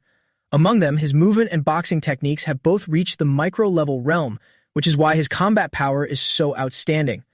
4 or 5 at the perfect realm. It even includes 2 at the micro level, and he's only 18. Even if he practiced martial arts from the womb, he couldn't reach this level. It's been a long time since we've seen such a pure martial arts genius. There were many only in the first 100 years when martial arts initially flourished, if now. While he was speaking, something suddenly appeared on the camera, making Do-Fi duck pause. Behind Loop Fan, a level 4 mutant beast appeared, its entirely transparent body stalking its prey. But in the blink of an eye, he had already sensed its presence. Not just one, but several more appeared. They surrounded Luke Fan, leaving him no way out, each one incredibly bloodthirsty, yearning to tear their prey apart right at this moment. Immediately after, they let out a roar and all lunged toward Luke Fan. But with the perception of the perfect martial arts, Luke Fan knocked away the electrical currents surrounding their bodies, then gently reached out to grab the closest one. It seems the potential of the perfect martial arts is much more terrifying than I thought. The level 4 mutant beast, just like that, turned into a little kitten in Luke Fan's hand. He gripped the back of its neck tightly, then leaped high into the air to build momentum, directly slamming its head violently onto the ground. Just like that, all the mutant beasts in Luke Fan's path were easily taken down by him. Do-Fi Duck watched in shock and leaped to his feet. He quickly realized the level 4 chromatic scale panther was just defeated. I was wrong. This kid's boxing technique isn't at the micro-level realm, it's at the control realm. Tan Thieu Quan chuckled happily, so this is what 99% meant. This confidence is only natural, ha ha ha. Turning to Tuan Quan Lang, realizing he had been played, he couldn't help but glare intensely at Tan Thieu Quan, gnashing his teeth and trembling with anger. He chuckled with delight and pointed his middle finger right in his face to mock him. The fuck are you looking at, you damn idiot? At the same time as for Luke Fan, he finally reached the final stage of the competition. The mutant beast from earlier was the last one on the track, effectively testing the limits of the first form of the perfect martial arts. I can feel it. Up ahead is the aura of a very powerful mutant beast. As soon as he finished speaking, the door to the room containing the level 5 mutant beast finally opened. Compared to its body, Luke Fan was nothing more than a grain of rice. He cracked his knuckles, preparing for the final battle of the exam. It's you, huh? Since the warm-up is over, there's no need to hold back anymore. It's time for those sitting in front of the screen to tremble because of me. The golden-eyed demonic ape, a quasi-level 5 mutant beast, less than greater than of the final stage, still hasn't been released. They have to wait until the time is up and all the genius representatives have gathered to remove its chains. Tin Twit rejoiced inwardly. Luke Tan. He really brought me too many huge surprises. I knew he was strong, but I didn't expect him to be this strong. Kai Min General Star. I didn't expect that once-distant dream to be realized by Luke Tan. While waiting for the competition to resume, the supervisors continued their discussion. With Luke Than's strength, as long as the other star genius representatives arrive in time, they can definitely kill this quasi-level 5 demonic ape. No, actually, they might not need many people. Just 1 or 2 supporting him would be enough for a chance. The total score is calculated based on the stage clearance speed and the contribution value when defeating the demonic ape. It seems Luke Than is truly the general star of this term. But the surprises didn't end there. Luke Than forced everyone to witness another earth-shattering scene. He actually kicked apart the cage of this level 5 mutant beast without hesitation, freeing it with a single kick. As soon as it was released, the golden-eyed demonic ape instantly emitted a heavy killing intent, its massive body slightly moving as its bloodthirsty eyes flashed. Luke Tom showed no fear, waving his hand to provoke it. Come on, let me see what the difference really is between a quasi-level 5 mutant beast and a level 5 martial artist. Hurry up, don't let anyone else interrupt our fight. Everyone jumped up in panic. What? This kid intends to challenge the golden-eyed demonic ape alone. Is he crazy? This isn't confidence, this is pure arrogance. But there were also calmer people who made their judgments. Wait, don't forget the strength he's shown, movement techniques at the micro-level realm. Perfect realm martial arts. The golden-eyed demonic ape inherently has a strength advantage. As long as he avoids a head-on clash, he might just have a chance. As soon as he finished speaking, the mutant beast let out a roar and directly snapped the shackles on its hands. Luke Tom, both hands in his pockets, stood relaxed and unbothered, showing no intention of dodging. He bent his knees, staring intently at the golden-eyed demonic ape, then raised his hand, blocking the multi-ton punch of the mutant beast. The man who had just offered his opinion was left speechless, unable to say another word. He actually wants to clash head-on. Luke Fan tensed his entire body to endure the punch from the golden-eyed demonic ape, but it quickly let go of one hand, throwing him off balance, then continuously rained down dozens of heavy blows from above. Feng Quan Lang sneered smugly. "Ha, you arrogant, ignorant brat. Blocking the fierce punch of the golden-eyed demonic ape head-on like this, even 10 lives wouldn't be enough for you to survive." Tin Twit stood nearby, her heart filled with restless anxiety for Luke Fan. Thick smoke spread everywhere, and just like that, Luke Fan threw a punch, repelling the mutant beast's punch with a loud crash. He praised it with a hint of surprise. "Oh, not bad. You took a strike with 10 times the force of a star and didn't die. You're qualified to be my dinner tonight. With this strike, rest in peace and die." As he finished speaking, a blinding light burst forth. Do-Fi Duck and everyone else watched with wide eyes and dropped jaws, holding their breath as they followed Luke Fan's every move. All 10 fireballs just pierced straight through the tough body of the golden-eyed demonic ape. Do-Fi Duck was so shocked that his pupils shrank and his face turned pale. "This is Grandmaster's will." He excitedly slammed the table, laughing with his mouth wide open. "Ha ha ha, good. Very good. I didn't expect that in this lifetime, I, Do-Fi Duck, would see someone who hasn't even reached adulthood condense a Grandmaster's will. The path to level 7 is completely clear. It won't be long before our eastern region definitely gains another Grandmaster." Tan Fu Quan leaned back, feeling both relieved and deeply worried. A teenage Grandmaster. Is Luke Fan even stronger than me now? This kid really wants to scare people to death. Luke Fan looked around and sighed. There's no more aura of mutant beasts. It seems this is the final stage. Is it over? I still feel a bit. Suddenly, he came up with an idea and immediately sat down on the ground. Since it's so boring, I'll just find some fun for myself. Seeing Luke Fan's strange actions, Do-Fi Duck quickly understood his intentions. Huh? What is Luke Fan doing? The final boss has already been cleanly dealt with by him alone. Why hasn't he left yet? Is this kid planning? I get it. Humph, just let him be. As long as there are no casualties, let him play however he wants. Hearing old Deuce say that, everyone was stunned but had to comply. Good heavens. This genius selection for the entire Eastern region seems to no longer matter in Commander Dew's eyes.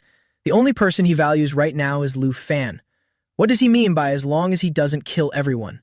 Does he mean crippling 1 or 2 is fine? I really don't dare to think any further. The Kai Min General Star selection was over. Now it was Luke Fan's playtime. A while later, Hinchi also dragged his battered body over. He quickly entered the final stage. That level 4 mutant beast just now, the chromatic scale panther, was very strong. Even with my iron talisman body protection, I still feel a dull ache. I couldn't block all the damage. If there are no surprises, I should have passed this round, right? There's no sound ahead, so I must be the first one. Hinchi very quickly spotted the golden-eyed demonic ape. An adult demonic ape is the absolute overlord among level 5 species. But then he also realized that a massive hole had appeared in the middle of its chest, and there was a man sitting in front of it. Hinchi immediately went on high alert, breaking a sweat. Who is he?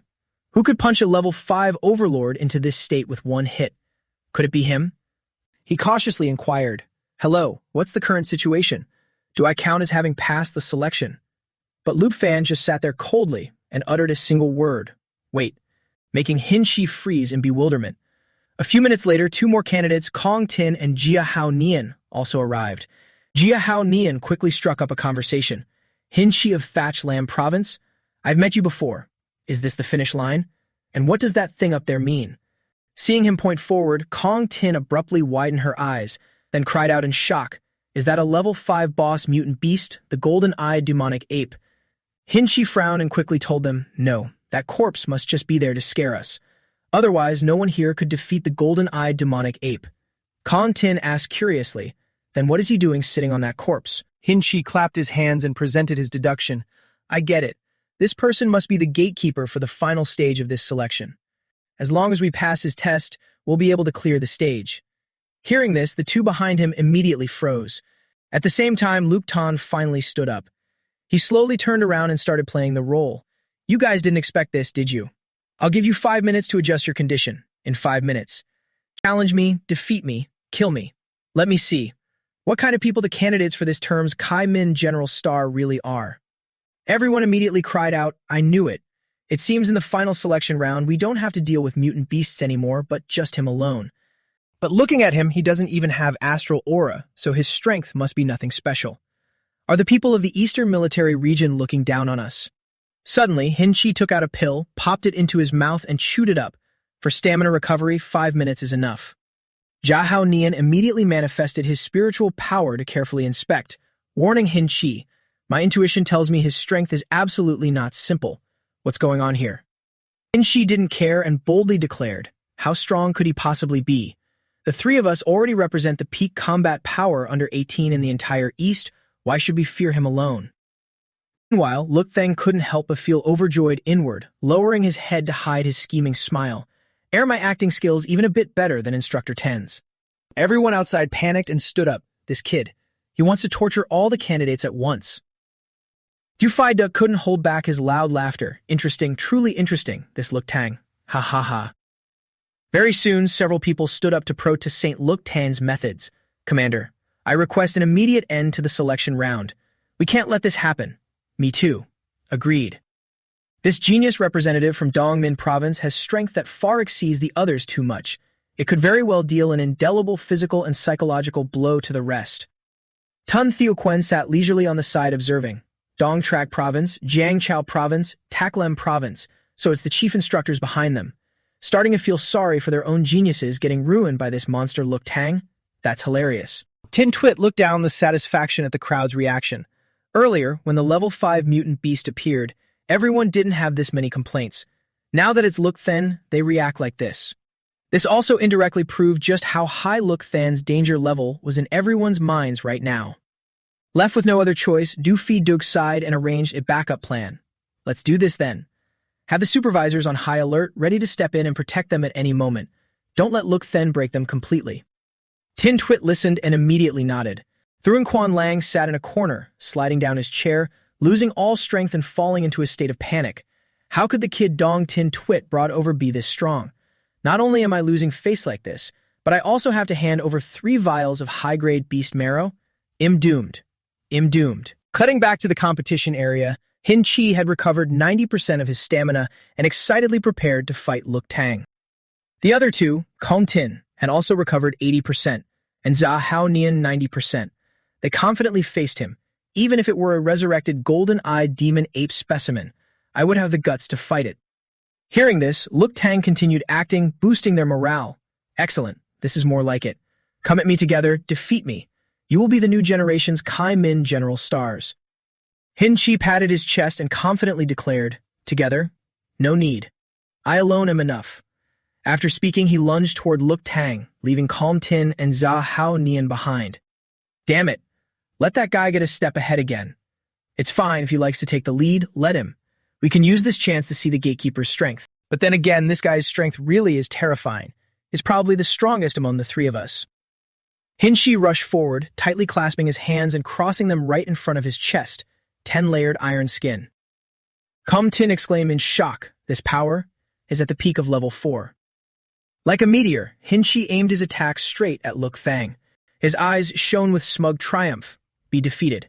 But the moment he almost touched Luk Thang, he simply and gently raised a single finger. He easily completely blocked Hin-Chi's entire body, making him freeze and stare in disbelief. Right after that, Hin-Chi was sent flying, his eyes rolling back as he lost consciousness, his tongue involuntarily hanging out. With a loud crash, he slammed straight into the wall behind. Calm Tin and Zhao Nian were rooted to the spot, their mouths hanging wide open. Luk Tang lazily taunted, "Hey, you two, are you really not planning to come at me together?" Calm Tin cried out in terror. This guy took down Hin-Chi in just one move. He looks so young. How can his strength be so terrifying? Zhao Nian quickly voiced his guess. "I've heard that some young martial artists, too eager to advance, recklessly took tonics leading to hormonal imbalances. Their bodies stopped growing early, so even in their 30s or 40s, they still look like teenagers. This guy is definitely one of them." Hearing this, Calm Tin trembled, her face darkening as she pointed at Luk Tang. "You mean he looks 17 or 18, but his actual age makes him old enough to be our father or uncle. This baby-faced old geezer. The military is too sinister, trying to make us drop our guard." Zhao Nian nodded in affirmation. "Exactly. After all, this is the selection for the entire East. They'll use any trick. But I truly didn't expect the final gate to be this absurd. They even dragged out this kind of medicine jar. They kept whispering back and forth, entirely unaware that Luk Tang heard their whole conversation. He looked at them with slight annoyance. These two, did their brains get bashed in by mutant beasts? Can they stop spewing nonsense? Not wanting to drag things out any longer, Luk Tang walked straight toward them. Are you done gossiping? Let's do this. We'll try a different method. As long as you can make me take a single step back or withstand one of my attacks, I'll consider it a pass for you. How about that? Hearing this, Kong Ting and Xia Hao Nian immediately froze, then exploded in fury, erupting with power. You brat. Don't look down on people too much. After speaking, both instantly dashed toward Luk Thine as fast as lightning. He smiled with a hint of satisfaction. Now this is more like it. Xia Hao Nian felt smug inwardly. Himph, idiot. No matter how strong you are, underestimating a level 2 spiritual reader will definitely make you regret it. Let's see how you dodge these mithril needles. But unlike what he was expecting, Luk Thine stayed in his exact position, only his hands moving swiftly. In the blink of an eye, all of Xia Hao Nian's needles were in Luk Than's hand, and he dropped them to the ground. He fell to the ground in terror, unable to believe his eyes. How is this possible? The mithril flying needles I controlled with all my might were caught barehanded. Done with Xia Hao Nian, Luk Feng then turned to Kong Tin. It's your turn. Pew. She froze, terrified by his reaction speed. What? Pikachu? In a flash, Luk Thang had caught Kong Tin's hand, taking the chance to teach her a little lesson. This isn't right. You shouldn't get distracted during combat. Didn't your chief instructor teach you? Unexpectedly, Luk Thang made a demand of her. All right, now electrocute me. Don't you understand? Electrocute me. Use your 100,000-volt move. If the intensity satisfies me, maybe I'll consider letting you pass. Hearing this, Kong Tin went mad with anger again, gritting her teeth. Unleashing everything she had, I told you, don't look down on me like that. Yet Luk Tine appeared completely unfazed, even enjoying the feeling of being electrocuted instead. Excellent, that's the one. Feeling the trajectory of the lightning moving within his body, he pushed the natural breathing to its limits, turning the power of lightning into his own. With a shout, he immediately sent Kong Tin flying to the side, leaving her dumbfounded, not understanding what just happened. It's done. In that moment, Luk Tine had perfected the 4th special breathing technique, breathing of lightning. He happily walked over to Kong Tin and praised her. Very good, very good. Great job, you've passed the selection round. Hearing that, Kong Tin couldn't hide her overflowing joy. What did he just say? I passed? I passed the Kai Min General Star selection. Just me. I'm a Kai Min General Star now. She jumped up happily, the title of the strongest martial arts genius, the highest talent under 18 in the entire East. Supreme glory. I actually did it. Thank you, instructor.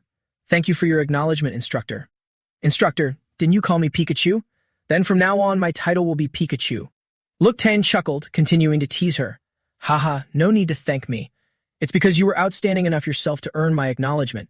Keep up the good work, little Pikachu. Xia Hao Nian and Hin Chi stood on the side, completely clueless. Huh? So she passed? What kind of ridiculous passing standard is this?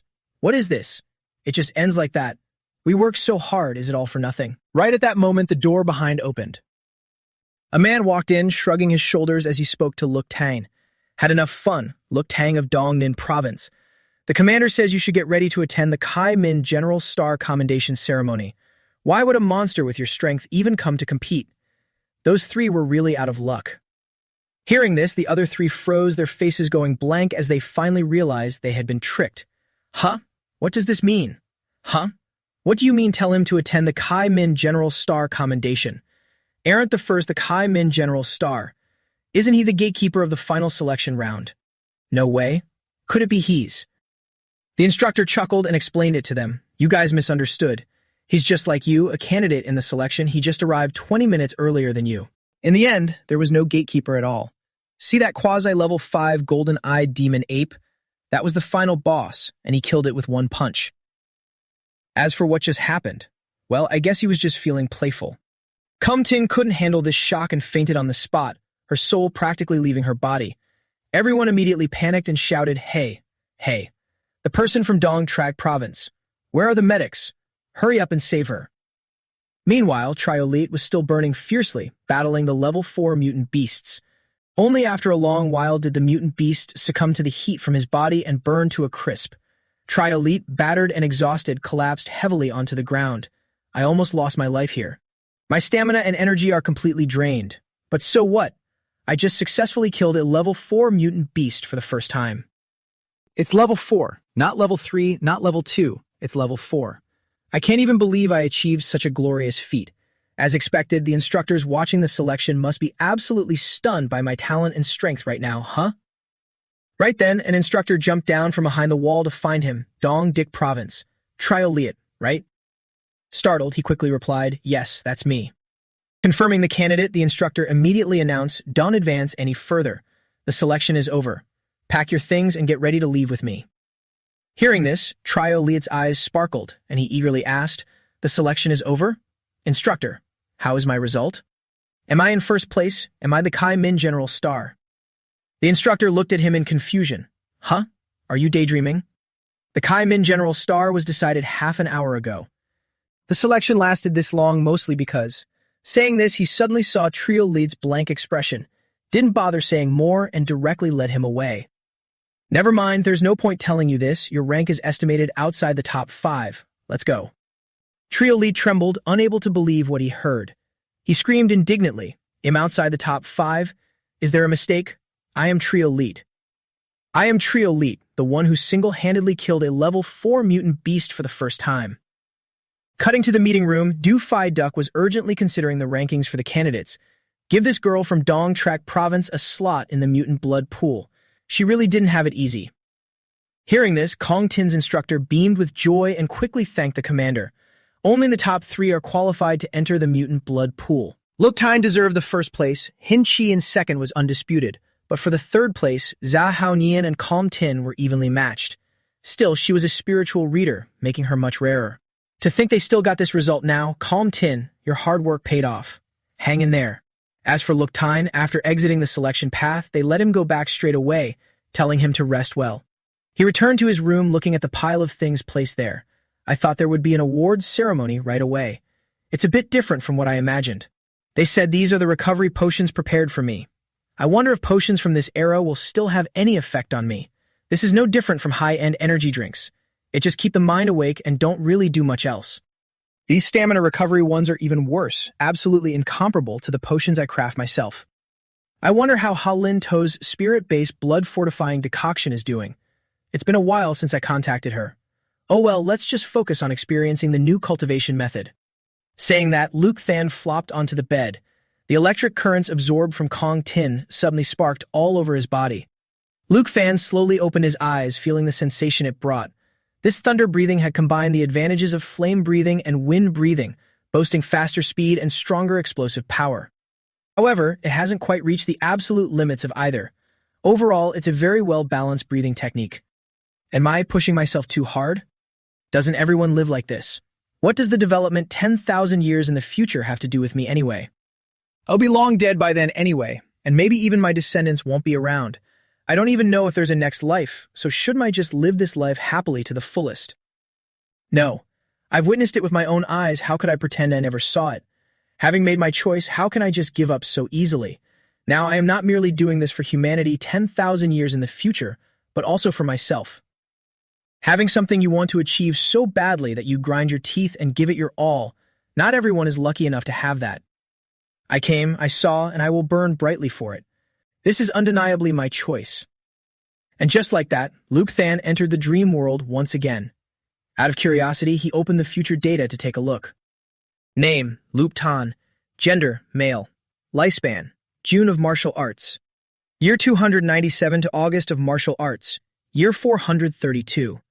Martial arts strength, level 7 martial artist. At 18 became a level 2 martial artist, shocking Bak Ha City. Later recommended by the Bak Ha City Martial Arts Association to join the Dom Ninh Province Genius Training Camp, achieving first place. Participated in the Long Nation's Eastern Kai Min General Star selection that year, earning the title of Kai Min General Star. Less than greater than. The overall data is similar to what I saw last time, just with a slightly more impressive resume. The strength limit is still level 7 Grandmaster, and the character rating increased by half a star, reaching 3.5 stars. Perhaps this is related to my decision to join the Eastern Military Region, But I also died 20 years earlier due to the Great War with mutant beasts. If I hadn't died, would I have been able to break through to a level 8 Great Grandmaster? Suddenly, the family status section popped up, catching Loop Fan's attention. The moment he saw his spouse, he was so shocked that his eyes nearly popped out of their sockets. Holy crap. Instructor Dong Tin Tuyet. No way, right? Dong Tin Tuyet is almost 30 years older than me. How could I marry her? Wouldn't I just be a young tender blade of grass getting chewed by an old cow? That's ridiculous. Wait, thinking carefully about it, I'll join the Eastern Military Region and become a Kaimin General Star in the future. Barring any surprises, I'll definitely be around her a lot. With our prior connection, plus the fact that feelings grow over time, it doesn't seem entirely impossible. Damn it. Instructor Dong Tin Tuyet is going to be my wife. I'll never be able to look her straight in the face again.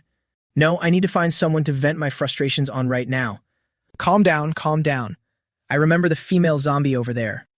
Finally, after a period of waiting, the awards ceremony took place. Do-Fi Duck happily called everyone over. Since everyone is here, let's begin. Lu Fan, step up here. This is made of the exact same material as a Grandmaster's badge, just a different design. I hope that one day you'll be able to wear a true Grandmaster's badge.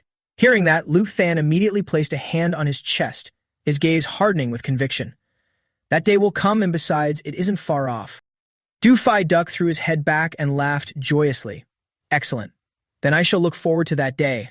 Haha. Tan Tu Quan watched, unable to help feeling a twinge of jealousy inside. Only Lu Fan could say something like that without sounding arrogant, as if he's merely stating an obvious truth. The Eastern Military Region has a Kaimin General Star every year, but Lu Fan is the first one Commander Du has ever treated with such high regard. Then Do-Fi Duke's voice rang out again. The top 10 will each receive a portion of mutant blood as a reward. You 4, including Lu Fan, follow me.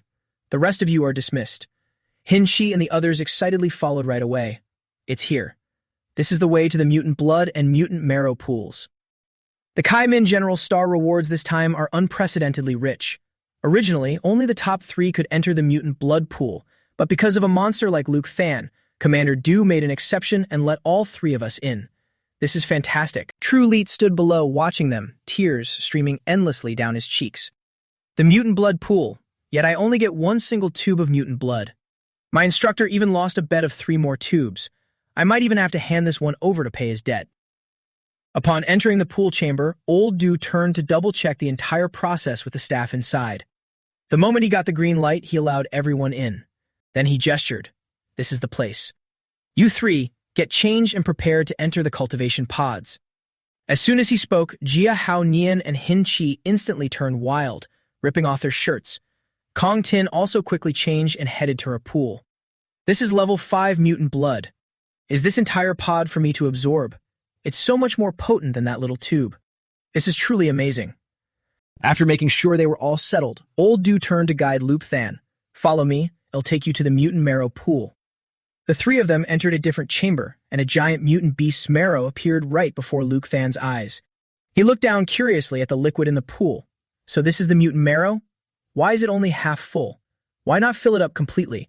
I'm a General Star, after all, don't be so stingy. Tin Twit scoffed coldly and explained, half. Do you have any idea how much money just this much mutant marrow costs?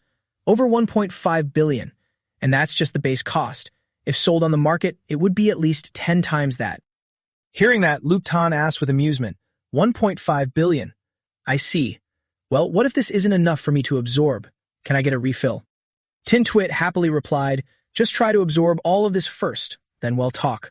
No one has ever managed to absorb even half of this amount before. Get in quickly. Absorbing this mutant marrow is no simple task. Luke Tan didn't hesitate and immediately took off his shirt, revealing his chiseled 10-pack ABS. Tin Twit started the pool up, unable to stop herself from glancing at Luke Tan's alluring physique. This kid really has a great build.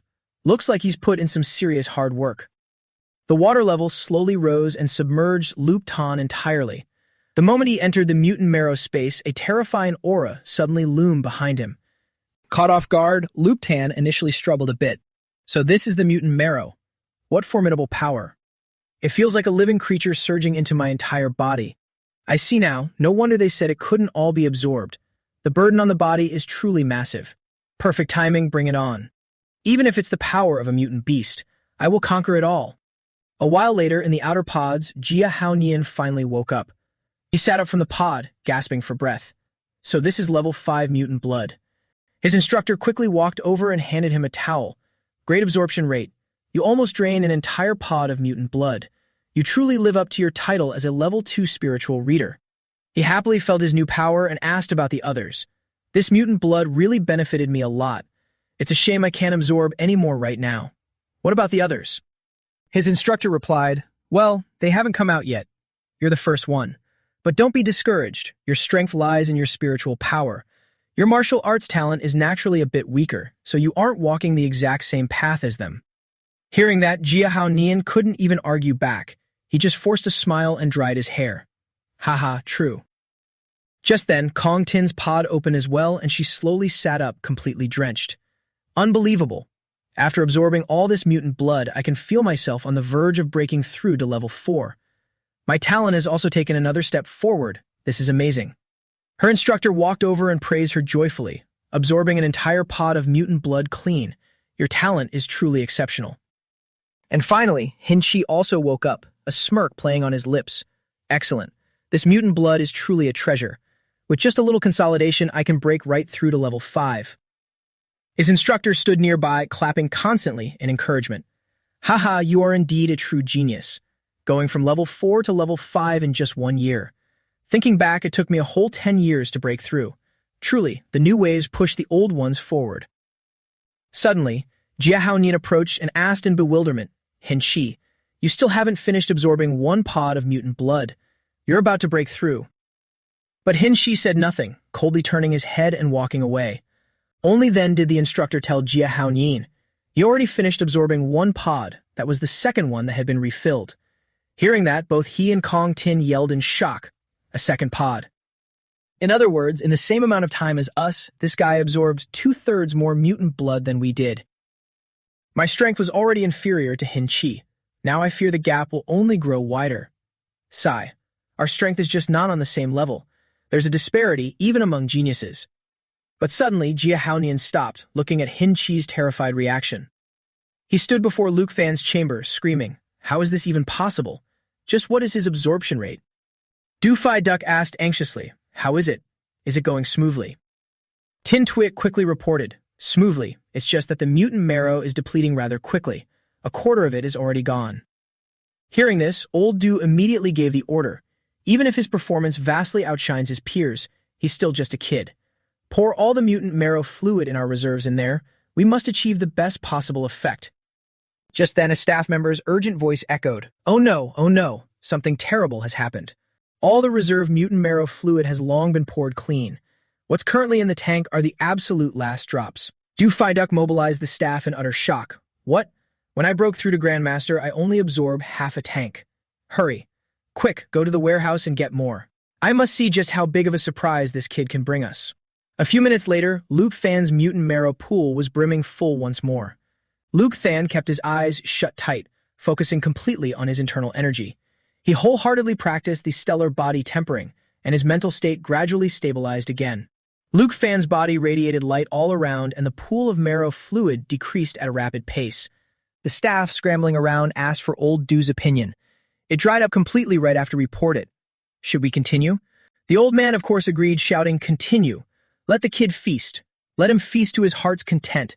I refuse to believe an entire vast military base can be eaten into bankruptcy by him. Pour it in for me. Meanwhile, Luke Than remained fully conscious. He felt the power surging within his body in amazement. Unbelievable. This amount of mutant marrow is providing such a colossal source of energy. It can finally help me complete the first stage of the immortal golden body. This is only level 4 mutant marrow, and it's already this terrifying. What about level 5, level 6, or even level 7? It's simply unimaginable. Outside, everyone's limbs returning to jelly from constantly fetching more fluid for Luke Tan. A staff member panted and asked Dufai Duck, do we still have to keep adding more? He collapsed onto the ground in sheer disbelief. Then he immediately barked out orders. Add more. Add more until he can't absorb another drop. Damn it. If this kid doesn't join my Eastern military region in the future, I will personally skin him alive. Look here, 1 tank costs $1 billion, and I've already spent over $10 billion, and that's just the base cost. Inside the pod, Luke Tan felt it more and more clearly. It feels as if countless volcanoes are suddenly erupting within my body. My blood and chi are as scorching as magma. All the bones in my body have been dyed a brilliant, blinding gold. This is internal energy. I have officially surpassed level 3 and stepped into the realm of a level 4 martial artist. This process is completely different from other martial artists advancing from level 3 to level 4. They merely generate internal energy. Meanwhile, not only do I have internal energy, but the first stage of my immortal golden body is also completely tempered. This means my physique has made a massive breakthrough.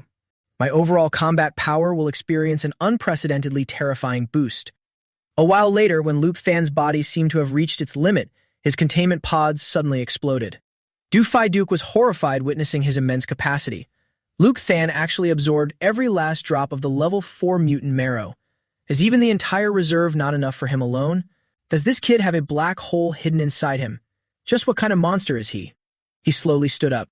A blinding light radiated from him, making others feel as if they were beholding an entity of holy light. Luke Tan quickly put his clothes back on and spoke up.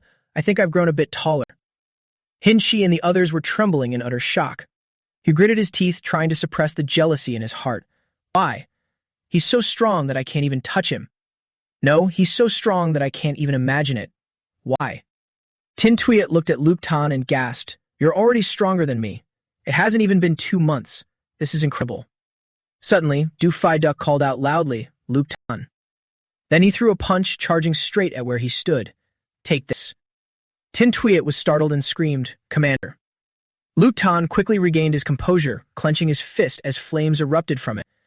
Instantly, 10 golden crows appeared behind him, making the surrounding air feel as if it were melting. Du Fi Duck couldn't stop laughing in excitement. Not bad, kid. You've got a bit of that person's old flair. The clash between the two immediately caused chaos in the laboratory. Kong Tin and Jia Hao Nian were speechless with shock. Hin Chi also sweated profusely, witnessing a clash of Grandmaster-level power. Less than, greater than. A few minutes later, as expected, Luke Tan was still no match for Du Fi Duck and was punched back by him. He looked up and chuckled. Commander, you used too much force. I just broke through to level 4. Old Du clasped his hands behind his back and replied, Level 4? Golden bones and jade muscles, the aura of a grandmaster. Your combat power doesn't just stop at 500,000. You still have the nerve to say you just entered level 4. Luke Tan shrugged and insisted, But I really am at level 4. Hearing that, old Du didn't bother arguing further. Quick to anger in his old age, he turned and threatened, I don't care if you're level 4 or not. You devoured 15 billion worth of mutant marrow fluid from me, so hitting you with one palm strike is letting you off easy. Do you want me to give you another punch? Tan Thiu Quan was sweating bullets, unable to believe his eyes. Is this a joke? Commander Du is a genuine level 7 Grand Master. A direct palm strike from him has a minimum combat power of at least 1 million, yet Luke Fan blocked it so easily. Jia Hao Nian stammered, pointing forward, Are we really taking the same assessment as a guy like this? I've never heard of any Kai Min General Star being this freakish. Tan Thiu Quan chimed in, This kid, Luke Fan, is already stronger than me now, and he's only 18 this year. He hasn't even taken the national exam yet. Saying this, he suddenly realized something and whipped his head around to look at Tin Tuyet. Wait, the national exam. She smiled, her eyes resolute as she spoke to old Tan. The one who leaps over the dragon gate this time will definitely be Luke Tan. Hin Chi peeked in, unable to help but sigh. I knew I couldn't compare to him, but I never expected the gap to be this massive. A combat power of over 500,000. How can a level 4 martial artist possess the combat power of a peak level 6? What happens when he reaches level 5? Or level 6? His combat power will definitely break the 1 million mark. Even though he's not a Grand Master yet, he might as well be one. Not to mention, he's already manifested his Grand Master's will. His path to becoming a Grand Master has already been forged. Even the amount of mutant marrow he absorbed is countless times more than mine. Is the gap between us and him really this impossibly wide? Luke Than timidly approached Du Fai Duck and asked, Huh, I absorbed 15 billion worth of mutant marrow. Hee. Commander Du is truly too generous, haha. Old Du snorted and reminded him, All right, no need to thank me. Later on, when you go to the battlefield, just kill a few more mutant beasts. Then it won't be a waste of our Eastern Military Region's mutant marrow fluid. Luke Fan clasped his hands and immediately accepted his mission. Of course. Going to battle and killing the enemy is the duty of every martial artist. Besides, since I've consumed so many resources, I naturally ought to contribute even more effort. Old Du smiled, muttering softly as he walked away, without a hint of hesitation. He truly has a bit of the marshal's demeanor. The next time we meet, I'm afraid you'll already be a Grand Master. I look forward to that day coming soon. Tin Twit walked over and advised him, Luke Tan, the Kaimin General Star training camp is now completely over. You should devote all your effort to preparing for the national exam. Have you thought about which university you'll apply to? Luke Tan shook his head, asking Tin Twit for her opinion. She immediately broke it down for him. With your current strength, you can pick any martial arts university in the Long Nation. Here in the eastern region, the best one is Dong Nin Martial Arts University. Since you're from Dong Min province yourself, you definitely receive massive privileges and benefits in all aspects once you enroll there. If this were a month ago, I would absolutely advise you to attend Dong Nin Martial Arts University. But right now, I only have one piece of advice for you. Go to the capital. Because the capital is home to the 7 holy martial arts universities, the birthplace of the Long Nation's martial arts. It's a land of prosperity. All the top-tier martial arts geniuses of the Long Nation gather there. It truly is a place of hidden dragons and crouching tigers. Furthermore, if you can break the records of the Holy Martial Arts Tower, you will earn the favor of a martial saint. By becoming a disciple of a martial saint, it's highly possible to break through to the realm of a level 8 Great Grand Master. Luke Than couldn't help but be amazed hearing this. Tin Twit suddenly frowned, revealing a look full of concern, and continued. Martial saints are the absolute pinnacle of this world. They possess martial prowess far beyond imagination. They hold absolute authority, standing even above the military regions and national power.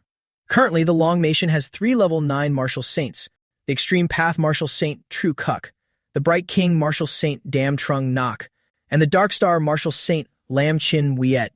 Luke Than immediately frowned with some concern. From the Fireseed system, I learned that the strongest in this world right now is only level 9. In other words, martial saints are the absolute peak of the world. Dong Tin Twiet unexpectedly patted her chest and whispered to him, Therefore, I can't make this decision for you, because I can feel it. Your future will go further than anyone else's. You won't even be inferior to a martial saint. Luke Tom was surprised, not expecting Dong Tin Twit to think of him like that. He furrowed his brows and thought carefully. A level 9 martial saint. I possess 3 supreme level 11 cultivation methods. My future achievements can definitely surpass the title of martial saint. Tan Thieu Quan, standing to the side, thought to himself, Isn't she exaggerating a bit? Luke Tan is only level 4 right now, yet she expects him not to be inferior to a level 9 martial saint. Maybe my perspective is just too narrow. The talent he has displayed is completely unprecedented. Perhaps it really is possible. Dong Tin Twit sadly told Luke Tan, In all the military regions of the Long Nation, even the highest-ranking Grand Marshals have only reached the level 8 Great Grand Master realm. As for a level 9 Martial Saint, the military doesn't have a single one. He tilted his head curiously and asked, Why not? Isn't it just a 1-level difference? Can't the military pour all its resources into helping just one person break through? Tan Thieu Quan slowly walked over and explained, It's not as simple as you think. Creating a single level 8 Great Grand Master already depletes all of the military's top-tier resources. We have absolutely no idea how many resources it takes to reach level 9, and there is an unimaginably vast abyss between level 8 and level 9. Tin Tuit sighed and continued. Having a level 9 martial saint is our long-cherished wish, as well as the wish of the military. So, as a lieutenant colonel of the Eastern Military Region, I should technically advise you to stay in the East, so that you'll have a high chance of joining the military later on. But our wishes shouldn't become shackles that bind you. Your path should be decided by you alone. Hearing Tin Twit's words, Luke Tan unknowingly blushed, recalling the marriage photo of him and her. Then he nodded and softly voiced his agreement. He quickly regained his composure, patting his chest. Thank you, Instructor Dong Tin Twit. Thank you for caring for me. Just as I promised Commander Du, stepping onto the battlefield to protect our country is the duty of us martial artists. I will never forget the support and care the Eastern Military Region has given me. The corners of Dong Tin Twit's lips curled up slightly. Her eyes sparkled, and with flushed cheeks, she looked straight into Luke Tan's eyes and replied, That's good then. This brief, shy moment between the two of them was accidentally witnessed by Tan Thieu Quan. He was so thrilled that he wanted to scream at the top of his lungs right then and there, but he could only cover his mouth and scream silently. Tin Twit turned back to inform Loop Than, the selection is over. There are only a few days left until the university entrance exam. Take this time to go over the Spiritual Reader Association and pass their assessment so you can smoothly log into the Star Network. He nodded and walked away. Yes, I'll pack up a bit and head out. Waiting until Luke Fan was out of sight, Tan Thieu Quan leaned in toward Tin Twit and probed. We've known each other for so many years, and I've never seen you make a face like that before. Are you? Into Luke Fan. She shyly turned and walked away. What nonsense are you sprouting? I am not. But indeed, love cannot be kept secret forever. No matter how much Dong Tin Twit wanted to hide it, she couldn't stop smiling happily whenever she saw Luke Than's face. Once she reached a secluded spot, she relaxed her body, leaning her back against the wall and silently calling his name. One day later, in the airspace of Dong Ninh Province, Tin Twit stood in the helicopter leaning out to ask, Luke Than, are you sure you want to get off here? He nodded and replied, right here is fine. There aren't many people around. Tin Twit smoothed her wind-blown hair and told him, wait for the helicopter to lower a bit more, then I'll drop the rope ladder. Luke Fan bluntly refused. He then let himself fall from the sky, cheerfully waving goodbye to her before he dropped. Tan Thieu Quan yelled out in worry, damn it, does this kid have a death wish? We're at least 200 meters above the ground, and he isn't wearing a parachute. But unlike old Tan's frantic reaction, Tin Twit was surprisingly calm. Relax, he won't die. Don't forget, he's much stronger than I am. Hearing that, old Tan could only laugh it off. This is just insane. Right at that moment, a father and son were walking past below. Seeing Luke Tan, the little boy yelled out, wow, is that Superman? Hearing his son say that, the father squinted and looked up.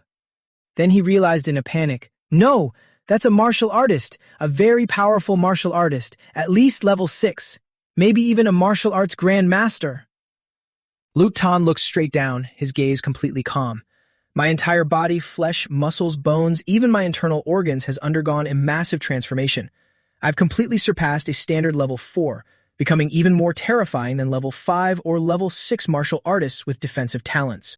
A drop of water falling from a high altitude will shatter into pieces. But what about a rock? It won't. It will only smash the ground. That is Dong Min City. The power generated after reaching level 4 is spreading throughout my entire body. Even now, internal energy continues to generate endlessly, surging without pause. It will probably take a month to fully stabilize. Strangely, my internal energy is golden, whereas ordinary martial artists have colorless internal energy. Just as Du Fai Duck said, golden bones and jade muscles, the visage of a grandmaster. It just goes to show how immensely powerful the immortal golden body is. Every strike is accompanied by a dazzling golden light effect. It's so incredibly cool, full of imposing aura. Dongning Province is just ahead. I need to hurry to the Spiritual Reader Association for the appraisal so I can log into the Star Network. I heard a good appraisal result even grants bonus points for the unified exam. The boy's father, after seeing Luke Fan's face clearly, trembled in sheer disbelief. Too young. He's really way too young. This is simply impossible. He must have used some high-tech gadget to land so safely.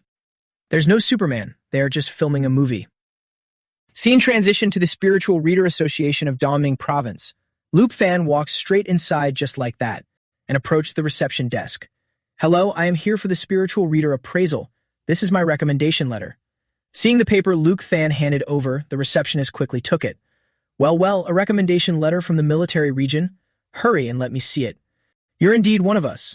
Not bad, reporting to the association at just 18. Follow me. A few minutes later, he led Luke Fan into a peculiar room, where a few other people were also using spiritual power just like him. Luke Fan blankly watched the man in front. Is this the test? He was concentrating intensely to guide the ball through the blue panels. Just a little more. Don't touch it. But right after, the ball immediately shattered the adjacent panel, causing him to panic and clutch his head, crying out, I failed again. This is my 6th time taking the test. The blue-haired girl felt a bit regretful, but reluctantly told him, you are already at this age, it's hard to make a new breakthrough. Go home, you don't need to come here anymore. She then turned to another person to announce, Fifi, it's your turn. This is your 3rd time, right? The girl named Fifi heard this and retorted in annoyance, leave me alone.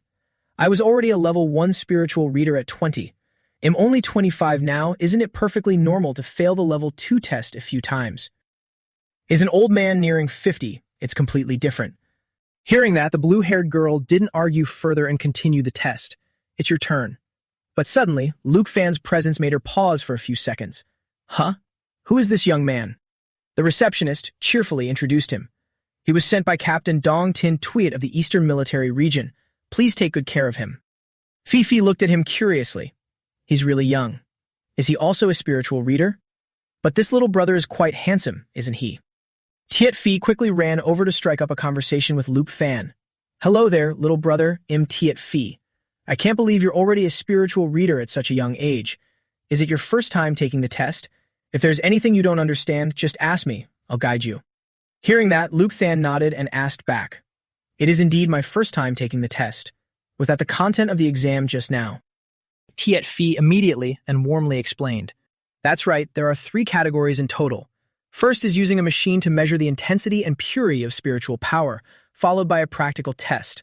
Within a given time limit, you must control a specific number of mithril balls and guide them through a designated number of glass walls without touching the glass. Those glass panes are very fragile. Just a light tap from a mithril ball will shatter them instantly. The person earlier was taking the level 1 test, so he only needed to pass 1 layer. I am testing for level 2, so I have to pass 5 layers. Level 1 is still manageable, but level 2 is just way too difficult. Sigh, I pray to all the gods that I pass smoothly this time. I really don't want to come here for a 4th try. As soon as she finished speaking, the blue-haired girl called Tiet Phi's name. She nervously stepped forward and placed her hand on the testing machine.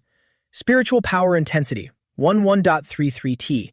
Spiritual power purity, 1.02. The numbers were barely up to standard. Seeing Tiet Phi's results, the blue-haired girl felt a bit happy for her. Not bad, your basic spiritual power has passed. Next is just the operational control portion. Tiet Phi took a deep breath and slowly approached the second test. The blue-haired girl didn't beat around the bush. She quickly went over the rules and immediately started the test. Same rules as before, 15 mithril balls. Guide them through those 5 layers of glass. The time limit is 20 seconds. Begin. As soon as she finished speaking, Tiet Phi's eyes lit up brightly as she levitated all 15 mithril balls. Luke Tan stood silently on the side observing. So that's how it is. Simultaneously controlling 15 mithril tier weapons is already a considerable burden for a level 2 spiritual reader. At the same time, they must restrain their spiritual power as much as possible.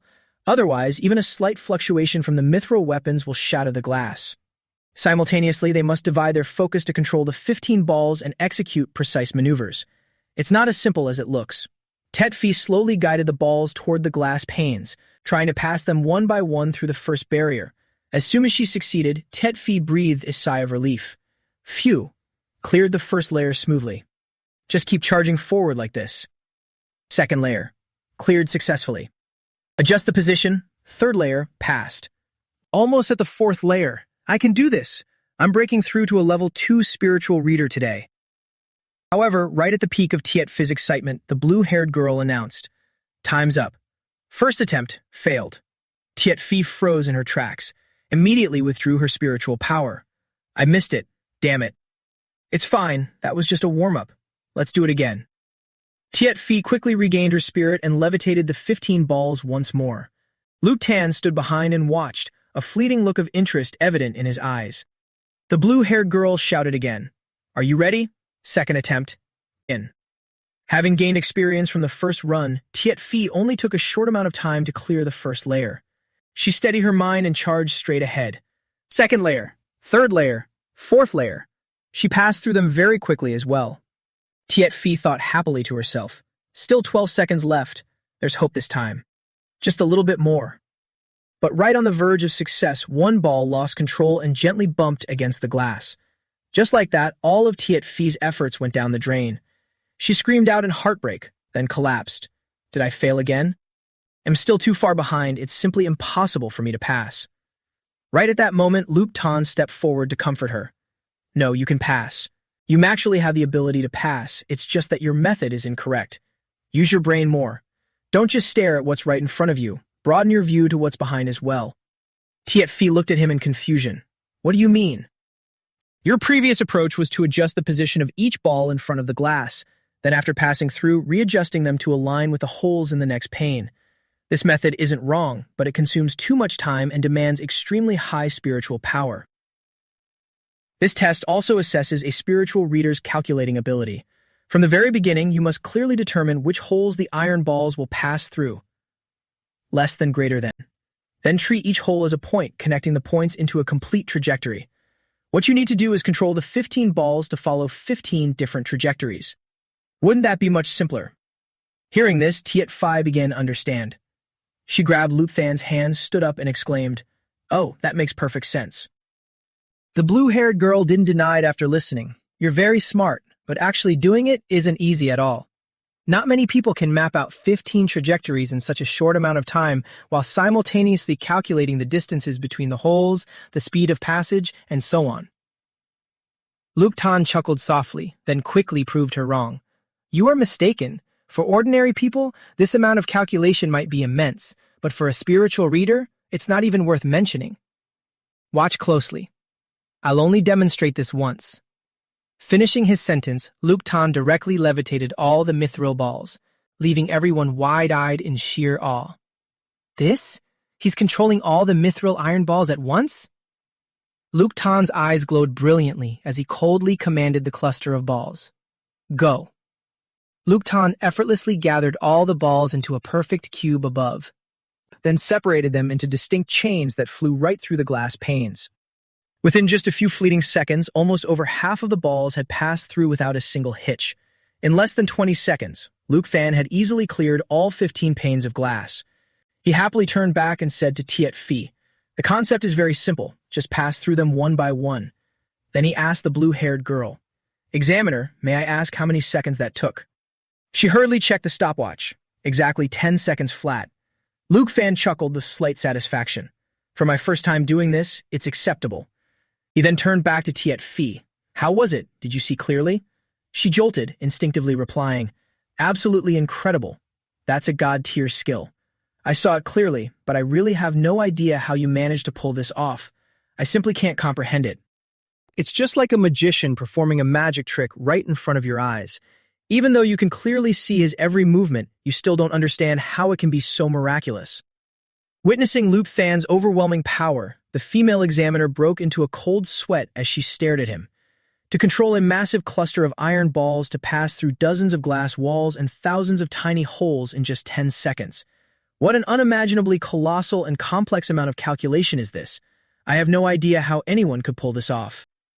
Quick, hurry and get President Jiang down here. Something major has happened. Less than greater than. Scene transition to the president's office. At this moment, he was intensely playing a game on his computer, grumbling as he played. "You really suck at cards, huh? Being teamed up with someone like you is just my rotten luck. Damn it. Having level 4 spiritual power still doesn't make me a god of gamblers." Just then, the receptionist burst in, throwing the door open with a loud slam. "President, it's urgent. Please check the document on your computer immediately." Puzzled, the old man opened his computer. "What are you panicking for? Huh? Is this real or fake?" The receptionist stepped forward and recounted the entire story from beginning to end, then frantically forwarded the video to the president. "Why would I lie to you? That young man named Luke Fan is about to start testing his spiritual power index. Look." The moment his hand touched the machine, a blinding light instantly erupted from Luke Fan's hand, making the president grit his teeth as he watched. "What is with this radiant light?" The machine quickly displayed the results. Spiritual power intensity, 435.877. Spiritual power purity, 126.02. Tiet Phi asked the examiner in absolute terror, "Is that machine broken? This index is way too terrifying." The examiner couldn't even answer, her mind entirely immersed in her own thoughts. The purity standard for a level 2 spiritual reader in the association is 1, and even the standard for level 4 is only 10.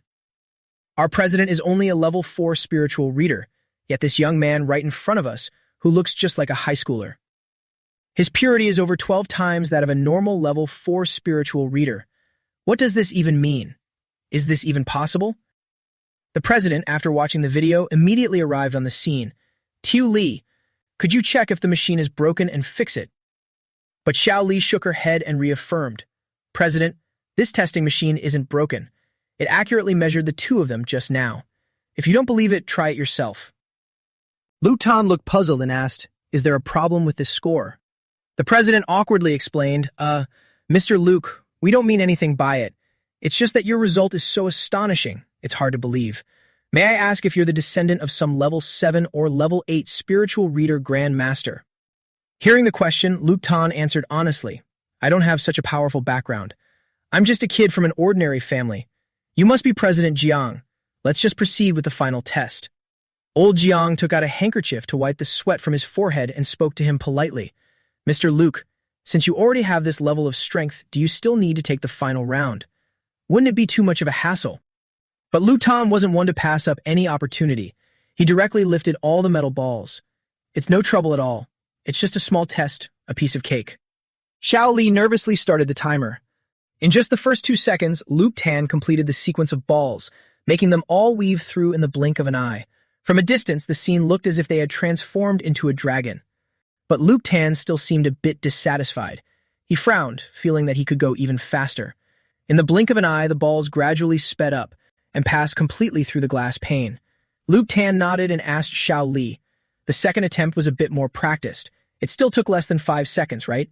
She shakily stopped the machine to show everyone. 4.5 seconds. It really is under 5 seconds. Everyone froze, endlessly discussing Luke Fan's performance just now. This maneuver was exponentially harder than the previous one, yet the time was even shorter, simply because he was a bit more practiced the second time. Looking at his effortless demeanor, this clearly still isn't Luke Fan's limit. This is at least approaching Grandmaster level spiritual control. It feels like 100 bombs just went off right in my face. I don't even know how to describe it. As the saying goes, the new generation surpasses the old. Damn, he's such a freak of nature.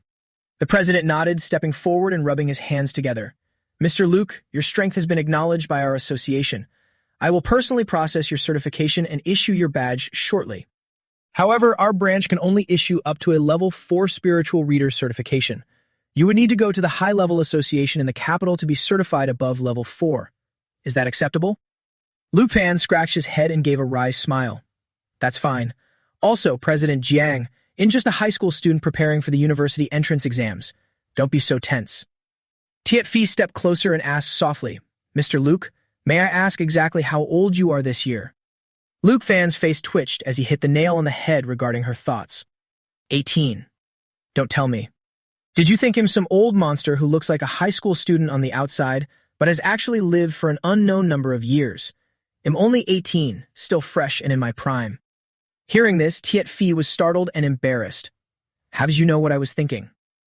Luke Tan immediately tapped his head and reminded her, read less fantasy novels. And taking the university entrance exams in 2 months. If a spiritual reader certification couldn't earn me extra points for the exam, I wouldn't have bothered coming all the way to Longtime for the test. Tiet Phi timidly tilted her head and looked at him. Luke Tan, I still have one more chance to take the test. Should I try again? The very next second, Luke Tan leaned his handsome face close, pulling Tiet Phi's entire body against his firm chest. If you have a chance, of course, you should try. You still have the ability to pass, just relax a bit. Look here, first feel the iron balls like this.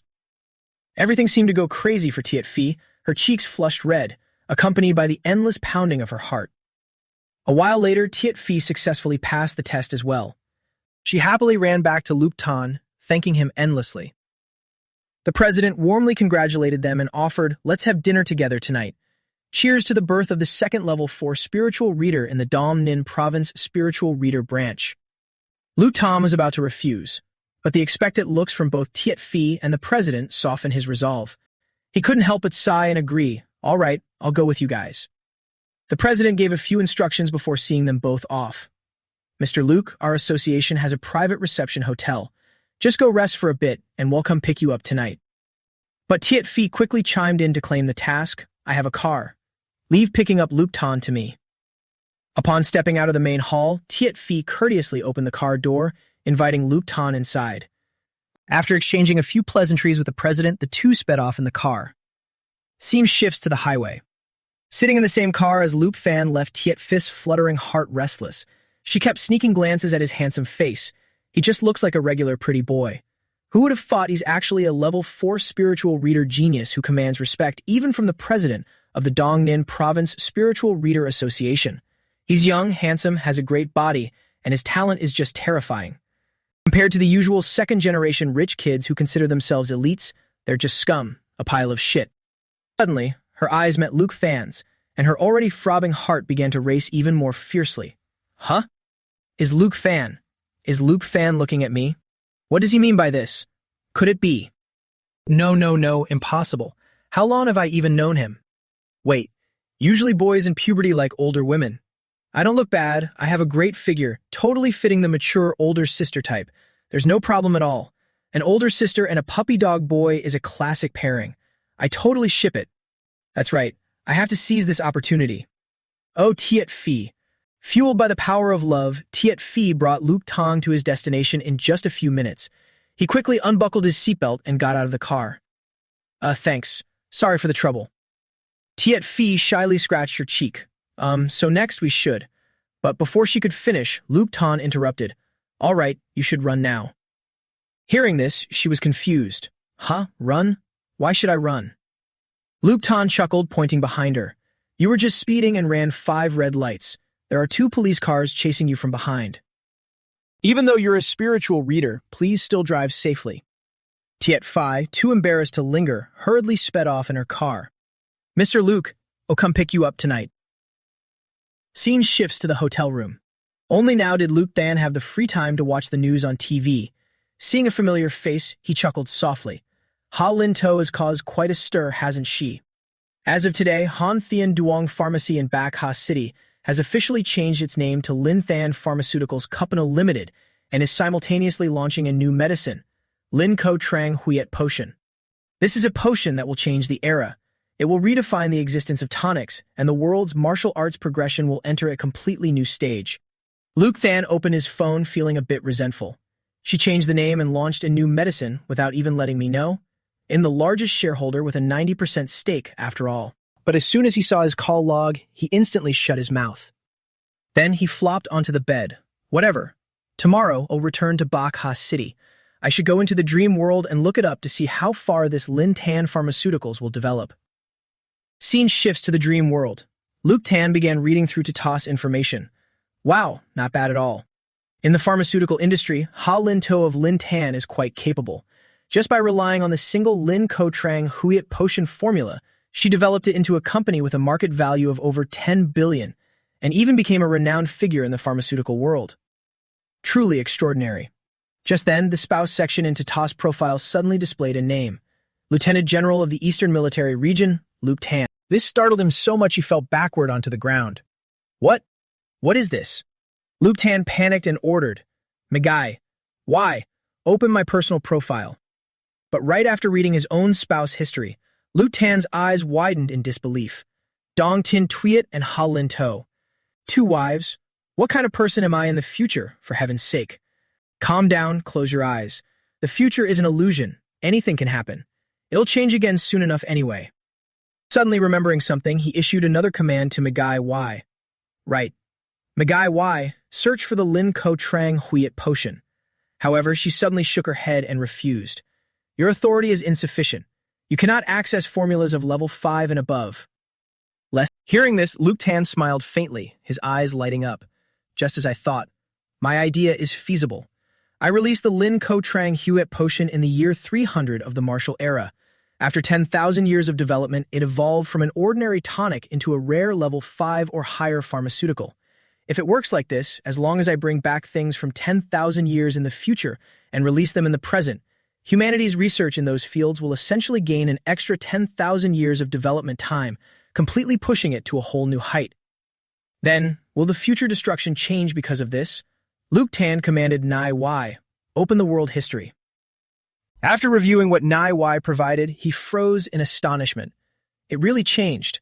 The time of destruction has been pushed back by more than 10 years compared to the first search. In other words, just a single Lin Ko Trang Huiet Potion, after 10,000 years of development, helped extend human civilization's existence by over 10 years. Then what about those 3 level 11 supreme cultivation methods? If I release them, could they alter humanity's doomed fate?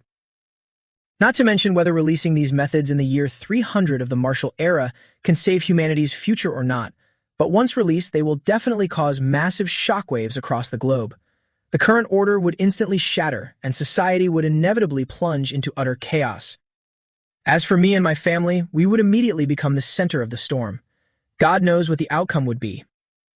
Furthermore, if doing so still fails to save humanity's future, then the final spark of 10,000 years of martial arts left within me will completely die out. There won't be a shred of hope left for humanity's future. The best approach is still to wait until I possess a certain level of strength and can fully control the situation before gradually releasing these methods. The fragile humanity of the martial era year 300 needs a proper guide, and this guide can only be me. A while later, after leaving the dream, Luke Than quickly changed into a neat suit and stood before the mirror. While adjusting his tie, he suddenly remembered. I almost forgot. I still haven't replied to Howlin Ta's message. I'll need to tell her to prepare some medicinal ingredients when I head back tomorrow. As soon as the thought crossed his mind, he texted her. Howlin To. I'll be back tomorrow. Have the ingredients for the third formula ready. Reading his message, Toto angrily typed a reply. This hateful guy finally bothers to reply, and he immediately talks about preparing ingredients. You skinflint Luke, you black-hearted, stingy, money-crazed schemer. All you think about is making money, you greedy pig, you corrupt merchant, you huge villain, you insatiably greedy cheapskate. All you know is how to eat. You don't care about this company at all. Do you have any idea how hard I work? But in the end, she didn't have the guts to send it and had to delete the message. Sob, there's nothing I can do. Who told me to run into this demon lord anyway? Having finished his personal affairs, Luke Than opened the door and stepped out of his room. In a blink of an eye, Tiet Phi appeared. Dressed in a seductive red slit dress with her flowing blonde hair, she approached him. Mr. Luke, I'm here to pick you up. The banquet has already been prepared. Luke Tan nodded and walked over to her. Just calling me Luke Tan is fine. Mr. Luke sounds a bit grating on the ears. Let's go. Faced with his bright and handsome appearance, Tiet Phi couldn't help but scream internally. He's so unbelievably handsome. Scene shifts to the banquet. As soon as he stepped inside, a giant banner caught Luke Tan's eye. Congratulations to Luong Tan City, Dongmin Province, on welcoming another spiritual reader master. He curiously asked Tiet Phi, wasn't this supposed to just be dinner? Why are there so many people? She tossed her hair and explained, don't let old Jiang's usual appearance as a little old man fool you. He's actually a top-tier influential figure in Luong Tan. This is already a small-scale event after old Jiang exercised extreme restraint. Luke Tan finally understood, casually picking up a glass of wine nearby. All right, if the old man wants a lively atmosphere, let him have his fun for the night. I'll be leaving Luong Tan tomorrow anyway. At the same time, President Jiang was also busy entertaining guests. After hearing his story, everyone burst out laughing in disbelief. Is that true or false?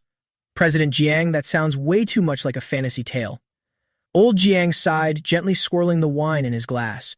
If I hadn't seen it with my own eyes, I wouldn't have believed it either. It's truly a case of the new generation overtaking the old, with talent emerging in waves. The future prospects of this young man are truly immeasurable. In another corner, Trin Dan Dan appeared alongside another woman. Looking at the scene, she marveled. Tonight's banquet is definitely not simple. Look over there, the mayor of Luong Than City, and the president of the Martial Arts Association. Most of the people present here are prominent figures in Luong Than City, maybe even the whole Dong Ninh province. We wouldn't have even made it in here if not for our sheer luck. More importantly, the host of this party has a massive background. It's the president of the Luong Than City Spiritual Reader Association himself, Old Master Jiang Ti Nian. Do you have any idea how much more valuable a spiritual reader is compared to an ordinary martial artist? Hearing about spiritual readers, Trin Dan Dan immediately remembered that Luke Tan once said he would visit the Spiritual Reader Association. She urgently asked her friend Tan Yuan, can you help me ask if there's anyone named Luke Tan in the association? At the mention of Luke Tan, Tan Yuan annoyedly grabbed Trin Dan Dan's head. I heard from Van Hugh that you're crushing on some high school boy you met while traveling. Trin Dan Dan smiled wryly and denied it. No, don't listen to Van Hugh's nonsense. But knowing her friend too well, Tan Yuan wouldn't let it go and pressed on. You've been lingering in Luong Than all this time, refusing to go back to school, just to wait for that kid, haven't you? I heard he's pretty good looking, comes from a decent family background, and even has connections to the Eastern Military Region. Dan, what do you expect me to say?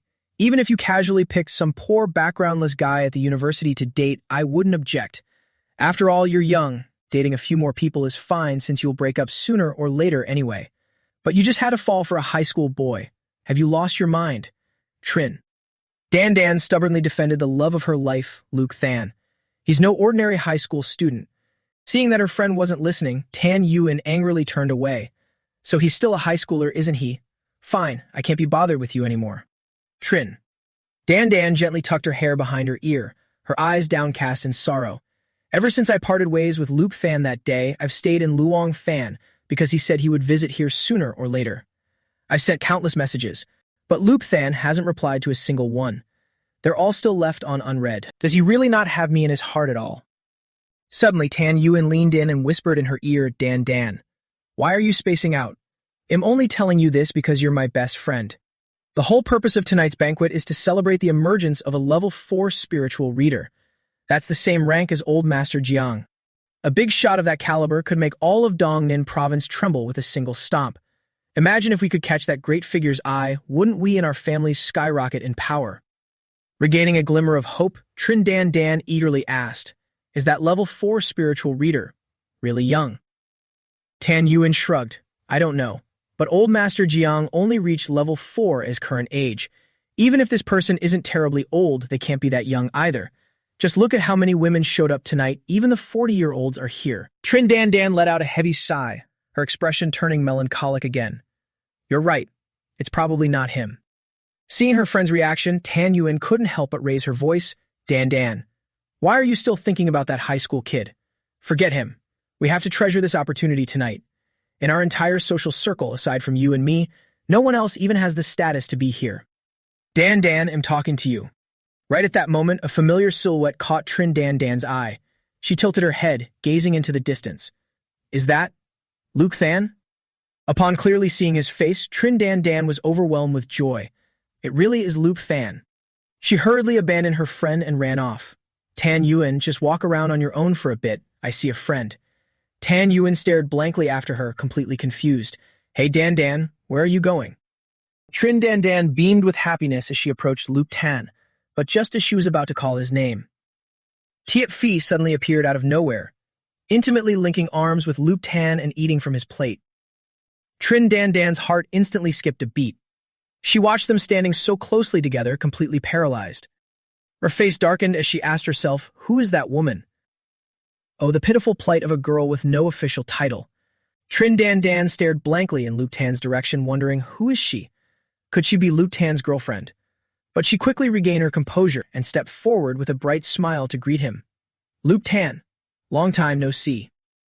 Luke Tan also smiled and replied, what a coincidence. I didn't expect you to still be in Luong Tan.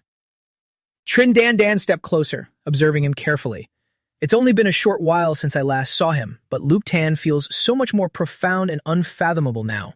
It feels like there's a 10,000-mile abyss between us. He's completely out of reach. Tiet Phi asked curiously, and who might this be? Luke Tan gestured to introduce them. This is Trin Dan, a travel companion I met at Oxhead Mountain last month. Hearing this, Tiet Phi quickly exchanged greetings. Suddenly, Tan Wien walked over and chimed in. Dan, who is this? Aren't you going to introduce your friend? Left with no choice, Trin Dan reluctantly introduced them. Luke Tan, this is my best friend, Tan Wien. And Wien, this is Luke Tan, the one I mentioned before. Seeing him, Tan Wien's eyes widened in surprise. So this is Luke Tan. Turns out he's incredibly handsome. No wonder Dan is so obsessed with him. But the moment she recognized Tiet Phi's identity, her attitude took a sharp 180. Is the woman next to him Tiet Phi from the Tiet family? Ha! I see how it is. No wonder a mere high schooler managed to get in here. Turns out he's just a pretty face, a toy boy clinging to a wealthy woman's skirt to climb the social ladder. With that thought, Tan Yuen swirled her wine glass and smugly addressed Luke Tan. So you're the famous Mr. Luke. Dan talks about you all the time. Meeting you today, you truly are a dragon among men. After a moment of silence, Luke Tan coldly perceived the blatant mockery in her eyes and gave a nonchalant hello. Clueless that he had seen right through her, Tan Yuen casually continued, if I may be so bold, where is Mr. Luke from? Luke Tan answered directly, ruthlessly exposing her true colors in front of everyone, Bakha City. Mex, are you going to ask about my parents, dig into my family background, and then casually inquire how exactly I managed to sneak into this banquet hall? It's exactly as you think. and just a high schooler from an ordinary family, completely out of your social class. I only got to attend this banquet through sheer luck and coincidence. All right, let's drop these cliché theatricals. We'll talk some other time. I'm leaving. Delivering that tirade and walking away, Luke Tan let out an exhausted inward sigh. As I thought, I absolutely loathe these kinds of events. To outsiders, I probably look overly sensitive reacting like that. But my family is the most precious thing in the world to me. I absolutely will not tolerate anyone insulting or hurting them. Startled, Tiet Phi called out after him, but not before throwing a nasty, annoyed glare at Tan Yuan as she chased him. Luke Tan, wait for me. Sensing the tension, Trin Dan Dan anxiously tried to follow, but Tan Yuan immediately grabbed her. Let it go, Dan Dan. Someone like him isn't worth your feelings. I hadn't even said a word and he overreacted like that. What does that prove?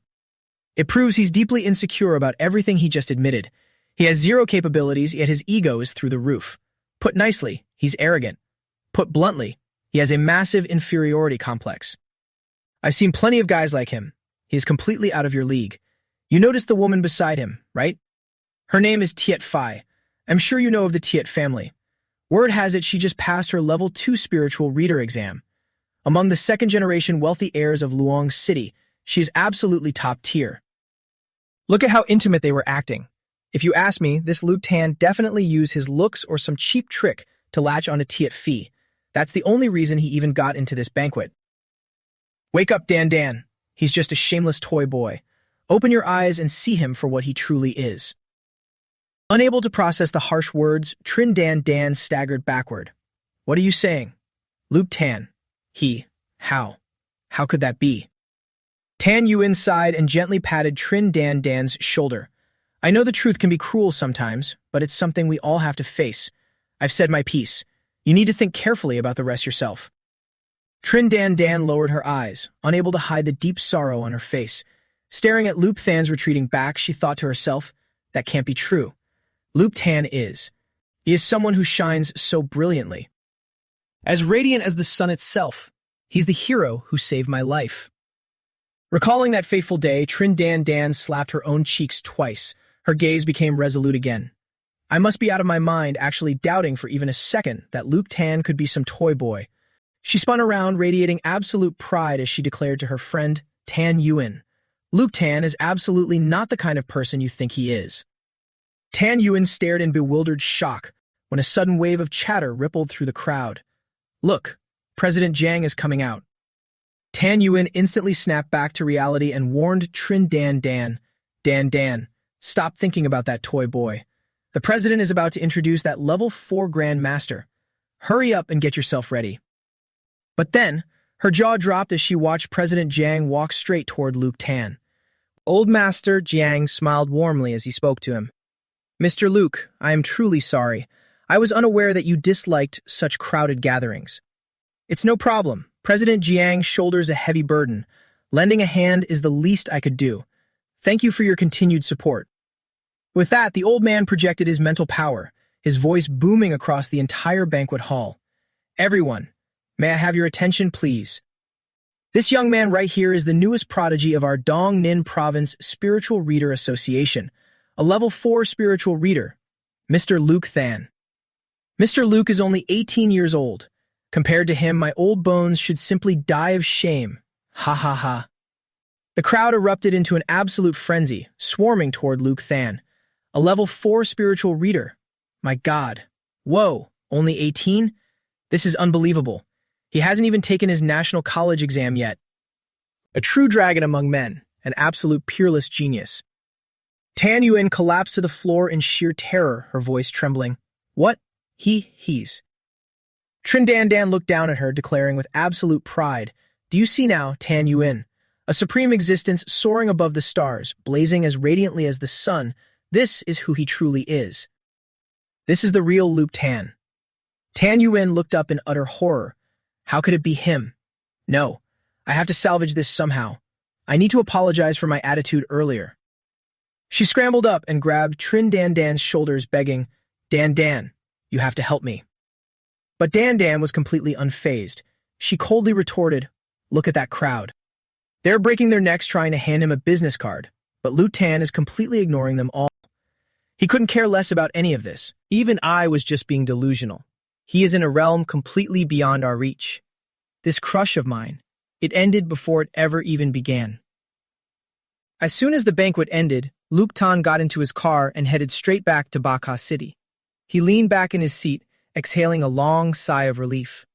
I really can't stand these high society circles at all. Showing my face briefly was giving enough face to President Jiang. I just need to go home. Being surrounded by my family and focusing on my martial arts, that's the life I truly want. I guess, deep down, I really am just an ordinary high schooler from an ordinary family. The next morning, at Luktan's house. Seeing her son walk in, his mother immediately rushed over to welcome him. "Tan, you're back! Hurry, sit down at the table. Mom will get you some bowls and chopsticks." The rest of the family instantly crowded around him. "Brother, when did you get back? Little Tom is finally home." Kinhwa ran over, standing on her tiptoes to inspect him. "Brother, how did you get so much taller from just a short trip?" Luktan instantly shot back with a tease. "It's because you shrunk. Your school is on break now, right? I'll be testing your strength later. Don't forget the message I sent you. If you haven't made any progress." Heh, the martial arts elixirs sponsored by your brother aren't something you can just slack off on. His mother quickly stepped in to save her daughter. "Tan, hurry and sit down for dinner." Suddenly remembering something, Luktan turned and asked, "Dad, the meat and medicine I left in the fridge, have you been eating them regularly?" Luke Dai-Hai nodded. "Of course I have." "But little Tan, what kind of tonics were those things you left in there?" "I mix it with water and drink it every day. I feel my body getting so much better, like in 20 years younger." "It must be very expensive, right?" Luke Fan casually answered while eating. "It's not expensive. A friend who owns a pharmacy gave it to me. It's specially formulated for middle-aged people like you and Mom." "Dad, Mom, remember to drink it. Don't dilute it with water anymore. I still have a lot." His mother chuckled and reminded them, all right. Fan is about to take the national exam. You don't need to run around outside anymore after this, right, son?" He smiled brightly and held out his bowl, and not going anywhere anymore. "I'll stay home until the exam. Give me another bowl." Suddenly, Luke Fan announced, "Since everyone is free today and this house is too small, let's just go look at a new house." Hearing this, all three of them froze, letting out a huh and staring at him.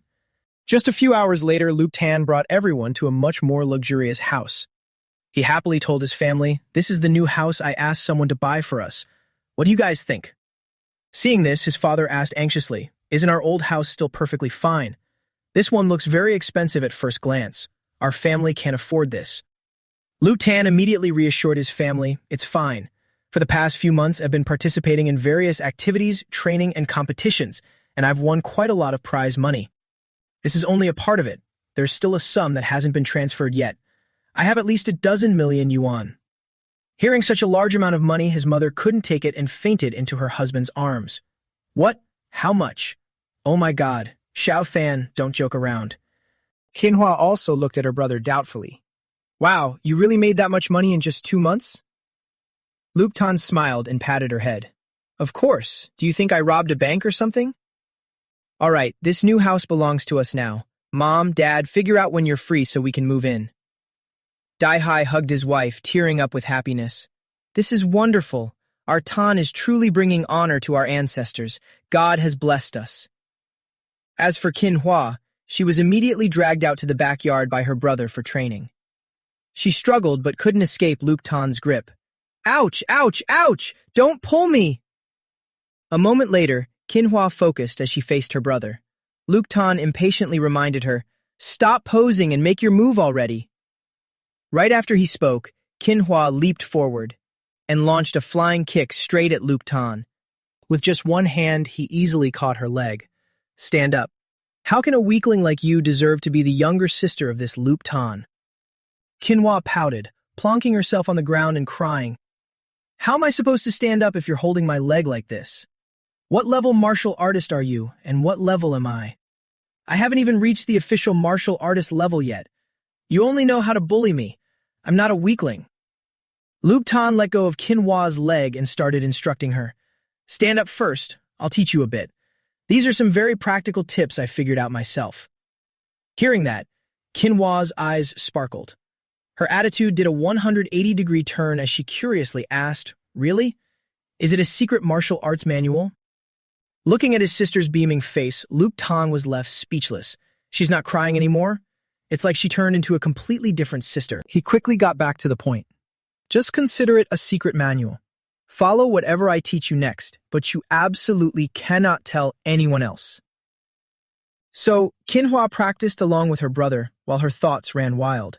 Everyone is curious and suspicious about my brother's sudden rise these past few months. If I hadn't seen with my own eyes over the past few months how he went from an average high school student, growing step by step into his current radiant self, I really wouldn't have believed it. Even though everyone thinks my brother suddenly unlocked his potential, I always feel like he's hiding some sort of secret. My martial arts talent should be better than his, if I could just get my hands on that secret. With the outstanding intelligence of this Luke Kinhwa, surpassing my older brother in the future will be as easy as flipping my hand. He. However, she didn't expect that her little thoughts were completely seen through by Luke Than. Annoyed, he smacked her right on the head, making her yelp. Hitting my head again, am going to get shorter. After that, Kinho started to practice more diligently, under Luke Fan's observation and instruction. The grueling training was finally over. He chuckled, looking at his sister sprawling on the ground. Well, can you feel the effects yet? Kinho jumped up in amazement and rambled. Oppa, this is incredible. What are the moves you taught me? The effects are way too good. I feel like doing this once is equal to practicing dozens of times in the past. Faced with her question, Luke Than instantly went on guard. I need to say something so this silly sister of mine wouldn't dare leak it out. After pondering for a moment, Luke Tan started to explain. It's just like what you normally practice, only it's the latest version. Like the phones and computers you use, they might seem advanced at version 2.0 or 3.0, but in reality, their labs have researched versions 9.0 or even 10.0 a long time ago. Version 2.0 is just for civilian use. This set of moves is still in the testing phase, and it will be a long time before it officially hits the market, so about go telling anyone. After Luke Tan finished explaining, Kinhoa immediately yelled out in frustration. Huh, doesn't that mean you're treating me like a guinea pig? You're scamming your own family. Luke Tan walked over and pinched her cheek teasingly. For a good thing like this, normal people wouldn't even have the qualifications to be a guinea pig. This body-tempering art just hasn't been widely popularized yet, but its contents are already very complete. Kinhua sulked, pushing Luke Fan's hand away and rubbing her cheek. But there are still risks. What if I accidentally practice myself into a cripple?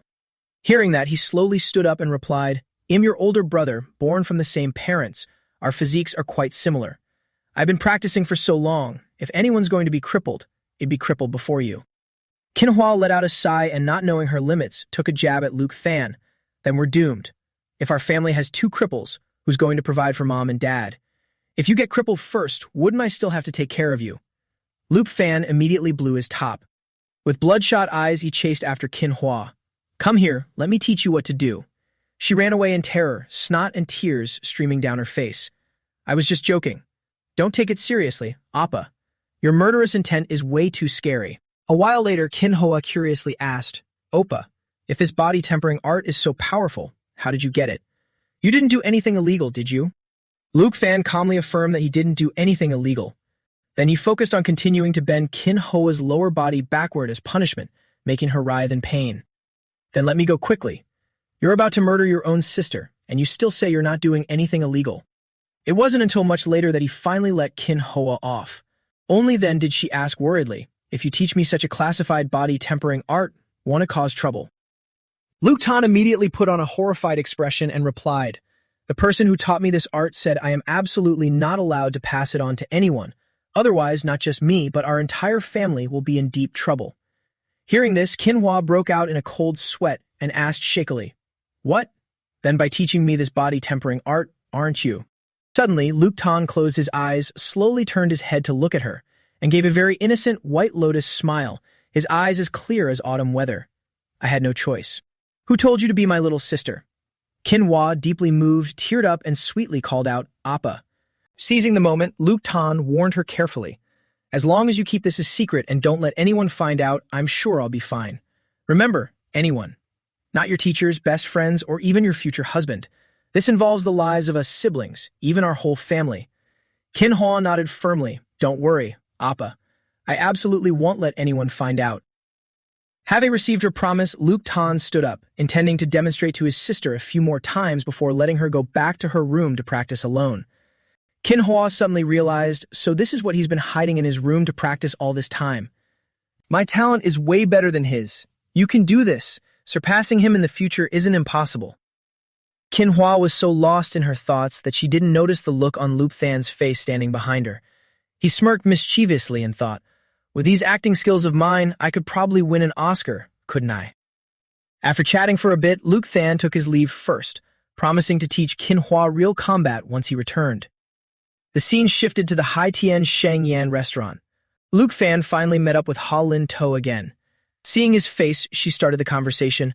I knew you liked steak, so I specifically ordered quite a lot. Luke Than was slightly surprised as he pulled out a chair to sit down. Wow, how thoughtful. Thank you. How has the company's business been lately? Holland quickly reported, the Spirit Fortifying Blood Tonic was initially launched with a price of $49,888. This price isn't overly high, but it's not something average people can afford either.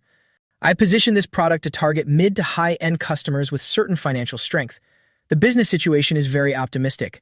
It's been less than a week since launch, and the first batch of 20,000 doses of the Spirit Fortifying Blood Tonic has completely sold out. Furthermore, the repurchase rate is also very high. I believe that after some time of word of mouth, it will absolutely become a star product in the martial arts supplement circle of Bak Ha City, or even the entire Dong Ninh province. Luke Fan nodded in satisfaction. Great job.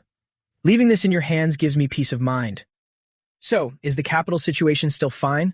After a moment of silence, Ha Lin To looked a bit down and replied, we can still manage the cash flow for now. But when we expand the sales scale, we will definitely have to open more branches in the future. By then, we will need to borrow from the bank. The money I have left on hand isn't much. Hearing this, Luke Than immediately gave Ha Lin To a plan. I'll give you another sum of money after a while. You don't have to worry too much about the initial capital. I'm counting on you then. Only then did Ha Lin To remember and ask, by the way, is it still a while until the national exam? Luke Than calmly replied, yeah, that's right. So I won't be going out during this time. I'll focus on the final sprint to prepare for the national exam. I'll have to rely entirely on you for the business matter. Right, I'll be moving houses in a few days. I'll send you the new address when the time comes. Ha Lin To couldn't help but shiver as she remembered Luke Than's true identity. I almost forgot. This man in front of me who radiates such an intimidating aura in every gesture is actually just a high school student who hasn't even finished the national exam. Now I can see through him even less. If it were me from half a year ago, I wouldn't have expected it even if I were beaten to death that I would entrust the entire fate of the Ha family into his hands. But looking at the current situation, my decision wasn't wrong at all. After wrapping up business matters, the two swiftly parted ways. Before leaving, Ha Lin To remembered and informed him, oh right, I've promoted Ma Fai to store manager. Luke Fan didn't care too much, handing everything over to Ha Lin To. Then he silently watched her. Ha Lin Ta's company is my most important source of income, and also a place where I can secretly manufacture supplements for the future. As for whether Ha Lin To will betray me once her wings are fully grown, I'm completely not worried. The Ha family might look calm on the surface right now, but they are actually surrounded by troubles. Sooner or later, they will have to beg me. Even without those external pressures, what this Luke Fan gives, he can naturally take back. And the most important thing right now is still improving my own strength. Forging the mental weapon, the infernal blade wheel, the stellar body tempering art, and the immortal golden body also need to break through another step. With these things, the next time I face the female Valkyrie Grandmaster, it won't just be a safe retreat anymore, but defeating her. A few months passed in the blink of an eye. The Kaimin General Star selection was over. Having passed the Spiritual Reader Promotion exam, Luke Than returned home. He used various bonuses and extra income to buy a new house for his family. He didn't know how the people from the Homzuan dojo got the news, but they took the initiative to come and help with the move. Finally, his whole family moved into their new house in Huafu, even though the new neighbors were a little strange. And tomorrow, Luke Fan would enter his National University entrance exam. Kinhua stood on the balcony looking out happily. I finally have my own martial arts training room from now on, haha. Luke Fan's parents also hurriedly wanted to bring gifts over to the neighbors to introduce themselves. He offered to go with them. But since tomorrow was a big day, his parents stopped him. No need, no need. Hurry up to your room and rest. Tomorrow is the martial arts general exam. You need to rest well. If by chance you become the top scorer in the martial arts exam, our family will truly bring glory to our ancestors. That night in his bedroom, Luke Fan delved deeper into the dream world for training. My total inner energy has currently reached the peak of a level 4 martial artist. I have enough capital to step completely into level 5 at any time. In fact, I could have advanced to level 5 a long time ago. The reason I dragged it out until now was to continuously temper my inner energy. The initially pale golden inner energy has now transformed into an amber gold flowing through my body. The third tempering is almost complete. The power will definitely increase several times over. And so, Luke Tan sparred with the female Grandmaster once again. The battle had been going on for so long that the city was clearly divided into two factions. Today, as always, Luke Tan waited for the female Grandmaster to appear.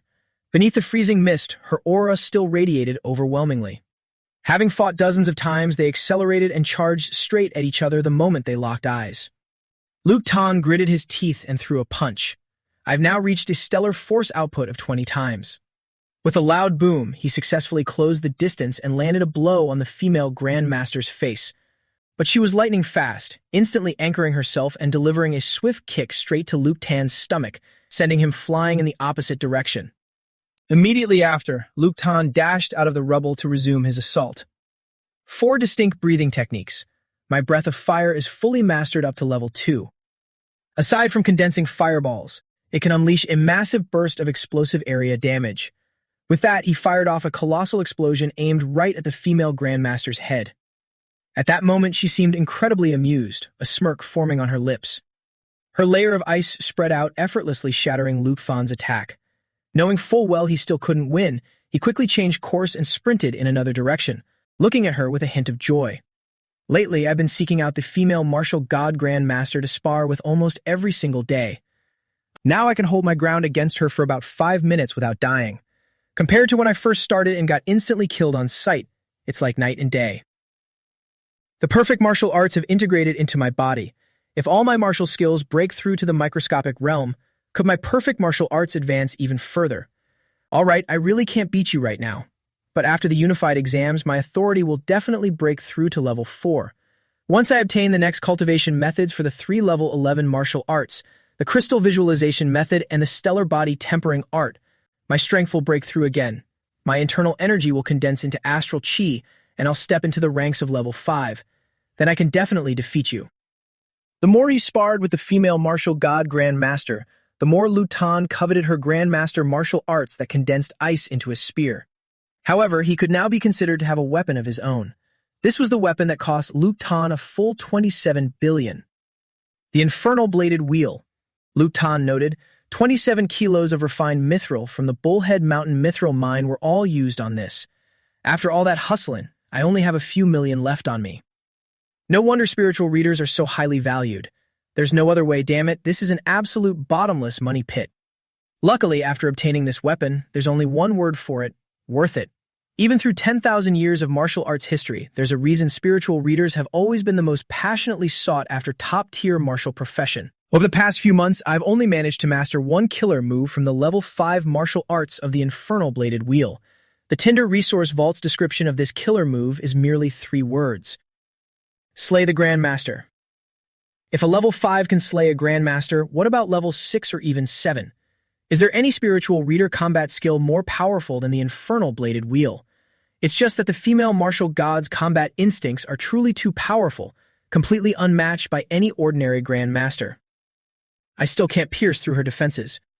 Damn it. The normal moves of the infernal bladed wheel have absolutely no effect on her. What if I use the infernal bladed wheel to unleash that killer move with all my might? If I unleash the killer move, I might heavily injure the female martial god, but my mental power will be completely drained, instantly reducing me to a cripple. In the very next second, it'd be smashed to pieces by her spear. But right now, my breath of wind is amplified by my immortal golden body. In terms of speed, I am in no way inferior to her. As long as I don't actively seek death, she can't do anything to me. It's a shame there isn't a suitable opponent to spar with. The female martial god is too strong, there's no room for error. If I force it now, she'd get hurt, but it'd lose my life. Without a frame of reference, I basically don't know how strong I am or where my limits lie. Tomorrow's unified exam is the perfect opportunity to test it out. City-level top martial scholar, provincial-level top martial scholar. My goals. Won't just stop there. The next morning, before the exam began, Loop Than's mother continuously prayed for her son. Smooth sailing, please bless our Tan to get high scores. Kinhwa was also anxious and wanted to tag along with her brother to school. He rubbed her head and teased, sure, you can experience the unified exam's atmosphere in advance, so you won't be nervous when it's your turn later. Hearing this, Kinhwa immediately pouted. Humph, I wouldn't be nervous anyway.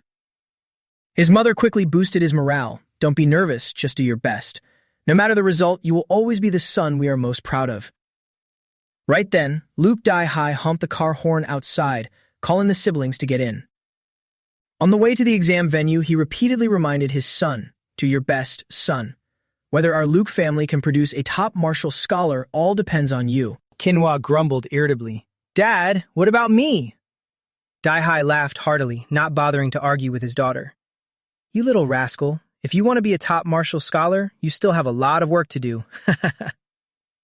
Cutting to the front of the exam school gates, the moment he stepped out of the car, Luke Tan used his mental power to scan the entire area. My sweet baby, do well on your exam. Please don't be nervous, just try to perform beyond your usual level.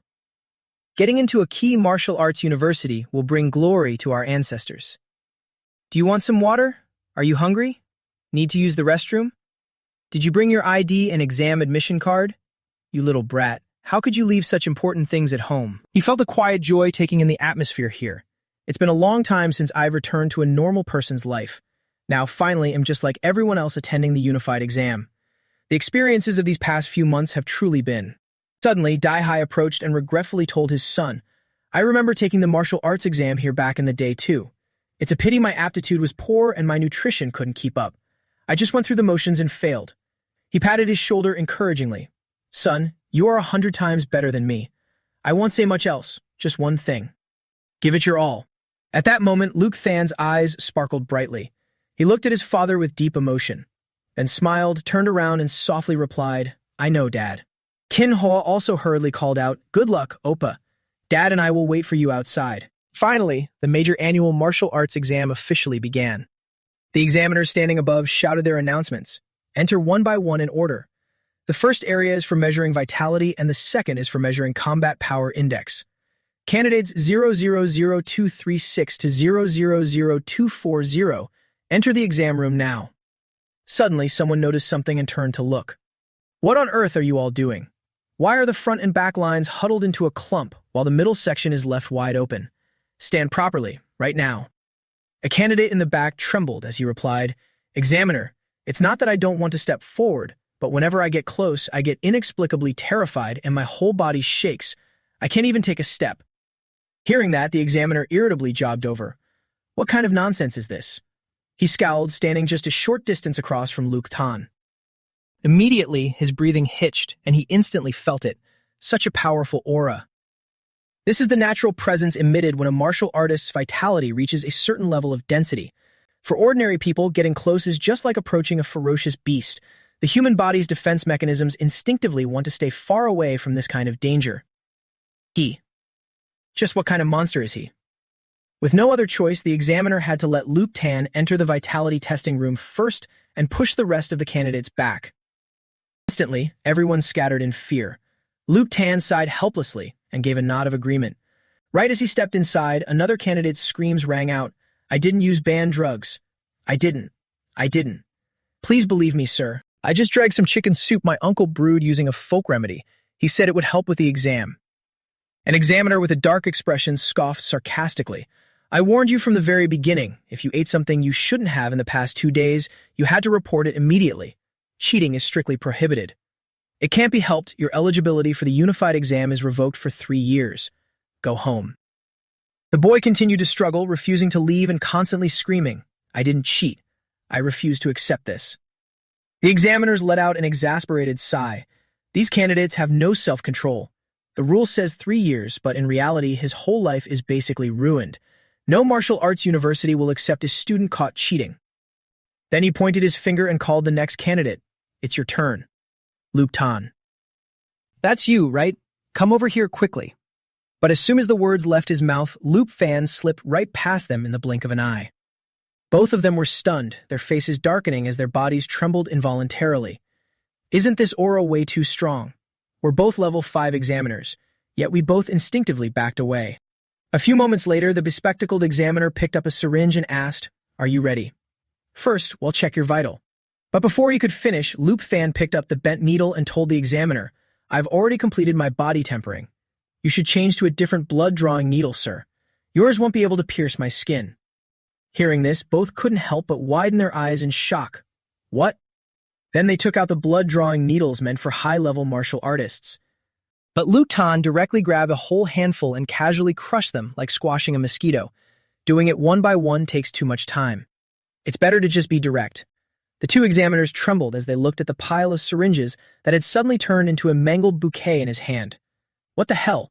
Just how thick is this kid's skin? There's no other way. I have to go request instructions from the higher-ups. With that, the bespectacled examiner pointed in another direction to guide Luke Tan. "Student, you go test your combat index first." He happily turned around and walked away, cutting to the inside of the combat power testing room.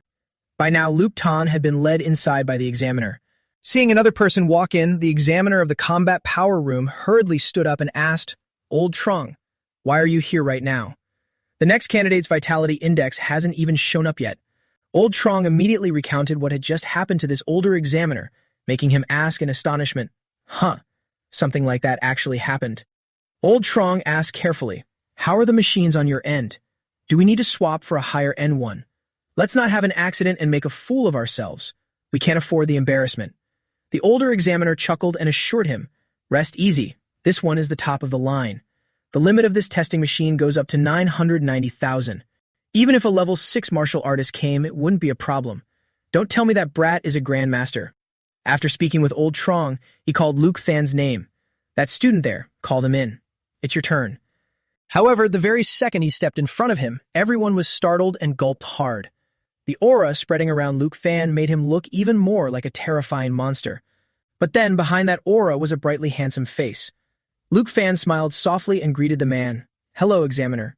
Candidate number 000565 from Bakha City, Luke Fan."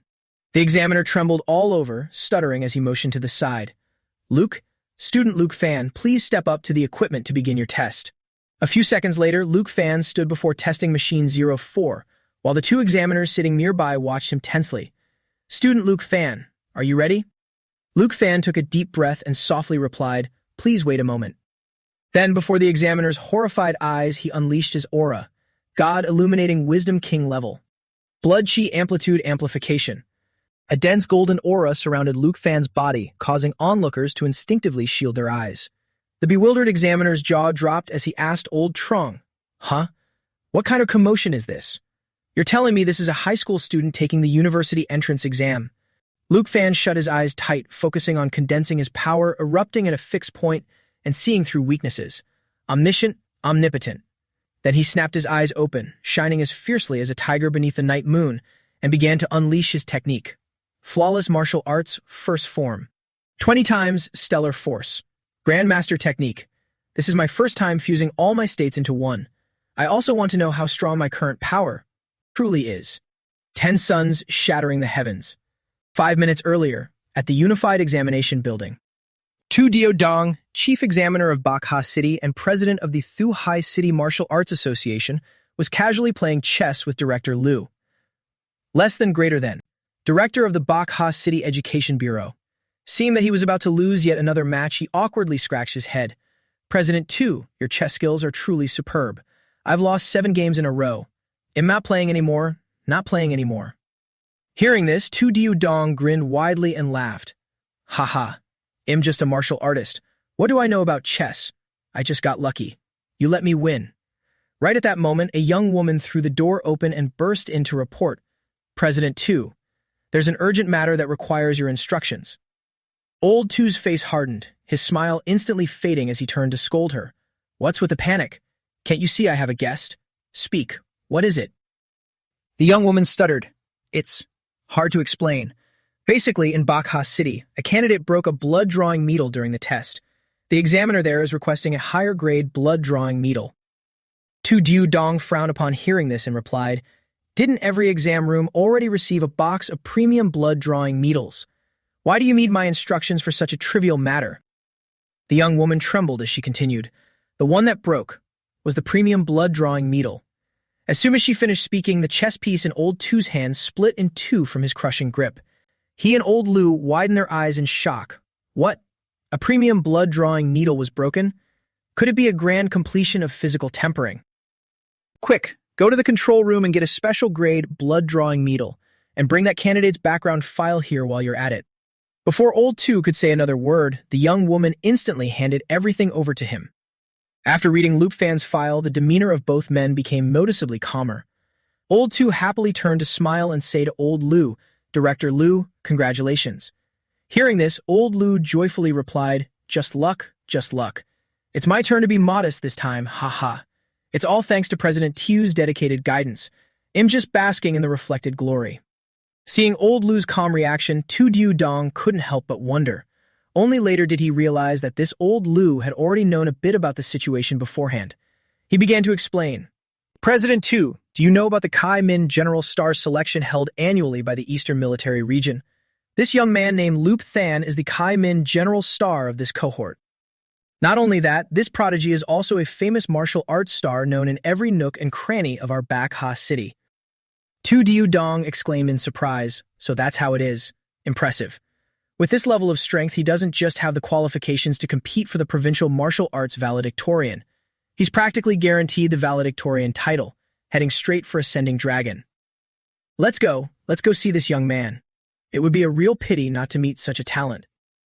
Just as he finished speaking, a sudden tremor violently shook the surroundings, causing everyone to stumble, unable to maintain their balance. Director Lu shouted in panic. Huh? An earthquake? Tu Diu Dong immediately shook his head and assessed the situation. It doesn't feel like one. I can sense that the source of the vibration is right nearby. That direction is the combat power testing room? Just what on earth happened in that exam room? Turning to Lu Tan, he had poured his full strength into a single punch, easily pulverizing the examiner's proud machine capable of withstanding 990,000 combat power. Watching their beloved machine get destroyed, the two examiners couldn't believe their eyes, their jaws dropping in utter terror. What the? Equipment that can measure the combat power of a peak level 6 martial artist was shattered with just one punch. Did his single punch exceed 990,000 combat power?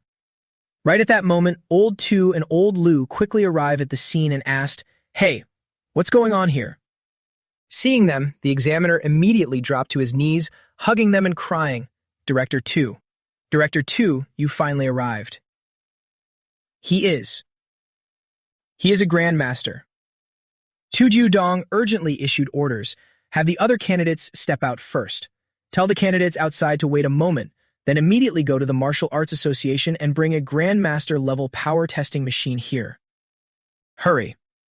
He looked back at the destroyed testing grounds, unable to stop himself from thinking. The destructive power of that punch was truly earth-shattering. I'm afraid today's scene will become a legend, truly a young hero. Old Lu also approached Loop Than with the intention of reassuring him. Mr. Luke, don't worry, no one is blaming you. Don't feel too much psychological pressure. Just prepare yourself well and cooperate with us to retake the test in a moment. But upon coming into contact with him, he also sensed it. Just standing close, one can feel that meticulously honed martial aura. If I hadn't seen it with my own eyes, who would believe there's an 18-year-old martial artist like this? 1 hour later, the examiners brought in premium equipment to serve Loop Fan's test. Tu Diu Dong didn't beat around the bush. He immediately prepared to conduct the test and brought out the premium needle to check his blood qi. He began taking Loop Fan's measurements. The drops of blood on Loop Fan's hand were like droplets of magma from beneath a volcano. Sweating profusely, Old Lu suddenly pointed at the syringe in awe, condensing without dispersing, as thick as mercury. Is this the blood of a Grandmaster? Tu Diu Dong interjected to answer, no, it's still slightly lacking. I've seen the blood of a true Grandmaster before. It turns into actual pearls when it falls on the ground. Both its density and coagulation are a bit higher than this. But at his age, this is already incredibly astonishing. After that, Old Tu inserted the syringe into the machine. The blood qi value immediately glowed red, stunning everyone even more. A blood qi index of over 1,200, a level 6 martial artist.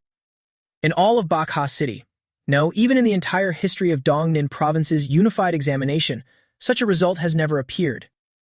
Tu Diu Dong burst into joyous laughter. Excellent, excellent. Mr. Luke, you've broken the province's highest blood chi record. But Luke Than's face remained completely deadpan as he replied, it's just average. Hearing this, old Trong, who was standing nearby, felt his limbs go weak, as if he were about to faint. You call that average? Damn it, this guy is showing off too much. I can't take it anymore. But then old Trong still had to carry on with his duties. He quickly adjusted the testing machine and reported back so Luke Than could proceed with the exam. Tu Diu Dong pointed his finger and continued, ride on this momentum. Hurry and test your combat power index. Less than greater than. The old man looked at him and thought to himself, this Grandmaster level combat power testing machine is practically brand new. That's because hardly anyone in this entire Bakha city can use it, yet today it's being used by a young man. Luke Than didn't hesitate. He clenched his fist tightly, aiming at the robot, and unleashed stellar force, 10 suns shattering the heavens once again. Tu Diu Dong screamed in excitement, Grandmaster's will. This is absolutely Grandmaster's will, no mistake about it. The thing I've painstakingly pursued for so many years has now appeared on an 18-year-old youth. How could I not be shaken? Old Lu also hollered in panic. This clearly means the path to level 7 Grandmaster has been completely cleared. It won't be long before he becomes a teenage Grandmaster. Less than greater than. A combat power of 1,260,000 basically meets the standard too. Although it's still slightly lacking, he's more than worthy of the title Quasi-Grand Master. Suddenly, Tu Diu Dong frowned in confusion. Strange. That's not right. Luke Than, you possess Grandmaster's strength. Why didn't you use Astral Key? Hearing this, old Lu also asked tensely. That's right, where is your Astral Key? Luke Than, calmly radiating aura from his hands, replied, I haven't reached level 5 yet. My Astral Key hasn't formed.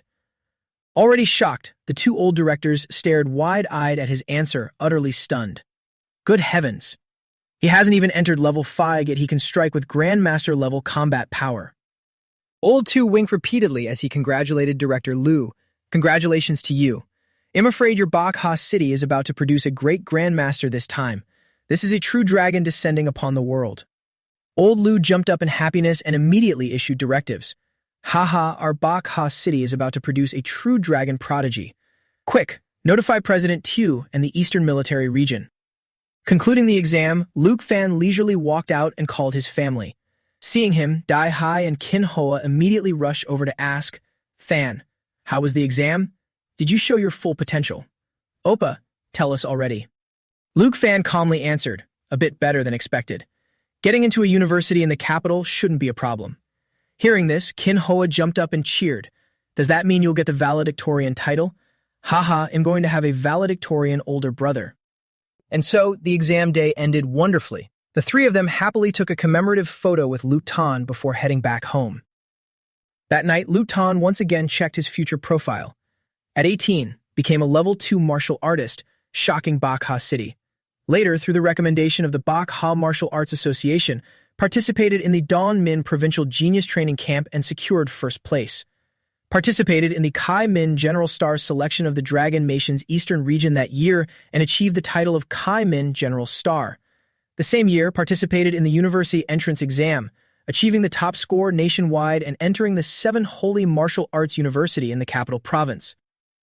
2 years after enrolling, joined the Eastern Military Region, promoted to the rank of Major. At 32, became a Grand Master. At 54, became a Great Grand Master. At 60, became one of the 4 great generals of the Eastern Military Region. A lifetime of military service with glorious achievements. Died in April of Martial Arts year 477 at the age of 181. Character rating, 4.5 stars. Tinder Resource Vault Authority, level 4. Reading through everything, Luke Than simply hadn't expected himself to have a whole 5 wives. That was truly unexpected. But he quickly recovered, his spirits soaring. I finally reached the level 8 Great Grandmaster realm in this timeline. With level 4 authority, I can now obtain the next parts of the 3 level 11 cultivation methods. Crystal Visualization Method Part 3, Natural Breathing Method Advanced Part, Stellar Body Tempering Art, the secret method for Stage 2 of the Immortal Golden Body. The Stellar Body Tempering Art from level 4 authority covers all training stages from level 4 to level 6. It's basically a massive straight road leading directly to Grandmaster. Not only does this section of the cultivation method provide the training movements for stage 2 of the immortal golden body, but it also includes a special secret method. That is the secret art of mental refinement. Luckily, Thi Thin Nin was a die-hard fan of Wang Ha. The two of them could be said to share the same roots, so I can easily connect them seamlessly. My Grandmaster's will is fully formed. I just need to steadily raise my blood key index, and I can smoothly reach the Grandmaster realm. It definitely won't be difficult. But the Grandmaster's path of Thi Thin Nin, the creator of the 10 Suns Shattering the Heavens Fist technique, and the Grandmaster's path of level 11 powerhouse Wang Ha, who is known as the Eastern Extreme setting sun 10,000 years in the future. Are the Grandmaster paths of those two on the same level? I'm afraid they are completely different. That is their path, not mine. The Grandmaster's path I want to walk must be built upon Wang Ha, yet far surpass Wang Ha. From the very beginning, my goal has been level 13, or perhaps even higher. Only then can I accomplish things that even Wang Ha could not. I have three great level 11 cultivation methods as my foundation. A brilliant 10,000-year martial arts civilization is paving the way for me. This is no illusion, much less arrogance. That is my true future. 5 days after the unified examination ended, Luke Fan's family happily decorated their house to celebrate his achievements. The husband next door saw them so joyful and felt happy too. Are the new neighbors hanging lanterns and getting ready to light firecrackers? Looks like they have something to celebrate. But his wife, who had disliked Luke Fan's family from the start, angrily started picking a fight. Something to celebrate? Ever since they moved in, nothing good has happened. Housing prices here are way too cheap. Any stray dogs and alley cats with a bit of money think they can buy a place. Look at their poor, wretched appearance. When they first moved in, the noise was deafening, utterly unbearable. Just this morning, I bumped into them at the door, carrying a pile of tangerines, dropping them all over the road, blocking the way for ages. Who knows if their tangerine juice splashed onto my car? Just thinking about it makes me sick. Seeing his wife talking shit, the patriarchal husband immediately spoke up to lecture her. Hey, don't talk like that. There are neighbors after all. Not getting her husband's support, she instantly flared up and screamed, Huh? You're my husband. How could you speak up for them? Just then, a long honk sounded. Startled, she covered her ears and shrieked. Are they crazy? It must be those dirt-poor neighbors trying to get back at me.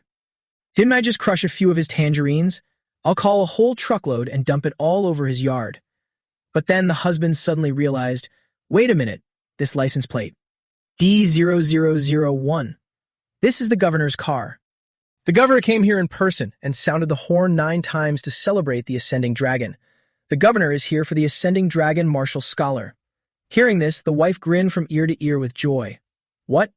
The Ascending Dragon Martial Scholar this year is from Baihe City and living right in our neighborhood. This is truly a blessing from the ancestors. I need to take this chance to get acquainted with him. Meanwhile, at the front gate of Lu Sheng's house, Dahai and his daughter looked at each other in confusion. King He, what's going on? Why is such an intimidating motorcade parked in front of our house? I don't know either. Baffled, Lu Sheng's entire family walked to the gate to welcome the motorcade, even without knowing who they were. Unexpectedly, an older man stepped out and greeted them. I sincerely apologize for the abrupt visit. I am Sha Pingnan, governor of Dongning Province and a martial arts grandmaster. May I ask if this is the residence of the Ascending Dragon Martial Scholar, Lu Sheng? Hearing the words Ascending Dragon, the whole family's eyes nearly popped out in shock. Sheng is actually the Ascending Dragon Martial Scholar. The woman next door, witnessing this scene, collapsed to the ground, pulling her hair in despair. What? The Ascending Dragon Martial Scholar is the son of that hick family. It's over. My life is completely over. What the hell have I done? A while later, Lu Sheng finally woke up from his dream. He let out a satisfied sigh, looking at his calloused arm, marrow cleansing. After acquiring the inheritance technique for the second stage of the immortal golden body, my physical constitution, which had been stagnating, is starting to strengthen again. Just as he finished wiping himself off, his phone suddenly chimed with a barrage of messages. Lu Sheng curiously walked over to check and saw they were from his younger sister. Appa, you got first place nationally. The Ascending Dragon Martial Scholar. Ascending Dragon. Oppa, there are so many people at our house, why aren't you up yet? Oppa, the governor, a grandmaster. How could you let a grandmaster wait for you to wake up? Reading the messages, Lu Sheng was a bit surprised. The governor? At our house? He immediately closed his eyes, releasing his spiritual power to check. Let me take a look. This aura. It's President Shao. And beside him is someone with a similar level of blood chi, another level 6 quasi-grandmaster. And this person, their entire body's blood chi is blazing like a furnace, making even a level 6 expert seem like mere embers and dust falling beside a roaring fire. This is a Grand Master. On the other side, Sha Pingnan had also noticed Lu Sheng. He smiled, turning his gaze toward the stairs. It seems our ascending dragon martial scholar has finally woken up. A few minutes later, a neatly dressed Lu Sheng came downstairs to greet them. I'm so sorry to have kept you all waiting. Seeing him, Sha Pingnan felt a hint of pride. Well done, young man. At such a young age, you already possess such a tremendously powerful aura. It's like a newly risen sun tearing through the morning mist. It truly forces one to marvel at the formidable younger generation. Lu Dahai quickly introduced them. Sheng, you're finally awake. This is the governor of our Dongning province, Mr. Sha Pingnan. And this is the mayor of Baihe City, as well as President Xiao Yuhi, whom you already know. Lu Sheng walked over to shake Sha Pingman's hand. Greetings, Governor Sha. Haha, hello, Mr. Lu. Taking the liberty to visit this time is mainly to congratulate you, Lu Sheng, for achieving first place nationally as the Ascending Dragon Martial Scholar in this year's exam. Lu Sheng asked curiously, are the college entrance exam results out already? Sha Pingnan immediately explained, the calculation is basically done. Only the final rankings are incomplete. However, your number 1 spot is absolutely guaranteed. Moreover, that's without even factoring in your cultural studies score and other bonus points.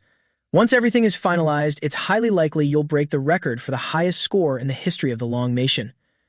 The moment I received the news, I rushed over. My goal was to meet you as soon as possible, Lu Sheng, and also to represent Dongning Province in bestowing some well-deserved rewards upon our province's number 1 supreme genius. Here is a 50 million cash reward. It's not much, but it's a token of the province's appreciation for you. This is an apartment over 400 square meters located in the center of Dongning's provincial capital.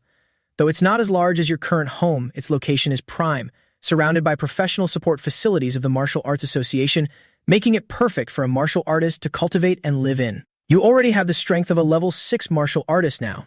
You can freely choose any martial arts university in the Long Nation. Have you decided where you'll go? Lu Sheng replied without hesitation, I've decided. The Holy Martial Arts University in the capital. Sha Pingnan nodded, reaching back to grab a stack of envelopes and excitedly placed them on the table. I thought as much. Coincidentally, the Holy Martial Arts Universities also asked me to pass along their recommendation letters to you. Furthermore, it's from all 7 Holy Martial Arts Universities. I don't want to show favoritism, so I won't say anything more. I'll let you choose for yourself. Chang'e trembled, unable to believe her eyes. The martial arts sanctuaries in the hearts of countless students across the Long Nation. And he can just pick any of them. Is this a plot from a manga or a novel? Lu Sheng coldly cast his eyes down at the table, then casually shuffled everything around, picked one at random and declared, this is the one. The 7 Holy Martial Arts University. Sha Pingnan smiled with amusement, his eyes wide as he stared straight at Lu Sheng's face. I thought you would consider it carefully. I never expected your decision-making method to be so unique. He quickly regained his composed demeanor, rummaging through his pockets. All 7 Holy Martial Arts Universities were built upon the inheritance of martial saints. Although the foundation of the 7th Holy Martial Arts University is slightly weaker, its faculty is by no means inferior to the other 6. However, the missions to accumulate credits there are much more dangerous. You'll need a good cold weapon. Once you've chosen your primary cold weapon, give me a call anytime. For any cold weapon below level 6, I'll personally pick one to gift you. Consider it a congratulatory present for your transformation into a dragon. Accepting the card Sha Pingnan handed him, Lu Sheng thought to himself, even the lowest quality level 6 cold weapon isn't cheap. But rejecting the goodwill of a governor, who is also a Grandmaster level martial arts expert, would definitely be highly disrespectful. Without any hesitation, he thanked Governor Sha. With the business concluded, everyone quickly stood up to take their leave. All right, I've taken the liberty to visit today. I won't disturb you any further. Mostly, it was because I heard a true dragon had appeared in our Dongning province, and I was so thrilled I couldn't contain myself. Please forgive the intrusion. After the governor left, Lu Dahai, overwhelmed with joy, said to the family, this truly brings glory to our ancestors. Glory to our ancestors. Our Lu family finally has this day. Shufan, hurry and buy more food.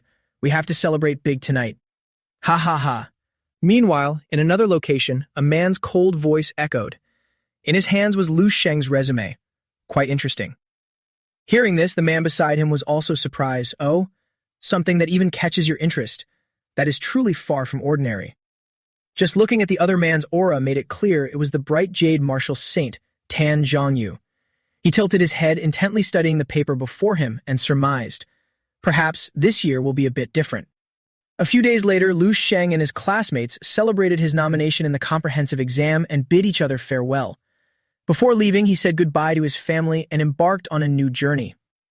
Throughout the time boarding the plane, Lu Sheng kept thinking, the 7 great holy martial arts universities, the very schools I'm about to enroll in, possess such a transcendent status primarily because each of these 7 schools holds a complete set of martial saint inheritances, along with their own unique martial saint towers.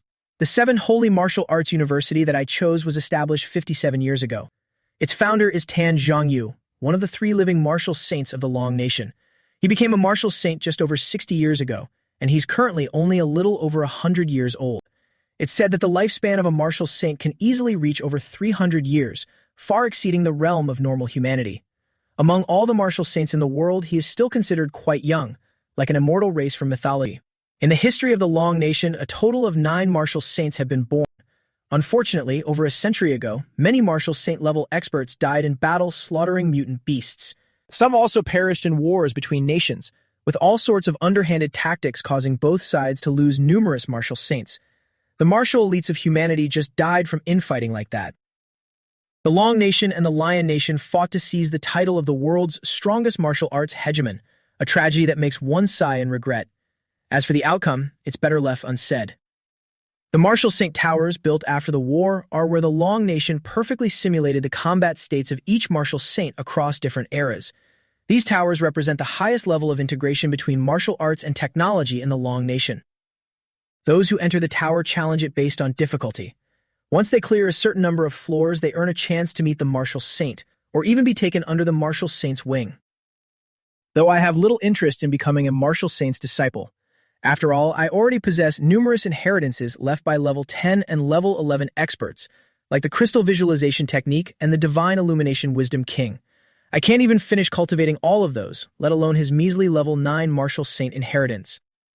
If it weren't for the country's strict requirements for key martial arts talents, mandating that they must accumulate enough university credits before going to the battlefield, I would have wanted to report directly to Yu Fei, but it doesn't matter. I'll just take on more credit-earning missions to complete the curriculum early. Perhaps I'll be able to graduate from the Holy Martial Arts University in less than a year. Suddenly, a familiar voice rang out, catching Lu Sheng's attention. Oh, what a coincidence, you're flying to the capital today, too. The reason for such a high coincidence was entirely orchestrated by Qinghe. Before Lu Sheng departed, she had secretly tipped off Yang Yan. My brother is taking the 12 p.m. flight the day after tomorrow. It's okay, Sister Yang Yan, be brave. You've already given up Dongan University to go to the capital for him. What else is there to fear? You can do it, future sister-in-law. Lu Sheng forced a smile and greeted her back. Yang Yan, what a coincidence. And he couldn't help but wonder, why is she here? But the moment he saw her affectionate gaze, Lu Sheng instinctively understood. He fearfully looked away. Don't tell me. It's another one. 2 hours later, Lu Sheng finally landed safely. He looked around in astonishment. As expected of the capital province, the prosperity and liveliness here can only be described as a golden age. Perhaps the magnificent base 1359 in my dreams looked just like this before its collapse. Even the exterior wall cleaners are hidden dragons and crouching tigers. The scene shifted to Jinghe University. Lu Sheng gently said to Yang Yan, "We've arrived at Jinghe University. I'll drop you off to enroll first, then I'll go to the Holy Martial Arts University to report." Hearing this, she was overwhelmed with happiness and shyly nodded. Then she thought to herself, we look just like a college couple going to enroll together. If only I could attend the same school as Lu Sheng, that would be wonderful. Just then, a sleazy guy from afar caught a whiff of a pretty girl. Seeing Yang Yan, his heart immediately pounded like it wanted to jump out of his chest. Damn, a total masterpiece. Nobody try to compete with me, this girl is mine. Hearing that, the classmate next to him irritably cursed, piss off, keep dreaming. Less than greater than. The two immediately closed in to hit on her. Hey there, here to enroll at Jinghe. Let me show you to the registration desk. Come on, let me help carry your luggage. Lu Sheng swiftly stepped in, tossing both suitcases to them. Then I'll have to trouble you too. The sleazeball awkwardly asked, Little bro, are you also a freshman here at Jinghe? Lu Sheng thought to himself, over the past while, I've learned how to conceal my overflowing blood qi within my body. It seems ordinary martial artists can no longer sense it. He then smiled and replied, no, we're classmates.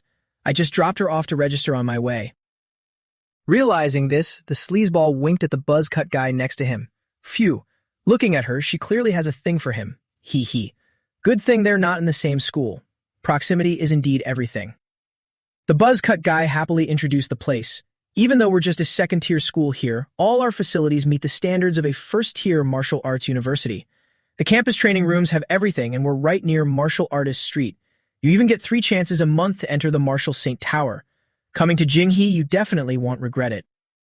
Lu Sheng tilted his head curiously. Can students from regular martial arts universities also enter the Martial Saint Tower?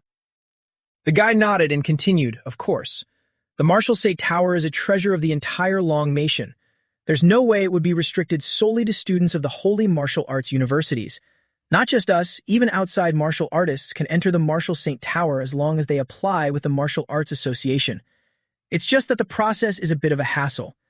It's just slightly more convenient for students of the holy martial arts universities. They don't need to apply, they can enter anytime from anywhere. Suddenly, the sleazeball leaned close to Yang Yan and swaggered. Junior, let me tell you the #1 rule of coming to Jinghe. In this Eastern University district, you can mess with anyone. There's no shortage of people in school who will stand up for you. The worst that can happen is a fistfight.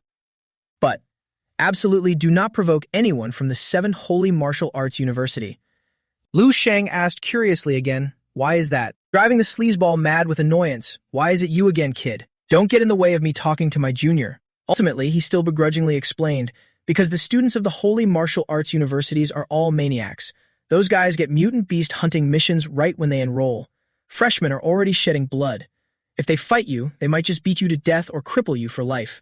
Not to mention, every single one of them is terrifyingly strong. Got it, Junior?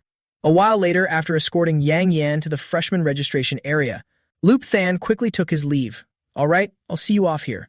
If you need anything, you can call me anytime. Duan Dian's eyes were filled with affection, and she shyly murmured an okay to Loop Than. The 2 guys watching from behind felt a bit heartbroken. That attitude. Is there no hope left? You have to be thick-skinned and cling to him. Don't you get it? Damn it, this brat is so arrogant. Asking to call him if anything comes up, who does he think he is? The scoundrel quickly ran up to carry Duan Dian's bags, grinning as he asked, Junior, which school is your friend enrolling in to be so cocky? Waiting until Luke Tan was out of sight, Duan Dian finally revealed her devilish side. The shy gaze from before instantly turned into a sharp blade glaring at the scoundrel as she answered coldly, 7th Holy Martial Arts University. Hearing this, the 2 guys jumped up in sheer panic. Not stopping there, Duan Dian dealt them another blow. Oh right, he's from Back Ha City.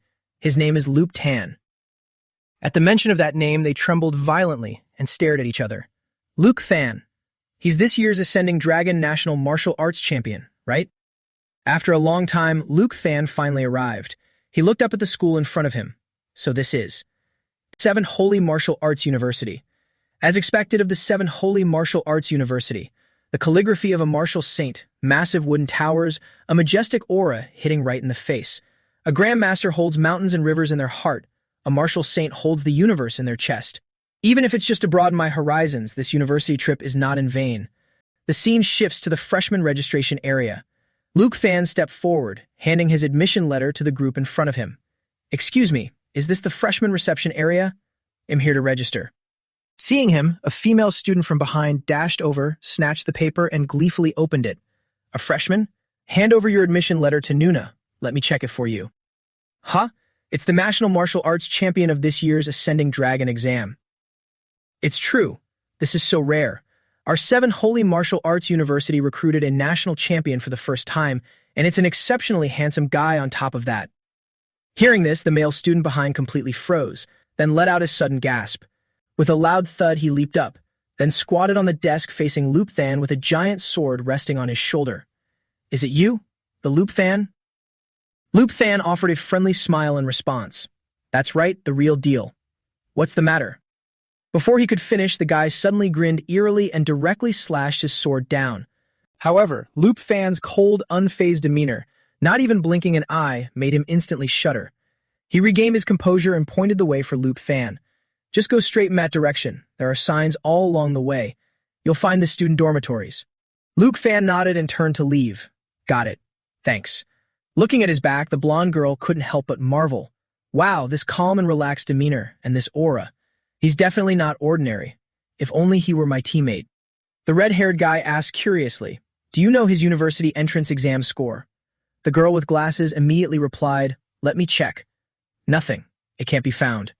However, I heard his vitality index has already broken through level 6. Moreover, he has shattered quite a few records. He is very likely the strongest ascending dragon in history.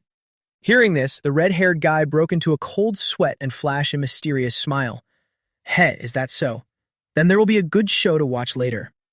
At the same time, Luke Tham was on his way to the dorms, looking around as he walked. Such a massive area right in the middle of the capital, it truly lives up to the name of the Holy Martial Arts University. But it's a bit deserted. Where did all the students go? Suddenly, a voice called out from behind him. Hey buddy, you in the front. Ha ha, finally ran into someone. Are you also a freshman here to register on the first day? My name is Lam Track. I'm a freshman too. Could you lead me to the student dorms? I'm terrible with directions. I've been wandering around for half a day and still can't find it. Luke Fan gladly agreed. Sure, I know the way. This place really is huge. Let's go together. A few minutes later, the two finally arrived in front of the dorms, but the area was swarming with people, sparking Luke Than and Lam Track's curiosity. Suddenly, someone was sent flying out from above and shouts echoed all around. Hey, hey, it's dangerous, get out of the way. With a loud crash, the young man was slammed onto the ground. An arrogant blonde senior stepped out from above, speaking with a haughty tone. Not bad, not bad. Hua Thiu Min, this year's martial arts champion of Namjang province, right? You're really something, managing to block 2 of my moves. Among the rookies, you're the first. Try a little harder. Break through a bit more and you can move in. Below, a green-haired guy asked the person next to him, Huak Dong, how is it? Do you have any certainty of winning against him? This Huak Dong was originally the 3rd-ranked martial arts scholar in the capital, someone even the national top 5 would have to bow down to. Not much chance. I've only just stepped into level 5, while this guy has probably reached peak level 5 with minor mastery of aura. I'm afraid I wouldn't last more than 3 moves, and it'd end up just like Hua Thiu Min. Less than greater than. If my elemental control ability could break through to level 3, there might be a chance. Hearing that, his friend yelled in terror. What? Even you can't do it. How about we use a rotation strategy to pave the way for you? As long as we drain his stamina, there will definitely be a chance. Huak Dong immediately shook his head and rejected that plan. It's unrealistic. A peak level 5 martial artist has a vitality index nearing 1,000. With aura to support them, their stamina is as boundless as a wild bull's. Furthermore, I can sense that the one who hasn't made a move yet is far more dangerous. I fear he has already stepped into level 6 as a quasi-grand master. Hearing that, the students began to clamor and complain. Level 6. Is this even a student? A regular martial arts association president is only level 6. Isn't this bullying to the extreme? Suddenly, the blonde senior stepped forward and shouted loudly, Hee hee, you still don't know where you are. If you want to move in, the rule is very simple. Take 3 of my moves and you can enter. Take 5 moves and even your luggage will be brought in for you. I know you're all martial arts geniuses, heaven's favored children, the outstanding talents of your generation. But here, all the halos and honors you once took pride in are worthless. Everything you desire must be seized with your own hands, relying entirely on your own strength. And those without strength will have nothing. They can only be ordinary people, perhaps even just a dog, a pitiful and lowly wretch. This is the very first lesson of your enrollment that I, as a senior of the 7 Holy Martial Arts University, your esteemed Sunbei, am teaching you. Luke Tan stood below, listening to the guy rambling, feeling incredibly annoyed. He sighed helplessly in his heart. Why is it this same old script again? Aren't they tired of it? Why is it that no matter where I go, some bugs always jump out, preaching about life philosophies and the law of the jungle, yet their strength is pathetically weak? Where do they get the thick skin for this? Suddenly, Lam Track trembled and softly exclaimed, This is amazing. So freaking amazing. He suddenly squealed with joy. This is exactly what I love most. The classic trope of trampling these arrogant sunbays underfoot, relishing their shocked and terrified gazes. Block 3 to 5 moves? Watch how this grandpa teaches you a lesson. Saying that, Lam Trak took off his backpack and tossed it to Luke Tan, then proudly boasted, "Brother, I forgot to tell you. In the martial arts champion of Taizhou in Province's unified exam this year, and am also ranked 19th nationally." What the hell kind of rule is this, rambling so much just to move in? Watch this grandpa teach you a lesson. Yelling this, Lam Trak aggressively charged upward to attack. But just a second later, he was swatted right back down next to Luke Tan. He looked down and asked out of concern, "Are you all right?" Lam Trak scratched his head awkwardly. "I was careless. I didn't expect this guy to be so strong. He even has aura." Luke Fan chuckled and patted Lam Trak's shoulder comfortingly. "Haha, come on, you did great." Then he decisively stepped forward. "Just watch me next. I should have figured it out earlier. When facing troublesome matters, just solve the root of the problem. These flies are too noisy. Just swat them dead and be done with it." Luke Fan coldly gestured. "Make your move." Seeing him step forward, the blonde senior paused. "Hold on. Are you planning to take 3 of my moves just like that?" Understanding what he was hinting at, Luke Fan simply dropped his backpack with a thud, then haughtily replied, "Now is this better?" Hak Dong and his friends' faces darkened in fear. This brat really doesn't know the immensity of heaven and earth. That's a martial artist with aura, yet he dares to be so arrogant. If he angers them, what if he gets beaten half to death and has to be carried out? Let's just pray for that junior's luck. The blonde senior licked his lips, his face filling with excitement, then erupted with his aura. "I'll let you know what true cruelty is." As soon as his words fell, he launched a kick straight toward where Luke Tan was standing. Before the astonished eyes of everyone in the dormitory, Luke Tan still stood there imposingly, without even a blink of an eye. Then, in a single motion, he leaped right through the blonde senior's technique and closed in on him. He tightly clamped down the opponent's neck, making him cry out, "You, let me go right now." But before he could finish, Luke Tan ruthlessly smashed his head deep into the pavement. Everyone below stood frozen, unable to believe what they had just witnessed. This, a powerhouse with minor mastery of aura, at peak level 5, got trashed just like that, with just a single move. It's absolutely unbelievable. Lam Trak watched, trembling. He can even crush aura bare-handed. Looks like the guy inside is about to make a move. Seeing Luke Tan walking toward him, the remaining long-haired blonde guy downed his cup of milk tea in one gulp. He smirked and asked him, "Can I go in now?" Perhaps knowing the extent of the other party's strength, that guy coldly replied, "All right." Just like that, Luke Tan easily entered the dormitory. He walked up to the board and pulled out his card. Since he was blocked and couldn't get his room card, I might as well grab one for him too. With that thought, Luke Tan flicked card number 17 over to Lam Trak and shouted loudly, "Fatty, come on in." Lam Trak caught his card and squealed in delight. Oh, coming. Thanks, brother. I want to cling to your OP thighs too. Hee, let me carry your backpack for you." Huak Dong and the others watched them leave in confusion. He just let them pass like that? That long-haired guy didn't even make a move. Could it be he felt he couldn't handle him? Meanwhile, the long-haired blonde guy suddenly picked up his phone to report to someone. "Hello? Brother Tran, I'm afraid an extraordinary character has enrolled this year." The scene shifts to the dormitory area. While Lam Trak was still looking around to see where his building was, Luke Tan had already found his accommodation. "Is it here? This dormitory is even better than I thought." Turns out I get a whole place to myself. This house is no smaller than the new one back home, and the best part is that all of this is free. Only then did Lam Trak shakily realize that the building was meant for the Ascending Dragon National Martial Arts Champion. "Hey brother, could you be that Luke Tan?" Saying this, Lam Trak's eyes suddenly lit up with sheer admiration as he went, "Wow." Luke Tan tilted his head and asked, "What's wrong? Do I not look like him?" Lam Trak chuckled, gave a thumbs up, and started kissing up to him. "You do, you look exactly like him. Back when I was lost, I could tell you were no ordinary guy, but I never expected you to be this insanely OP. Originally, I thought that I was at least a provincial martial arts champion, but I bumped into you right after getting in. Just to avoid meeting monsters like you guys, I specifically enrolled in the 7 Holy Martial Arts University. I thought you all would go to the top-ranked Holy Martial Arts schools. I didn't expect the most overpowered one like you to also come to the 7 Holy Martial Arts University." Saying this, Luke Tan suddenly frowned in confusion. "Why? Is the 7 Holy Martial Arts University that weak?" Lam Trak pulled out all the information to tell Luke Fan. "That's what my family said. Otherwise, why would it be called the seventh? The top Dragon Ascension martial scholars from previous years all went to the top-tier holy martial arts universities. I checked the annual National Student Martial Arts Tournament, and the 7 Holy Martial Arts University consistently ranks at the bottom. This should be considered weak, right? After a few more words, Luke Tan quickly stepped into his new home.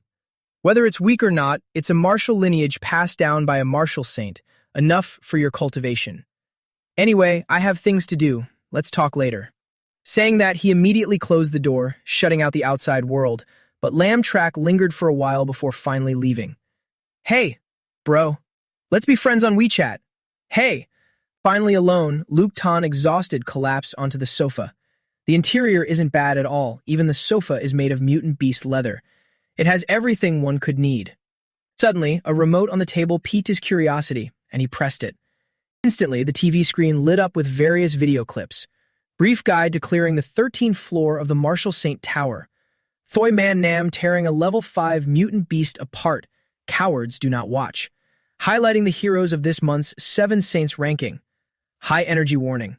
Less than... Luke Tan let out an intrigued "Oh. First place, huh?" There's also a school forum here, and the amount of information is quite substantial. Looking at the comments, these two seem to be the strongest ungraduated seniors of the 7 Holy Martial Arts University. Let's see what their level is. Luke Tan watched their every move intently, but right at the climax, words popped up on the TV. The 15-second trial has ended. Please register an account and pay with accumulated points to continue watching. His face twisted in complaint. Sure enough, all video websites in this world are cut from the same cloth. I don't even know what my student ID is yet. There's no way to register. Forget it. I'll do it later. Since I have some free time, I'll try cultivating the Great Sun visualization method. That outdoor balcony seems pretty good.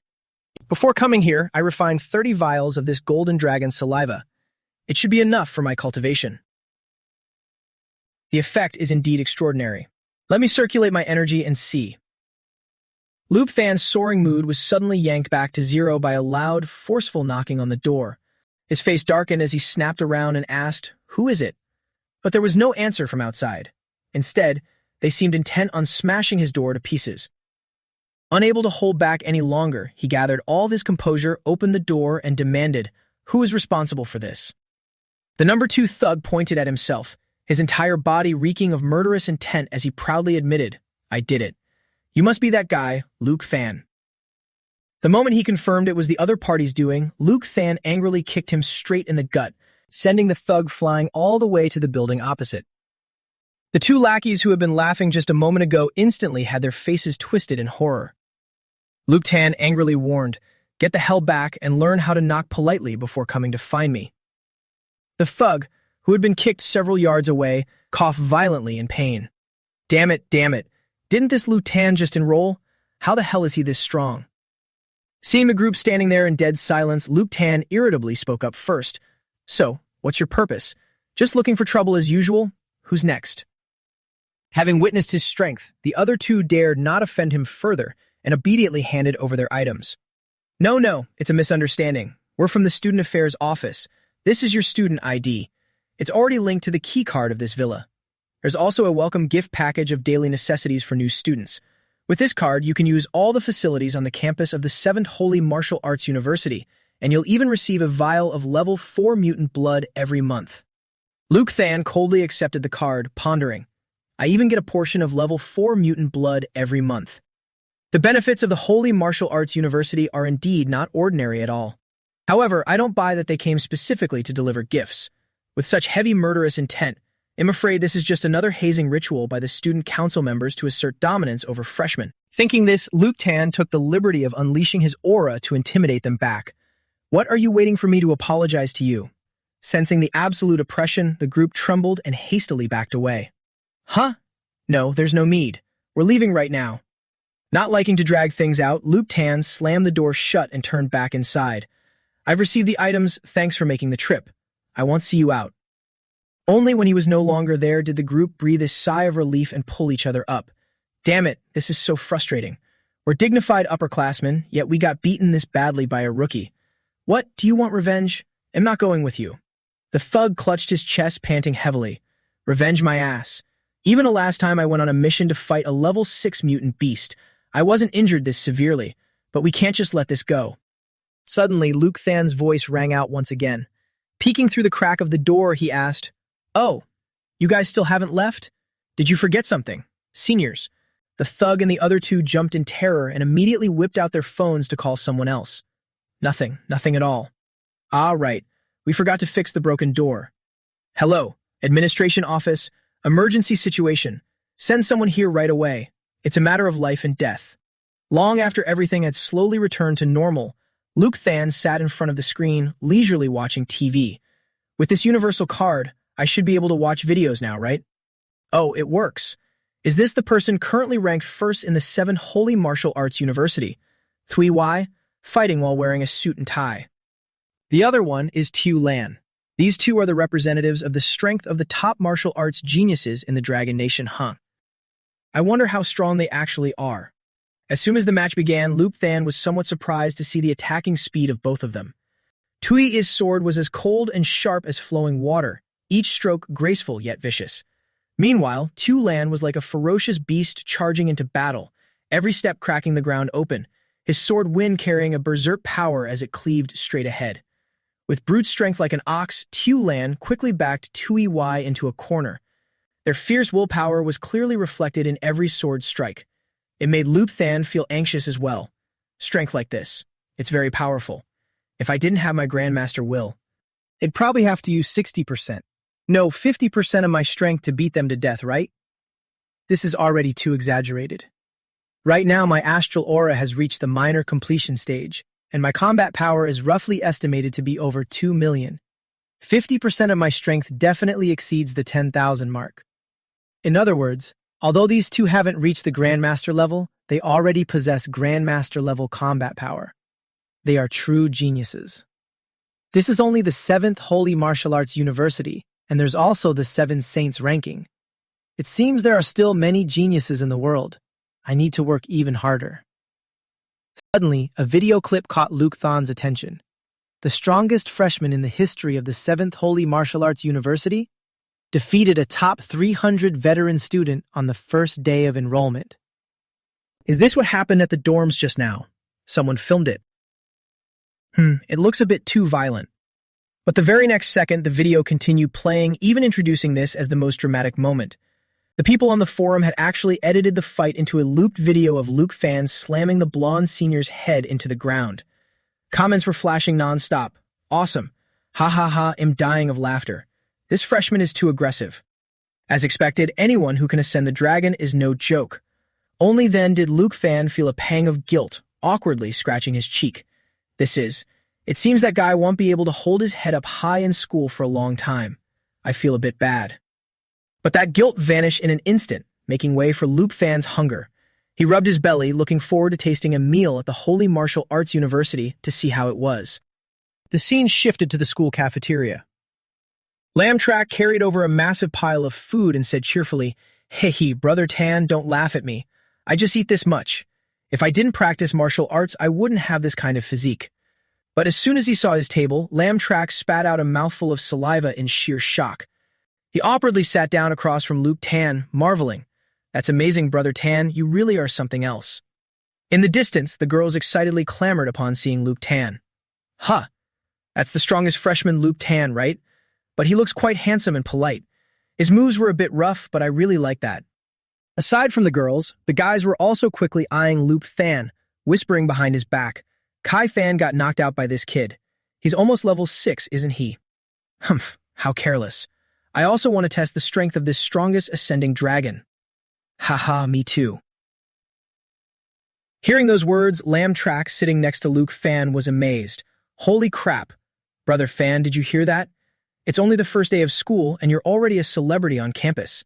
Tisk tisk, I wish I was as strong as you." But Luke Fan didn't care, directly ignoring it. To him, it wasn't a good thing anyway. Suddenly, someone came over, tapped the table, and struck up a conversation. "Excuse me. You're Luke Fan, right? Let's get acquainted. My name is No Pham, the runner-up martial scholar of Du Hoi province this year, ranked 17th nationwide." Without letting him finish, Luke Tan cut in, his tone full of attitude. "So what? Did you come here specifically to report your college entrance exam scores to me?" Hearing this, Go Fam's lackey instantly flared up and wanted to step forward to fight, but was immediately stopped by him. Luke Tan, I know you're very strong. I might not be your match, but this isn't high school anymore. Social connections are the most important thing. So you. Once again, without letting Go Fam finish, Luke Tan aggressively interrupted him. Since you already know you're not my match, why did you deliberately come to provoke me? Knowing clearly there are things you shouldn't do and people you shouldn't offend, yet you still insist on running headlong into them. Tell me, are you not very bright? With those words, Luke Tan abruptly stood up. Provoked to anger, Go Fam couldn't hold back anymore and threw a straight punch right at Luke Fan. But before he could even do anything, he was already firmly caught in his palm, his face tightly gripped by him. In that moment, No Fam recalled, crap. This scene, it seems I've seen it somewhere before. Ah, right. It was in that video. With a loud thud, yet another person was knocked out flat by Luke Fan. Pressing his head down, he growled out a warning. I told you. Don't. Come bothering me. Except for Lamb Track, who was thrilled, everyone else was scared shitless by this demeanor of Luke Fan. So badass, brother Fan. The remix video just became reality. After teaching No Fam a lesson, Luke Fan pulled out a tissue to wipe his hands clean. He coldly tossed it back into his mouth, then irritably warned the rest of the group. As a person, there are two things I hate most in my life. First, is having someone bother me while I'm cultivating. Second, is seeing buzzing flies while I'm eating. So, remember well, next time don't pick these two periods to annoy me. Understood. Under Luke Fan's terrifying oppression, No Fam's two lackeys continuously clasped their hands and bowed. Understood. Understood. We will never appear in front of you again. Luke Fan nodded in satisfaction and quickly left the dining hall with his brother. Very good. When he wakes up, remember to tell him to pay for this table. Lamb Track, let's go. Hearing his name called, Lamb Track happily trotted over, wagging an invisible puppy tail. Okay, brother Fan. He moaned in delight, trembling as he stood close to Luke Tan, full of admiration. Wow. Brother Tan, you were insanely cool just now. Damn it, that's what a real man should be. If they're not convinced, smash him. The martial arts path was inherently a road of striving for supremacy. Not to mention this was the 7th Holy Martial Arts University, where the top martial arts geniuses from all over the country gathered. What this place lacked the least were the stubborn types like just now. Right now, the people in this school were all like stalking tigers, glaring and wanting to eat Luke Tan alive. Annoying flies buzzing relentlessly. It was mainly because they weren't scared enough yet. Luke Tan knew better than anyone that he was being targeted, yet facing all those people, he didn't show the slightest weakness. Emitting a towering murderous aura, he glanced back. If a grandmaster were standing in front of them, would they dare to do this? No, they wouldn't. So what I need to do is make them scared enough. The annoying flies will naturally disappear. I must find a chance. Beat them until their courage shatters and their bones turn to mush. Make them respect me as they would a demon. Make them fear me as they would a god. Suddenly, right at that moment, a neatly dressed man walked over and called out to him. Luke Tan. Luke Tan immediately sensed it. This person was very strong. But he had no intention of doing anything else, just walking over and cheerfully greeting, Luke Fan, right? I'm Vice Principal Tru Tai Kang. I have a little something to discuss with you. Tomorrow you have to go on stage and give a speech as the freshman representative. Luke Fan was a bit surprised. Go on stage and give a speech. Tru Tai Kang nodded and continued. Actually, you just need to say a few simple words. It's nothing special. Without hesitation, Luke Fan agreed. All right, Vice Principal. I'll prepare right away. Lamb Track beside him was endlessly amazed. That's incredible. This is a chance to shine in front of all the freshmen. Brother Fan, you have to put on a great performance. Hearing Lamb Track's words, Luke Thang suddenly revealed a deeply unfathomable smile, as if he had planned something. Show off in front of all the freshmen? You're absolutely right. I really need to put on a good performance. The next day, at the auditorium. The opening ceremony for the 57th freshman class of the 7th Holy Martial Arts University finally began. As soon as they saw the main character, everyone instantly started buzzing. Luke Ten is here. He's the one who knocked out Go Fam yesterday. In a corner of the auditorium, the green-haired boy turned to his friend. Huak Dong, Luke Ten is here. I heard he's going on stage to represent the freshmen today. Tuki and Fizz Group seems to be preparing to cause trouble and overthrow him. What do you think? Hearing that, Huak Dong immediately pondered. Tuki and Fi. I remember he ranked in the top 20 nationwide. Does he want to challenge Luke Ten too? Defeat Luke Ten? In the eyes of all the freshmen, has he already become in existence like a great demon king? But still, that Look Tan won't be defeated so easily. My martial arts instinct tells me to stay away from him, as far away as possible. A while later, the opening ceremony began. Triu Tai Kang gave the first speech on behalf of the university. Welcome to the 7 Holy Martial Arts University. In this vibrant, golden autumn weather, you students have worked hard. More than half of the students below had fallen asleep after hearing the vice principal's speech. Even Look Tan had to cover his ears, unable to bear it. No matter which world it is, the speeches of leaders are exactly the same. And then the most exciting part of the ceremony arrived. Triu Tai Kang extended his hand to invite this year's freshman representative, the ascending dragon martial champion Look Tan, to come on stage and give a speech. Please welcome him. Instantly, the auditorium below erupted in mocking boos along with sparse applause. Look Tan didn't even care about the crowd, glancing down at them as if looking at a bunch of bugs. Triu Tai Kang called out, "Silence," then turned to ask him, "Look Tan, are you ready?" Look Tan nodded with a bright smile. "I prepared all day, so there shouldn't be any problem." Hearing this, Triu Tai Kang felt a bit moved and thought to himself, "Prepared all day? I didn't expect Look Tan to care so much about this small matter. He's really giving me face. It seems he isn't the type of arrogant genius who cares about nothing but martial arts." After a moment of silence, Look Tan slowly smirked, his unnervingly calm eyes looking down at the freshmen below. Tukian Fist Group scowled, watching his every move. What is this kid going to say? Humph, no matter what he says, later we'll just jeer together and make him lose all face. Right after that, Look Tan began his speech. "I am Look Tan. I know that many of you here refuse to accept me. So today I will give you all a chance." At this, the murmuring and gossiping started again. And then the peace was shattered. Look Tan shouted, provoking everyone. "Right now, right this second, challenge me. I strictly permit everyone to come at me all at once.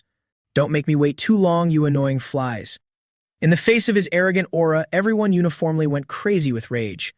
As for Vice Principal Triu Tai Kang, his soul seemed to have left his body. Triu Tai Kang stood dumbfounded, adjusting his glasses. What? This is the draft he prepared all day. Just this? Only 4 sentences. Does it really have to come down to fists in the end? Sitting below, Lumtrike stared in wide-eyed, open-mouthed shock.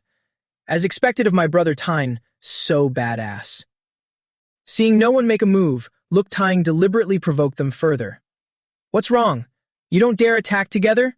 Are you all just a bunch of trash?" Hearing that, everyone couldn't hold back anymore and sprang up simultaneously. Tu Qianfei furiously slammed the table, his entire body enveloped in steel. "Damn it! You're way too arrogant! Look Tyne! Let me, Tu Qianfei, take you on. Do you really think you're invincible? It's been a long time since anyone dared to spout such big words in front of me." Not only Tu Qianfei, but the others were also eager to face him. Fine, I also want to broaden my horizons. Let's see just how strong the ascending dragon martial champion really is. Seeing the situation heating up, Huakdong and his friends shared the same thought. Crap, this atmosphere. My intuition tells me this isn't a wise choice, but if I don't go up now, everyone will think I, Huakdong, am afraid of Look Tang. With that said, he also stood up to join the group confronting Look Tang. Then please enlighten us, ascending dragon champion. At this moment, everyone seemed to share a common goal. Everyone was brimming with energy, radiating an overwhelming aura, forming a ferocious dragon aiming straight at Look Tang. Please enlighten us. A frightened man ran over to Triu Tai Kang and asked, "What is this situation, Vice Principal?" He immediately raised his hand to stop him. "Don't panic, let's just watch and see." Below, Lem Trak quickly ran to Look Than's side, bravely shouting, "You bastards! Relying on numbers to bully the weak? Bring it on." He earnestly thought to himself, "Damn it, at worst, I'll take a beating. It won't kill me. No matter how strong Brother Than is, he can't fight this many people. I can't let him lose face." However, there was no need for Lem Trak to lift a finger. Look Than arrogantly stepped forward. So a pile of gathered trash can actually create a little bit of pressure, huh? Perfect timing. I want to see for myself too. You pieces of trash, what gives you the right to demand to sit on the same level as me? The moment he finished speaking, Look Than instantly appeared in front of Tu Qianfei. "You're the first one." Then he threw a straight punch right at him. Even though Tu Qianfei managed to raise his arms to block in time, his bones still shattered completely, and he was punched flying to the back of the auditorium. Another guy immediately followed up, rushing in to deliver a kick, but was still easily caught by Look Thang, who coldly glanced at him. weak but quite resilient. With that said, he smashed the guy's entire body straight down, causing the ground to crack open. 2 guys, then 3 guys. Suddenly, flames erupted behind Look Thang.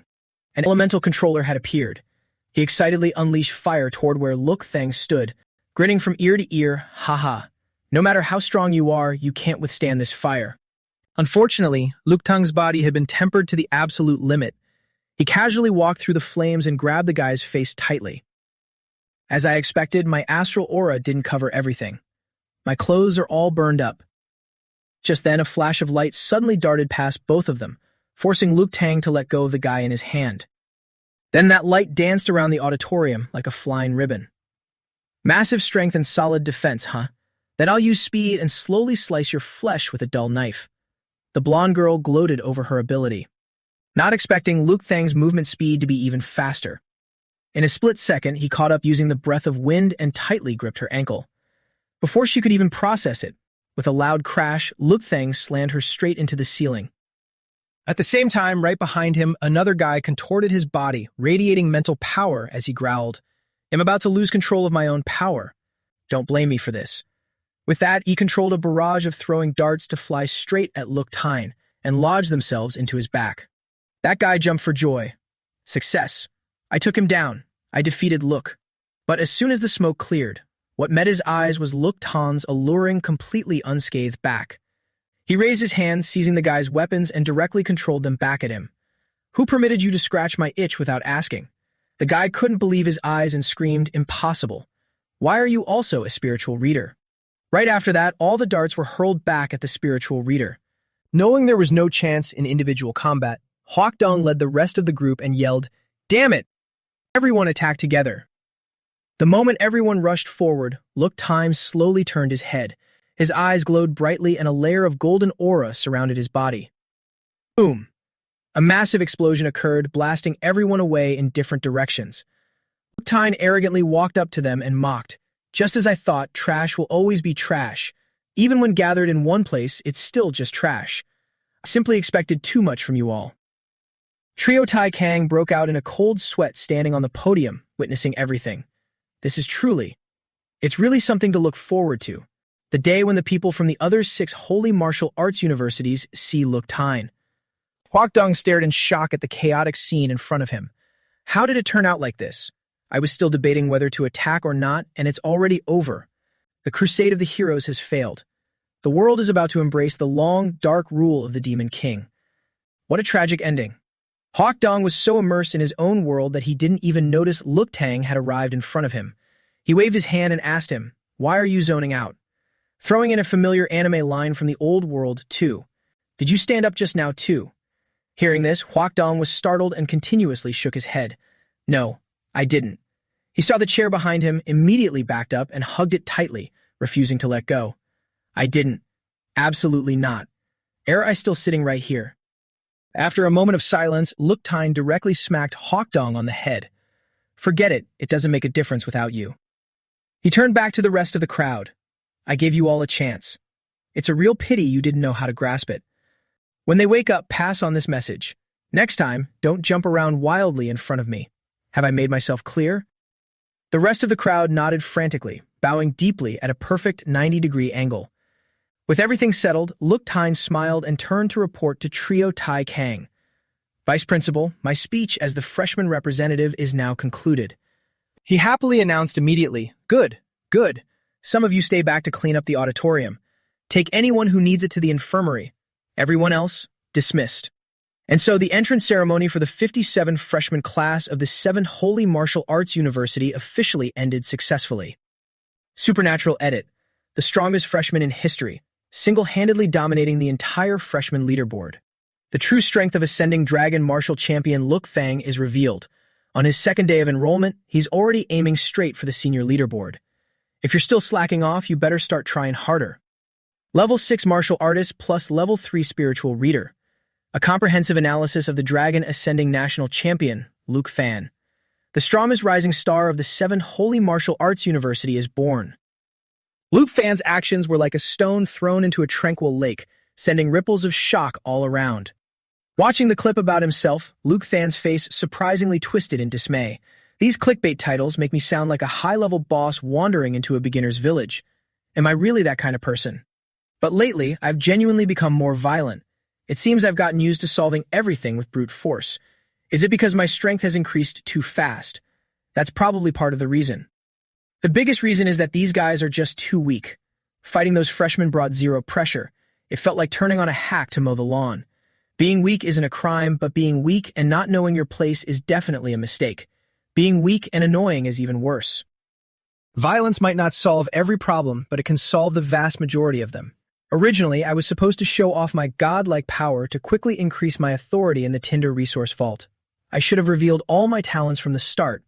Maybe because I figured everything out, the great sun in my mind is suddenly trembling. Has my martial will achieved a breakthrough? It's time to send that person on her way. The scene shifts into Loop Fan's dream. He continues to face off against that female grandmaster. Compared to all the previous times, Loop Fan seems to have a better grasp of her movements this time, easily dodging every thrust of her spear. He leaps up, currents of electricity surging around his body. He throws a heavy punch at the female grandmaster, but she immediately pulls out a shield to block his attack. Then she gracefully thrusts forward with her spear-wielding hand. But in a flash, using the natural breathing technique, Luke Than disappears right before she can even touch him. Quick as lightning, he appears behind the female grandmaster. Using all three techniques, God Illuminating Wisdom King, Crystal Visualization, and the tenfold mental power boost, Luke Than unleashes an extremely powerful slash.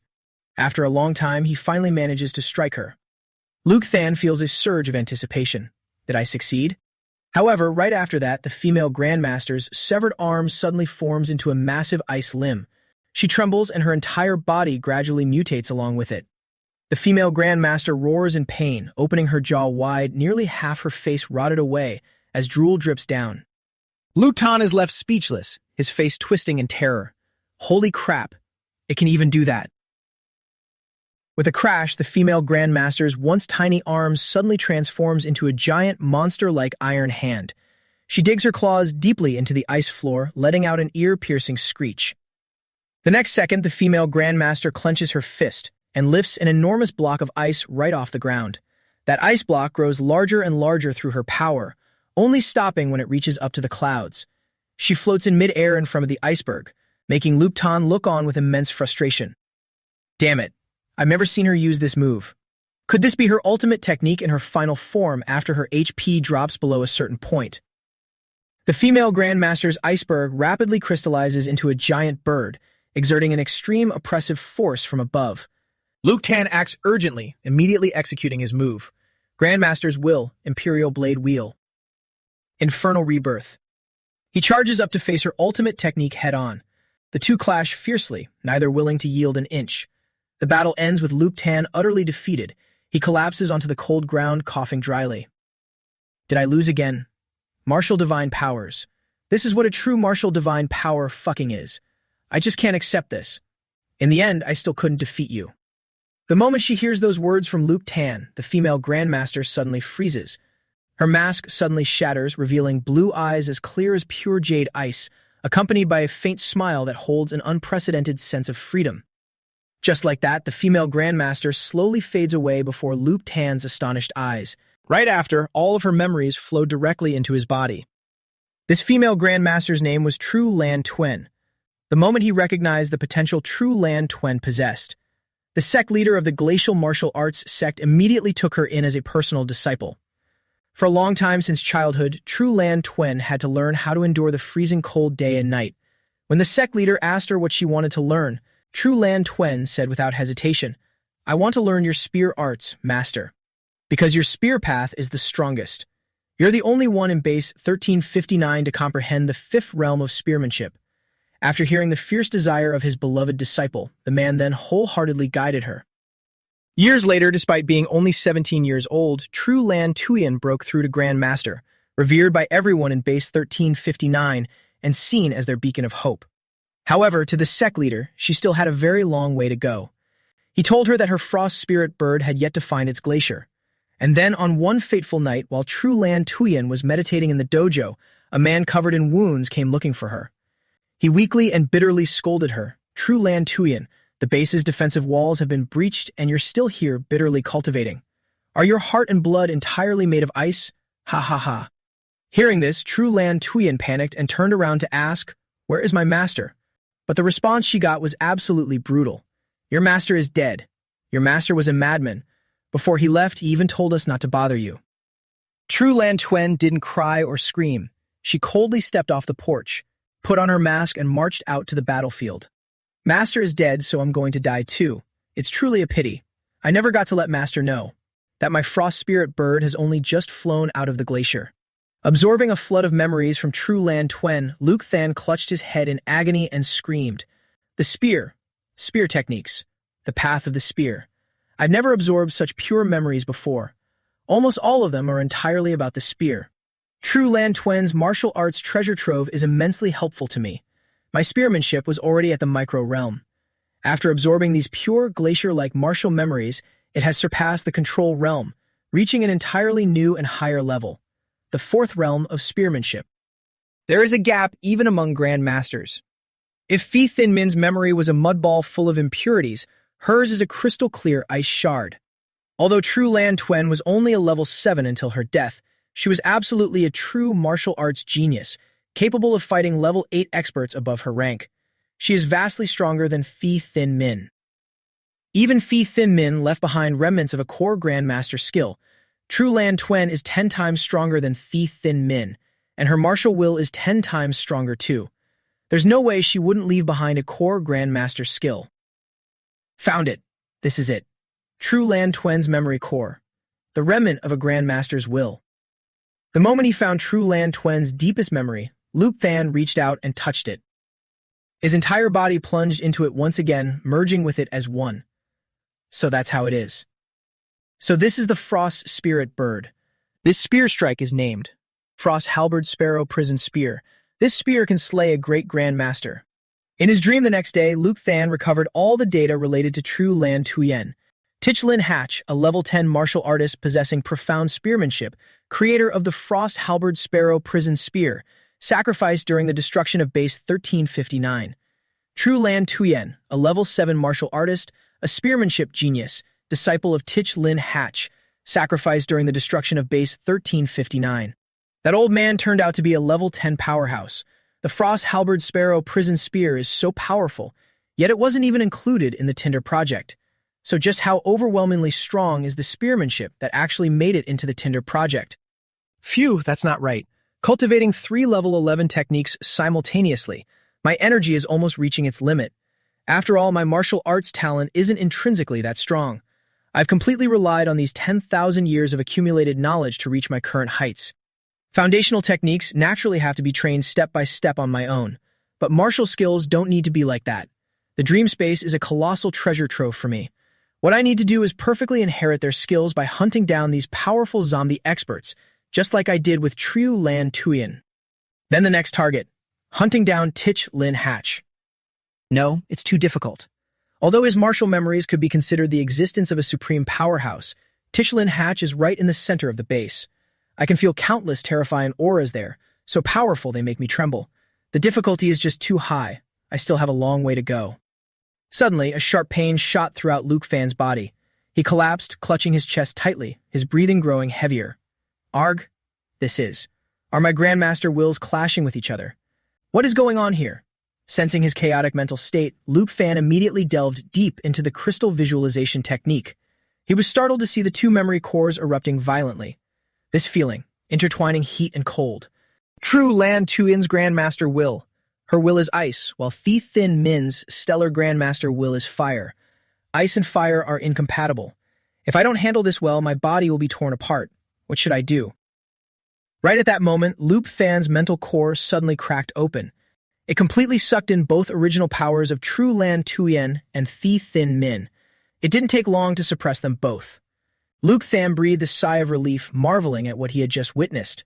The obsidian form recorded in the crystal visualization technique can actually absorb a grandmaster's will. This is a real lifesaver. If I can completely construct a fully humanoid obsidian body, then how many grandmaster wills can I contain within my body? Probably the more, the better. Wait, my own grandmaster will. Isn't it supposed to be an ultimate grandmaster will formed by fusing a bunch of powerful experts' wills, flawless martial arts manifested layer by layer to achieve ultimate perfection? The next morning at school, Lam Track stuck to Luke Tan, chatting nonstop. Brother Tan, you're super famous now. The seniors are even suggesting adding you to the veteran students' rankings. For you, it's really nothing at all, hee hee. By the way, we have to choose our specialized cold weapon today. Which one are you planning to pick? I want to tag along with you when the time comes. Suddenly, Luke Tan paused and tilted his head in thought. A moment later, he said thoughtfully, I'll probably choose the spear. Hearing that, Lam Track gleefully cheered. Really? I chose the spear for my first pick too. Swords and sabers just feel too light. The spear is definitely the coolest. It looks way more manly. Luke Tan chuckled and told him, do you really want to tag along with me? That's fine, but you probably won't see me very often. Lam Track was startled, not understanding what he meant. Scene transition. At the martial arts class, Luke Tan opened the door and leisurely walked inside. The moment they saw him, the noisy classroom suddenly fell dead silent, especially Hoke Dong. It seemed he had developed no small amount of trauma regarding Luke Tan's existence. Ever since that day, that nightmare has been haunting me. The feeling of despair and absolute powerlessness to resist even a little bit has caused me to dream these past few nights that I'm still submerged in water. There's water everywhere, constantly rising. Unable to do anything, I could only be slowly swallowed by the freezing cold and despair before waking up, repeating over and over again. Is Dang Long truly that terrifying of an existence? No, the root of the terror isn't the title of Dang Long's top martial scholar. It's him. It's Luke Tang. A moment later, a hot woman with blonde hair walked in and introduced herself. I am Professor Tu Twit Nak, specializing in mutant beast research. Before you begin your 4 years of martial arts cultivation at this university, I will be teaching your very first class today. First of all, I want to clarify something. Why do we cultivate martial arts and cold weapons instead of utilizing our well-established technological system of firearms? Please look at this. With that, the professor played a video for the students to watch. It showed that the military's gunfire against the mutant beasts had absolutely no effect on their bodies, and instead only made the beasts even more aggressive. Humanity's conventional firearms are extremely ineffective. The students watched the video, their jaws dropping in utter shock. Lumtrack muttered in confusion. Since I was little, my dad only taught me that martial artists were the only ones who could fight mutant beasts. I'd never heard of this before. How is this possible? Look Time heard him. He knew the answer clearly. It was because of the laws of nature. Right after, Tu Twit Nak voiced his exact thoughts. Because of the laws. Humanity has been fighting mutant beasts for over 300 years, and to this day, we have never stopped searching for and researching their origins. Although we don't have all the answers yet, one thing is certain. These mutant beasts come from another world. Therefore, we didn't choose martial arts. Martial arts chose us. To survive the invasion of the mutant beasts, we can only rely on the power of martial arts. Suddenly, a confused student asked Professor Tu, if our firearms are affected by the laws of another world, does that mean the mutant beasts remain just as strong when they enter our world? Are they not affected at all? Tu Twit Nag nodded and replied, that's a great question. Unfortunately, I cannot answer it, though I would very much like to know the answer myself. Or rather, the answer is right in front of our eyes, we just don't want to face it. Hearing this, the students burst into an uproar. Huh? What do you mean? Suddenly, Look Thing spoke up calmly, because those mutant beasts have already been affected by the laws. Their original forms are vastly more powerful. Tu Twit Nak was startled, slightly surprised by Look Than's answer. This student has also thought of this. Very good. However, this is only my speculation.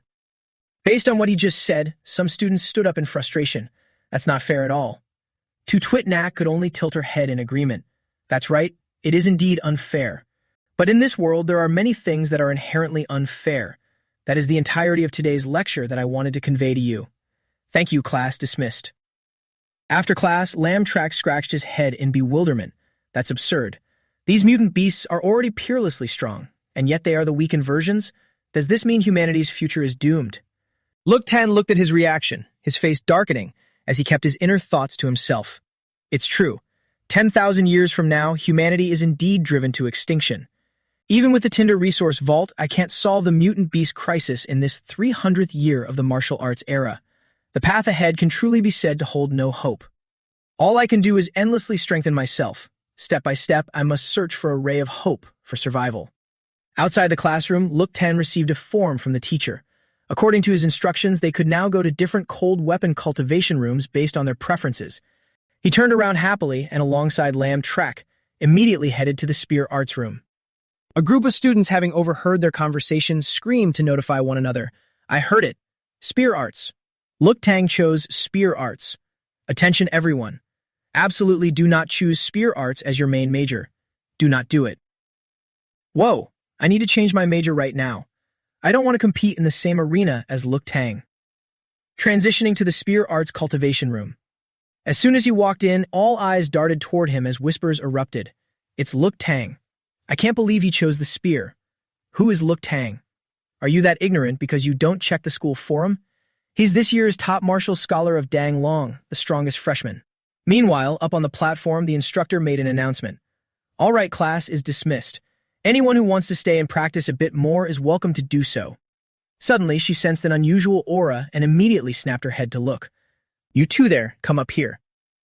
I am Liu Nu Tin, the instructor in charge of the cold weapons spear arts from freshmen to juniors. Yet today, only the two of you showed up. That's fine.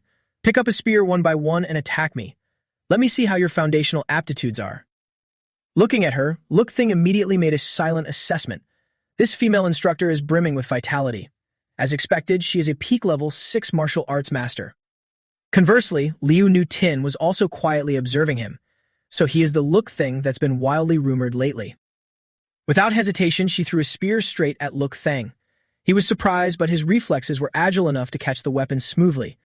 Right after, Look Thing masterfully twirled the spear in his hands, striking a breathtaking battle stance.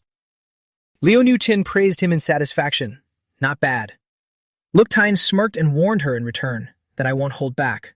Be careful. Liu Nu Tin didn't buy it, casually dropping her guard, telling me to be careful. Although I haven't reached Grandmaster, I've studied spear arts for decades. Even against a Grandmaster, I wouldn't be at a disadvantage. Just a freshman who enrolled a few days ago, yet he tells me to be careful. But before her thought could even finish, Look Tang thrust his spear straight at Liu Nu Tin like a hurricane. Startled, she instinctively stepped back. A ferocious blast of energy smashed directly into her face, making Liu Nu Tin tremble in an instant. This feeling is death. So powerful. How can there be such a razor-sharp spearmanship? That was what Liu Nu Tin felt as she blocked a thrust from Look Tang. In a mere fraction of a second, Look Tang completely knocked the weapon out of Liu Nu Tin's hands, ending the trial. The students below trembled as they witnessed their instructor's effortless defeat at the hands of Look Tang.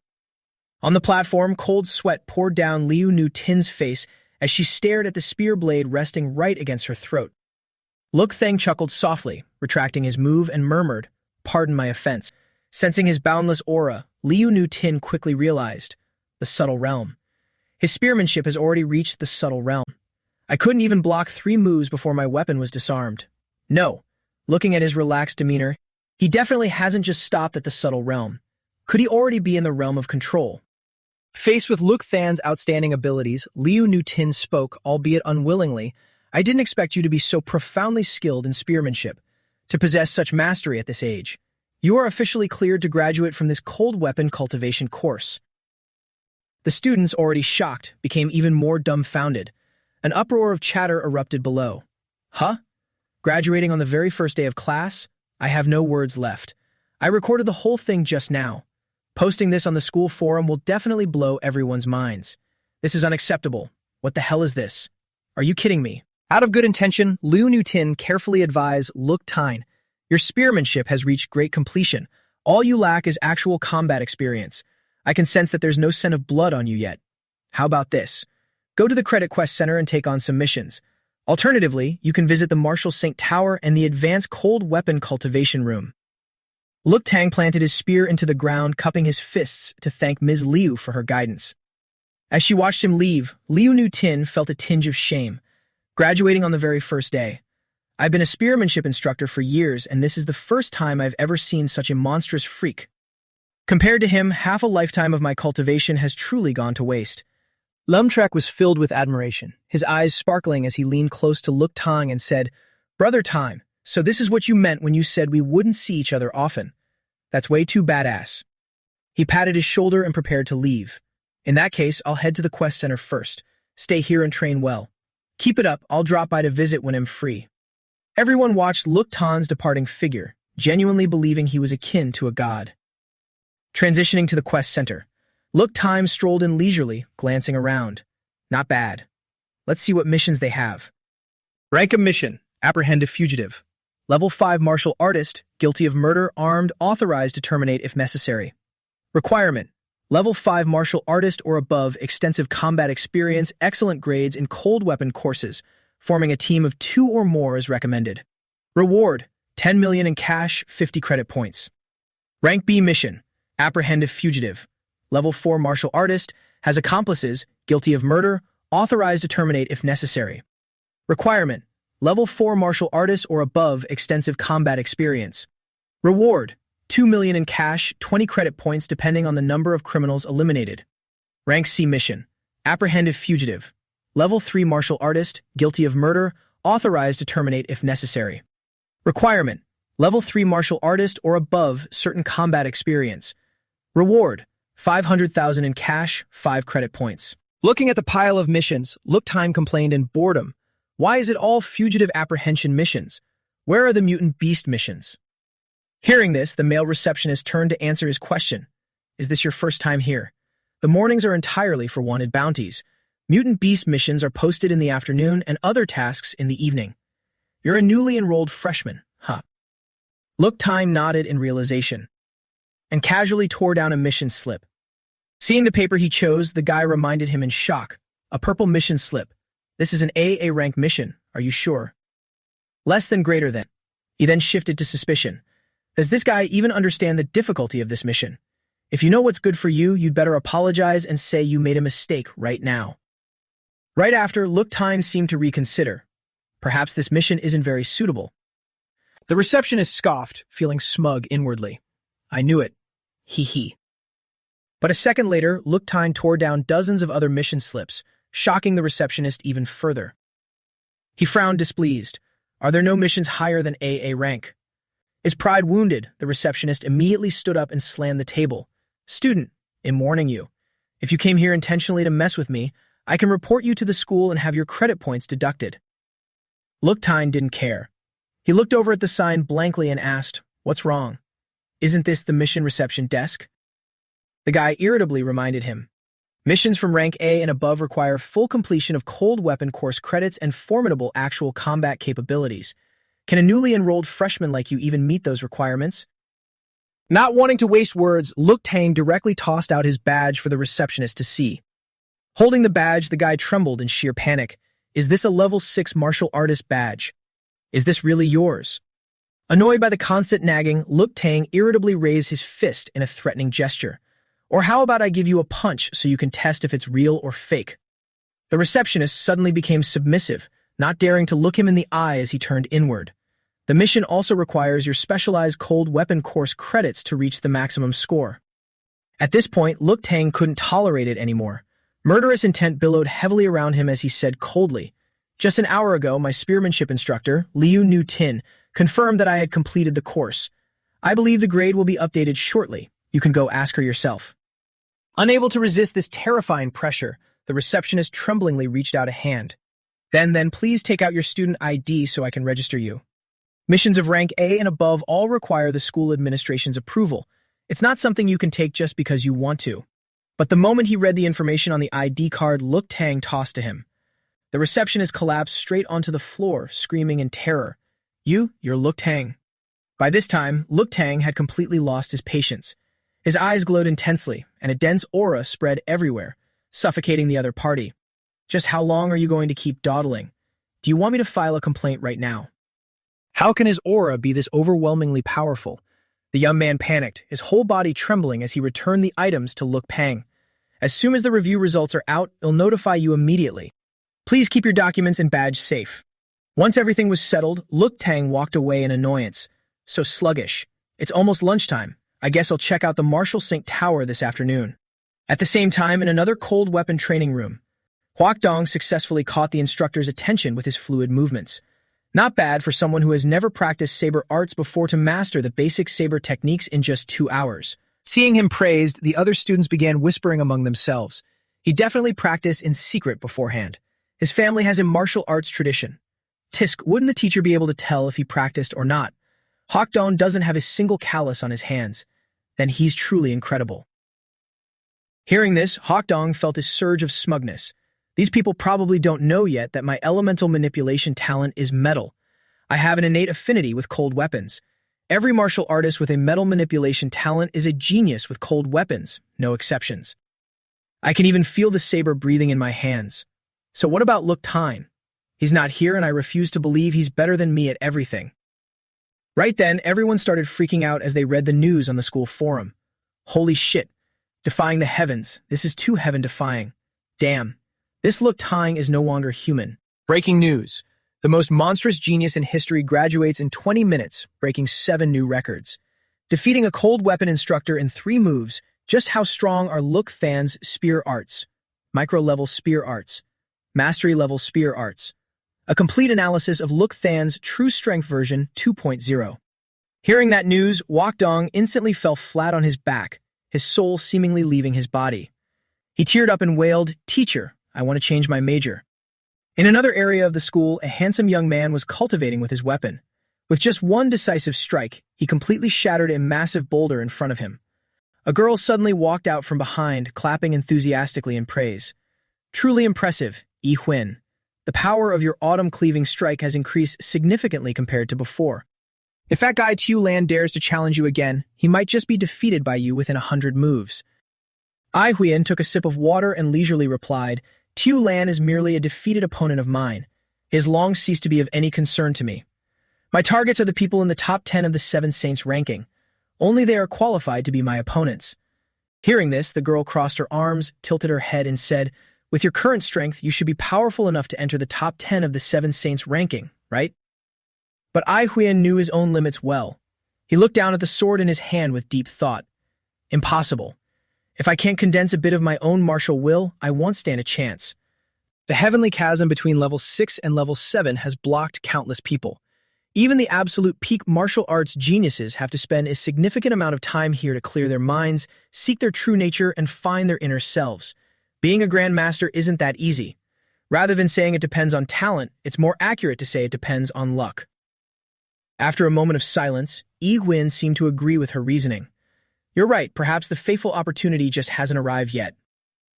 Suddenly remembering something, the girl pulled out her phone and showed it to him. "Oh right, today I found a very interesting freshman, look at this." Less than greater than. It's him, his name is longtime, a freshman who just enrolled a few days ago. I heard he's this year's Dragon Ascension champion. In his very first cold weapon elective class, he directly defeated Instructor Liu. Instructor Liu was way too careless. Looking at the pile of videos and news about longtime, Ai Huiyan narrowed his eyes in slight astonishment. Instructor Liu's spear arts realm has reached the mid-stage of the micro level, after all. Among the weapon instructors, her strength is considered formidable. Even if she wasn't careless, the outcome wouldn't have changed one bit. This freshman named longtime is extremely strong. His spear arts realm has at least reached the high stage of the micro level, perhaps even the peak. He might have even touched the threshold of the mastery level. The girl giggled, teasing Ai Huiyan. As the number 1 on the senior student ranking, seeing such a fierce junior, do you feel any sense of crisis or urgency in your heart? He coldly snorted, tossing the phone back to her. Do you think my 4 years at the 7 Holy Martial Arts University were just for show? Realm is realm and actual combat is actual combat. Not just anyone is qualified to be the opponent of I, Tren Yi Huiyan. Yet he still couldn't escape his swirling thoughts. However, this longtime is indeed somewhat monstrous. Perhaps we'll be meeting him very soon. Meanwhile, as longtime was strolling around the campus, someone suddenly called out to him. "Are you Mr. Look? We were sent by Governor Ha to deliver your Dragon Ascension congratulatory gift. Please sign to acknowledge the receipt." Hearing this, longtime eagerly walked over, using his power to lift the gift box before opening it with great anticipation. "Is this Ha Bingnam's Dragon Ascension gift?" The staff member quickly ran over to give him a brief introduction to the weapon. The shaft of this spear is forged from a massive amount of mithril and dark iron, with a blend of extremely rare secret gold. The spearhead is crafted from flame crystal, using special alloy steel combined with large amounts of dark iron, mithril, and a touch of secret gold. A Grandmaster level cold weapon. A standard level 7 spear, the Crimson Star Dragon pattern spear. Holding the gift in his hands, longtime was incredibly satisfied, much like a child getting a new toy. The visual effects are so cool, it's just like a +12 enhanced weapon. He politely said to the staff member, "This congratulatory gift from Governor Ha is truly too generous. Please pass on the message that I absolutely love it. After chatting for a bit, the two exchanged their farewells and went their separate ways. Luk Tang delightedly admired the spear without taking his eyes off it. With this Crimson Star Dragon pattern spear, my combat power has increased by at least 30%. More importantly, combined with the elemental manipulation talent of the natural breathing method, I'm confident I can clash head-on with a Grand Master. The next thing I need to do is quickly get accustomed to the Crimson Star Dragon pattern spear. In True Tuan's memories, it says to build a connection between man and spear, nurturing a spear that possesses a soul. This is 100 times stronger than an ordinary cold weapon. And the method of nurturing it is also very simple. Practice endlessly and awaken its edge with blood. Not ordinary blood, but the blood of formidable foes. Only through true life and death battles, using the flesh, souls, and wills of others as nourishment, can the absolute might of a divine weapon be nurtured. But just as his fighting spirit was burning fiercely, a harsh reality pulled Luk Thun back down to earth. His jaw dropped as he stared at the crowded scene in front of him. Huh? I have to wait in line? Even a student of the Holy Martial Arts University has to register and wait in line to enter the Martial Sync Tower. Hearing his complaints, the female staff member let out a sigh and replied, "Nonsense. Do you know how many people register for the Martial Sync Tower every day? At least 10,000. The Martial Sync Tower only has 30 rooms in total, allowing only 30 people to enter at a time. As a student of the Holy Martial Arts University, you already have priority. The martial artists outside have to submit an application at the Martial Arts Association before they can even come here to line up. If they get a turn once a year, they're already secretly rejoicing." Luk Tang urgently asked her, "Then how long do I have to wait to get in?" The girl shrugged, giving a slight smirk as she replied, "That depends on how long the people inside can hold out. There are over 200 students registered ahead of you.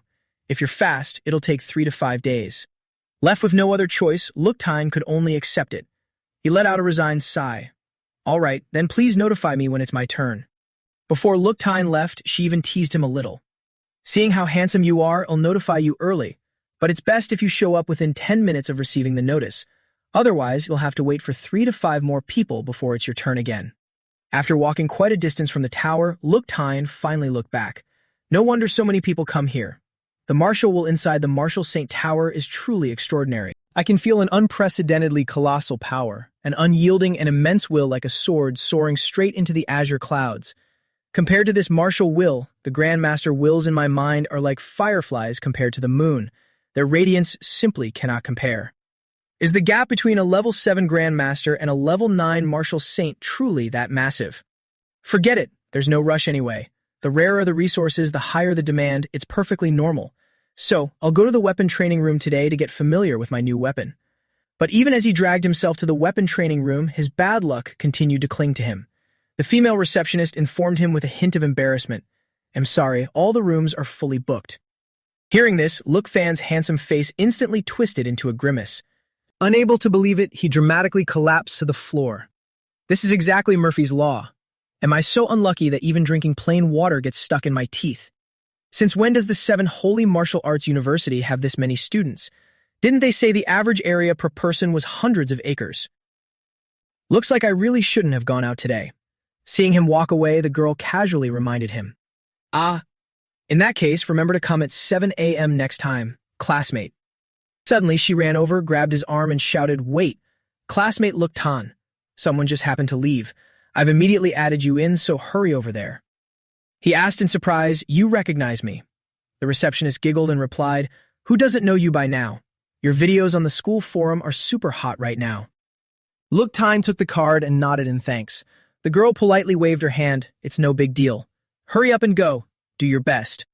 Training room 8. It's the 4th room on the left inside. Watching his retreating back, she felt a bit expectant. People online were saying Luk Tang is as ferocious as a demon king, but it seems he's actually quite polite. I wonder if his strength is truly as exaggerated as the rumors say. I'm so curious. I wonder, for his first time at the training room, to what extent he can complete the training.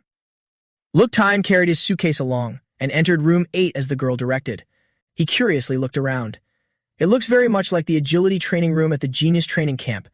It seems the training method will be similar as well. Then he suddenly noticed a white machine right next to him. Luk Tang walked over and pressed it with a beep. Immediately, a notification board lit up behind him. Cold Weapon Training Phase 1 is about to begin. Please get ready. In the blink of an eye, Luk-Tine drew his spear and assembled it, forming a complete weapon. The countdown timer hit 0 right on cue. From the recesses in the wall, a massive barrage of spheres was shot out, at high speed aiming directly at Luk-Tine. He stood perfectly still, sensing the trajectories of all the spheres before slicing every single one in half.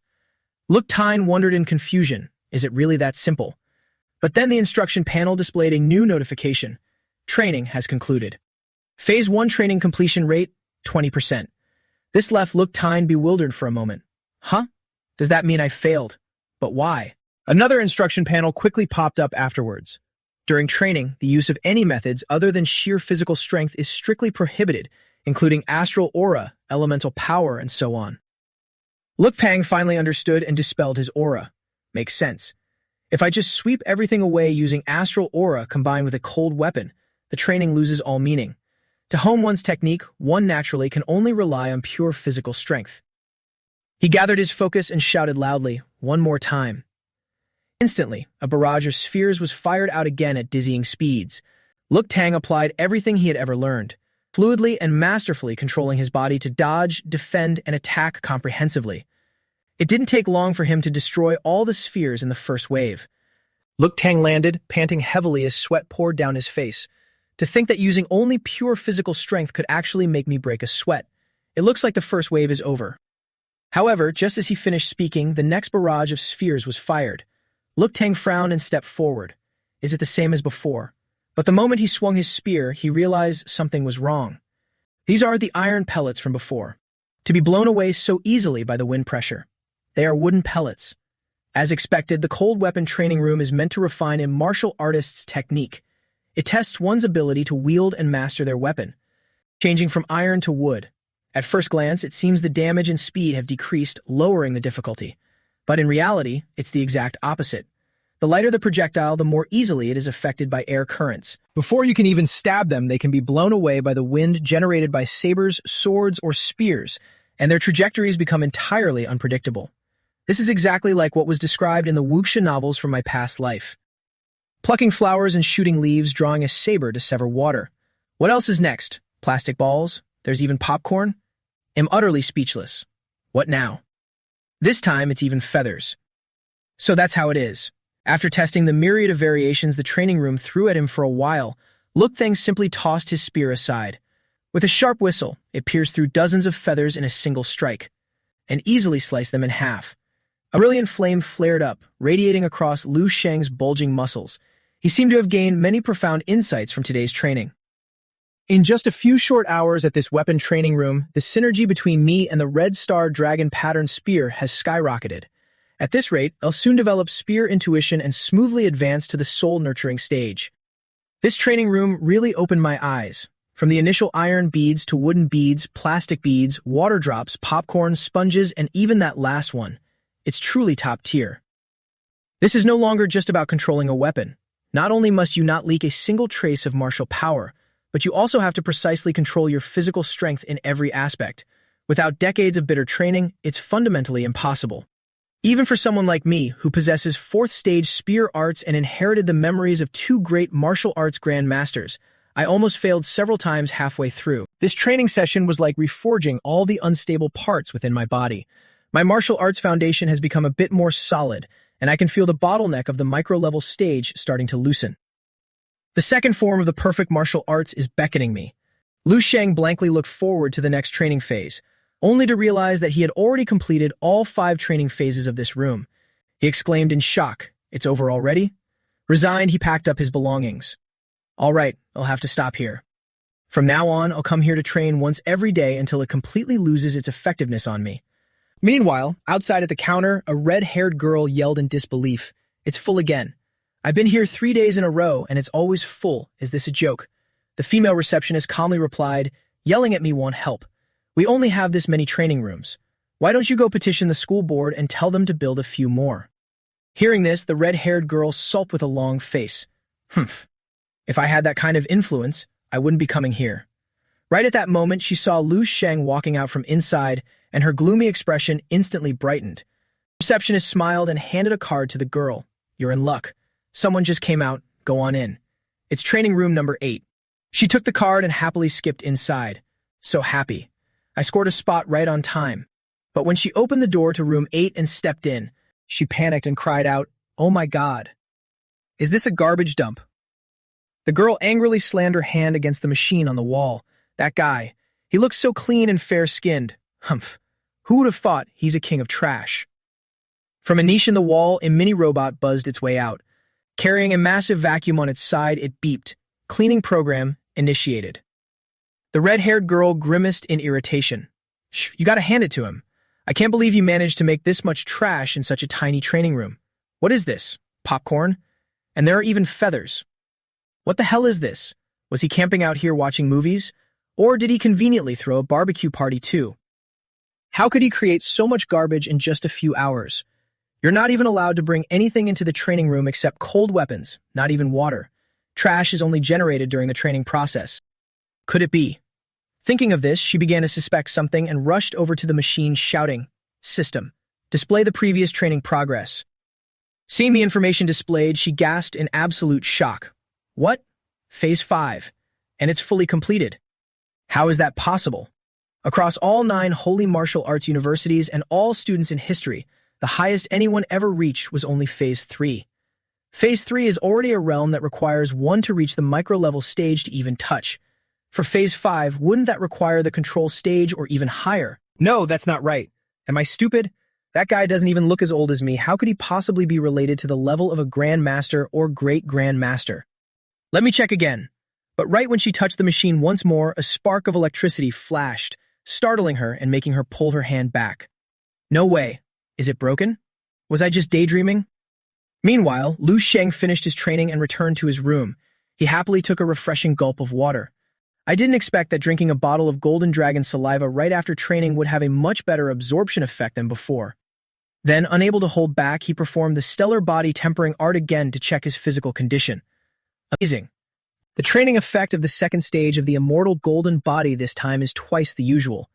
I can clearly feel that many subtle points in my body that were previously untempered have been stirred, awakened, and integrated during this session. At this pace, the estimated time to complete the second stage of the immortal golden body will be cut by more than half of my original projection. Perhaps I can thoroughly complete it even before officially breaking through to Grand Master. In the following days, Lu Sheng's schedule was extremely simple and disciplined. Every morning he trained in the Grand Master path of the stellar body tempering art and the Great Sun visualization method. Afterward, he attended classes, primarily studying the subject of mutant beasts. After eating lunch, he checked the queue progress at the Marshal St. Tower. Next, you went straight to the cold weapon training room, repeating the Phase 5 training from start to finish once more. Returning in the evening, he trained in the stellar body tempering art, natural breathing method, and crystal visualization method. Whenever he felt exhausted, he entered the dream space to fight. Time flew by, and a week had passed. Lu Sheng stepped out of the weapon training room again. Cold weapon training, Phase 5, fully completed. Within a week, my blood key index has more than tripled. Even a casual strike can generate 5 times the combat power it used to. Truth is found in the smallest details. If not for the enlightenment brought by the cold weapon training room, I wouldn't have even known that my martial arts foundation had so many gaps, flaws, and shortcomings. Although these are minuscule, they become more glaring later on.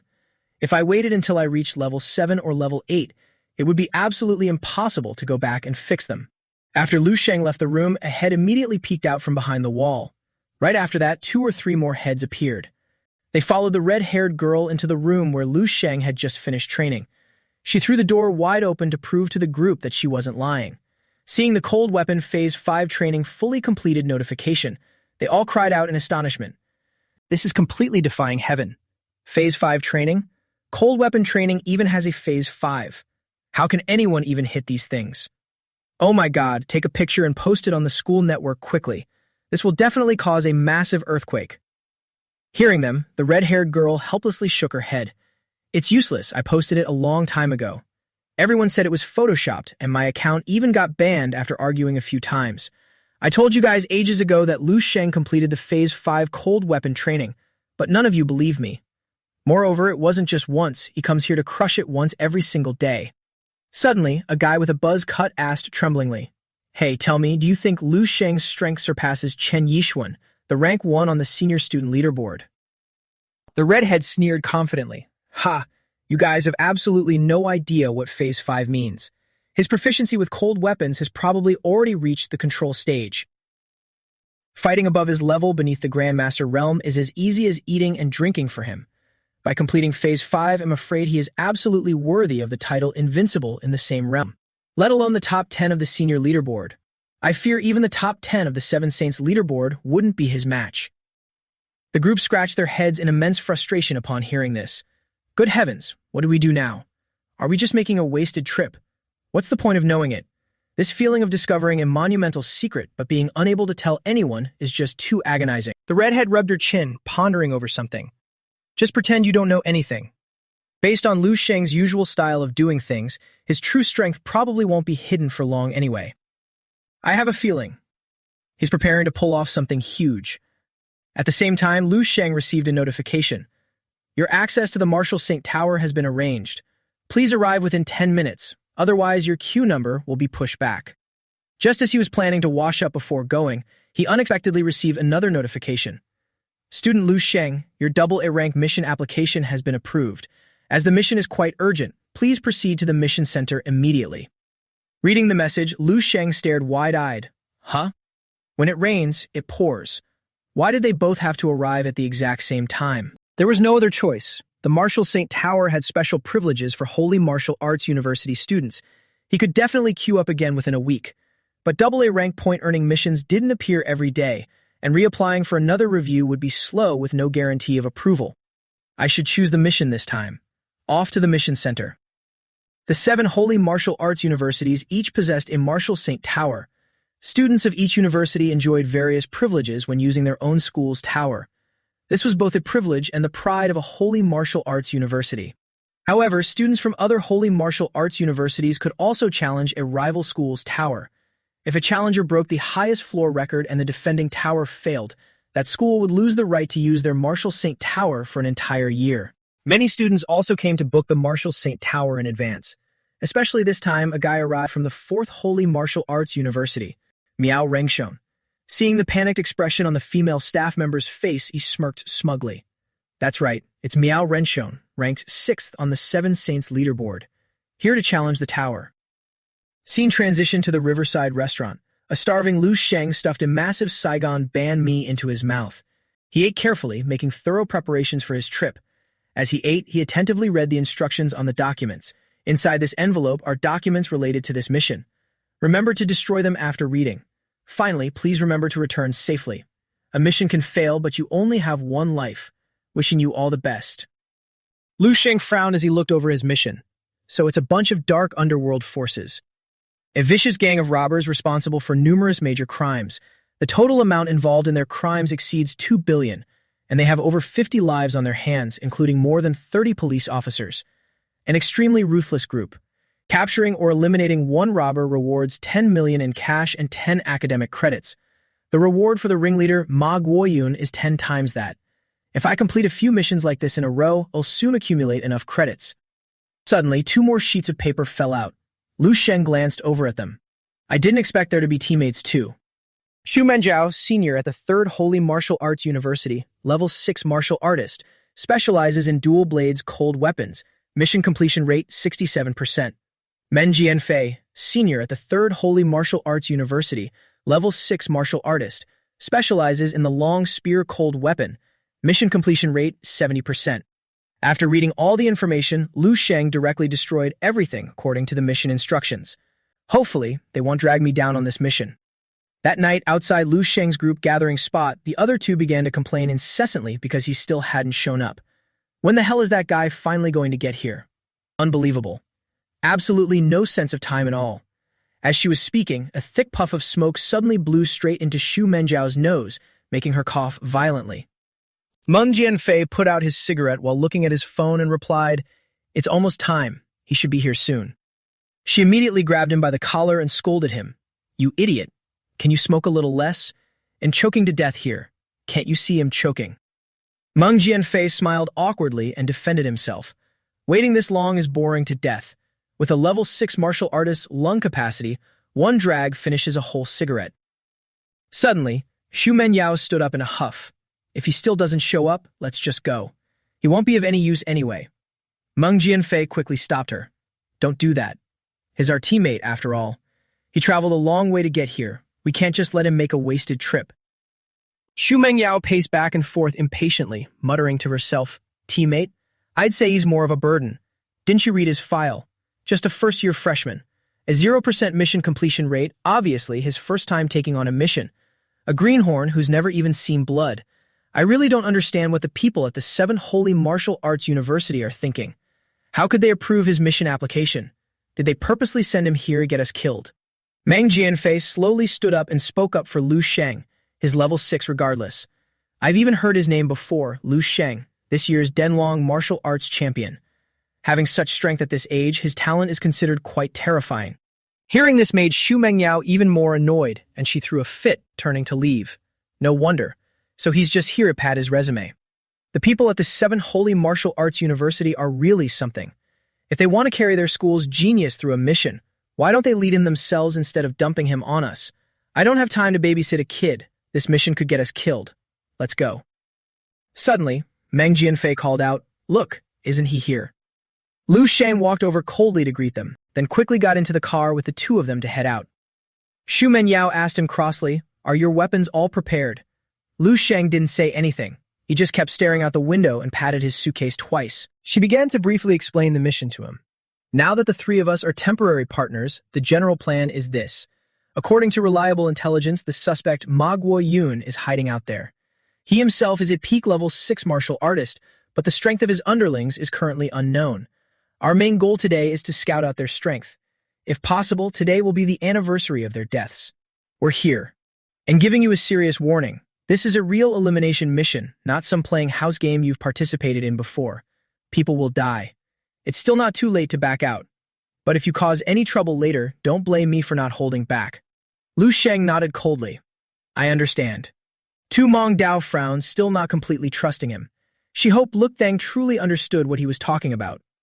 A moment later, the three of them carefully hid their vehicle and began the mission. Moving swiftly, the trio approached the criminal's base and hid in a corner to observe carefully. Upon arrival, the group immediately spotted several guards stationed on the roof of the building. Man Qianfi cautiously warned the others to watch out above. Tu Mong Dao crouched down and whispered to Man Qianfi, The distance is too far, we can't probe their strength. We'll have to get a little closer. She turned to ask him, Luk Tang, did you hear that? But at that moment, he was focused on activating his spiritual reader perception to scan the inside. Turns out there are over 10 more people in the building. I need to investigate a bit more carefully. But suddenly, Tu Mong Dao yelled, breaking his train of thought, Luk Tang, what are you spacing out for? Luk Tang irritably turned around and glared at her, then walked away saying, You guys go ahead. Annoyed, he thought to himself, I should have just done the mission alone, how troublesome. Oh well, it won't take much extra time. Earlier, after making eye contact with Luk Tang, Tu Mong Dao felt an indescribable sensation. What's wrong? What was that uneasy feeling just now? Could it be that my nerves are on edge because it's my first double-A rank mission, and I'm dragging a rookie along? She stood up in a huff and left with Man Qianfi, exactly as Luk Tang wanted. He didn't say anything else, just glanced at them and decisively headed in the opposite direction. Afterwards, Man Qianfi and Tu Mong Dao climbed up the building where the criminal's base was located. She muttered smugly, If we just quietly crawl closer, we'll be able to figure out their strength. Suddenly, Man Qianfi stopped, prompting a confused Tu Mong Dao to ask, What is it? He turned back and told her shakily, There are so many martial artists in the room. It looks like they are arguing. A large man inside angrily slammed the table and yelled, Damn it, Ma Kwa Vun, what's your game here? With so many people working for you, on what grounds you demand a 30% cut for yourself? Because you're at the peak of level 6, or because of those fearless punks under your command? Ma Kwa Vun sipped his tea and replied without flinching, I did the initial prep work, and I provided both the plan and the equipment. All you have to do is kill a few people. Tell me, should I get 30%? Hearing this, the vast majority of the group protested. 30% is way too much, 20 at most. The rest is ours, otherwise we disband right here and now. Yeah, that's right. Without us doing the heavy lifting, what the hell are you? Don't be too greedy. Standing outside and witnessing the scene, Tu Mong Dao and Man Qianfi trembled. There are at least 8 level 6 martial artists here, plus a bunch of level 4s and 5s. There's no way we can take them down by ourselves. This is too intense. The situation has probably reached S rank. We need to head back and report this immediately. Scene transition to outside the base. Just as Tu Mong Dao and Qian Fai managed to sneak out, they ran straight into another group standing there bickering. These bastards. The boss gave them a chance to join, yet every single one of them wants a bigger piece of a pie. Why don't they just choke to death? Hee, relax. They won't be jumping around for much longer. Once we hijack this convoy of strategic supplies, the boss can break through to Grand Master. When that happens, whatever they've eaten, they'll have to spit right back out, bones and all. Ha, so true. Having overheard the entire conversation of the group, Tu Mong Dao and Man Qian Fi instantly understood, looking at each other and nodding. Then they quickly retreated to head back. This is madness. Their target is actually the strategic supply convoy. And don't forget they've gathered so many people. No wonder Ma Kwa Vun is so brazen and not afraid of being discovered at all. 8 level 6 martial artists plus the firearms they have is enough to flatten the entire Duwen Ha city. An outlaw grandmaster. I can't even imagine. This has gotten way out of hand. We need to go back now. But suddenly, both of them stopped in their tracks, sweating profusely as they looked at each other. We forgot to bring that kid along. Dragging a burden around is such a pain. Let's hurry back. Pray that the kid has some sense and hides well so he doesn't get caught. Otherwise, no one can save him. However, right as the two of them left, Luk Thang charged straight into the enemy base all by himself. Seeing him, the crowd immediately started taunting. Huh? Where did this kid come from? Hey kid, where are you from? But before he could finish his sentence, one of the guys took a straight kick to the chin from Luk, thankfully, knocking him out cold in an instant. The rest of the group finally realized what was happening, hastily jumping to their feet with weapons in hand. What's going on here? Are you tired of living? With that said, everyone charged straight at Luk Tang simultaneously to fight. But with just a few simple sweeps of his spear, he completely laid waste to all of them. Luk Tang arrogantly muttered the numbers of the criminal group, 8 level 6s, 2 of which are peak level 6, along with a few level 5s and level 4s. If I had known an AA rank mission was this simple, I wouldn't have bothered wasting my effort. Suddenly, the bald guy grabbed Luk Tang's leg and groaned. The boss will avenge us. But without letting him finish, Luk Tang directly stomped on the back of his neck, killing him on the spot. You're already dead, why spout so much garbage? Phew, so this is what killing someone is like? The thirst for destruction and ruin that had built up in his heart for so long had greatly subsided. Aside from that, his mood didn't fluctuate much. Is it because I've hunted and killed so many zombies in the dream space? It could also be because I've inherited so many memories of bloody scenes. Or perhaps it's because the identities of those killed are utterly vicious scumbags guilty of heinous crimes, so killing them carries no psychological burden. It's nothing more than eradicating evil to protect the innocent. Justice may arrive late, but it is absolutely never absent. Therefore, face the punishment of justice. 5 minutes ago, the criminals were still busy arguing over who would get a cut of the money after the mission was completed. A red-haired woman shouted angrily, "Damn it. In telling you, I must get those 2 shares no matter what." But another man laughed loudly and mocked her. "Ha! You think you can just get it because you want it? Who do you think you are? If you really want it, I can give you something else." Hearing this, the woman flew into a rage and jumped up. "You bastard, you got a death wish." Right at that moment, Ma Kwa Vun slowly stood up. In the blink of an eye, he dashed forward and punched the man squarely in the stomach, making him fall to his knees in agony. "Damn it, you animal. Ma Kwa Vun." Ma Kwa Vun arrogantly brushed the dust off his shirt, then coldly glanced over at the others. "I already said it. The plan was my idea, the equipment was provided by me, and my fists are the biggest here. You get exactly as much as I say you do. Anyone who has a problem with that can get the hell out right now. I won't stop you." The atmosphere instantly became tense, only to be broken by another voice. Brother May is absolutely right. Everyone here is just out to make a fortune. Why ruin the harmony over some petty profits? Am I right, Brother Kwa Vun? Seeing him, everyone grew even more tense. The ghost-faced vulture. An entire convoy of strategic resources, that's no small profit. He didn't care, casually replying, "For a level 6 martial artist, it is indeed a substantial amount. But for a grandmaster, it means absolutely nothing." At this point, the ghost-faced vulture suddenly pointed a finger at Mei Kwa Vun. The crowd immediately caught on, bursting into an uproar. What? About to break through to grandmaster. So Brother May gathered us to rob the strategic supply convoy so he could break through to Grand Master.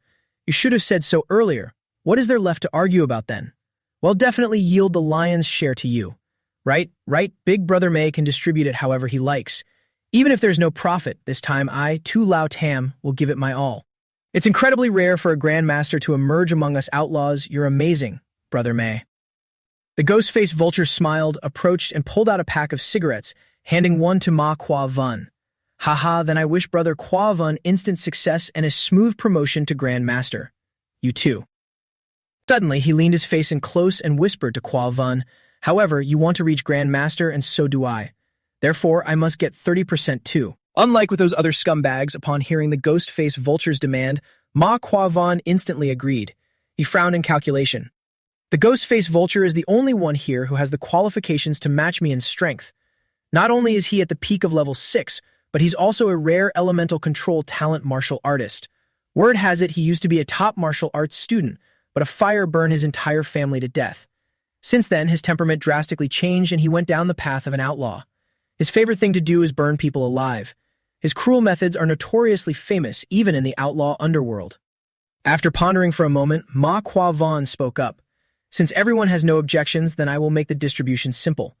Right at that moment, a commotion broke out outside, putting the entire group on high alert. He waved his hand, commanding, "It's probably the cops.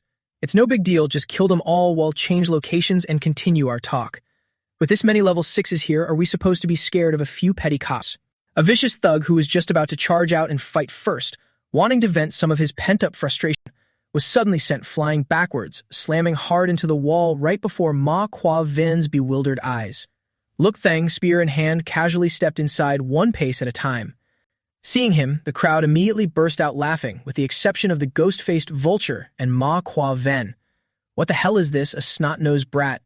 Have the cops run out of men? Don't let your guard down. This might be bait deliberately thrown out to make us lower our defenses. Suddenly, Luk Thang held up 2 fingers, giving them a warning sign with utter arrogance. 2 minutes. Those who want to keep their lives. You can start running now. Standing alone among a pack of wolves without a shred of worry, his arrogant demeanor proved to be an eyesore for the red-haired woman, who stepped forward and yelled, "Who do you think you are? You snot-nosed brat. Are the cops completely out of people?" Ma Kwa Vun, standing in a corner, also silently observed Luk Tang. In their eyes, he was just an ignorant little kid, still wet behind the ears. Seeing that Luk Tang didn't make a move, the red-haired woman decisively swung her blade down. "Brat, go to hell." But the very next second, he cleanly decapitated her with a single slash. Witnessing this, the criminals turned pale with panic. A level 6 martial artist was stabbed to death by this kid in less than a blink of an eye. There's something off about this brat. Something definitely isn't right. Realizing the situation was far from simple as he had thought, Ma Kwa Vun immediately ordered, "Don't face him head-on. The weapon in this kid's hand is probably a Grandmaster tier weapon. Have a few more people attack together." At the mention of money, the eyes of these outlaws instantly lit up. Greedy for fame and fortune regardless of the risk, they attacked in unison. A Grandmaster tier weapon. So that's how it is. We could easily sell something this good for hundreds of millions. Brat, you think you can act all high and mighty just because you have a good weapon? Let me teach you a lesson. But before they could even touch a single hair on Luk Than's head, the outlaws were slaughtered by him in the blink of an eye.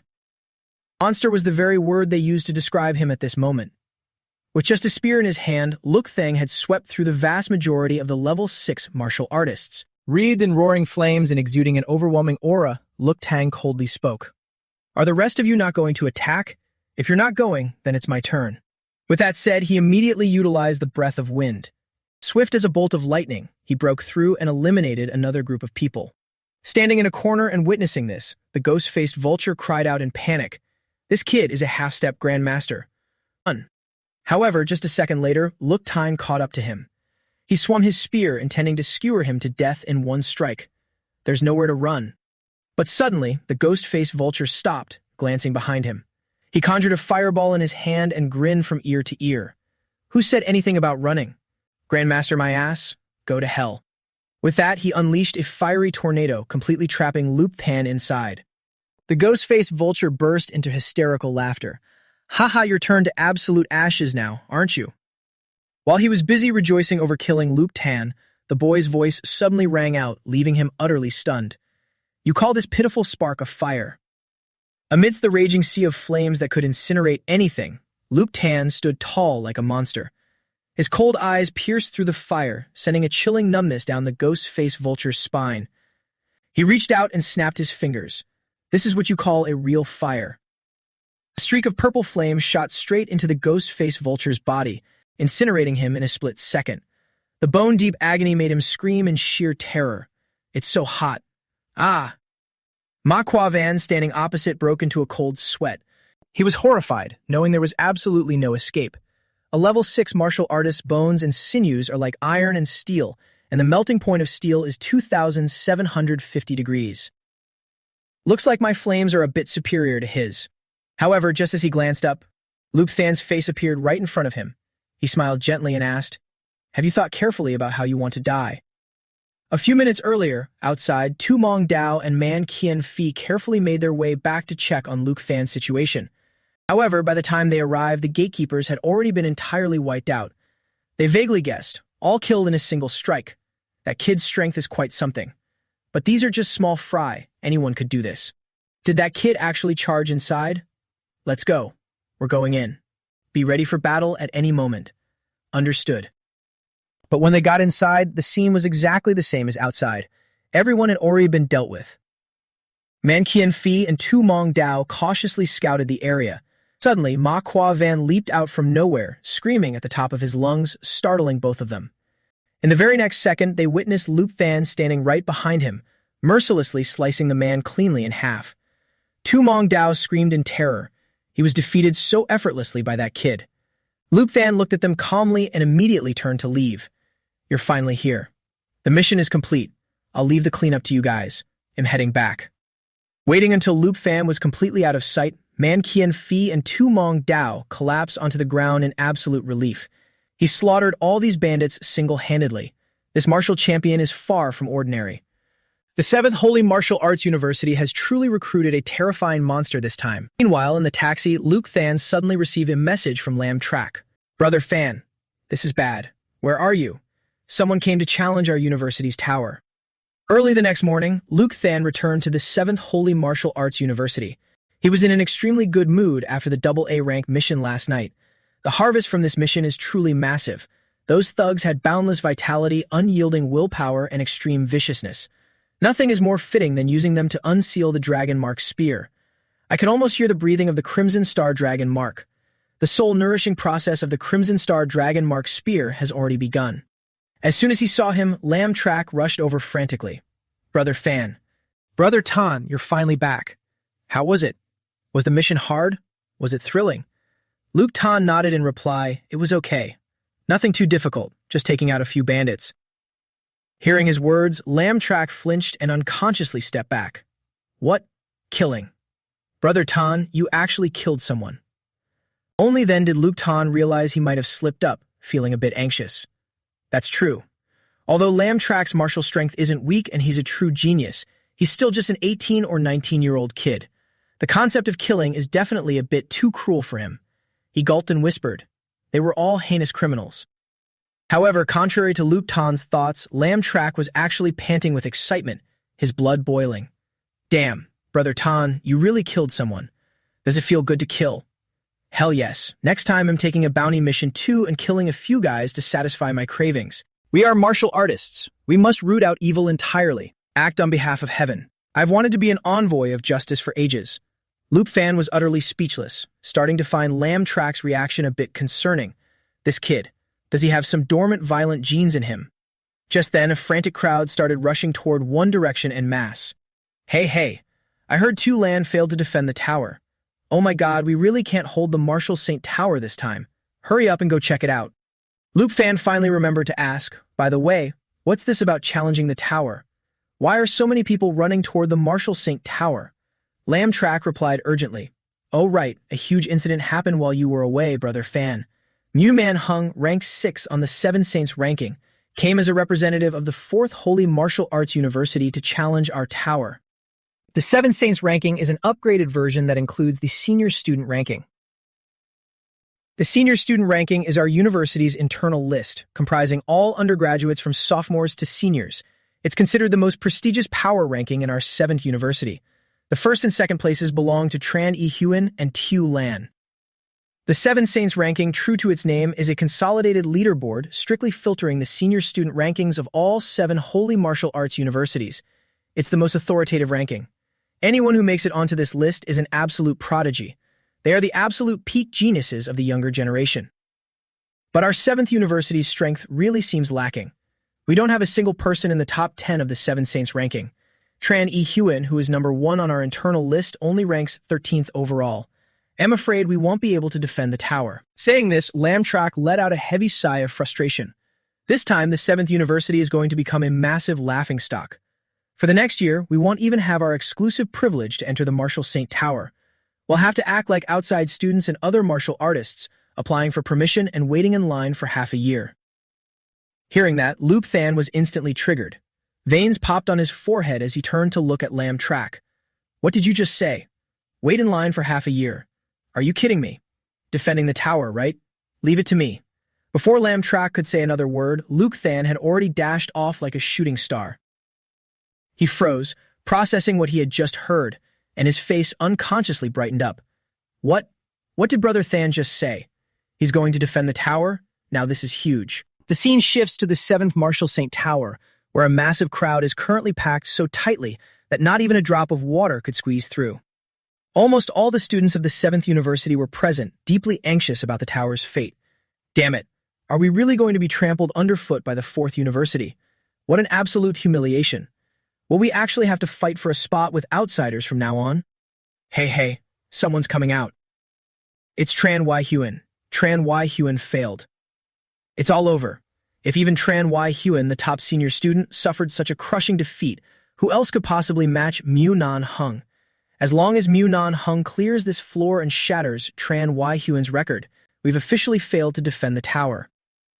Tran Yu Huyen gritted his teeth, glaring bitterly at the ranking board on the wall. Damn it.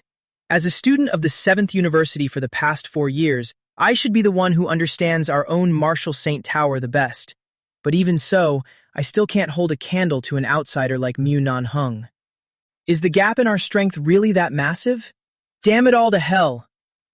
From the crowd below, a few outsiders sneered with contempt. Ha! The 7th university has completely lost all its face this time. Look at these 7th university people, acting so arrogant normally, but aren't they just as pathetic when facing a true powerhouse? Ha ha ha. Aha, exactly. Hey, who's pushing me? Suddenly, a powerful surge of energy swept right past them, parting the crowd to both sides. What's going on? What is this? Spiritual power? Luke Than's overwhelming presence instantly froze everyone in their tracks. He strode forward with commanding authority toward the tower. Less than greater than. It's Luke Tan, the number 1 freshman, the martial champion of this year's Danglong exam. Is it that Luke Tan who crushed all the freshmen and even defeated a spear instructor on his first day? He's also a spiritual reader, but what is he doing here? Does he want to defend the tower? Ha ha ha, you people from the 7th university are truly a joke. The seniors are utterly useless, and now you're pinning your hopes on a mere freshman. This is hilarious. A rookie wants to challenge the rank 6 of the 7 Saints. He has cultivated for 4 entire years longer than you freshmen. You want to compete? Are you even worthy? Ha ha ha. The scene shifts inside the tower. Lu Tan walked up to the staff member and asked, I don't need to wait in line to enter the tower right now, do I? Seeing him, she was a bit surprised. Why is it you? I remember you're still a freshman. You probably haven't even entered the Martial Saint Tower before. Good Lord, why would they send you to defend the tower? Well, fine, you indeed don't need to wait in line right now. Are no other people coming? Go out and call for backup. That arrogant brat Mu Nan Hung is about to break our record. Luke Tan took the access card from the female staff member. Before entering the inner room, he turned back with a reassuring smile. Don't worry. I alone am more than enough. He won't be breaking anything. Meanwhile, outside, Luke Tan's fans had hurriedly arrived at the scene. The red-haired girl anxiously asked the crowd, How is it? Have you found him? I asked around and he went on a double A rank mission. Huh? What? Why did it have to be at a time like this? Without him, the 7th university is doomed to lose this time. Seeing her friends so fixated on one person, the girl with twin buns asked in confusion, "Who exactly are you looking for to be hyping him up this much?" The red-haired girl sighed dejectedly. It doesn't matter who it is anymore. He's not at school, so there's no chance for him to prove it. Hearing this, her friend scoffed coldly and said, "Always acting so mysterious. Everyone is going in to defend the tower now. Even the freshman Luke Than went inside. We're truly grasping at straws here." Hearing the name Luke Than, the red-haired girl froze completely, then turned and grabbed the girl with twin buns, shouting, "What did you just say?" "Luke Than, the freshman. You went into the tower." The girl with twin buns, bewildered, pointed at the board on the wall. "Why, yes, he just went in. His name just popped up right there. Number 20, Luke Tan, currently in progress." Confirming that he was indeed inside, tears of joy welled up in the red-haired girl's eyes. "It's true. This is amazing. We're definitely going to win now." The others also jumped for joy along with her. The girl with twin buns looked at her in confusion. "Why are you so hyped? Isn't Luke Tan just a slightly better freshman?" Wiping away her tears, the red-haired girl sobbed out, "You don't get it. This is the pride of an older sister fan." At the same time, Luke Tan had already stepped into the room of the Marshall St. Tower. He walked over and picked up a piece of paper to read. "There are disposable bed sheets and blanket covers in the bag. Please change them yourself. Put on the helmet to begin the trial. Why does this feel exactly like Ready Player One?" He quickly sat in the chair and put the helmet on. By the time he opened his eyes again, Luke Tan was startled to realize he had transcended into another dimension. Even though there are slight differences, it's the exact same format as the dream world. If that's the case, if I don't absolutely shatter the record of this Marshall St. Tower, it would be a total disservice to all those zombies I've been slaughtering in the dream space for the past year. I'm probably not fighting zombies in here, right? That makes sense. There is only one single opponent in the Marshall St. Tower, the Radiant Jade Marshall St. Dam Trung Nok. Is this what Marshall St. Dam Trung Nok looked like in his youth? Not giving Luke Than any time to adapt, Dam Trung Nok instantly took his stance and launched himself forward to strike right at his chest. However, his power was completely overwhelming. His body didn't flinch in the slightest. Luke Than took a deep breath, exuding an aura that blasted Dam Trung Nok away. "Your strength is probably only at the level of a level 2 martial artist. In fact, your attack was entirely deflected by my inner ki. I'm a pretty petty guy. Since a martial saint hit me, I absolutely have to hit back." With that said, Luke Than launched a brutal punch from a distance, completely obliterating the simulation of the young Dam Trung Nok. Suddenly, a bizarre stream of black aura materialized on Luke Than's body. It dashed straight toward him. Then it slowly formed into another entity. Luke Than quickly realized. "It's absorbing my spiritual energy to turn into a new Dam Trung Nok. He looks a bit older. I see the difficulty is gradually increasing." Just as he spoke, Luke Than was startled to sense Dam Trung Nok already darting behind him. He swiftly turned and blocked the punch with his hand. "Thanks to you, I figured out the basic principle of the Marshall St. Tower." A second later, he delivered a knee strike, sending Dam Trung Nok flying in another direction. The ground shattered from the impact of his move. However, Luke Than's body began to fluctuate. His eyes widened as he clearly felt his spiritual energy being drained away, continuing to form yet another new Dam Trung Nok. Luke Tan stared at him and muttered to himself, "Every time I defeat an opponent, not only do I get nothing back, but my spiritual energy is constantly drained." I had thought the tower's trials might be related to martial will and spiritual energy, but I still didn't get it, providing mental trials for so many people over the years. Even a martial saint's will should have been exhausted long ago. Turns out it's maintained through this toll method, collecting a bit at each stage.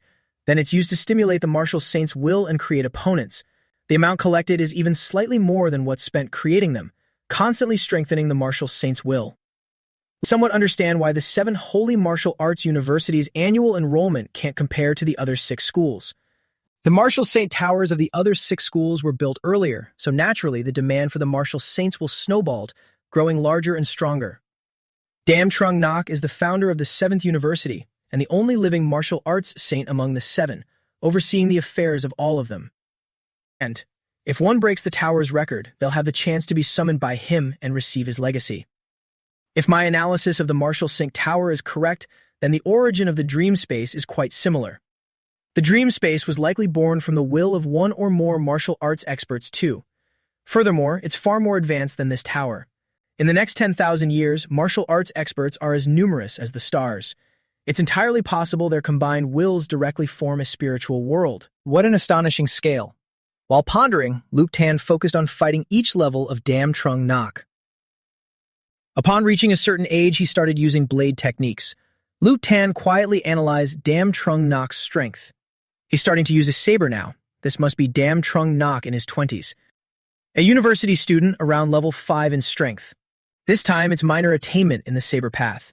This time, a breakthrough to level 6. Every version of Dam Trung Nok couldn't withstand a single strike from Luke Tan, until Luke Tan instinctively sensed another of his forms. This is Dam Trung Nok in his 30s, at least at the peak of level 6 with major achievements in the saber path, hailed back then as the #1 under the Grandmaster rank of his generation. He's here. They say Martial Saint Dam Trung Nok was a late bloomer, only manifesting his saintly avatar when approaching the Grandmaster threshold. Let's see just how strong this so-called #1 under Grandmaster really is. Since we're both level 6, using a spear would be bullying you, so I'll just tear you apart with my bare hands. At the same time, the scoreboard outside was updated. The crowd watched anxiously and shouted. He passed. Mu Non Hung passed the 22nd floor. Oh no, our best record is the 22nd floor. If he clears one more, we're doomed. Please, God, don't let him go up anymore. Wai Hyun trembled, unable to believe his eyes. What a disgrace. How humiliating. I can only reach the 20th floor. Is this the true strength of the Seven Saints ranking? Damn it. Seeing him so agitated, the girl next to him quickly stepped in to calm him down. Relax. Mu Non Hung isn't that strong yet. The 22nd floor is a huge hurdle. A peak level 6 Martial Saint Dam Trung Nok with minor attainment in the saber path isn't someone you can just beat easily. That Mu Non Hung won't be able to do it. Wai Huiyan's entire body kept shivering uncontrollably. He glanced up at her anxiously. What if? What if he does? What if Mu Non Hung gets lucky and passes? Am I still someone from the 7 Holy Martial Arts University? Right then, the scoreboard updated again, and the crowd erupted in shock. So fast. Luke Than's tower clearing speed is insane. It's already 11, 12. Wait, he's about to reach the 15th floor. Huh? He's hit the 21st floor. Just one floor behind Mu Non Hung. Luke Fan is in second place. He even surpassed Tran Wai Huan. What kind of monster speed is this? It's unbelievable. Seeing Luke Fan's score surge, the students from other schools immediately threw a fit and started yelling. You guys from the 7th University can't handle losing, can you? You even dare to fake the Martial Saint Tower records. Have you no shame? Yeah, this climbing speed is way too absurd. At this moment, the female staff member came out and coldly retorted, the core of the Martial Saint Tower is the Martial Saint's will. Are you saying the Martial Saint is showing favoritism? The guy shook his head and replied, I'm not blaming the Martial Saint, but anyone can tell this score is fake. Confused, she glanced at the board. What nonsense are you? Oh my God, what is this? This is a new historical record. Just how strong is this Luke Tan? It makes no sense. The red-haired guy was so thrilled his body burned with excitement. I knew it. I knew it. This is the real Luke Tan. Lamtrak, watching from below, dropped his jaw in awe. My God, Brother Tan is being a god-level monster again. Meanwhile, inside the tower, Luke Tan destroyed Dam Trung Nok's simulacrum yet again. His body was starting to feel slightly fatigued. He truly lives up to his title as the #1 under the Grandmaster rank. If this were me from over a week ago, before I perfectly mastered every millimeter of my body's strength in the cold weapon training room, I probably couldn't have crushed him like this. Truly a martial saint, absolutely incredible. Suddenly, a wave of exhaustion hit him, and Luke Tan clutched his head with a groan. He staggered but managed to steady his mind. The cost for this next floor is a bit too steep. If it were any other student, the spiritual energy required just for this level would be enough to drain them completely dry. So, the next reward must be Grandmaster Realm, Dam Trung Nok. The pressure is absolutely terrifying. The Grandmaster path is so powerful. Martial Saint Dam Trung Nok reached the Grandmaster Realm at 42. In that same month, he fought 8 Grandmasters consecutively, achieving 7 wins and 1 draw. Let's test this out then. Let's see if your saber will cleave my son in 2, or if you will be completely incinerated by me first. Today, I'll definitely use my level 6 body and level 7 Grandmaster path to clash with a true Grandmaster possessing level 9 aptitude. The moment Luke Tan charged forward, Dam Trum Nok also gently raised his saber. In his eyes, the light radiating from that saber was like a divine cannon obliterating everything in its path. Thick dust plumed into the air. Luke Tan stood amidst the cleaved ground, his entire body still locked in a defensive stance. His eyes widened in shock. What a terrifying slash. The level 4 astral key and flames I was controlling crumbled like tofu in a single strike. For a moment, it felt like I was sliced in half. Just what I wanted. How satisfying would it be to crush an opponent this strong? Under the stimulation of life and death pressure, my martial arts become even more monstrous, taking me one step closer to the second form of the perfect martial arts. Great Sun's wrathful advance. Finishing his words, Luke Tan accelerated and sprinted straight at Dam Trung Nok. He calmly raised his saber once again, and swung it down in a single stroke, followed by another one, creating thousands of saber beams flying toward Luke Tan. He hastily unleashed his stellar body-tempering secret art, condensing his astral ki and focusing it on a single point, as if holding a star in his grasp, a sun at his fingertips, mastering the stars. Stellar force, 10 suns in the sky. Scene cuts to the vice principal's office. Tru Tai Kang was currently reading the report on Luke Tan's recent mission in absolute shock. Unbelievable. 8 level 6 martial artists, including 2 at the peak of level 6, who were even gifted elemental control experts, all completely annihilated by Luke Fan alone with a single spear, and it was a total suppression, absolutely crushing them. The AA point accumulation mission has been upgraded to AAA. The chief of police of Duin Ha City personally wrote a thank you letter spanning nearly 10,000 words. This kid. I thought he'd lay low for a while before revealing his talent. I never expected him to give me such a massive surprise right now. This posture of peerless combat power, invincible among his peers, is truly just like Lord Marshal Saint back in the day. With talent and strength like this, it's enough to catch Lord Marshal Saint's attention. I need to report this immediately. Right then, a woman suddenly rushed in frantically and shouted, Vice Principal. The Marshal Saint Tower. There's an emergency at the Marshal Saint Tower. Tru Tai Kang pushed up his glasses and waved his hand. What's the panic? The tower defense results are out, right? The battle for the Marshal Saint Tower is a rule set by Lord Marshal Saint to encourage competition. If we lost, just notify the people from the 4th University. I won't be showing my face. Seeing the vice principal spout all that, the girl was a bit flustered, but quickly reported. The 4th University. It has nothing to do with them. It's Luke Tan. Luke Tan broke our 7th Marshal Saint Tower's climbing record. Right now, he's already reached the 26th floor. The moment she finished, Tru Tai Kang directly jumped out the window and sprinted away. The people below seemed to sense his aura and looked up in a chaotic panic. What the hell is that? Such terrifying pressure. Is that a Grand Master? It's the vice principals of the school? What's going on? Seeing Tru Tai Kang appear, the students immediately erupted into an uproar. Vice Principal Tru. Not just Vice Principal Tru, the other vice principals are here too. Upon arriving, Tru Tai Kang immediately glanced up at the scoreboard. He exclaimed in astonishment, I just heard Luke Tan reach the 26th floor and rushed over here. Yet in just a blink of an eye, he cleared another floor. The other vice principals broke into a cold sweat and added, the Marshal Saint once said that anyone under 30 who clears the 23rd floor will be summoned by him. Clearing the 24th floor earns 3 days of his personal guidance. If they clear the 25th floor, they can become his disciple and receive his legacy. And this Luke Tan has already reached the 27th floor. Once this is over, let's file a joint report to the Lord. The surrounding chatter of the students kept echoing. Holy crap, this Luke Tan might be taken in directly as a disciple by a Marshal Saint. The Marshal Saint Tower's record is about to be shattered by him, and I'm afraid no one will be able to match it for the next 50 years. How terrifying. Luke Tan is probably the strongest student in the history of the 7th Holy University. Lamb Track, standing nearby, heard them and immediately corrected. No, you're wrong, sweethearts. He's the strongest freshman. He looked toward the tower, eyes sparkling, hands clasped together in admiration. Brother Tan, there are no words left to describe your sheer dominance. For the rest of my life, I can only look up to Brother Tan. At the same time, in another corner, people were still doubting Luke Fan's background. This Luke Fan is way too absurd. He just appeared out of nowhere without any warning. Suddenly, the redhead shoved the phone into his face, startling him as he looked at the information on the screen. Breaking news. Cleared Stage 5 of the Cold Weapons Training Room.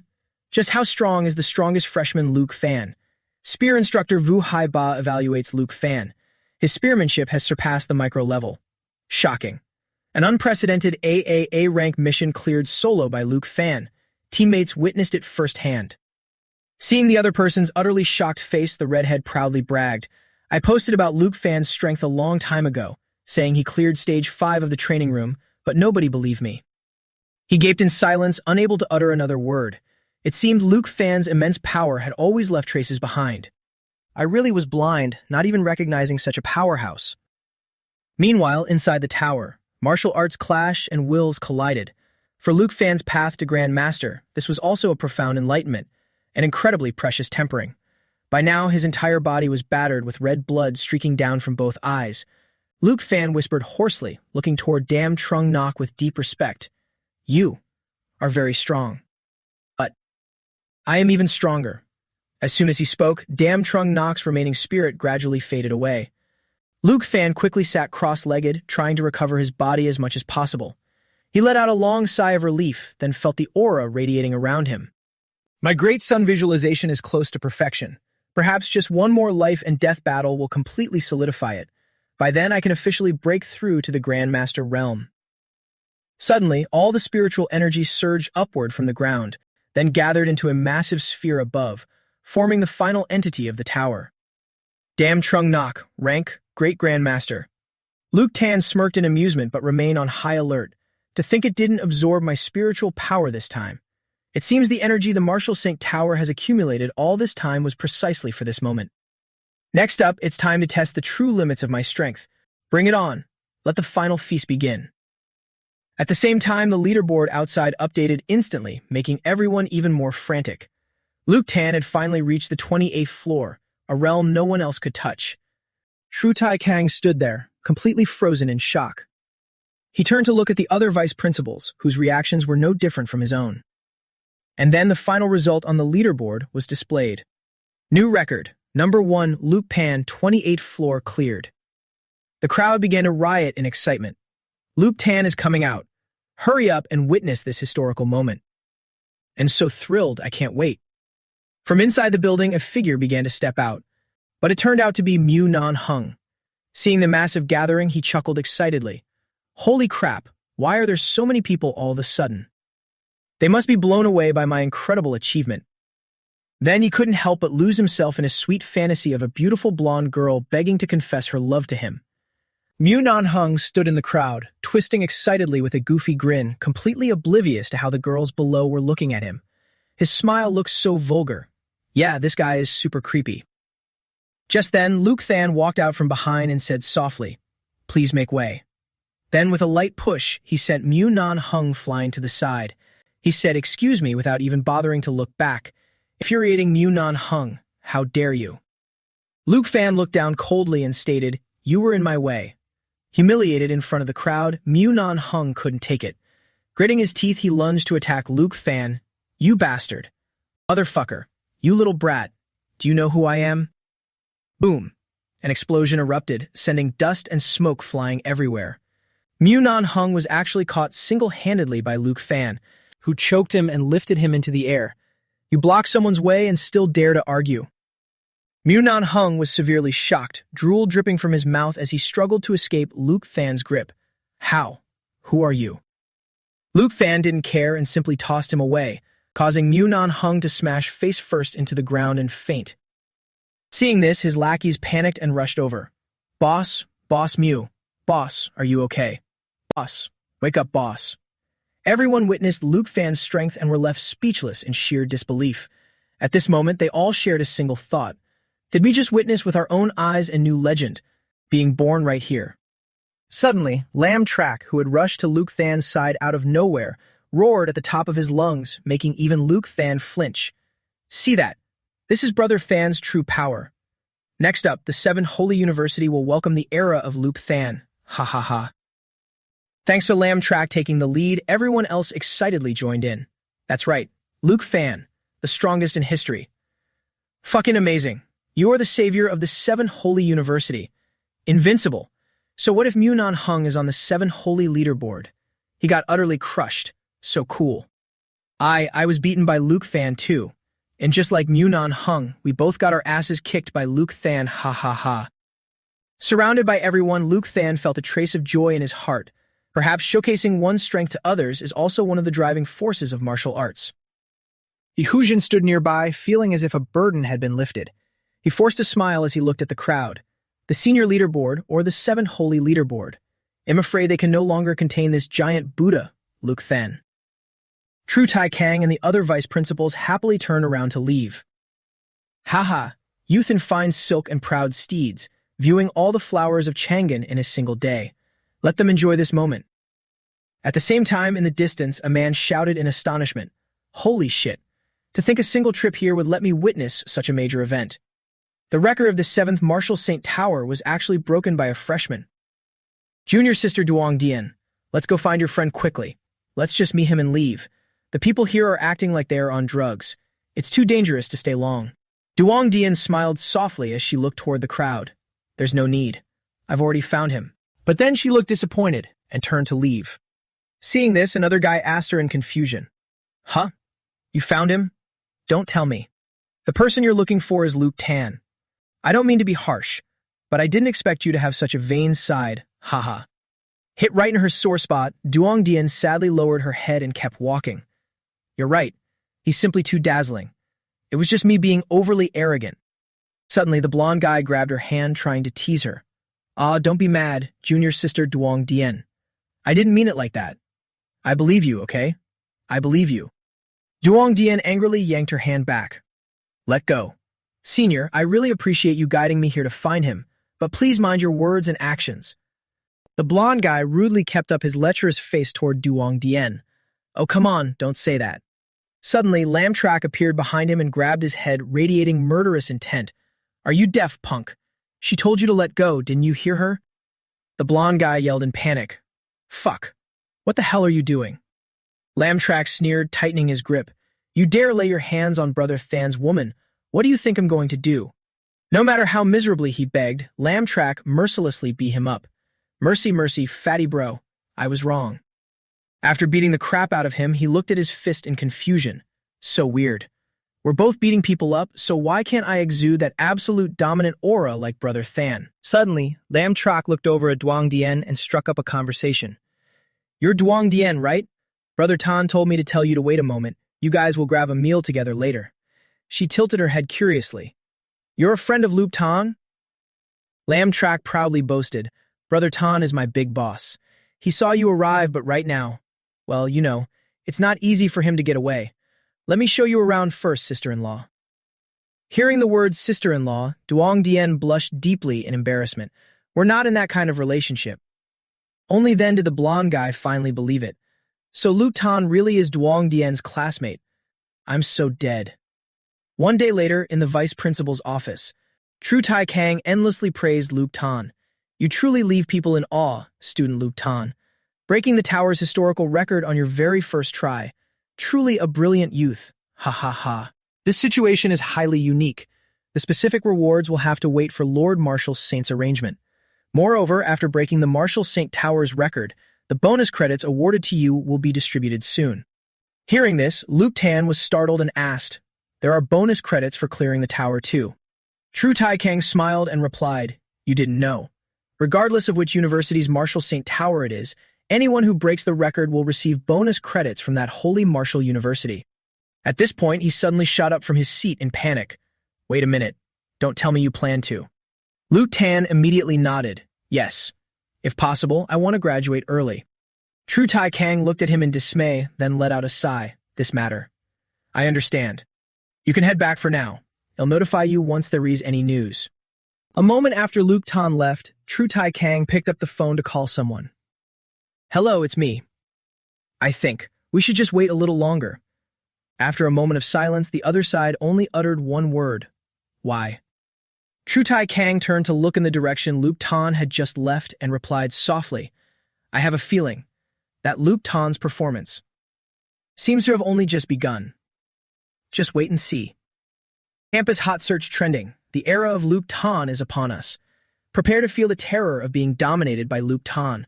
Compilation of Luke Tan's most explosive moments. The strongest freshman in the history of the 7 Holy Martial Arts University. Glory belongs to the 7 Holy Martial Arts University. Canon Kin Hien, the current #1 on the Holy Martial Leaderboard, even handled Luke Tan fighting with one hand. Some high-level bros come analyze this. All of Luke Tan's combat scenes. Super hype montage like Free Fire. What's mine is mine, I will take it all. Power is never an excuse to run wild. Running away has never been my style. The first Grandmaster in the school's history is about to be born. How far is Luke Tan from the Grandmaster level? Not only did a series of clickbait headlines pop up, but the comments from the brothers and sisters on the forum also exploded like never before. From now on, our 7 Holy Martial Arts University can finally hold our heads high. Stand tall. We no longer feel inferior to students from other Holy Martial Arts universities. Luke Tan is incredibly awesome. Unreal, so unreal. I won't forget this day for the rest of my life. Brothers, the horn for the counterattack has been blown. Tomorrow, let's go challenge other people's towers too. Does anyone have photos or videos of Luke Tan choking Mu Nan Hung with one hand? Please, I'm begging you. I want to set it as my wallpaper. If anyone knows him, send him a message. All of us second-year senior girls want to have the seed of life from a supreme genius like him. After reading all the information about himself on the forum, Luke Tan couldn't believe his eyes, reading it over and over again. That's just too bold. They truly live up to the name of female martial arts students. Their words and actions are so aggressive. Today's scene must have made you laugh. I really didn't expect so many people to show up. Duan Dian shyly waved her hand and replied, "It's fine, it's fine. You are a busy person, not to mention your achievements right now are truly impressive." Suddenly, she hesitated, looking up at Luke Tan with shy eyes and asking, "Can I still come find you in the future?" Luke Tan was confused, tilting his head and asking back, "Why? What's there to stop you?" These things are actually just small matters, besides. Just crushing opponents without facing any obstacles like this will really get boring. Suddenly, getting an idea, Luke Tan's face lit up with joy. I got it. Scene transition to the cafeteria of the 4th Holy Martial Arts University. Mu Nan Hung was currently suffering from a wave of public opinion after being humiliated and choked by Luke Tan in public. There's Mu Nan Hung. I heard he failed to challenge the 7 Holy Martial Arts University's tower and had to sneak back. What else did you expect? You got beaten up by a newly enrolled freshman from that school. I heard he was picked up by the neck like a little chicken. Damn, real or fake? A freshman is that strong. Mu Nan Hung isn't weak either. Chick, who knows if his strength is fake or not? He has no skills but loves to show off. The important thing is that he was beaten by a freshman, completely losing the face of the 4th university. He totally tried to act cool but failed and became a clown. Hearing that, Mu Nan Hung was trembling with anger, but he shouldn't ruin a good meal, so he tried to keep his mood as calm as possible. I can't let the words of those idiots affect my mood. Time to eat. But suddenly, a guy intentionally spoke loudly to humiliate him on the spot, making everyone burst out laughing together. And there's more. I heard Mu Nan Hung was scared so badly by that freshman that he fainted on the spot and even peed himself in the arena. A whole pants full. Ha ha ha. Unable to bear this humiliation any longer, Mu Nan Hung directly threw his food tray away and lunged forward to grab the guy by the collar. Roaring in anger, I didn't pee my pants. Not at all. I'll say it one more time. I did not pee my pants. The crowd that was laughing earlier suddenly had cold sweat dripping down, not daring to intervene anymore. Just then, someone called his name, Mu Nan Hung, but he was in no mood to see who it was, only fiercely threatening. If you keep blabbering, you'll be the next one to get beaten. But that person continued to call him again, Mu Nan Hung. Unable to take it anymore, he spun around and threw a straight punch. Motherfucker, which bastard is it?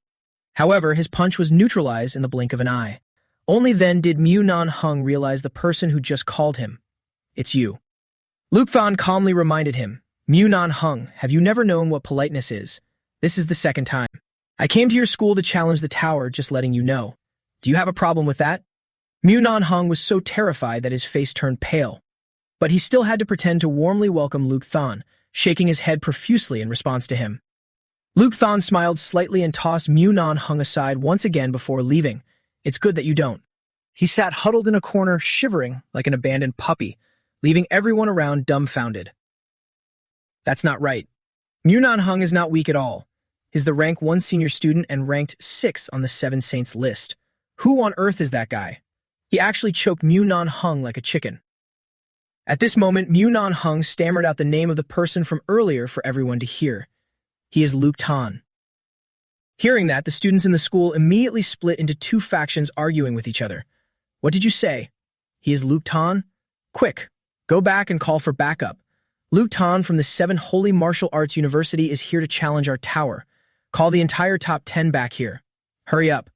Call my ass. Nan Hung is still scared out of his wits over there. Is acting like a coward right now, not daring to say a single word. Suddenly, a fresh voice rang out. Nan Hung was scared out of his mind, but that doesn't mean we are. I also really want to broaden my horizons and see what kind of person the freshman who beat Nan Hung to a pulp is. Exactly how monstrous he is.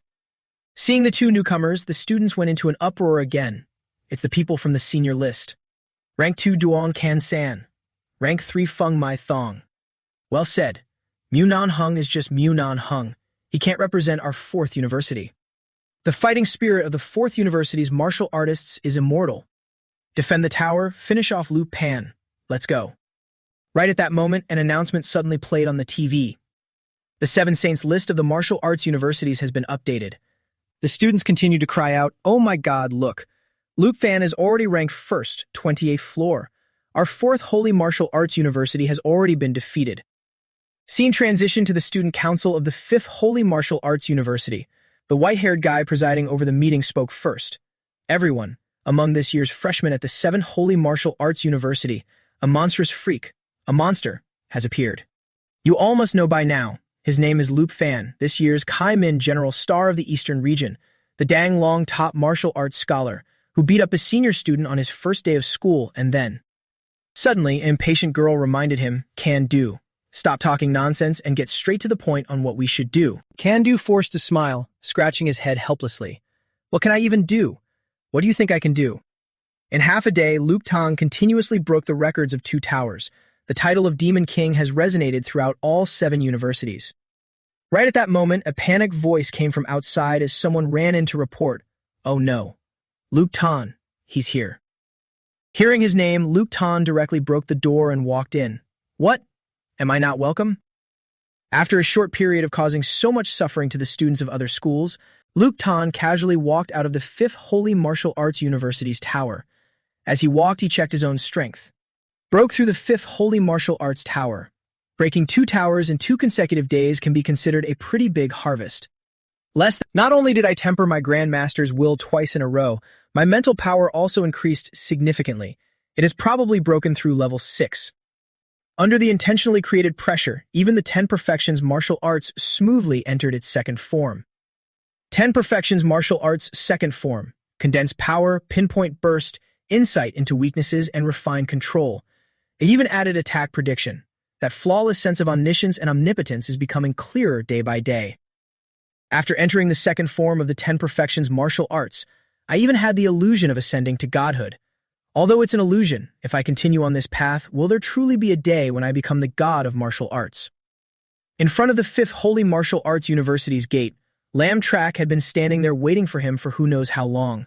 Brother Tan, over here." Congratulations to Brother Tan for breaking another tower.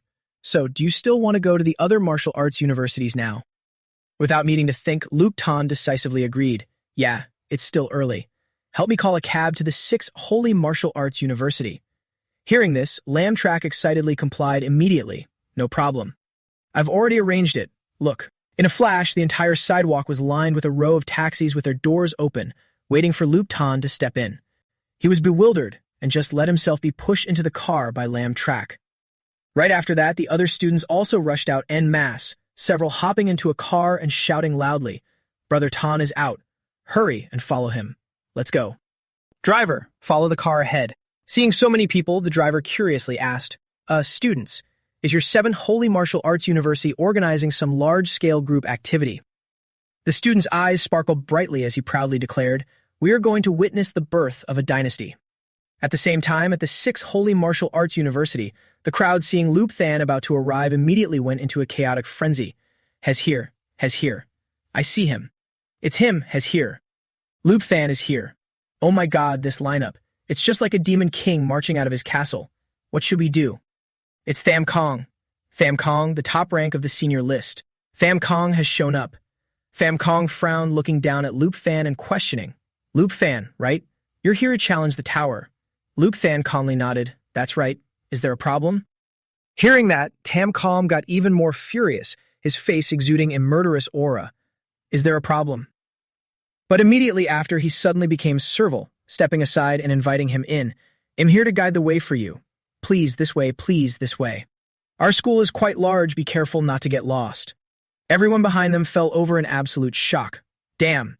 It turns out you came to lead the way, Tham Kong. Half an hour later.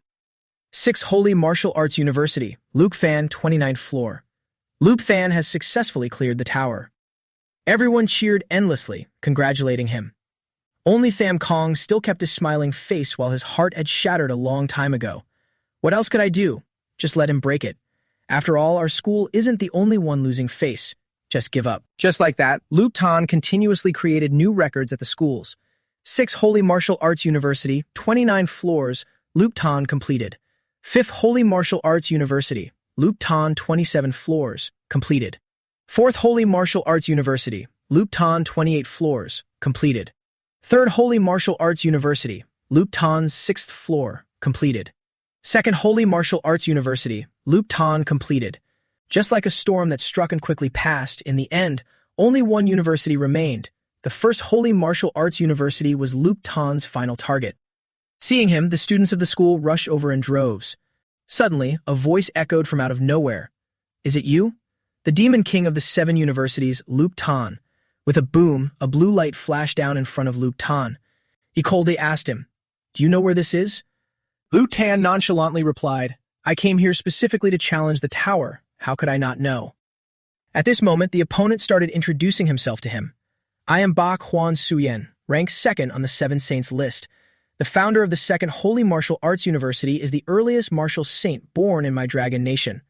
Whether in history or foundation, it is not something that later martial arts schools like yours can compare to. You want to rise to fame in one step and shock the world, that's fine. But if you want to step on the face of the 2nd Holy Martial Arts University to ascend, then you first have to ask if the blade in my hand agrees. After speaking, Ba Quan Suyen directly stabbed his sword straight into the ground, creating a freezing domain of ice, freezing Luke Than's feet. Ba Quan Suyen slowly lifted his sword and said, I heard you are this year's Dang Long Top Martial Arts Scholar. What a coincidence. The Dang Long Top Scholar. I once achieved that too. Witnessing his power, Lam Trak and the others exclaimed in shock. That's Grandmaster's will? Ba Quan Shuan has actually condensed a Grandmaster's will. A Grandmaster's will. Even if it's just a trace, it is true perfection of one's own martial arts will. Within 10 years, Ba Quan Shuan will definitely step into the ranks of Grandmasters. Ba Quan Shuan pointed his blade at Luke Tan and smugly asked, Now, do you understand the core strength of an old holy martial arts university? Luke Tan looked at the freezing coldness that Ba Quan Shuan radiated, his demeanor still calm and carefree as he brushed off his shoulder. Grandmaster's will, huh? In this era, condensing your own Grandmaster's will at such a young age. Truly, not bad. Seeing his playful attitude, Ba Quan Suyen got furious. What is this? The approving attitude of a senior toward a junior. What the hell are you acting cool for? Later, I'll freeze you into an ice cube. Let's see if you can still act cool then. Ba Quan Suyen gripped his blade and dashed toward Luke Than to attack. But he just stood there, his tone condescending. Is this your ice element martial arts will? If compared to her, it's still way too weak. Saying that, his eyes lit up and his aura instantly erupted, creating a dense flame that made Ba Quan Suyen and everyone else unable to bear it, forcing them to step back. In a split second, Ba Quan Suyen was suppressed by Luke Fan and couldn't advance any further. He gritted his teeth, trying to look forward. What is this? It's so hot, so blinding. It's just like the sun. Did my ice domain melt? Lu Tan nonchalantly walked past Ba Quan Suyen, leaving him with an indelible emotional scar. How unfortunate for you. If you were in the same cohort as me, you could only be the runner-up. At the same time, on top of the building opposite, a group of people heavily cloaked seemed to have noticed Luke Than's movements. This kid, becoming a Grandmaster within 5 years, has the potential of a martial saint. At the first Holy Martial Arts Student Council, a male student's voice rang out. How did it go? Has Luke Tan entered the tower of the first Holy Martial Arts University yet? Didn't Ba Quan Suyen make a move? The girl opposite him wiggled her fingers and replied, he did. He even revealed his martial will, but still couldn't stop him. Hearing this, the startled male student asked. He used his trump card and still couldn't stop him. How many moves did it take for Luke Tan to defeat Bak Hwan Suyen? Hesitating for a moment, the girl said ashamedly, half a move. The boy didn't understand, impressed. Half a move. What does that mean? Luke Tan only revealed his martial will. He didn't even bother hitting Bak Hwan Suyen. Yet it completely melted Bak Hwan Suyen's martial will. Upon hearing this, the terrified boy collapsed to the ground. Melt. Melted? A martial will melting down? What kind of spectacle is that? Seeing her friend in utter panic, the girl worriedly approached him and asked, Kin Hien, are we still going to try and stop him? Less than greater than. The boy named Kin Hien lowered his head, drenched in sweat. Stop him how? With what? Bak Hwan Suyen and I are roughly on the same level. He's first, I'm second. Luke Tan crushed him without even throwing a punch. If I go, it'd just be throwing my life away. Forget it. Knowing he was right, the girl clenched her fists and cursed through gritted teeth. Damn it. I had planned to do the same, following the path of Dam Trung Nok, the top fighter below Martial Saint, to quickly advance to Grand Master. Out of nowhere, pops up this Demon King Luke Tan, immediately asserting utter dominance. I only have a few months left until graduation. If only he had arrived a bit later. Kin Hien let out a deeply dejected sigh. Just forget it. Luke Tan right now. He is probably the next martial saint of our long nation. Scene change. That night in Luke Fan's dream. He again asked Manhwa to extract his biographical data. I wonder if I can become a saint in this life. In reality, fame isn't of much use. My daily life is just cultivating, eating, sleeping, and showing off. Well, I'm not bragging, it's all just circumstances forcing my hand. But they'll never understand the sheer satisfaction of effortlessly crushing a powerful opponent while they seethe with intense jealousy. It's so exhilarating. Hee hee. As soon as the images appeared, Luke Fan cheered joyfully. Level 9 martial artist. I finally became a martial saint, even though it's still far from the level 12 goal. Let me review my life experiences. Luke Fan, a martial arts prodigy, broke the records of the Holy Martial Challenge towers across 7 campuses in the capital of the ancient Long Nation, becoming the #1 person in the quasi-Grand Master realm. That same year, secured first place in the National Student Martial Arts Tournament and killed a Grandmaster-level martial artist of the Kook Dao Dojo right on the arena, making his name known throughout the capital. I actually killed someone on the spot. And it was a Grandmaster of the Kook Dao Dojo. That's a faction backed by a martial saint. What could have possessed me to risk offending a martial saint just to kill a Grandmaster? Oh well, overthinking it is useless. I'll deal with it later. Let's see what's next. At 19, he became a disciple of Martial Saint Dam Trung Nok, becoming the 3rd disciple. At 32, he became an Arch Grand Master. At 70, he ascended to Martial Saint, founded the Holy Martial Dojo, acclaimed as the perfect martial saint. In the year 457 of the martial era, he passed away from mental exhaustion, lived to the age of 161. Historical figure rating, 6 stars, level 6 Spark Resource Vault access. Perfect martial saint, founder of the Holy Martial Dojo. Haha, that's quite a glorious achievement. My lifespan was shorter than the previous life where I reached Arch Grand Master, probably due to mental exhaustion. Perfect martial arts is indeed an incredibly difficult path. I just have to keep working hard. Let's see what else there is. Marital status? Although extremely curious, because he had been so shocked the previous times, Luke Fan decisively skipped over that section. Forget it, I'm not looking. Stuff like this can easily mess with my Dao heart. A moment later, the system once again notified him of insufficient privileges. He then turned to research the origins of the mutant beasts, but right after, a massive avalanche of data crashed down, overwhelming Luke Tan and making him cry out in panic. Damn, this much? It looks like it can't all be covered overnight. I'll read it later. Let's quickly search for the Grandmaster content of the stellar body tempering, natural breathing, and crystal visualization. Whoosh! A red panel appeared in front of him. Lu Tan intently read every line of information. So that's how it is, the cultivation method for the 3rd stage of the immortal golden body. Right now I haven't even finished the 2nd stage. But if I could be supplied with unlimited beast marrow like last time at the Eastern Military Region, guess I'll just forget it. Thinking of old Du's pained expression already makes me feel bad. I'll just look at the other stuff. Afterwards, Luke Fan searched for more information on the natural breathing method.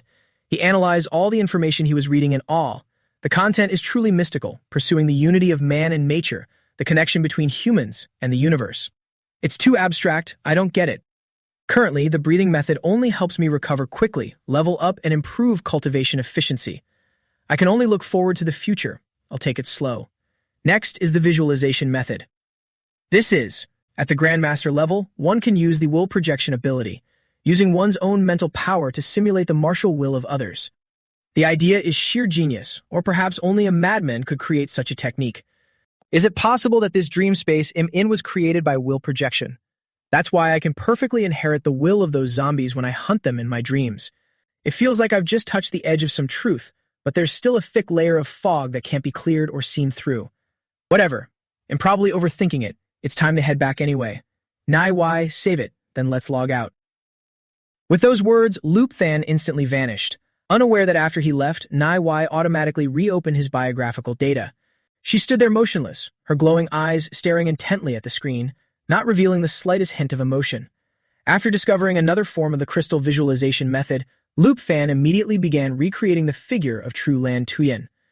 But because he still hadn't mastered the ice energy, her reconstructed image dissipated in just a few seconds. Luke Fan grimaced, his strength somewhat drained. It's no good, I still can't use mental power to construct a projection. Could it be because there's no mental power feedback? Or is constructing a will projection from the crystal visualization method just not that simple? It really isn't going to be that easy. Less than greater than. Compared to the Marshall St. Tower, this place is more like a real world, a complete world. Except for feeling hungry and the need to excrete, everything is flawlessly realistic. If you compared both to a game, the Marshall St. Tower is too rudimentary, and it even forces the player to participate in the programming. Whereas this dream space is like a top-tier masterpiece, making it incredibly hard to distinguish reality from illusion. Never mind, this isn't something that can be accomplished overnight. Tonight's goal is reaping the harvest. With that said, Loop Than instantly darted off, following the call of his heart. After undergoing multiple trials in the Marshall St. Tower, his cultivation progress in the crystal visualization method had skyrocketed. Luke Than could now sense that his body was ready to house a third Grandmaster will. If he didn't reap a harvest right away, with his current rate of power growth, he might not even spare a glance at a Grandmaster-level martial will anymore. Therefore, Luke Fan had decided to seek out a new Arch Grandmaster will. After all, his current goal was already the Arch Grandmaster level. To face an Arch Grandmaster, I still need to raise my power a bit more. After searching around for a while, Luke Fan finally found the third will he was targeting. It was none other than this giant hulking man carrying this massive boulder. Sensing Luke Fan's presence, he immediately let out a heavy breath and looked up. But before he could do anything, Luke Fan decisively unleashed his technique, having no intention of giving his opponent a chance to strike. Perfect martial arts, second stage. Breath of fire, state of emptiness. His spear enveloped in blazing fire, Luke Fan hurled his weapon straight at the hulking man. Yet he actually used his bare hands to block the spear. Even with just one hand, the hulking man managed to stop Luke Fan's strike for a few fleeting seconds. Because his strength was weakened and he had no momentum, he was sent flying all the same. The result was that half of his body was pierced through by Luke Fan's spear, killing him. He breathed out a sigh, somewhat pleased with his recent move. With 2 layers of buffs stacked, the resulting effect was truly terrifying. His defense is immensely strong. If he were in perfect condition, I'm afraid even damn Trung Nok at the Grandmaster realm wouldn't be able to break his defense. Immortal heroic spirit, let me inherit your Grandmaster path. This man was named Phach Mui. With inherently low aptitude, he was always a step behind others, thus being looked down upon his entire life. Despite this, Phach Mui's will was never extinguished.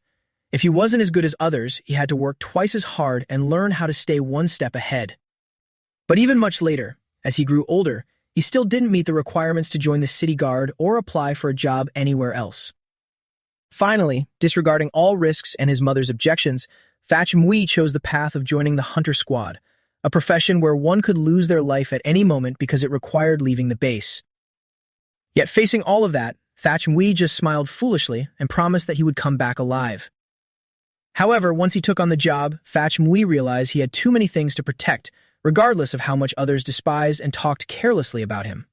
Ha, what an idiot. He barely has any strength himself, yet he tries to play the hero and save others. He nearly lost his life fighting over a few rotting corpses to bring back. Too stupid for words. Next time, he'll definitely be the one dying in a mutant beast's jaws, And then, sometime later, Fa Chunhui advanced to level 6, much to everyone's astonishment. His nature was inherently persevering and kind-hearted. Every day he risked his life in the wilderness, and upon returning home, he threw himself into crazed training, all for a single purpose. He had to become stronger, and even stronger. Only then could he give more people a chance to survive. Sometime later at the hospital, Shui received the news that his family had a new member, a beautiful and adorable baby girl who looked just like her mother. At that moment, all the emotions in his heart burst forth. He couldn't hold back his tears. The determination to become even stronger, so strong that he could protect everyone forever, became ever clearer in Shui's heart. On that day, the fool Shui broke through to the Grandmaster level. He was 72 years old. And then, in the martial calendar year 11,024, base 1359 was attacked by a beast tide. Grandmaster Shui stood his ground at gate 27, refusing to step back even in death. Watching this entire life of relentless effort left Lu Sheng feeling emotionally overwhelmed. He stood there quietly and whispered, "Is this the fool Shui?" Compared to Tan Zhongyu, Shui was the true definition of a late bloomer. Called a fool since childhood, yet after 60, past a martial artist's prime, he stepped into the Grandmaster realm at a rare old age. Before his death, his power had reached the threshold of a great Grandmaster. His Grandmaster will even have the potential to reach the level 9 martial saint rank. And Shiwi's path from beginning to end was all about protection. In a sense, this was also my path. Ever since I obtained the Dreamscape, what I wanted to do was also to protect my family, the future of humanity, and everything I hold dear. Shui excelled most in palm and fist techniques, both reaching the control realm. Decades of consistent study and tempering made them as rich as the finest aged wine. Suddenly sensing something, Lu Sheng whipped around and threw a punch on the spot. He actually managed to punch away the fucking bacteria. Holding Shiwi's core in his hand, Lu Sheng grew increasingly curious. Such incredible skill. To refine it to this degree, even with the smallest details. What exactly is the core of Shiwi's martial arts essence? The next second, when Lu Sheng saw his will, he exclaimed in shock, "This is such a powerful martial will. The technique is actually being transmitted straight into my brain. This move is called the Wisdom King Throws the Mountain. The body is like an immovable mountain, indestructible and unshakable. The heart holds great compassion, undisturbed by anything, possessing immense wisdom that the world struggles to comprehend. When the Wisdom King is enraged, heaven and earth change colors, forcing the evil demons that plague living beings to flee in terror. Earth's jaw suction. Under the soles of the feet, it feels like there are roots of endless power, immovable as the Wisdom King. The movements are also like the Wisdom King. Such immense potential, even Tan Zhongyu in the Grandmaster realm couldn't unleash something like this. Is this inconspicuous little stone really Shiwei's Grandmaster will? It is truly incredibly simple, yet as steady as Mount Tai. The golden obsidian figure, which had been gradually stabilizing, reached its limit after incorporating Shiwei's Grandmaster will. I thought it could accommodate 2 more types, but surprisingly, just 1 more pushed it past its breaking point. Although I feel I can immediately break through to the Grandmaster realm, I have a premonition. If I follow the breakthrough method of the stellar body tempering art like this, the balance within my body will shatter instantly. The most likely outcome is that aside from the stellar Grandmaster path, all other wills will be devoured or expelled. But these wills are all very important to me. I can't let them just disappear. This won't work. If I can't fully fuse them, the highest I can reach is level 11. I'll never be able to step onto the path of level 12. What should I do? Before advancing to Grandmaster, I must find a solution. Or in other words, I must find the Grandmaster path that truly belongs to me. Early the next morning, unable to think of a solution, Lu Sheng decided to exit the dreamscape and go for a stroll. Originally intending to wander around the capital, he suddenly stopped when he heard the sounds of old men playing Chinese chess on the sidewalk. Out of curiosity, Lu Sheng peeked in to watch. Looking at the chess pieces on the board, many thoughts sprouted in his mind. The differently colored pieces battling it out on the chessboard. It's so similar to the conflicting Grandmaster wills I've absorbed, they're very difficult to fuse. These round chess pieces. Suddenly, the old man wearing a hat made a move that stacked 2 rook pieces on top of each other and secured the victory. Seeing this, Lu Sheng was dumbfounded. He leaned down and stared blankly at the 2 rooks for a moment, then quickly gave up. How troublesome. I don't have a single clue. I thought so much that I'm actually hungry. And so Lu Sheng decided to grab a bowl of black bean noodles to warm his stomach. Entering the shop, the sight of a family of 3 caught Lu Sheng's eye. making him suddenly miss his beloved family. After conquering the Seven Saints Tower, my time at the Marshall Saint University is slowly coming to an end. That was really fast. Maybe I should find some time to visit home. A moment later, a steaming hot bowl of noodles was brought out. Lu Sheng looked at all the ingredients in it and began to ponder. So that's how it is. Although everyone's martial arts have their own strengths, an all-encompassing grandmaster like me will learn from the strengths of others, synthesize them all, and even perfect them, leaving no flaws or shortcomings. I didn't expect to gain something just from taking a walk. Hee hee, what a steal. Though I still haven't figured out how to fuse so many grandmaster wills, I at least have a direction now. Feeling much better, Lu Sheng decided to devour 5 more bowls of noodles. Hearing him order so much, the boss immediately guessed. Young man, you must be a martial artist. You have quite the appetite. Don't underestimate my small shop. We usually get plenty of customers. Many level 3 and level 4 great martial masters even travel all the way here to eat, downing 10 to 20 bowls in one go. Lu Sheng didn't deny it. He nodded in response. It's genuinely delicious. They'll drop by often when I have time. Seeing that he enjoyed the food so much, the boss happily gave him a mouth-wateringly fragrant fried egg on the house, hoping Lu Sheng would bring some girlfriends along next time. He chuckled, mixing his bowl of noodles. Is a circle really that wondrous? Although there are still unsolved problems, who knows? Maybe eating a few more bowls will give me the answer. Suddenly, the sound of the TV show caught Lu Sheng's attention. Special Ops Superman. Transform. Rage mode. Suddenly, a little boy shouted excitedly, the magic fairy beast Bala Bala is doomed. The Special Ops Superman's rage mode is the strongest. Hearing this, his younger sister immediately argued back. Says who? The Special Ops Superman's frost mode is the strongest. The two of them bickered back and forth for a while about whether the rage mode or frost mode was stronger. Because of this, Lu Sheng began to realize something. Rage, frost, state transition? In another corner of the shop, a man loudly ordered 4 bowls of noodles, then turned to the girl with him and said, Don't let the run-down look of this noodle shop fool you. The flavor is genuinely amazing. I've been here several times. Ever since I broke through to a level 2 martial artist, my energy consumption has gone up, and my appetite has increased too. Suddenly, his girlfriend turned her head, saw something, and spoke up. Look at that. That guy's appetite is even bigger than yours. His martial arts power must not be weak either. The person they were pointing at was none other than our Lu Sheng. He was eating like a starving tiger, devouring his prey. While loudly slurping his noodles, Lu Sheng thought, my path as an all-encompassing Grand Master. How exactly should I advance it next? Right at that moment, he looked up at the screen and saw the Superman blast out a Crimson Sphere flame strike to obliterate the enemy. Lu Sheng dropped his noodle bowl in excitement and sprang to his feet with a look of utter astonishment. That's it. A circle. The most physically perfect shape. That is the outline of the all-encompassing Grandmaster path. Then what about the color? What color can represent my martial arts? Ice and fire are represented by blue and red, respectively. Plus the yellow from Shi Wei that I absorbed earlier. What method can I use to make them?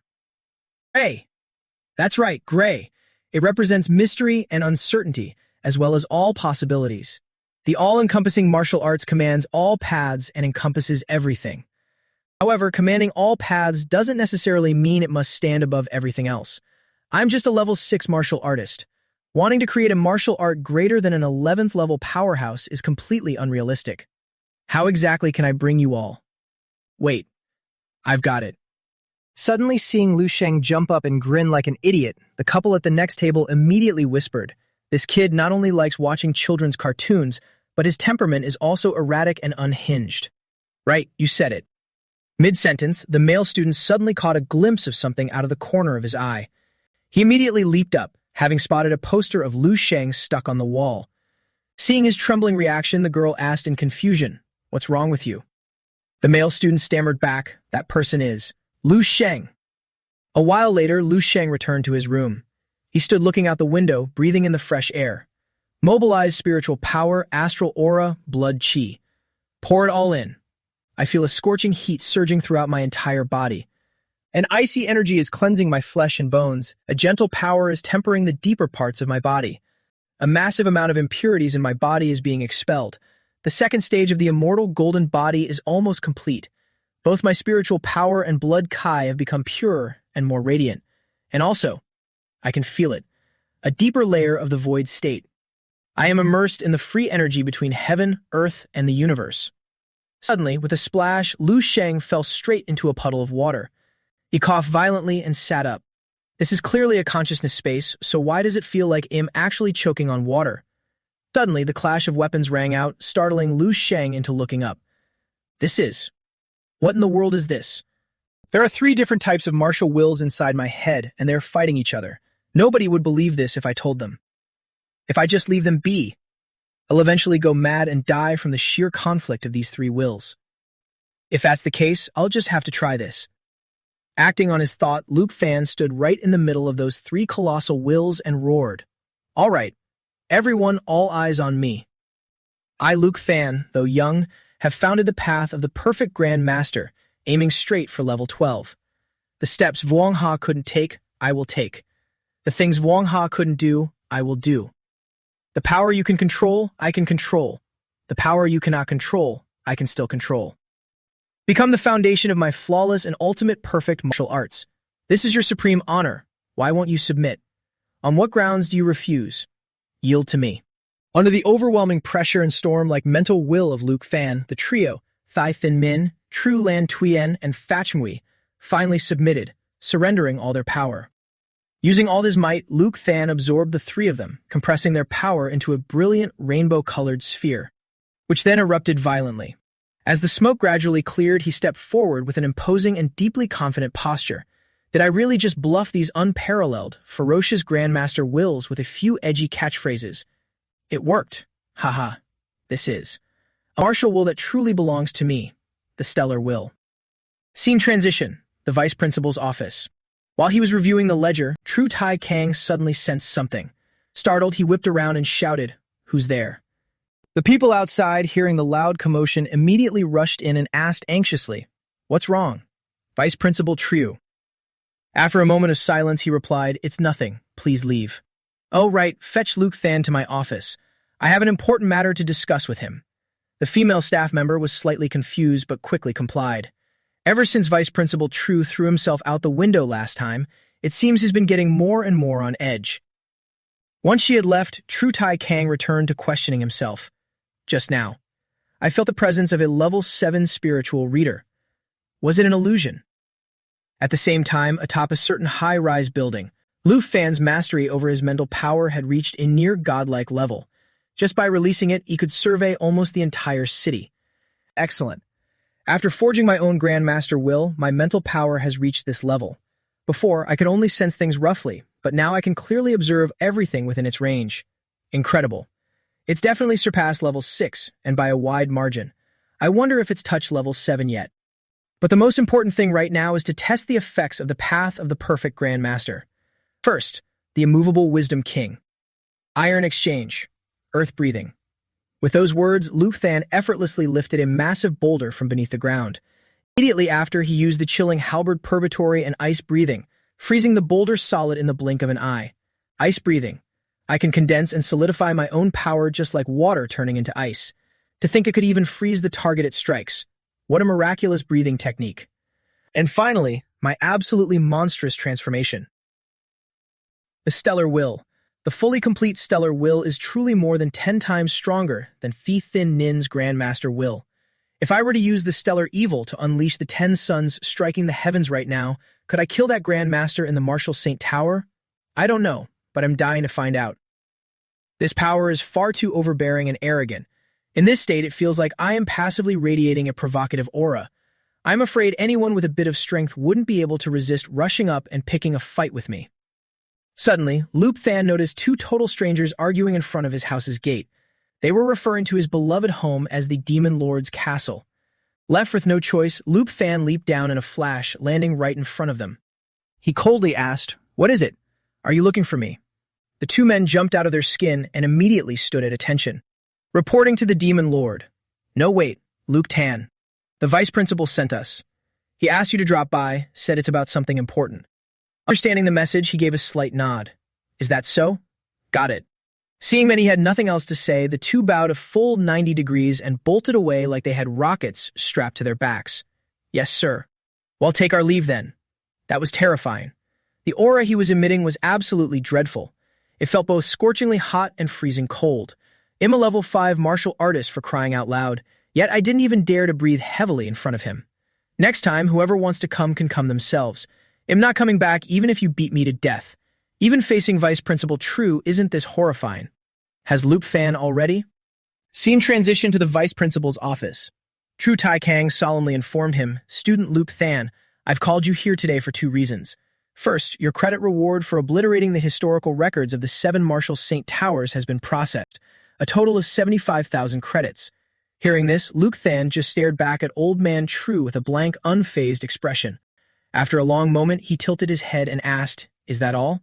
Seeing his attitude, Old Man True shrieked in disbelief. "That's 75,000 credits. That's enough for you to graduate 150 times over. What more could you possibly want?" Luke Than innocently asked back, "Why would I waste my time graduating multiple times?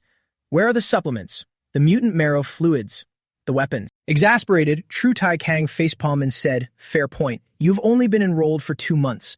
Go ahead and open the university's intranet." Reviewing the information on his phone, Luke Than nodded in assessment.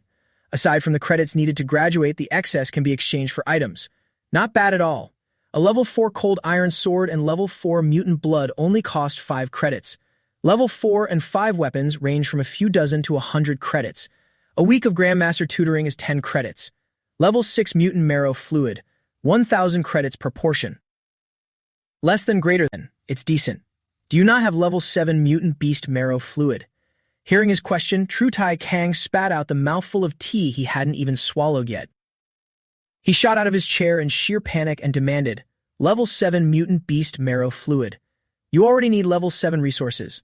Are you preparing to break through to Grandmaster?" Has your Grandmaster will fully taken form? Faced with Old Man Tria's shock, Luke Tan merely replied coolly, "Yeah, I'm just lacking a bit of vitality." True Tai Kang broke out in a cold sweat, staring at him, speechless. The vitality of a Grandmaster and a regular martial artist are worlds apart. That's because a level 7 Grandmaster's vitality has been tempered by their martial will. Therefore, I have to wait until the second stage of the immortal golden body is thoroughly completed before using my martial will to trigger my physical and vitality metamorphosis. Just lacking vitality? Becoming a Grandmaster isn't something you can just pile on resources to achieve. From level 6 to level 7, this hurdle of martial will has stumped countless people. And he's only 18, yet his Grandmaster will is already fully formed. He truly is a teenage Grandmaster. Collecting his thoughts, True Tai Kang said, "Let alone the Holy Martial Arts University, even a military finds it incredibly difficult to procure level 7 mutant beast marrow fluid. The procedures are extremely complex, and your strength has to pass a rigorous screening first." Luke Than, puzzled, asked why. Old Man True quickly answered, "Because the flesh and blood cells of a level 7 mutant beast contain a massive amount of negative factors. It's absolutely not something our current level of technology can completely eradicate. If consumed, someone lacking sufficient strength would be directly corrupted by the residual martial consciousness of the level 7 beast. That's why, generally, even Grandmasters rarely use the level 7 variant. It harms both the mind and the body." Resigned, Luke Tan pouted and agreed. "Fine, level 6 it is. I can make do with that. Set me 4 vials. That's a bit on the low side." Hearing Luke Than's casual complaint, Old Man True was completely defeated. "Comparing yourself to others will just drive you insane. When I broke through to Grandmaster, I only used 10 vials of level 6 marrow fluid." With the reward matter settled, True Tai Kang pulled out 2 envelopes and handed them to Luke Tan. "This is the second thing I wanted to talk to you about today. Marshal St. Dam Trung Nok has learned of your situation and has agreed to take you on as a disciple. However, whether you can become the true disciple of the Martial Saint depends on you passing this trial." Curious, Luke Fan pulled the contents out to take a look. A trial. Taking first place in the National University Student Martial Arts Tournament. Does this even count as a trial? True Tai Kang pushed up his glasses and continued. "I know what you're thinking. In the Holy Martial Arts Universities, there is indeed no one who can rival you. But this martial arts tournament doesn't work like that. University students nationwide here includes not only students from martial arts universities across the country, but also all dojo disciples under the age of 30 nationwide. For example, the Ultimate Path and the Transcendence dojos. At this, Luke Than's face darkened. He seemed to understand what was being implied. heirs of the martial saints. True Tai Khan nodded, his tone growing more intense. Exactly. Within the Ultimate Path and Transcendence dojos are geniuses who were taken in as disciples by level 9 martial saints from a young age and meticulously trained. They are far more terrifying than the geniuses nurtured by university martial arts departments. The age bracket of under 30 is no small matter either. So, seizing first place will be difficult. In fact, it will be incredibly difficult. Now, Lu Fan finally understood. So wiping out the Ultimate Path Grandmaster was all for this tournament. He suddenly glanced at the other sealed envelope. True Tai Kong quickly added, "That's right. Although it's a single trial, you have two options. Completing either one will suffice." The moment he opened the envelope, Luke Fan was startled. An SSS rank mission. Luke Tan held the file, reading it intently. An SSS rank mission. Sounds like something straight out of a comic book. Hunt down the level 5 martial artist Lian Da. Homicide charges, armed, brutal personality, and ruthless methods. Mission requirements, none. Mission rewards, none. Absolutely no rewards. Furthermore, the target is merely a level 5 martial artist. Killing him wouldn't pose any difficulty at all, yet it's marked as SSS rank. The background investigation on the target's family. Oh, so that's how it is.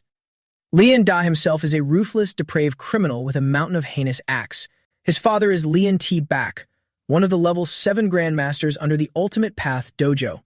Many of Lian Da's crimes involve his direct or indirect participation. At the same time, Lian Da shares a very complicated relationship with True Kuk, the founder of the Ultimate Path dojo.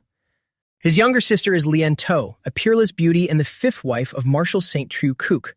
This background elevates Lian Da's status within the Ultimate Path dojo to staggering heights, almost on par with the Grandmaster of the dojo. The difficult part isn't killing him, but the fallout that comes after. Assassinating the brother-in-law of a martial saint, right? This scum has truly committed every evil imaginable, and the crimes listed in this file aren't even bothered to be covered up. It must be an open secret. Just based on these records alone, they deserve to die dozens of times over. True Tai Kang nodded, fully agreeing with Luke Fan's assessment. That's correct. This is the first SSS rank mission since the founding of the 7 Holy Martial Arts University. The reason behind this is an ordinary textile factory worker. His 2 daughters were assaulted and brutally ruined by Lin Da and his father, with no avenue for justice. Driven into a dead end, that desperate father knelt before our Martial Saint Tower for an entire month. Ultimately, Lord Martial Saint could no longer bear to watch. So he decided to add the elimination of Lin Da to the 7th University's credit mission list. However, to prevent students from mistakenly accepting it, he classified it as SSS rank and completely revoked the mission rewards. Lu Tan frowned in confusion.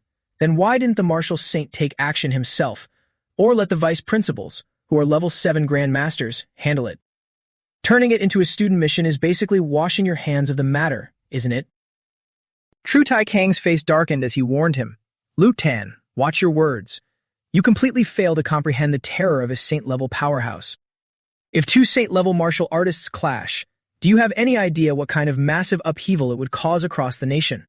Luke Tan just gave it a passing glance and immediately deduced the catch in this mission.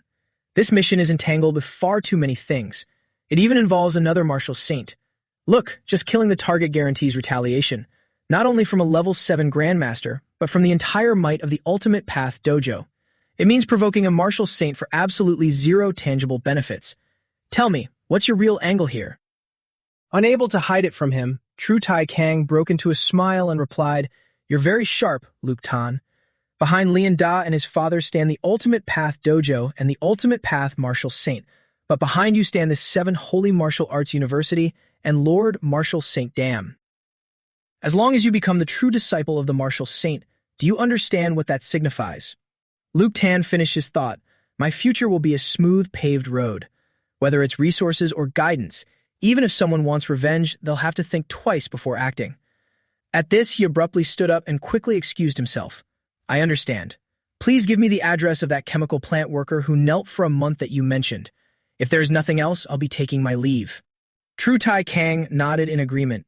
All right, I'll have someone send it to your university email shortly. Then, waiting for Luke Fan to leave, he slowly sank into his thoughts.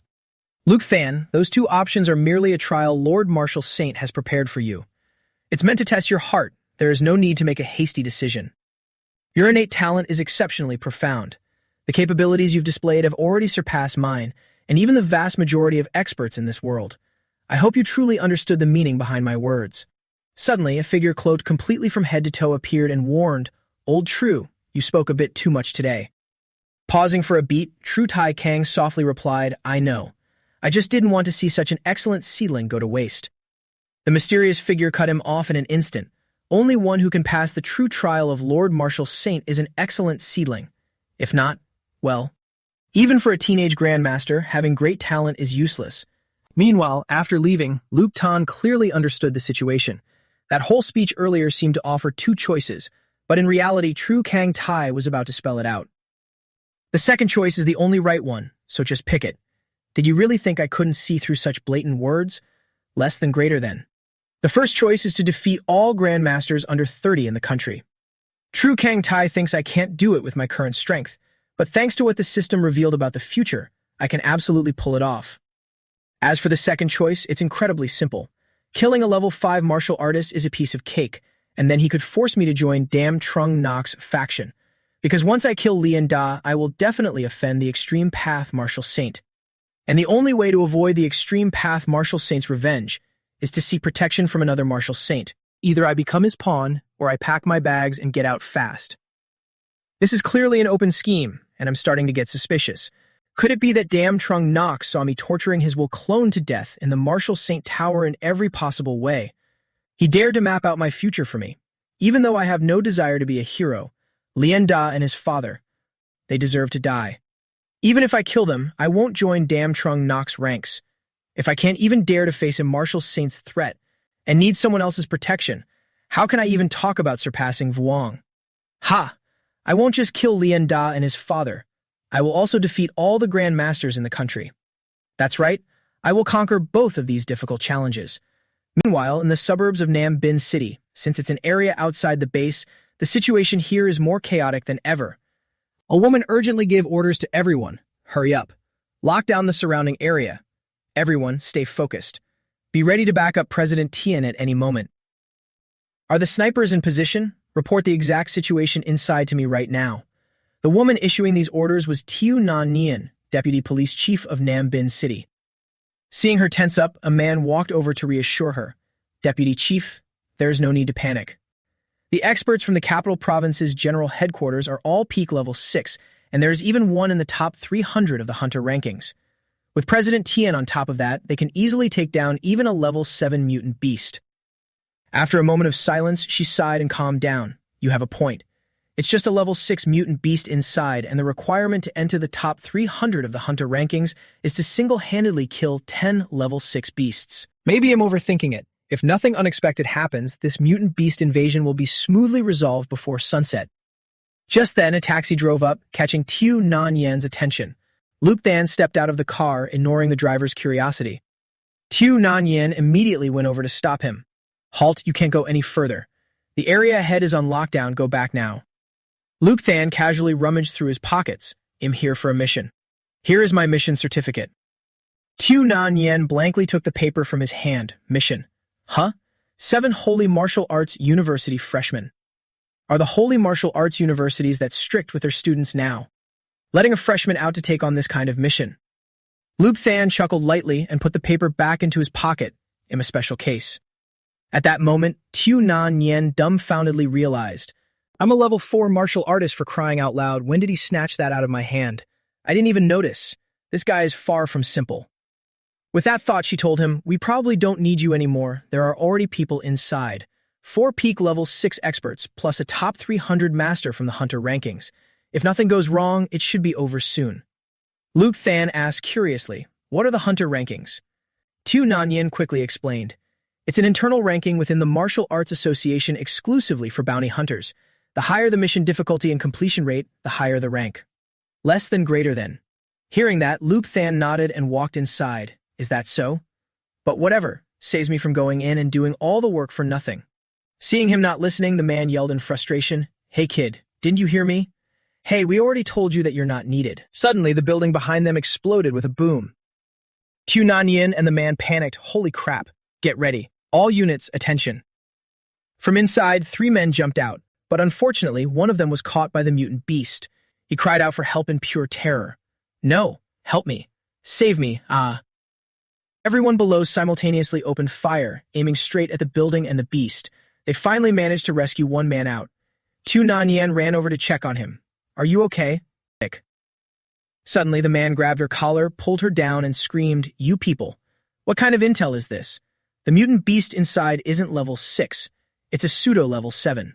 Hearing this, Tu Nanyan immediately panicked. "What? Pseudo-level 7? This is no longer something the city-level armed forces can handle. We need to report this to the military right away." Right then, Luke Tan reached out his hand to stop her. "No, not yet. Let me give it a try first. Just remember to adjust the mission difficulty level for me once it's done. Everyone, just grab a drink and take a break. 5 minutes, tops." As soon as he finished speaking, Luke Tan vanished right in front of them and reappeared on top of the building. Witnessing his ability, everyone below dropped their jaws in shock. "Oh my god, what kind of monster is this? What is that speed? That guy. Just who on earth is he?" Cut to deep inside the building. Luke Tan had to plug his nose as he walked. It stinks. It smells exactly like dead cattle left out in the sun and rain for days. I smelled this back during the Kai Min General Star selection, but it wasn't this overpowering. Looks like the beasts during the selection were bathed beforehand. With a few quick movements, he swiftly made his way up to the top floor. The moment he opened the door, the stench of blood was 1,000,000,000 times stronger than before. The sight before him made Luke Tan freeze involuntarily. His reflection appeared in the desperate eyes of the person in front of him. The man was tightly coiled up by the mutant beast, and at a glance it was clear his bones had been completely crushed. Surrounding it were piles of other corpses. This was a nest specifically meant for mutant beasts to devour their prey. Luke Tan's face darkened and bloodlust instantly erupted. "So it's you. A fleshy-eyed demon." Spotting new prey, the mutant beast immediately threw away the corpse in its mouth.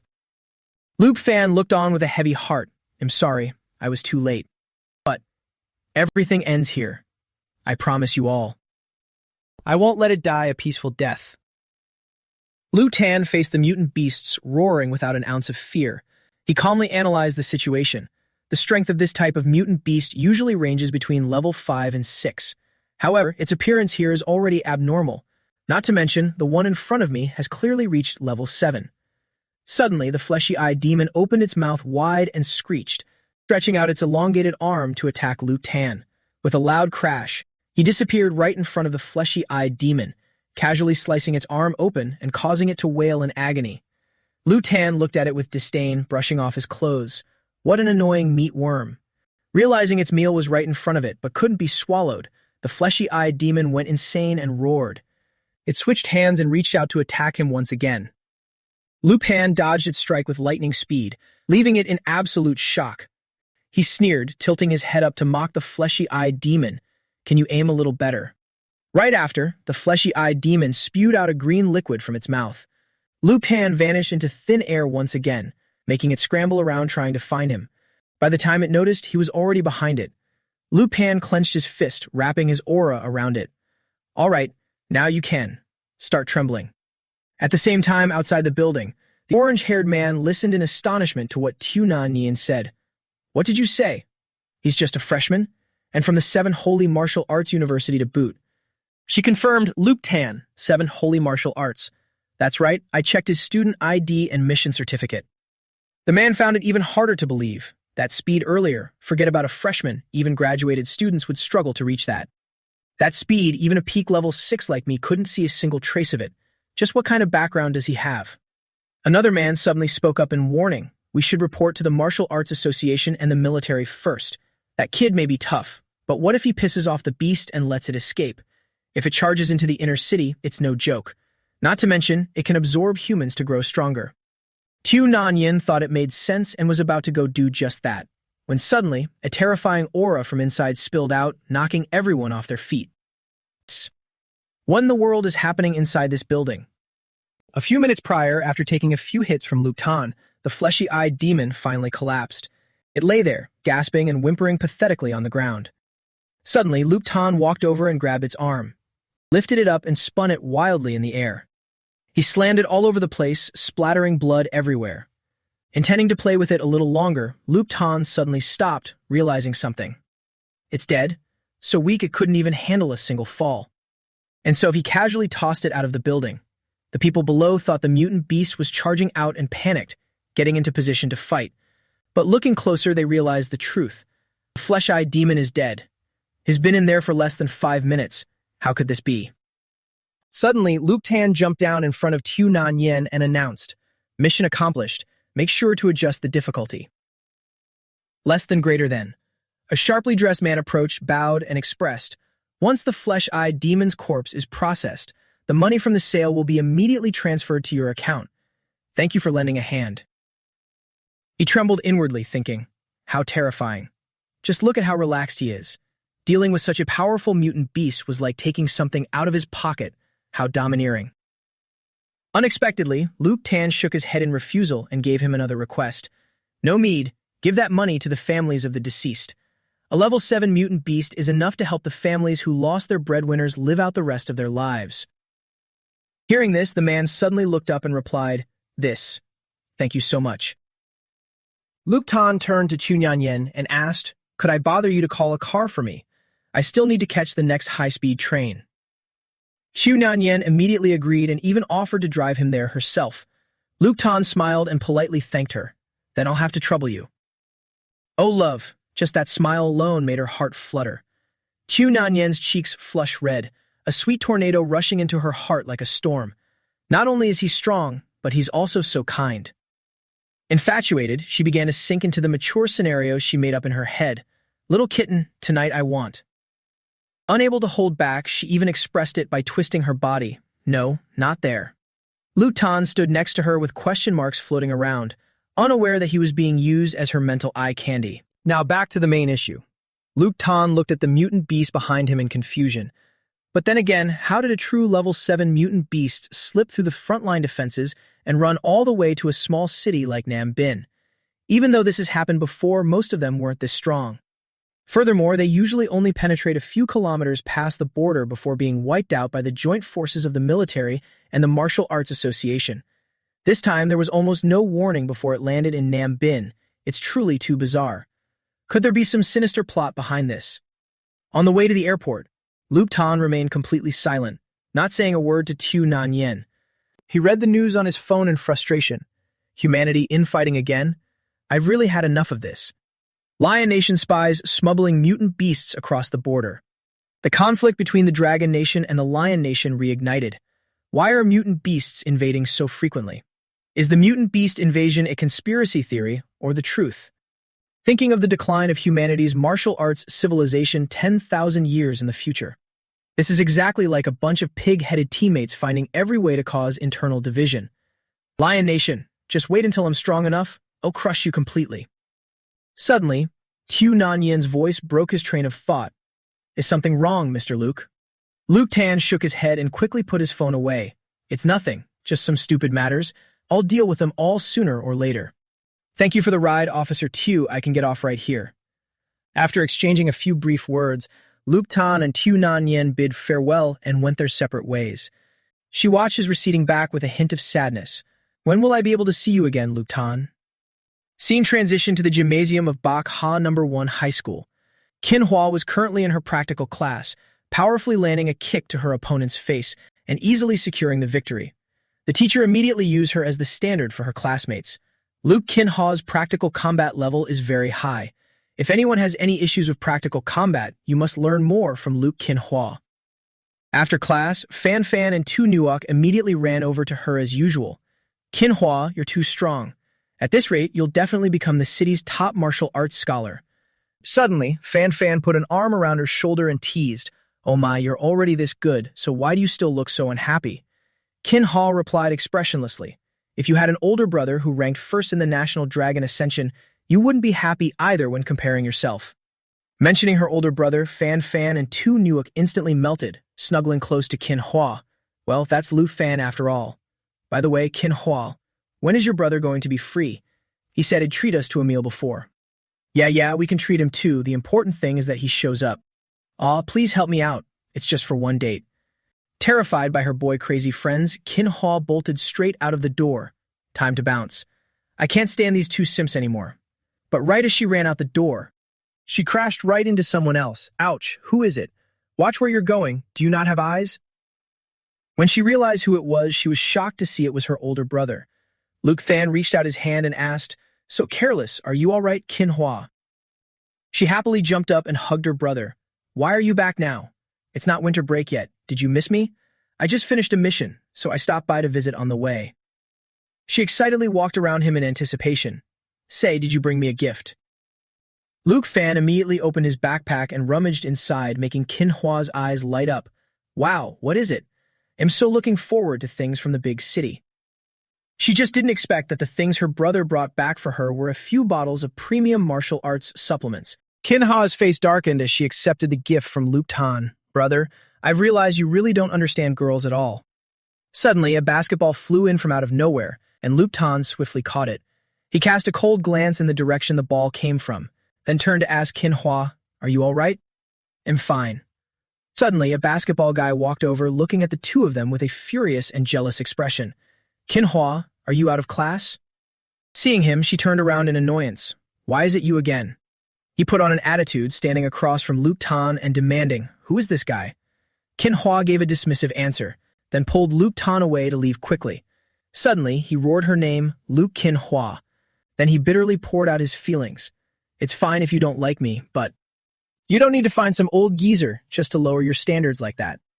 Luke Tan pointed to himself, asking back in bewilderment, "Wait, you're calling me an old geezer?" Kin Hua went berserk, rushing forward and kicking him square in the balls. "Tu Nang, go to hell." Tu Mang's face immediately drained of all its color. He cowered in pain, clutching his groin. Seemingly understanding the pain of a fellow man, Luke Tan asked with a bit of concern, "Brother, are you okay?" But Tu Nang, turning love into hatred, glared at the two of them, with snot and tears streaming down his face before running off with his tail between his legs. "How dare you lay a hand on me?" "Just you wait, old geezer. I'll find someone to deal with you right now." Luke Tan then asked curiously, "A suitor of yours?" She sighed and replied, "Yeah, he clings to me every other day. It's annoying to death. To catch my eye, he at least has to beat me in a fight. Do you think there's any guy like that at Bak Ha No. 1 High School?" Luke Tan pondered deeply. "Well, then again, you never know. In the future, if you run into the kind of guy who suddenly transfers in, acts all mysterious, and you have no idea what he's thinking about all day. Most importantly, anyone with the surname Lam, Tiu, or Deep, you absolutely must stay away from them." Kin Hua helplessly reminded her delusional brother, "Brother, did you walk onto the wrong movie set? This is a high martial arts world." Suddenly remembering something, Kin Hua smirked, leaned in, and poked him. "Oh, right. How are things progressing with Senior Duong Dien?" Lu Tan looked at her in confusion. "What do you mean? We're just normal friends." Kin Hua didn't believe him and continued to press. "Is that true? What about holding hands and going to the movies?" She was immediately pinched on the cheek by Luke Fan. "You psycho. Think about something normal for once." After a moment of silence, she spoke up again. "One more thing, brother. Do you have a classmate named Lu Kai Min?" Luke Fan nodded in surprise. "Yes, what about him?" Kin Hua then told him the news. It seems he didn't get into a regular martial arts university, so he enlisted in the military. Right before he left, he wanted to say goodbye to you, but unfortunately, you had already gone to the capital long ago. Hearing this, Luke Fan pulled out his phone to check, only to find he had over 99 unread messages from Lu Kai Min. He was even more surprised by his friend's decision. Lu Kai Min actually went to the Eastern Military Region. Scene transition to the recruit training camp of the Eastern Military Region. Dormitory area. Lu Kai Min was actually being bullied by another guy who kicked his washing basin away and berated him. "Fatty, you have no sense of decorum. You should know your place. Today's your turn to wash my socks, not old Lu's. Did you hear me? Hurry up and get to work." Right at that moment, Lu Kai Min's phone rang. He picked it up and read the text from Luke Tan. "You went to the Eastern Military Region, right? I'm almost there too. Wait for me." A surge of happiness swelled in Lu Kai Min's heart, his eyes lighting up as he softly called out his name, Tan.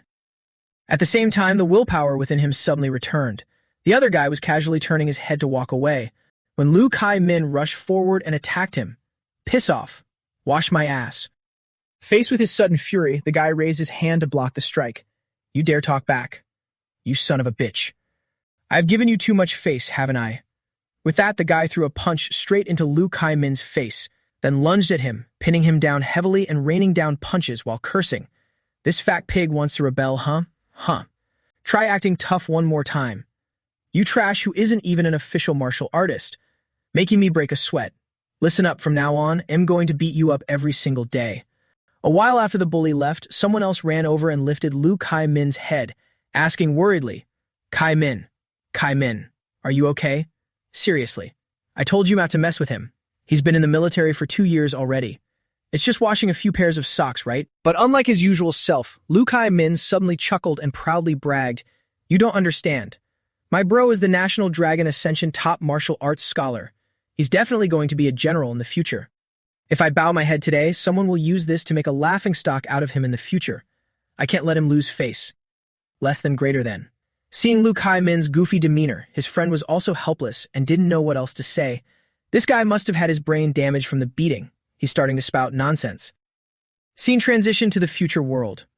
Lu Fan was curious and asked Ngai why to look up a personal profile. Martial Arts Year 300, Back Ha City, Ancient Dragon Nation, student Lu Koi Min, batch 25 of Back Ha No. 3 High School. After reviewing all of his friends' data, Luke Tan confirmed his thoughts. Sure enough, it's completely different from before. Because of me, the trajectory of Lu Koi Min's life has also changed. Before, he went to a normal liberal arts university and lived a peaceful life. But now he's enlisted in the military.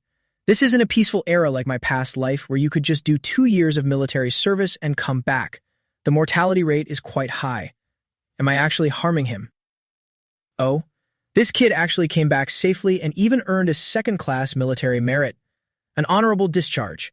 After getting out, he opened a transport company, and by the time he was 50, his assets were over 10 million, with 2 daughters and a son. Although the second half of his life was bumpy with quite a few minor setbacks, his family was harmonious and perfectly happy, with a house full of children and grandchildren. He passed away peacefully at the ripe old age of 90. This future is very good, truly very good. Now I should try to keep my distance from him so as not to affect this future of his anymore. That's what's truly best for him. The next day at the Spirit Sage Pharmaceutical Branch, Ha Lin To trailed behind Loop Then, reporting everything that had happened recently. As of right now, the number of Han Thien Duong branches open in Dong Ninh Province has exceeded 500. Suddenly, Luke Fan pulled out a file, skimmed through it, and crushed it in his hand. Is that so? What will be, will be. But if the Tran family in the capital province truly possesses significant power and status, they should clearly understand that. Messing with you is the same as messing with me, and provoking me is an unbelievably stupid act. Rest assured, as long as I am here, absolutely nothing will happen to you. Staring at his back, Ha Lin To froze, feeling a slight shiver. We haven't seen each other for just 2 months, yet Loop Than has become completely different from before. The calmness and dominance radiating from that absolute confidence made him seem like a true powerhouse. His words carried immense weight and unparalleled arrogance. A few minutes later, having mastered his spiritual power, Loop Than began to move like a whirlwind in the refinement room. He thought smugly, this time, let alone the second stage of the immortal golden body, even if it were the sun itself, I would extinguish it at all costs. 2 days later, at the World Trade International Hotel in Bak Ha City, Luke Tan had arrived and immediately booked a luxury suite. To avoid being disturbed at home while breaking through to the perfection of the second stage of the immortal golden body, he decided to bring 120 bottles of golden dragon saliva with him. Just then, someone else stepped up and booked the presidential suite right next to his. At that moment, Luke Tan was startled, sensing the other person's overwhelming power. Their vitality was like a roaring furnace, their spirit like rising smoke. This was a grandmaster. The female receptionist double-checked with the woman to confirm. After taking the keycard from her, she refused any help with her luggage, turned around, and walked away. Luke Than stood still, quietly watching her leave. To think a grandmaster would come to Bak Ha City. Her vitality is slightly weaker compared to Tru Kang Tai and Ha Bin Nam, but she is still a genuine grandmaster nonetheless. If I went all out, I could probably crush her easily. Since she's not a threat, there's no need to pay her too much mind. Before disappearing from each other's sight, both Luke Than and the woman seemed to realize that the other was not to be trifled with. Stepping into the elevator, the woman immediately called someone to report. Everything went smoothly. I've arrived at the target location. However, I ran into an interesting kid while checking in. Hearing this, the person on the other end asked curiously, "Oh, what kind of person?" The woman applied her lipstick and replied, I don't know. He feels quite capable. He might be from Dark Star or maybe not. Whatever. I'm here for a vacation anyway, just doing a minor mission on the side. If anyone wants to ruin my holiday and my fun, I'll just have to deal with them too. A few minutes later in Loop Fan's room, he poured all 120 bottles of Golden Dragon saliva into the bathtub, then satisfyingly stripped off his clothes and soaked himself in it. This feels amazing. Next up is the breakthrough. Meanwhile, in the woman's room, she also began to undress, revealing mysterious Roman numeral tattoos on her back. The little mouse carrying the gold mine seems to have spotted me and actually dared to sneak away. Too bad you won't be able to escape. Let my private vacation begin. Back to Loop Fan, he had now completely absorbed the immortal golden body. The second stage was perfected. To test the toughness and durability of his body, he pulled out his spear and slashed directly at his wrist. But let alone a wound, there wasn't even a single scratch. Loop Fan rolled his wrist in satisfaction. Excellent. Even a Grandmaster using cold weapons won't easily break through my defense. The next realm is the vitality realm of a Grandmaster. The path I am walking is entirely different from the martial artists of this era, and perhaps vastly different from the future martial artists in the dreamscape as well. This is a path that belongs solely to me. The normal realm classification system is about to become obsolete for me. At this moment, Luke Tan was truly standing at the threshold of a level 7 Grandmaster. Just one more step and he would instantly reach that realm. He leaned against the balcony looking down at the bustling city below, lost in his own world. No, now is not the time. If I break through to the Grandmaster realm, the commotion will definitely be earth-shattering. Even Grandmasters would be terrified, so I can't do it yet. It will scare those little rats away. I should head out using my favorite method, and while I'm at it, find an empty place to test my strength. At the same time below the building, a father and daughter were rushing into a taxi and requested to go to the western suburbs. With a swish, they quickly hit the road. The father hugged his child tightly, staying highly vigilant. Did we evade them? Arriving at the designated area, he immediately told the driver, "Stop right here. It'll pay you triple the fare. If anyone asks if you've seen two people with a child, don't say a word." Suddenly, the driver's tone began to change. He touched his face and peeled off a mask. Triple. I'm afraid that's not enough. A profound sense of anxiety and suspicion surged within the father.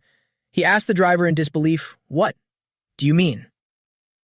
Right then, the woman from the hotel earlier appeared, her eyes glowing red alongside the signature tattoo on her arm. "Caught you, you little mouse carrying the gold mine."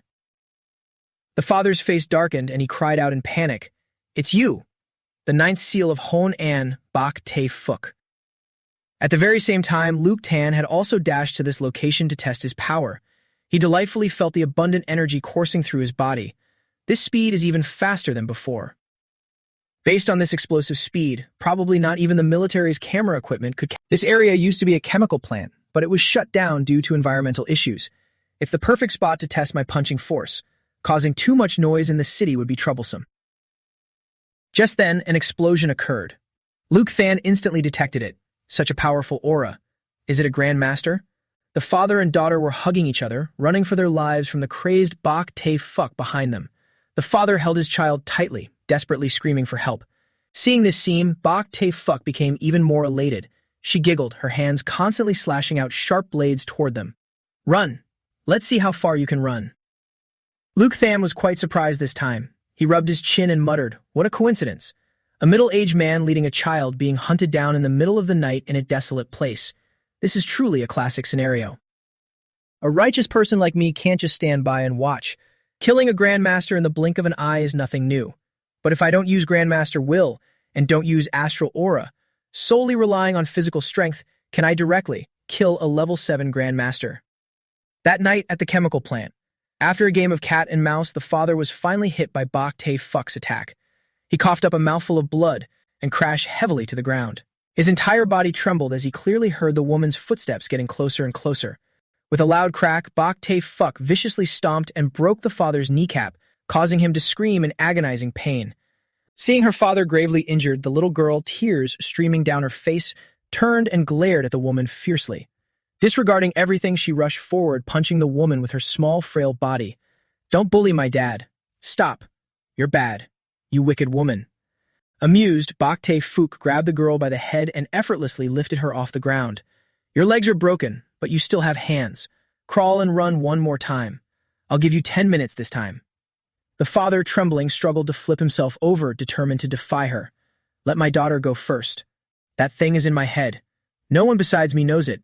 Don't even try to force it out of me. I have poison in my mouth and can kill myself at any moment. As soon as he finished speaking, Bak Tae-fook brutally shoved her hand into the father's mouth. She grabbed his jaw tightly and applied force, ripping out several of his teeth in one swift motion. Do you think you have a chance to kill yourself? Confess obediently, or don't blame me for what happens next. Left with no other choice, the father bitterly bowed his head to the ground, his voice hoarse. I'll tell you. Please, I beg you to spare my daughter.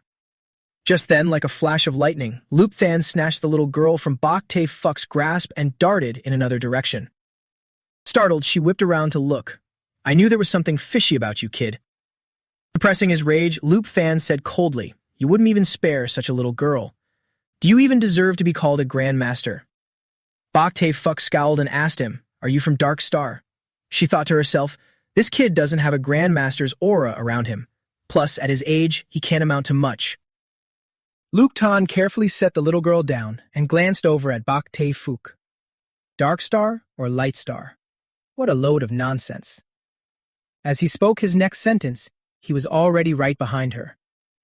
I am the sun. Bak Tae-fook was terrified, completely clueless as to what had just happened.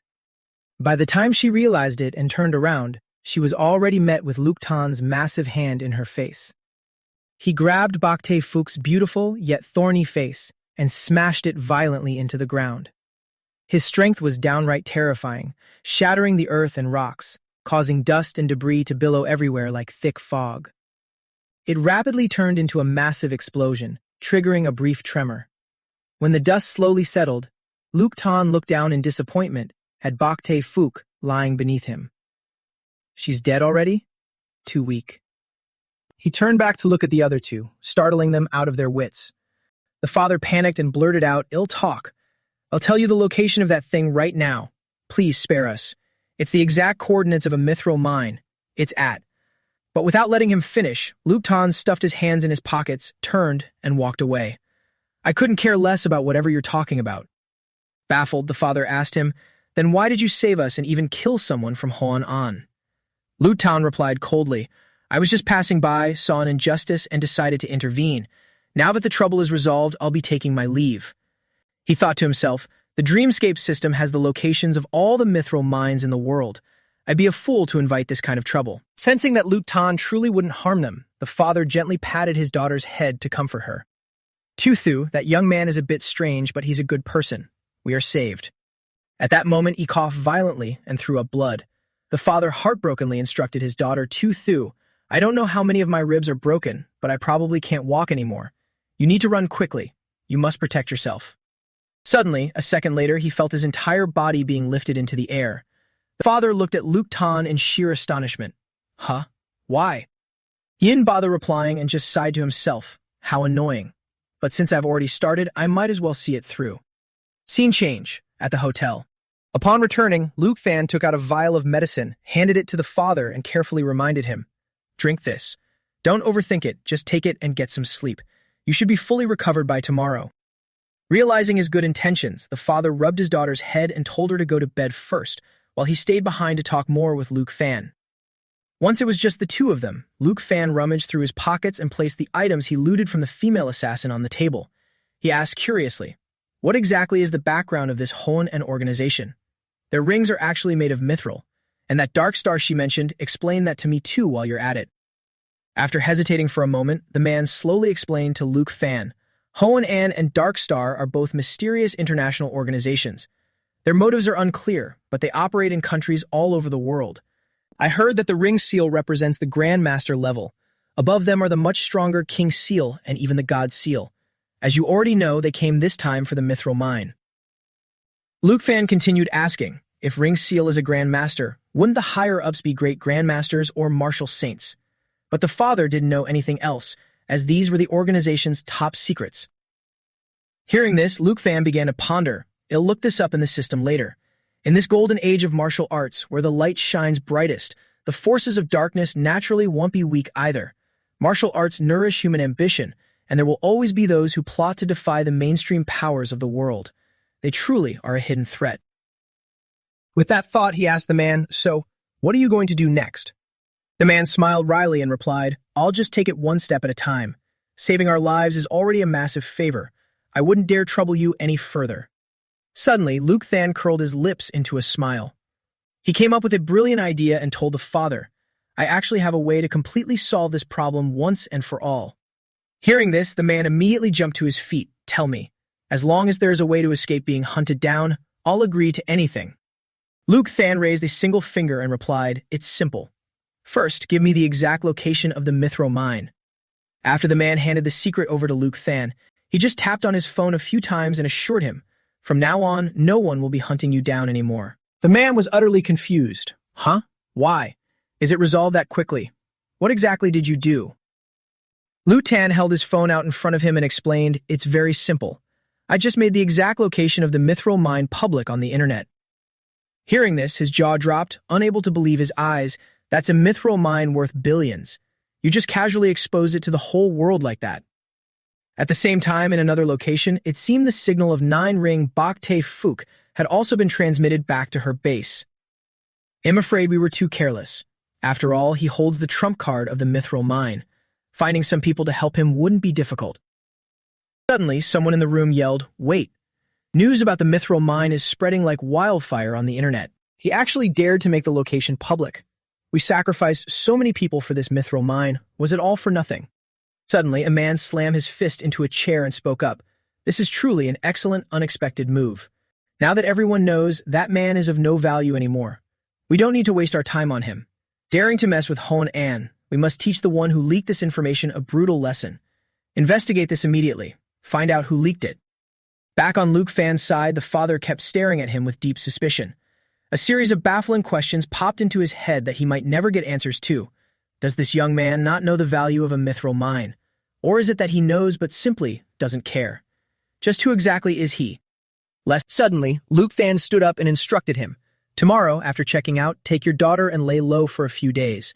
The storm caused by the Mithril mine will pass soon. Good luck to you both. Goodbye." Hearing that he was leaving, the little girl timidly hid behind the door and asked softly, "Brother, will we ever see each other again?" Luke Than gently crouched down, rubbed the little girl's head, and comforted her. "Of course, we will definitely meet again." The next morning, members of Honan arrived at the scene where Bak Te Fook was killed. Looking at her corpse, they broke into a cold sweat of sheer terror. Is a 9-ring really this weak? She got grabbed by the head and smashed to death on the spot. It's because her killer was too overwhelmingly powerful. Look at her state, there is not a single sign of struggle. No, it's that she fundamentally couldn't even resist. Such a deep crater, it looks like a pile driver did this. But who could have guessed it was smashed open using a living person's head? And a level 7 Grandmaster's head at that. This is just way too ruthless, way too brutal. Tell me, should we even continue investigating? Investigate my ass. Let's go back. Even an aberrant martial artist enhanced by the organization died such a tragic death. Besides, the location of the gold mine has already been broadcast to everyone. This mission is insanely dangerous and completely unprofitable. If you want to investigate, do it yourself. I'm out of here. That night in the future dream world, Luke Than urgently researched the backgrounds of the organizations from this morning, Dark Star and Hon An, Black Magic Society. He didn't expect there to be over a dozen of these mysterious international organizations, both large and small. They even left traces of activity stretching all the way into the 10,000-year martial arts era. As expected, they had a martial saint backing them.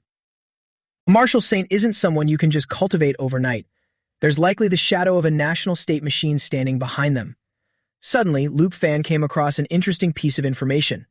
The Honan organization has always heavily invested in researching aberrant martial artists, causing many earth-shattering international incidents, resulting in a joint global hunt against them. He wondered curiously, what exactly is an aberrant martial artist? He then continued reading deeper into their research. By using the genes of mutant beasts and implanting them into a martial artist's body, they create incredibly powerful warriors. If successful, their strength can surpass their peers by several times, or even dozens of times. But there are pros and cons. After receiving a mutant beast gene implant, both their consciousness and physical body will be eroded and mutated. It's like a ticking time bomb that could explode at any moment. No wonder fighting that woman yesterday felt so weird.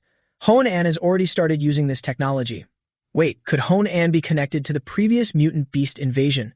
If even I can figure this out, the higher-ups of the Long Nation definitely aren't idiots. They must already have countermeasures in place.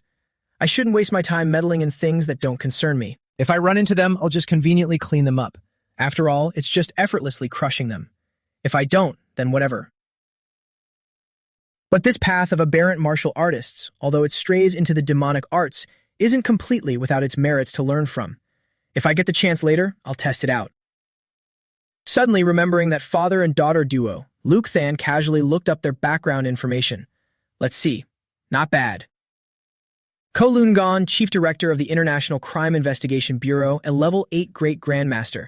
He devoted his entire life to hunting down organizations like Hone-An, Dark Star, and the Black Magic Society. To date, the number of terrorists he has personally eliminated or thrown into prison totals over 800. Wow, I didn't expect to casually save an international elite. Huh. What is this? Secretly in love with the Long Nation's martial saint, the perfect martial saint Luke Tan, and remained unmarried for life. Damn it, this is so messed up. I shouldn't have looked at these ridiculous files. It completely ruined my state of mind. I'm definitely not reading these anymore. Close it now. Sigh, I guess I'll stop reading here. It's about time I go deal with that scumbag Lien Da. Scene change at the Workers' Residential Block number 213, Bin Chin Street, West District, Phong Track City. Following the address provided by Tru Tai Kang, Luke Tan went looking for the person whose entire family was murdered by Lien Da and his father. Hearing a knock on the door, a grumpy woman cracked the door open and asked, "Who are you looking for?" Luke Tan answered with a bright smile, "In looking for Fo Kien Min." Hearing this, the woman suddenly became agitated and loudly tried to slam the door shut. "I don't know him. You've got the wrong place." But Luke Tan was quick on his feet, sticking his foot in to block the door, which caused her to panic in fear. "What do you think you're doing?" Luke Tan, keeping a straight face, pointed inside. "The address isn't wrong. Please think carefully. He definitely lived here before." Seeing that he had no intention of leaving, the woman angrily threatened. "He doesn't live here anymore. This apartment is mine now. If you don't leave, I'm calling the cops."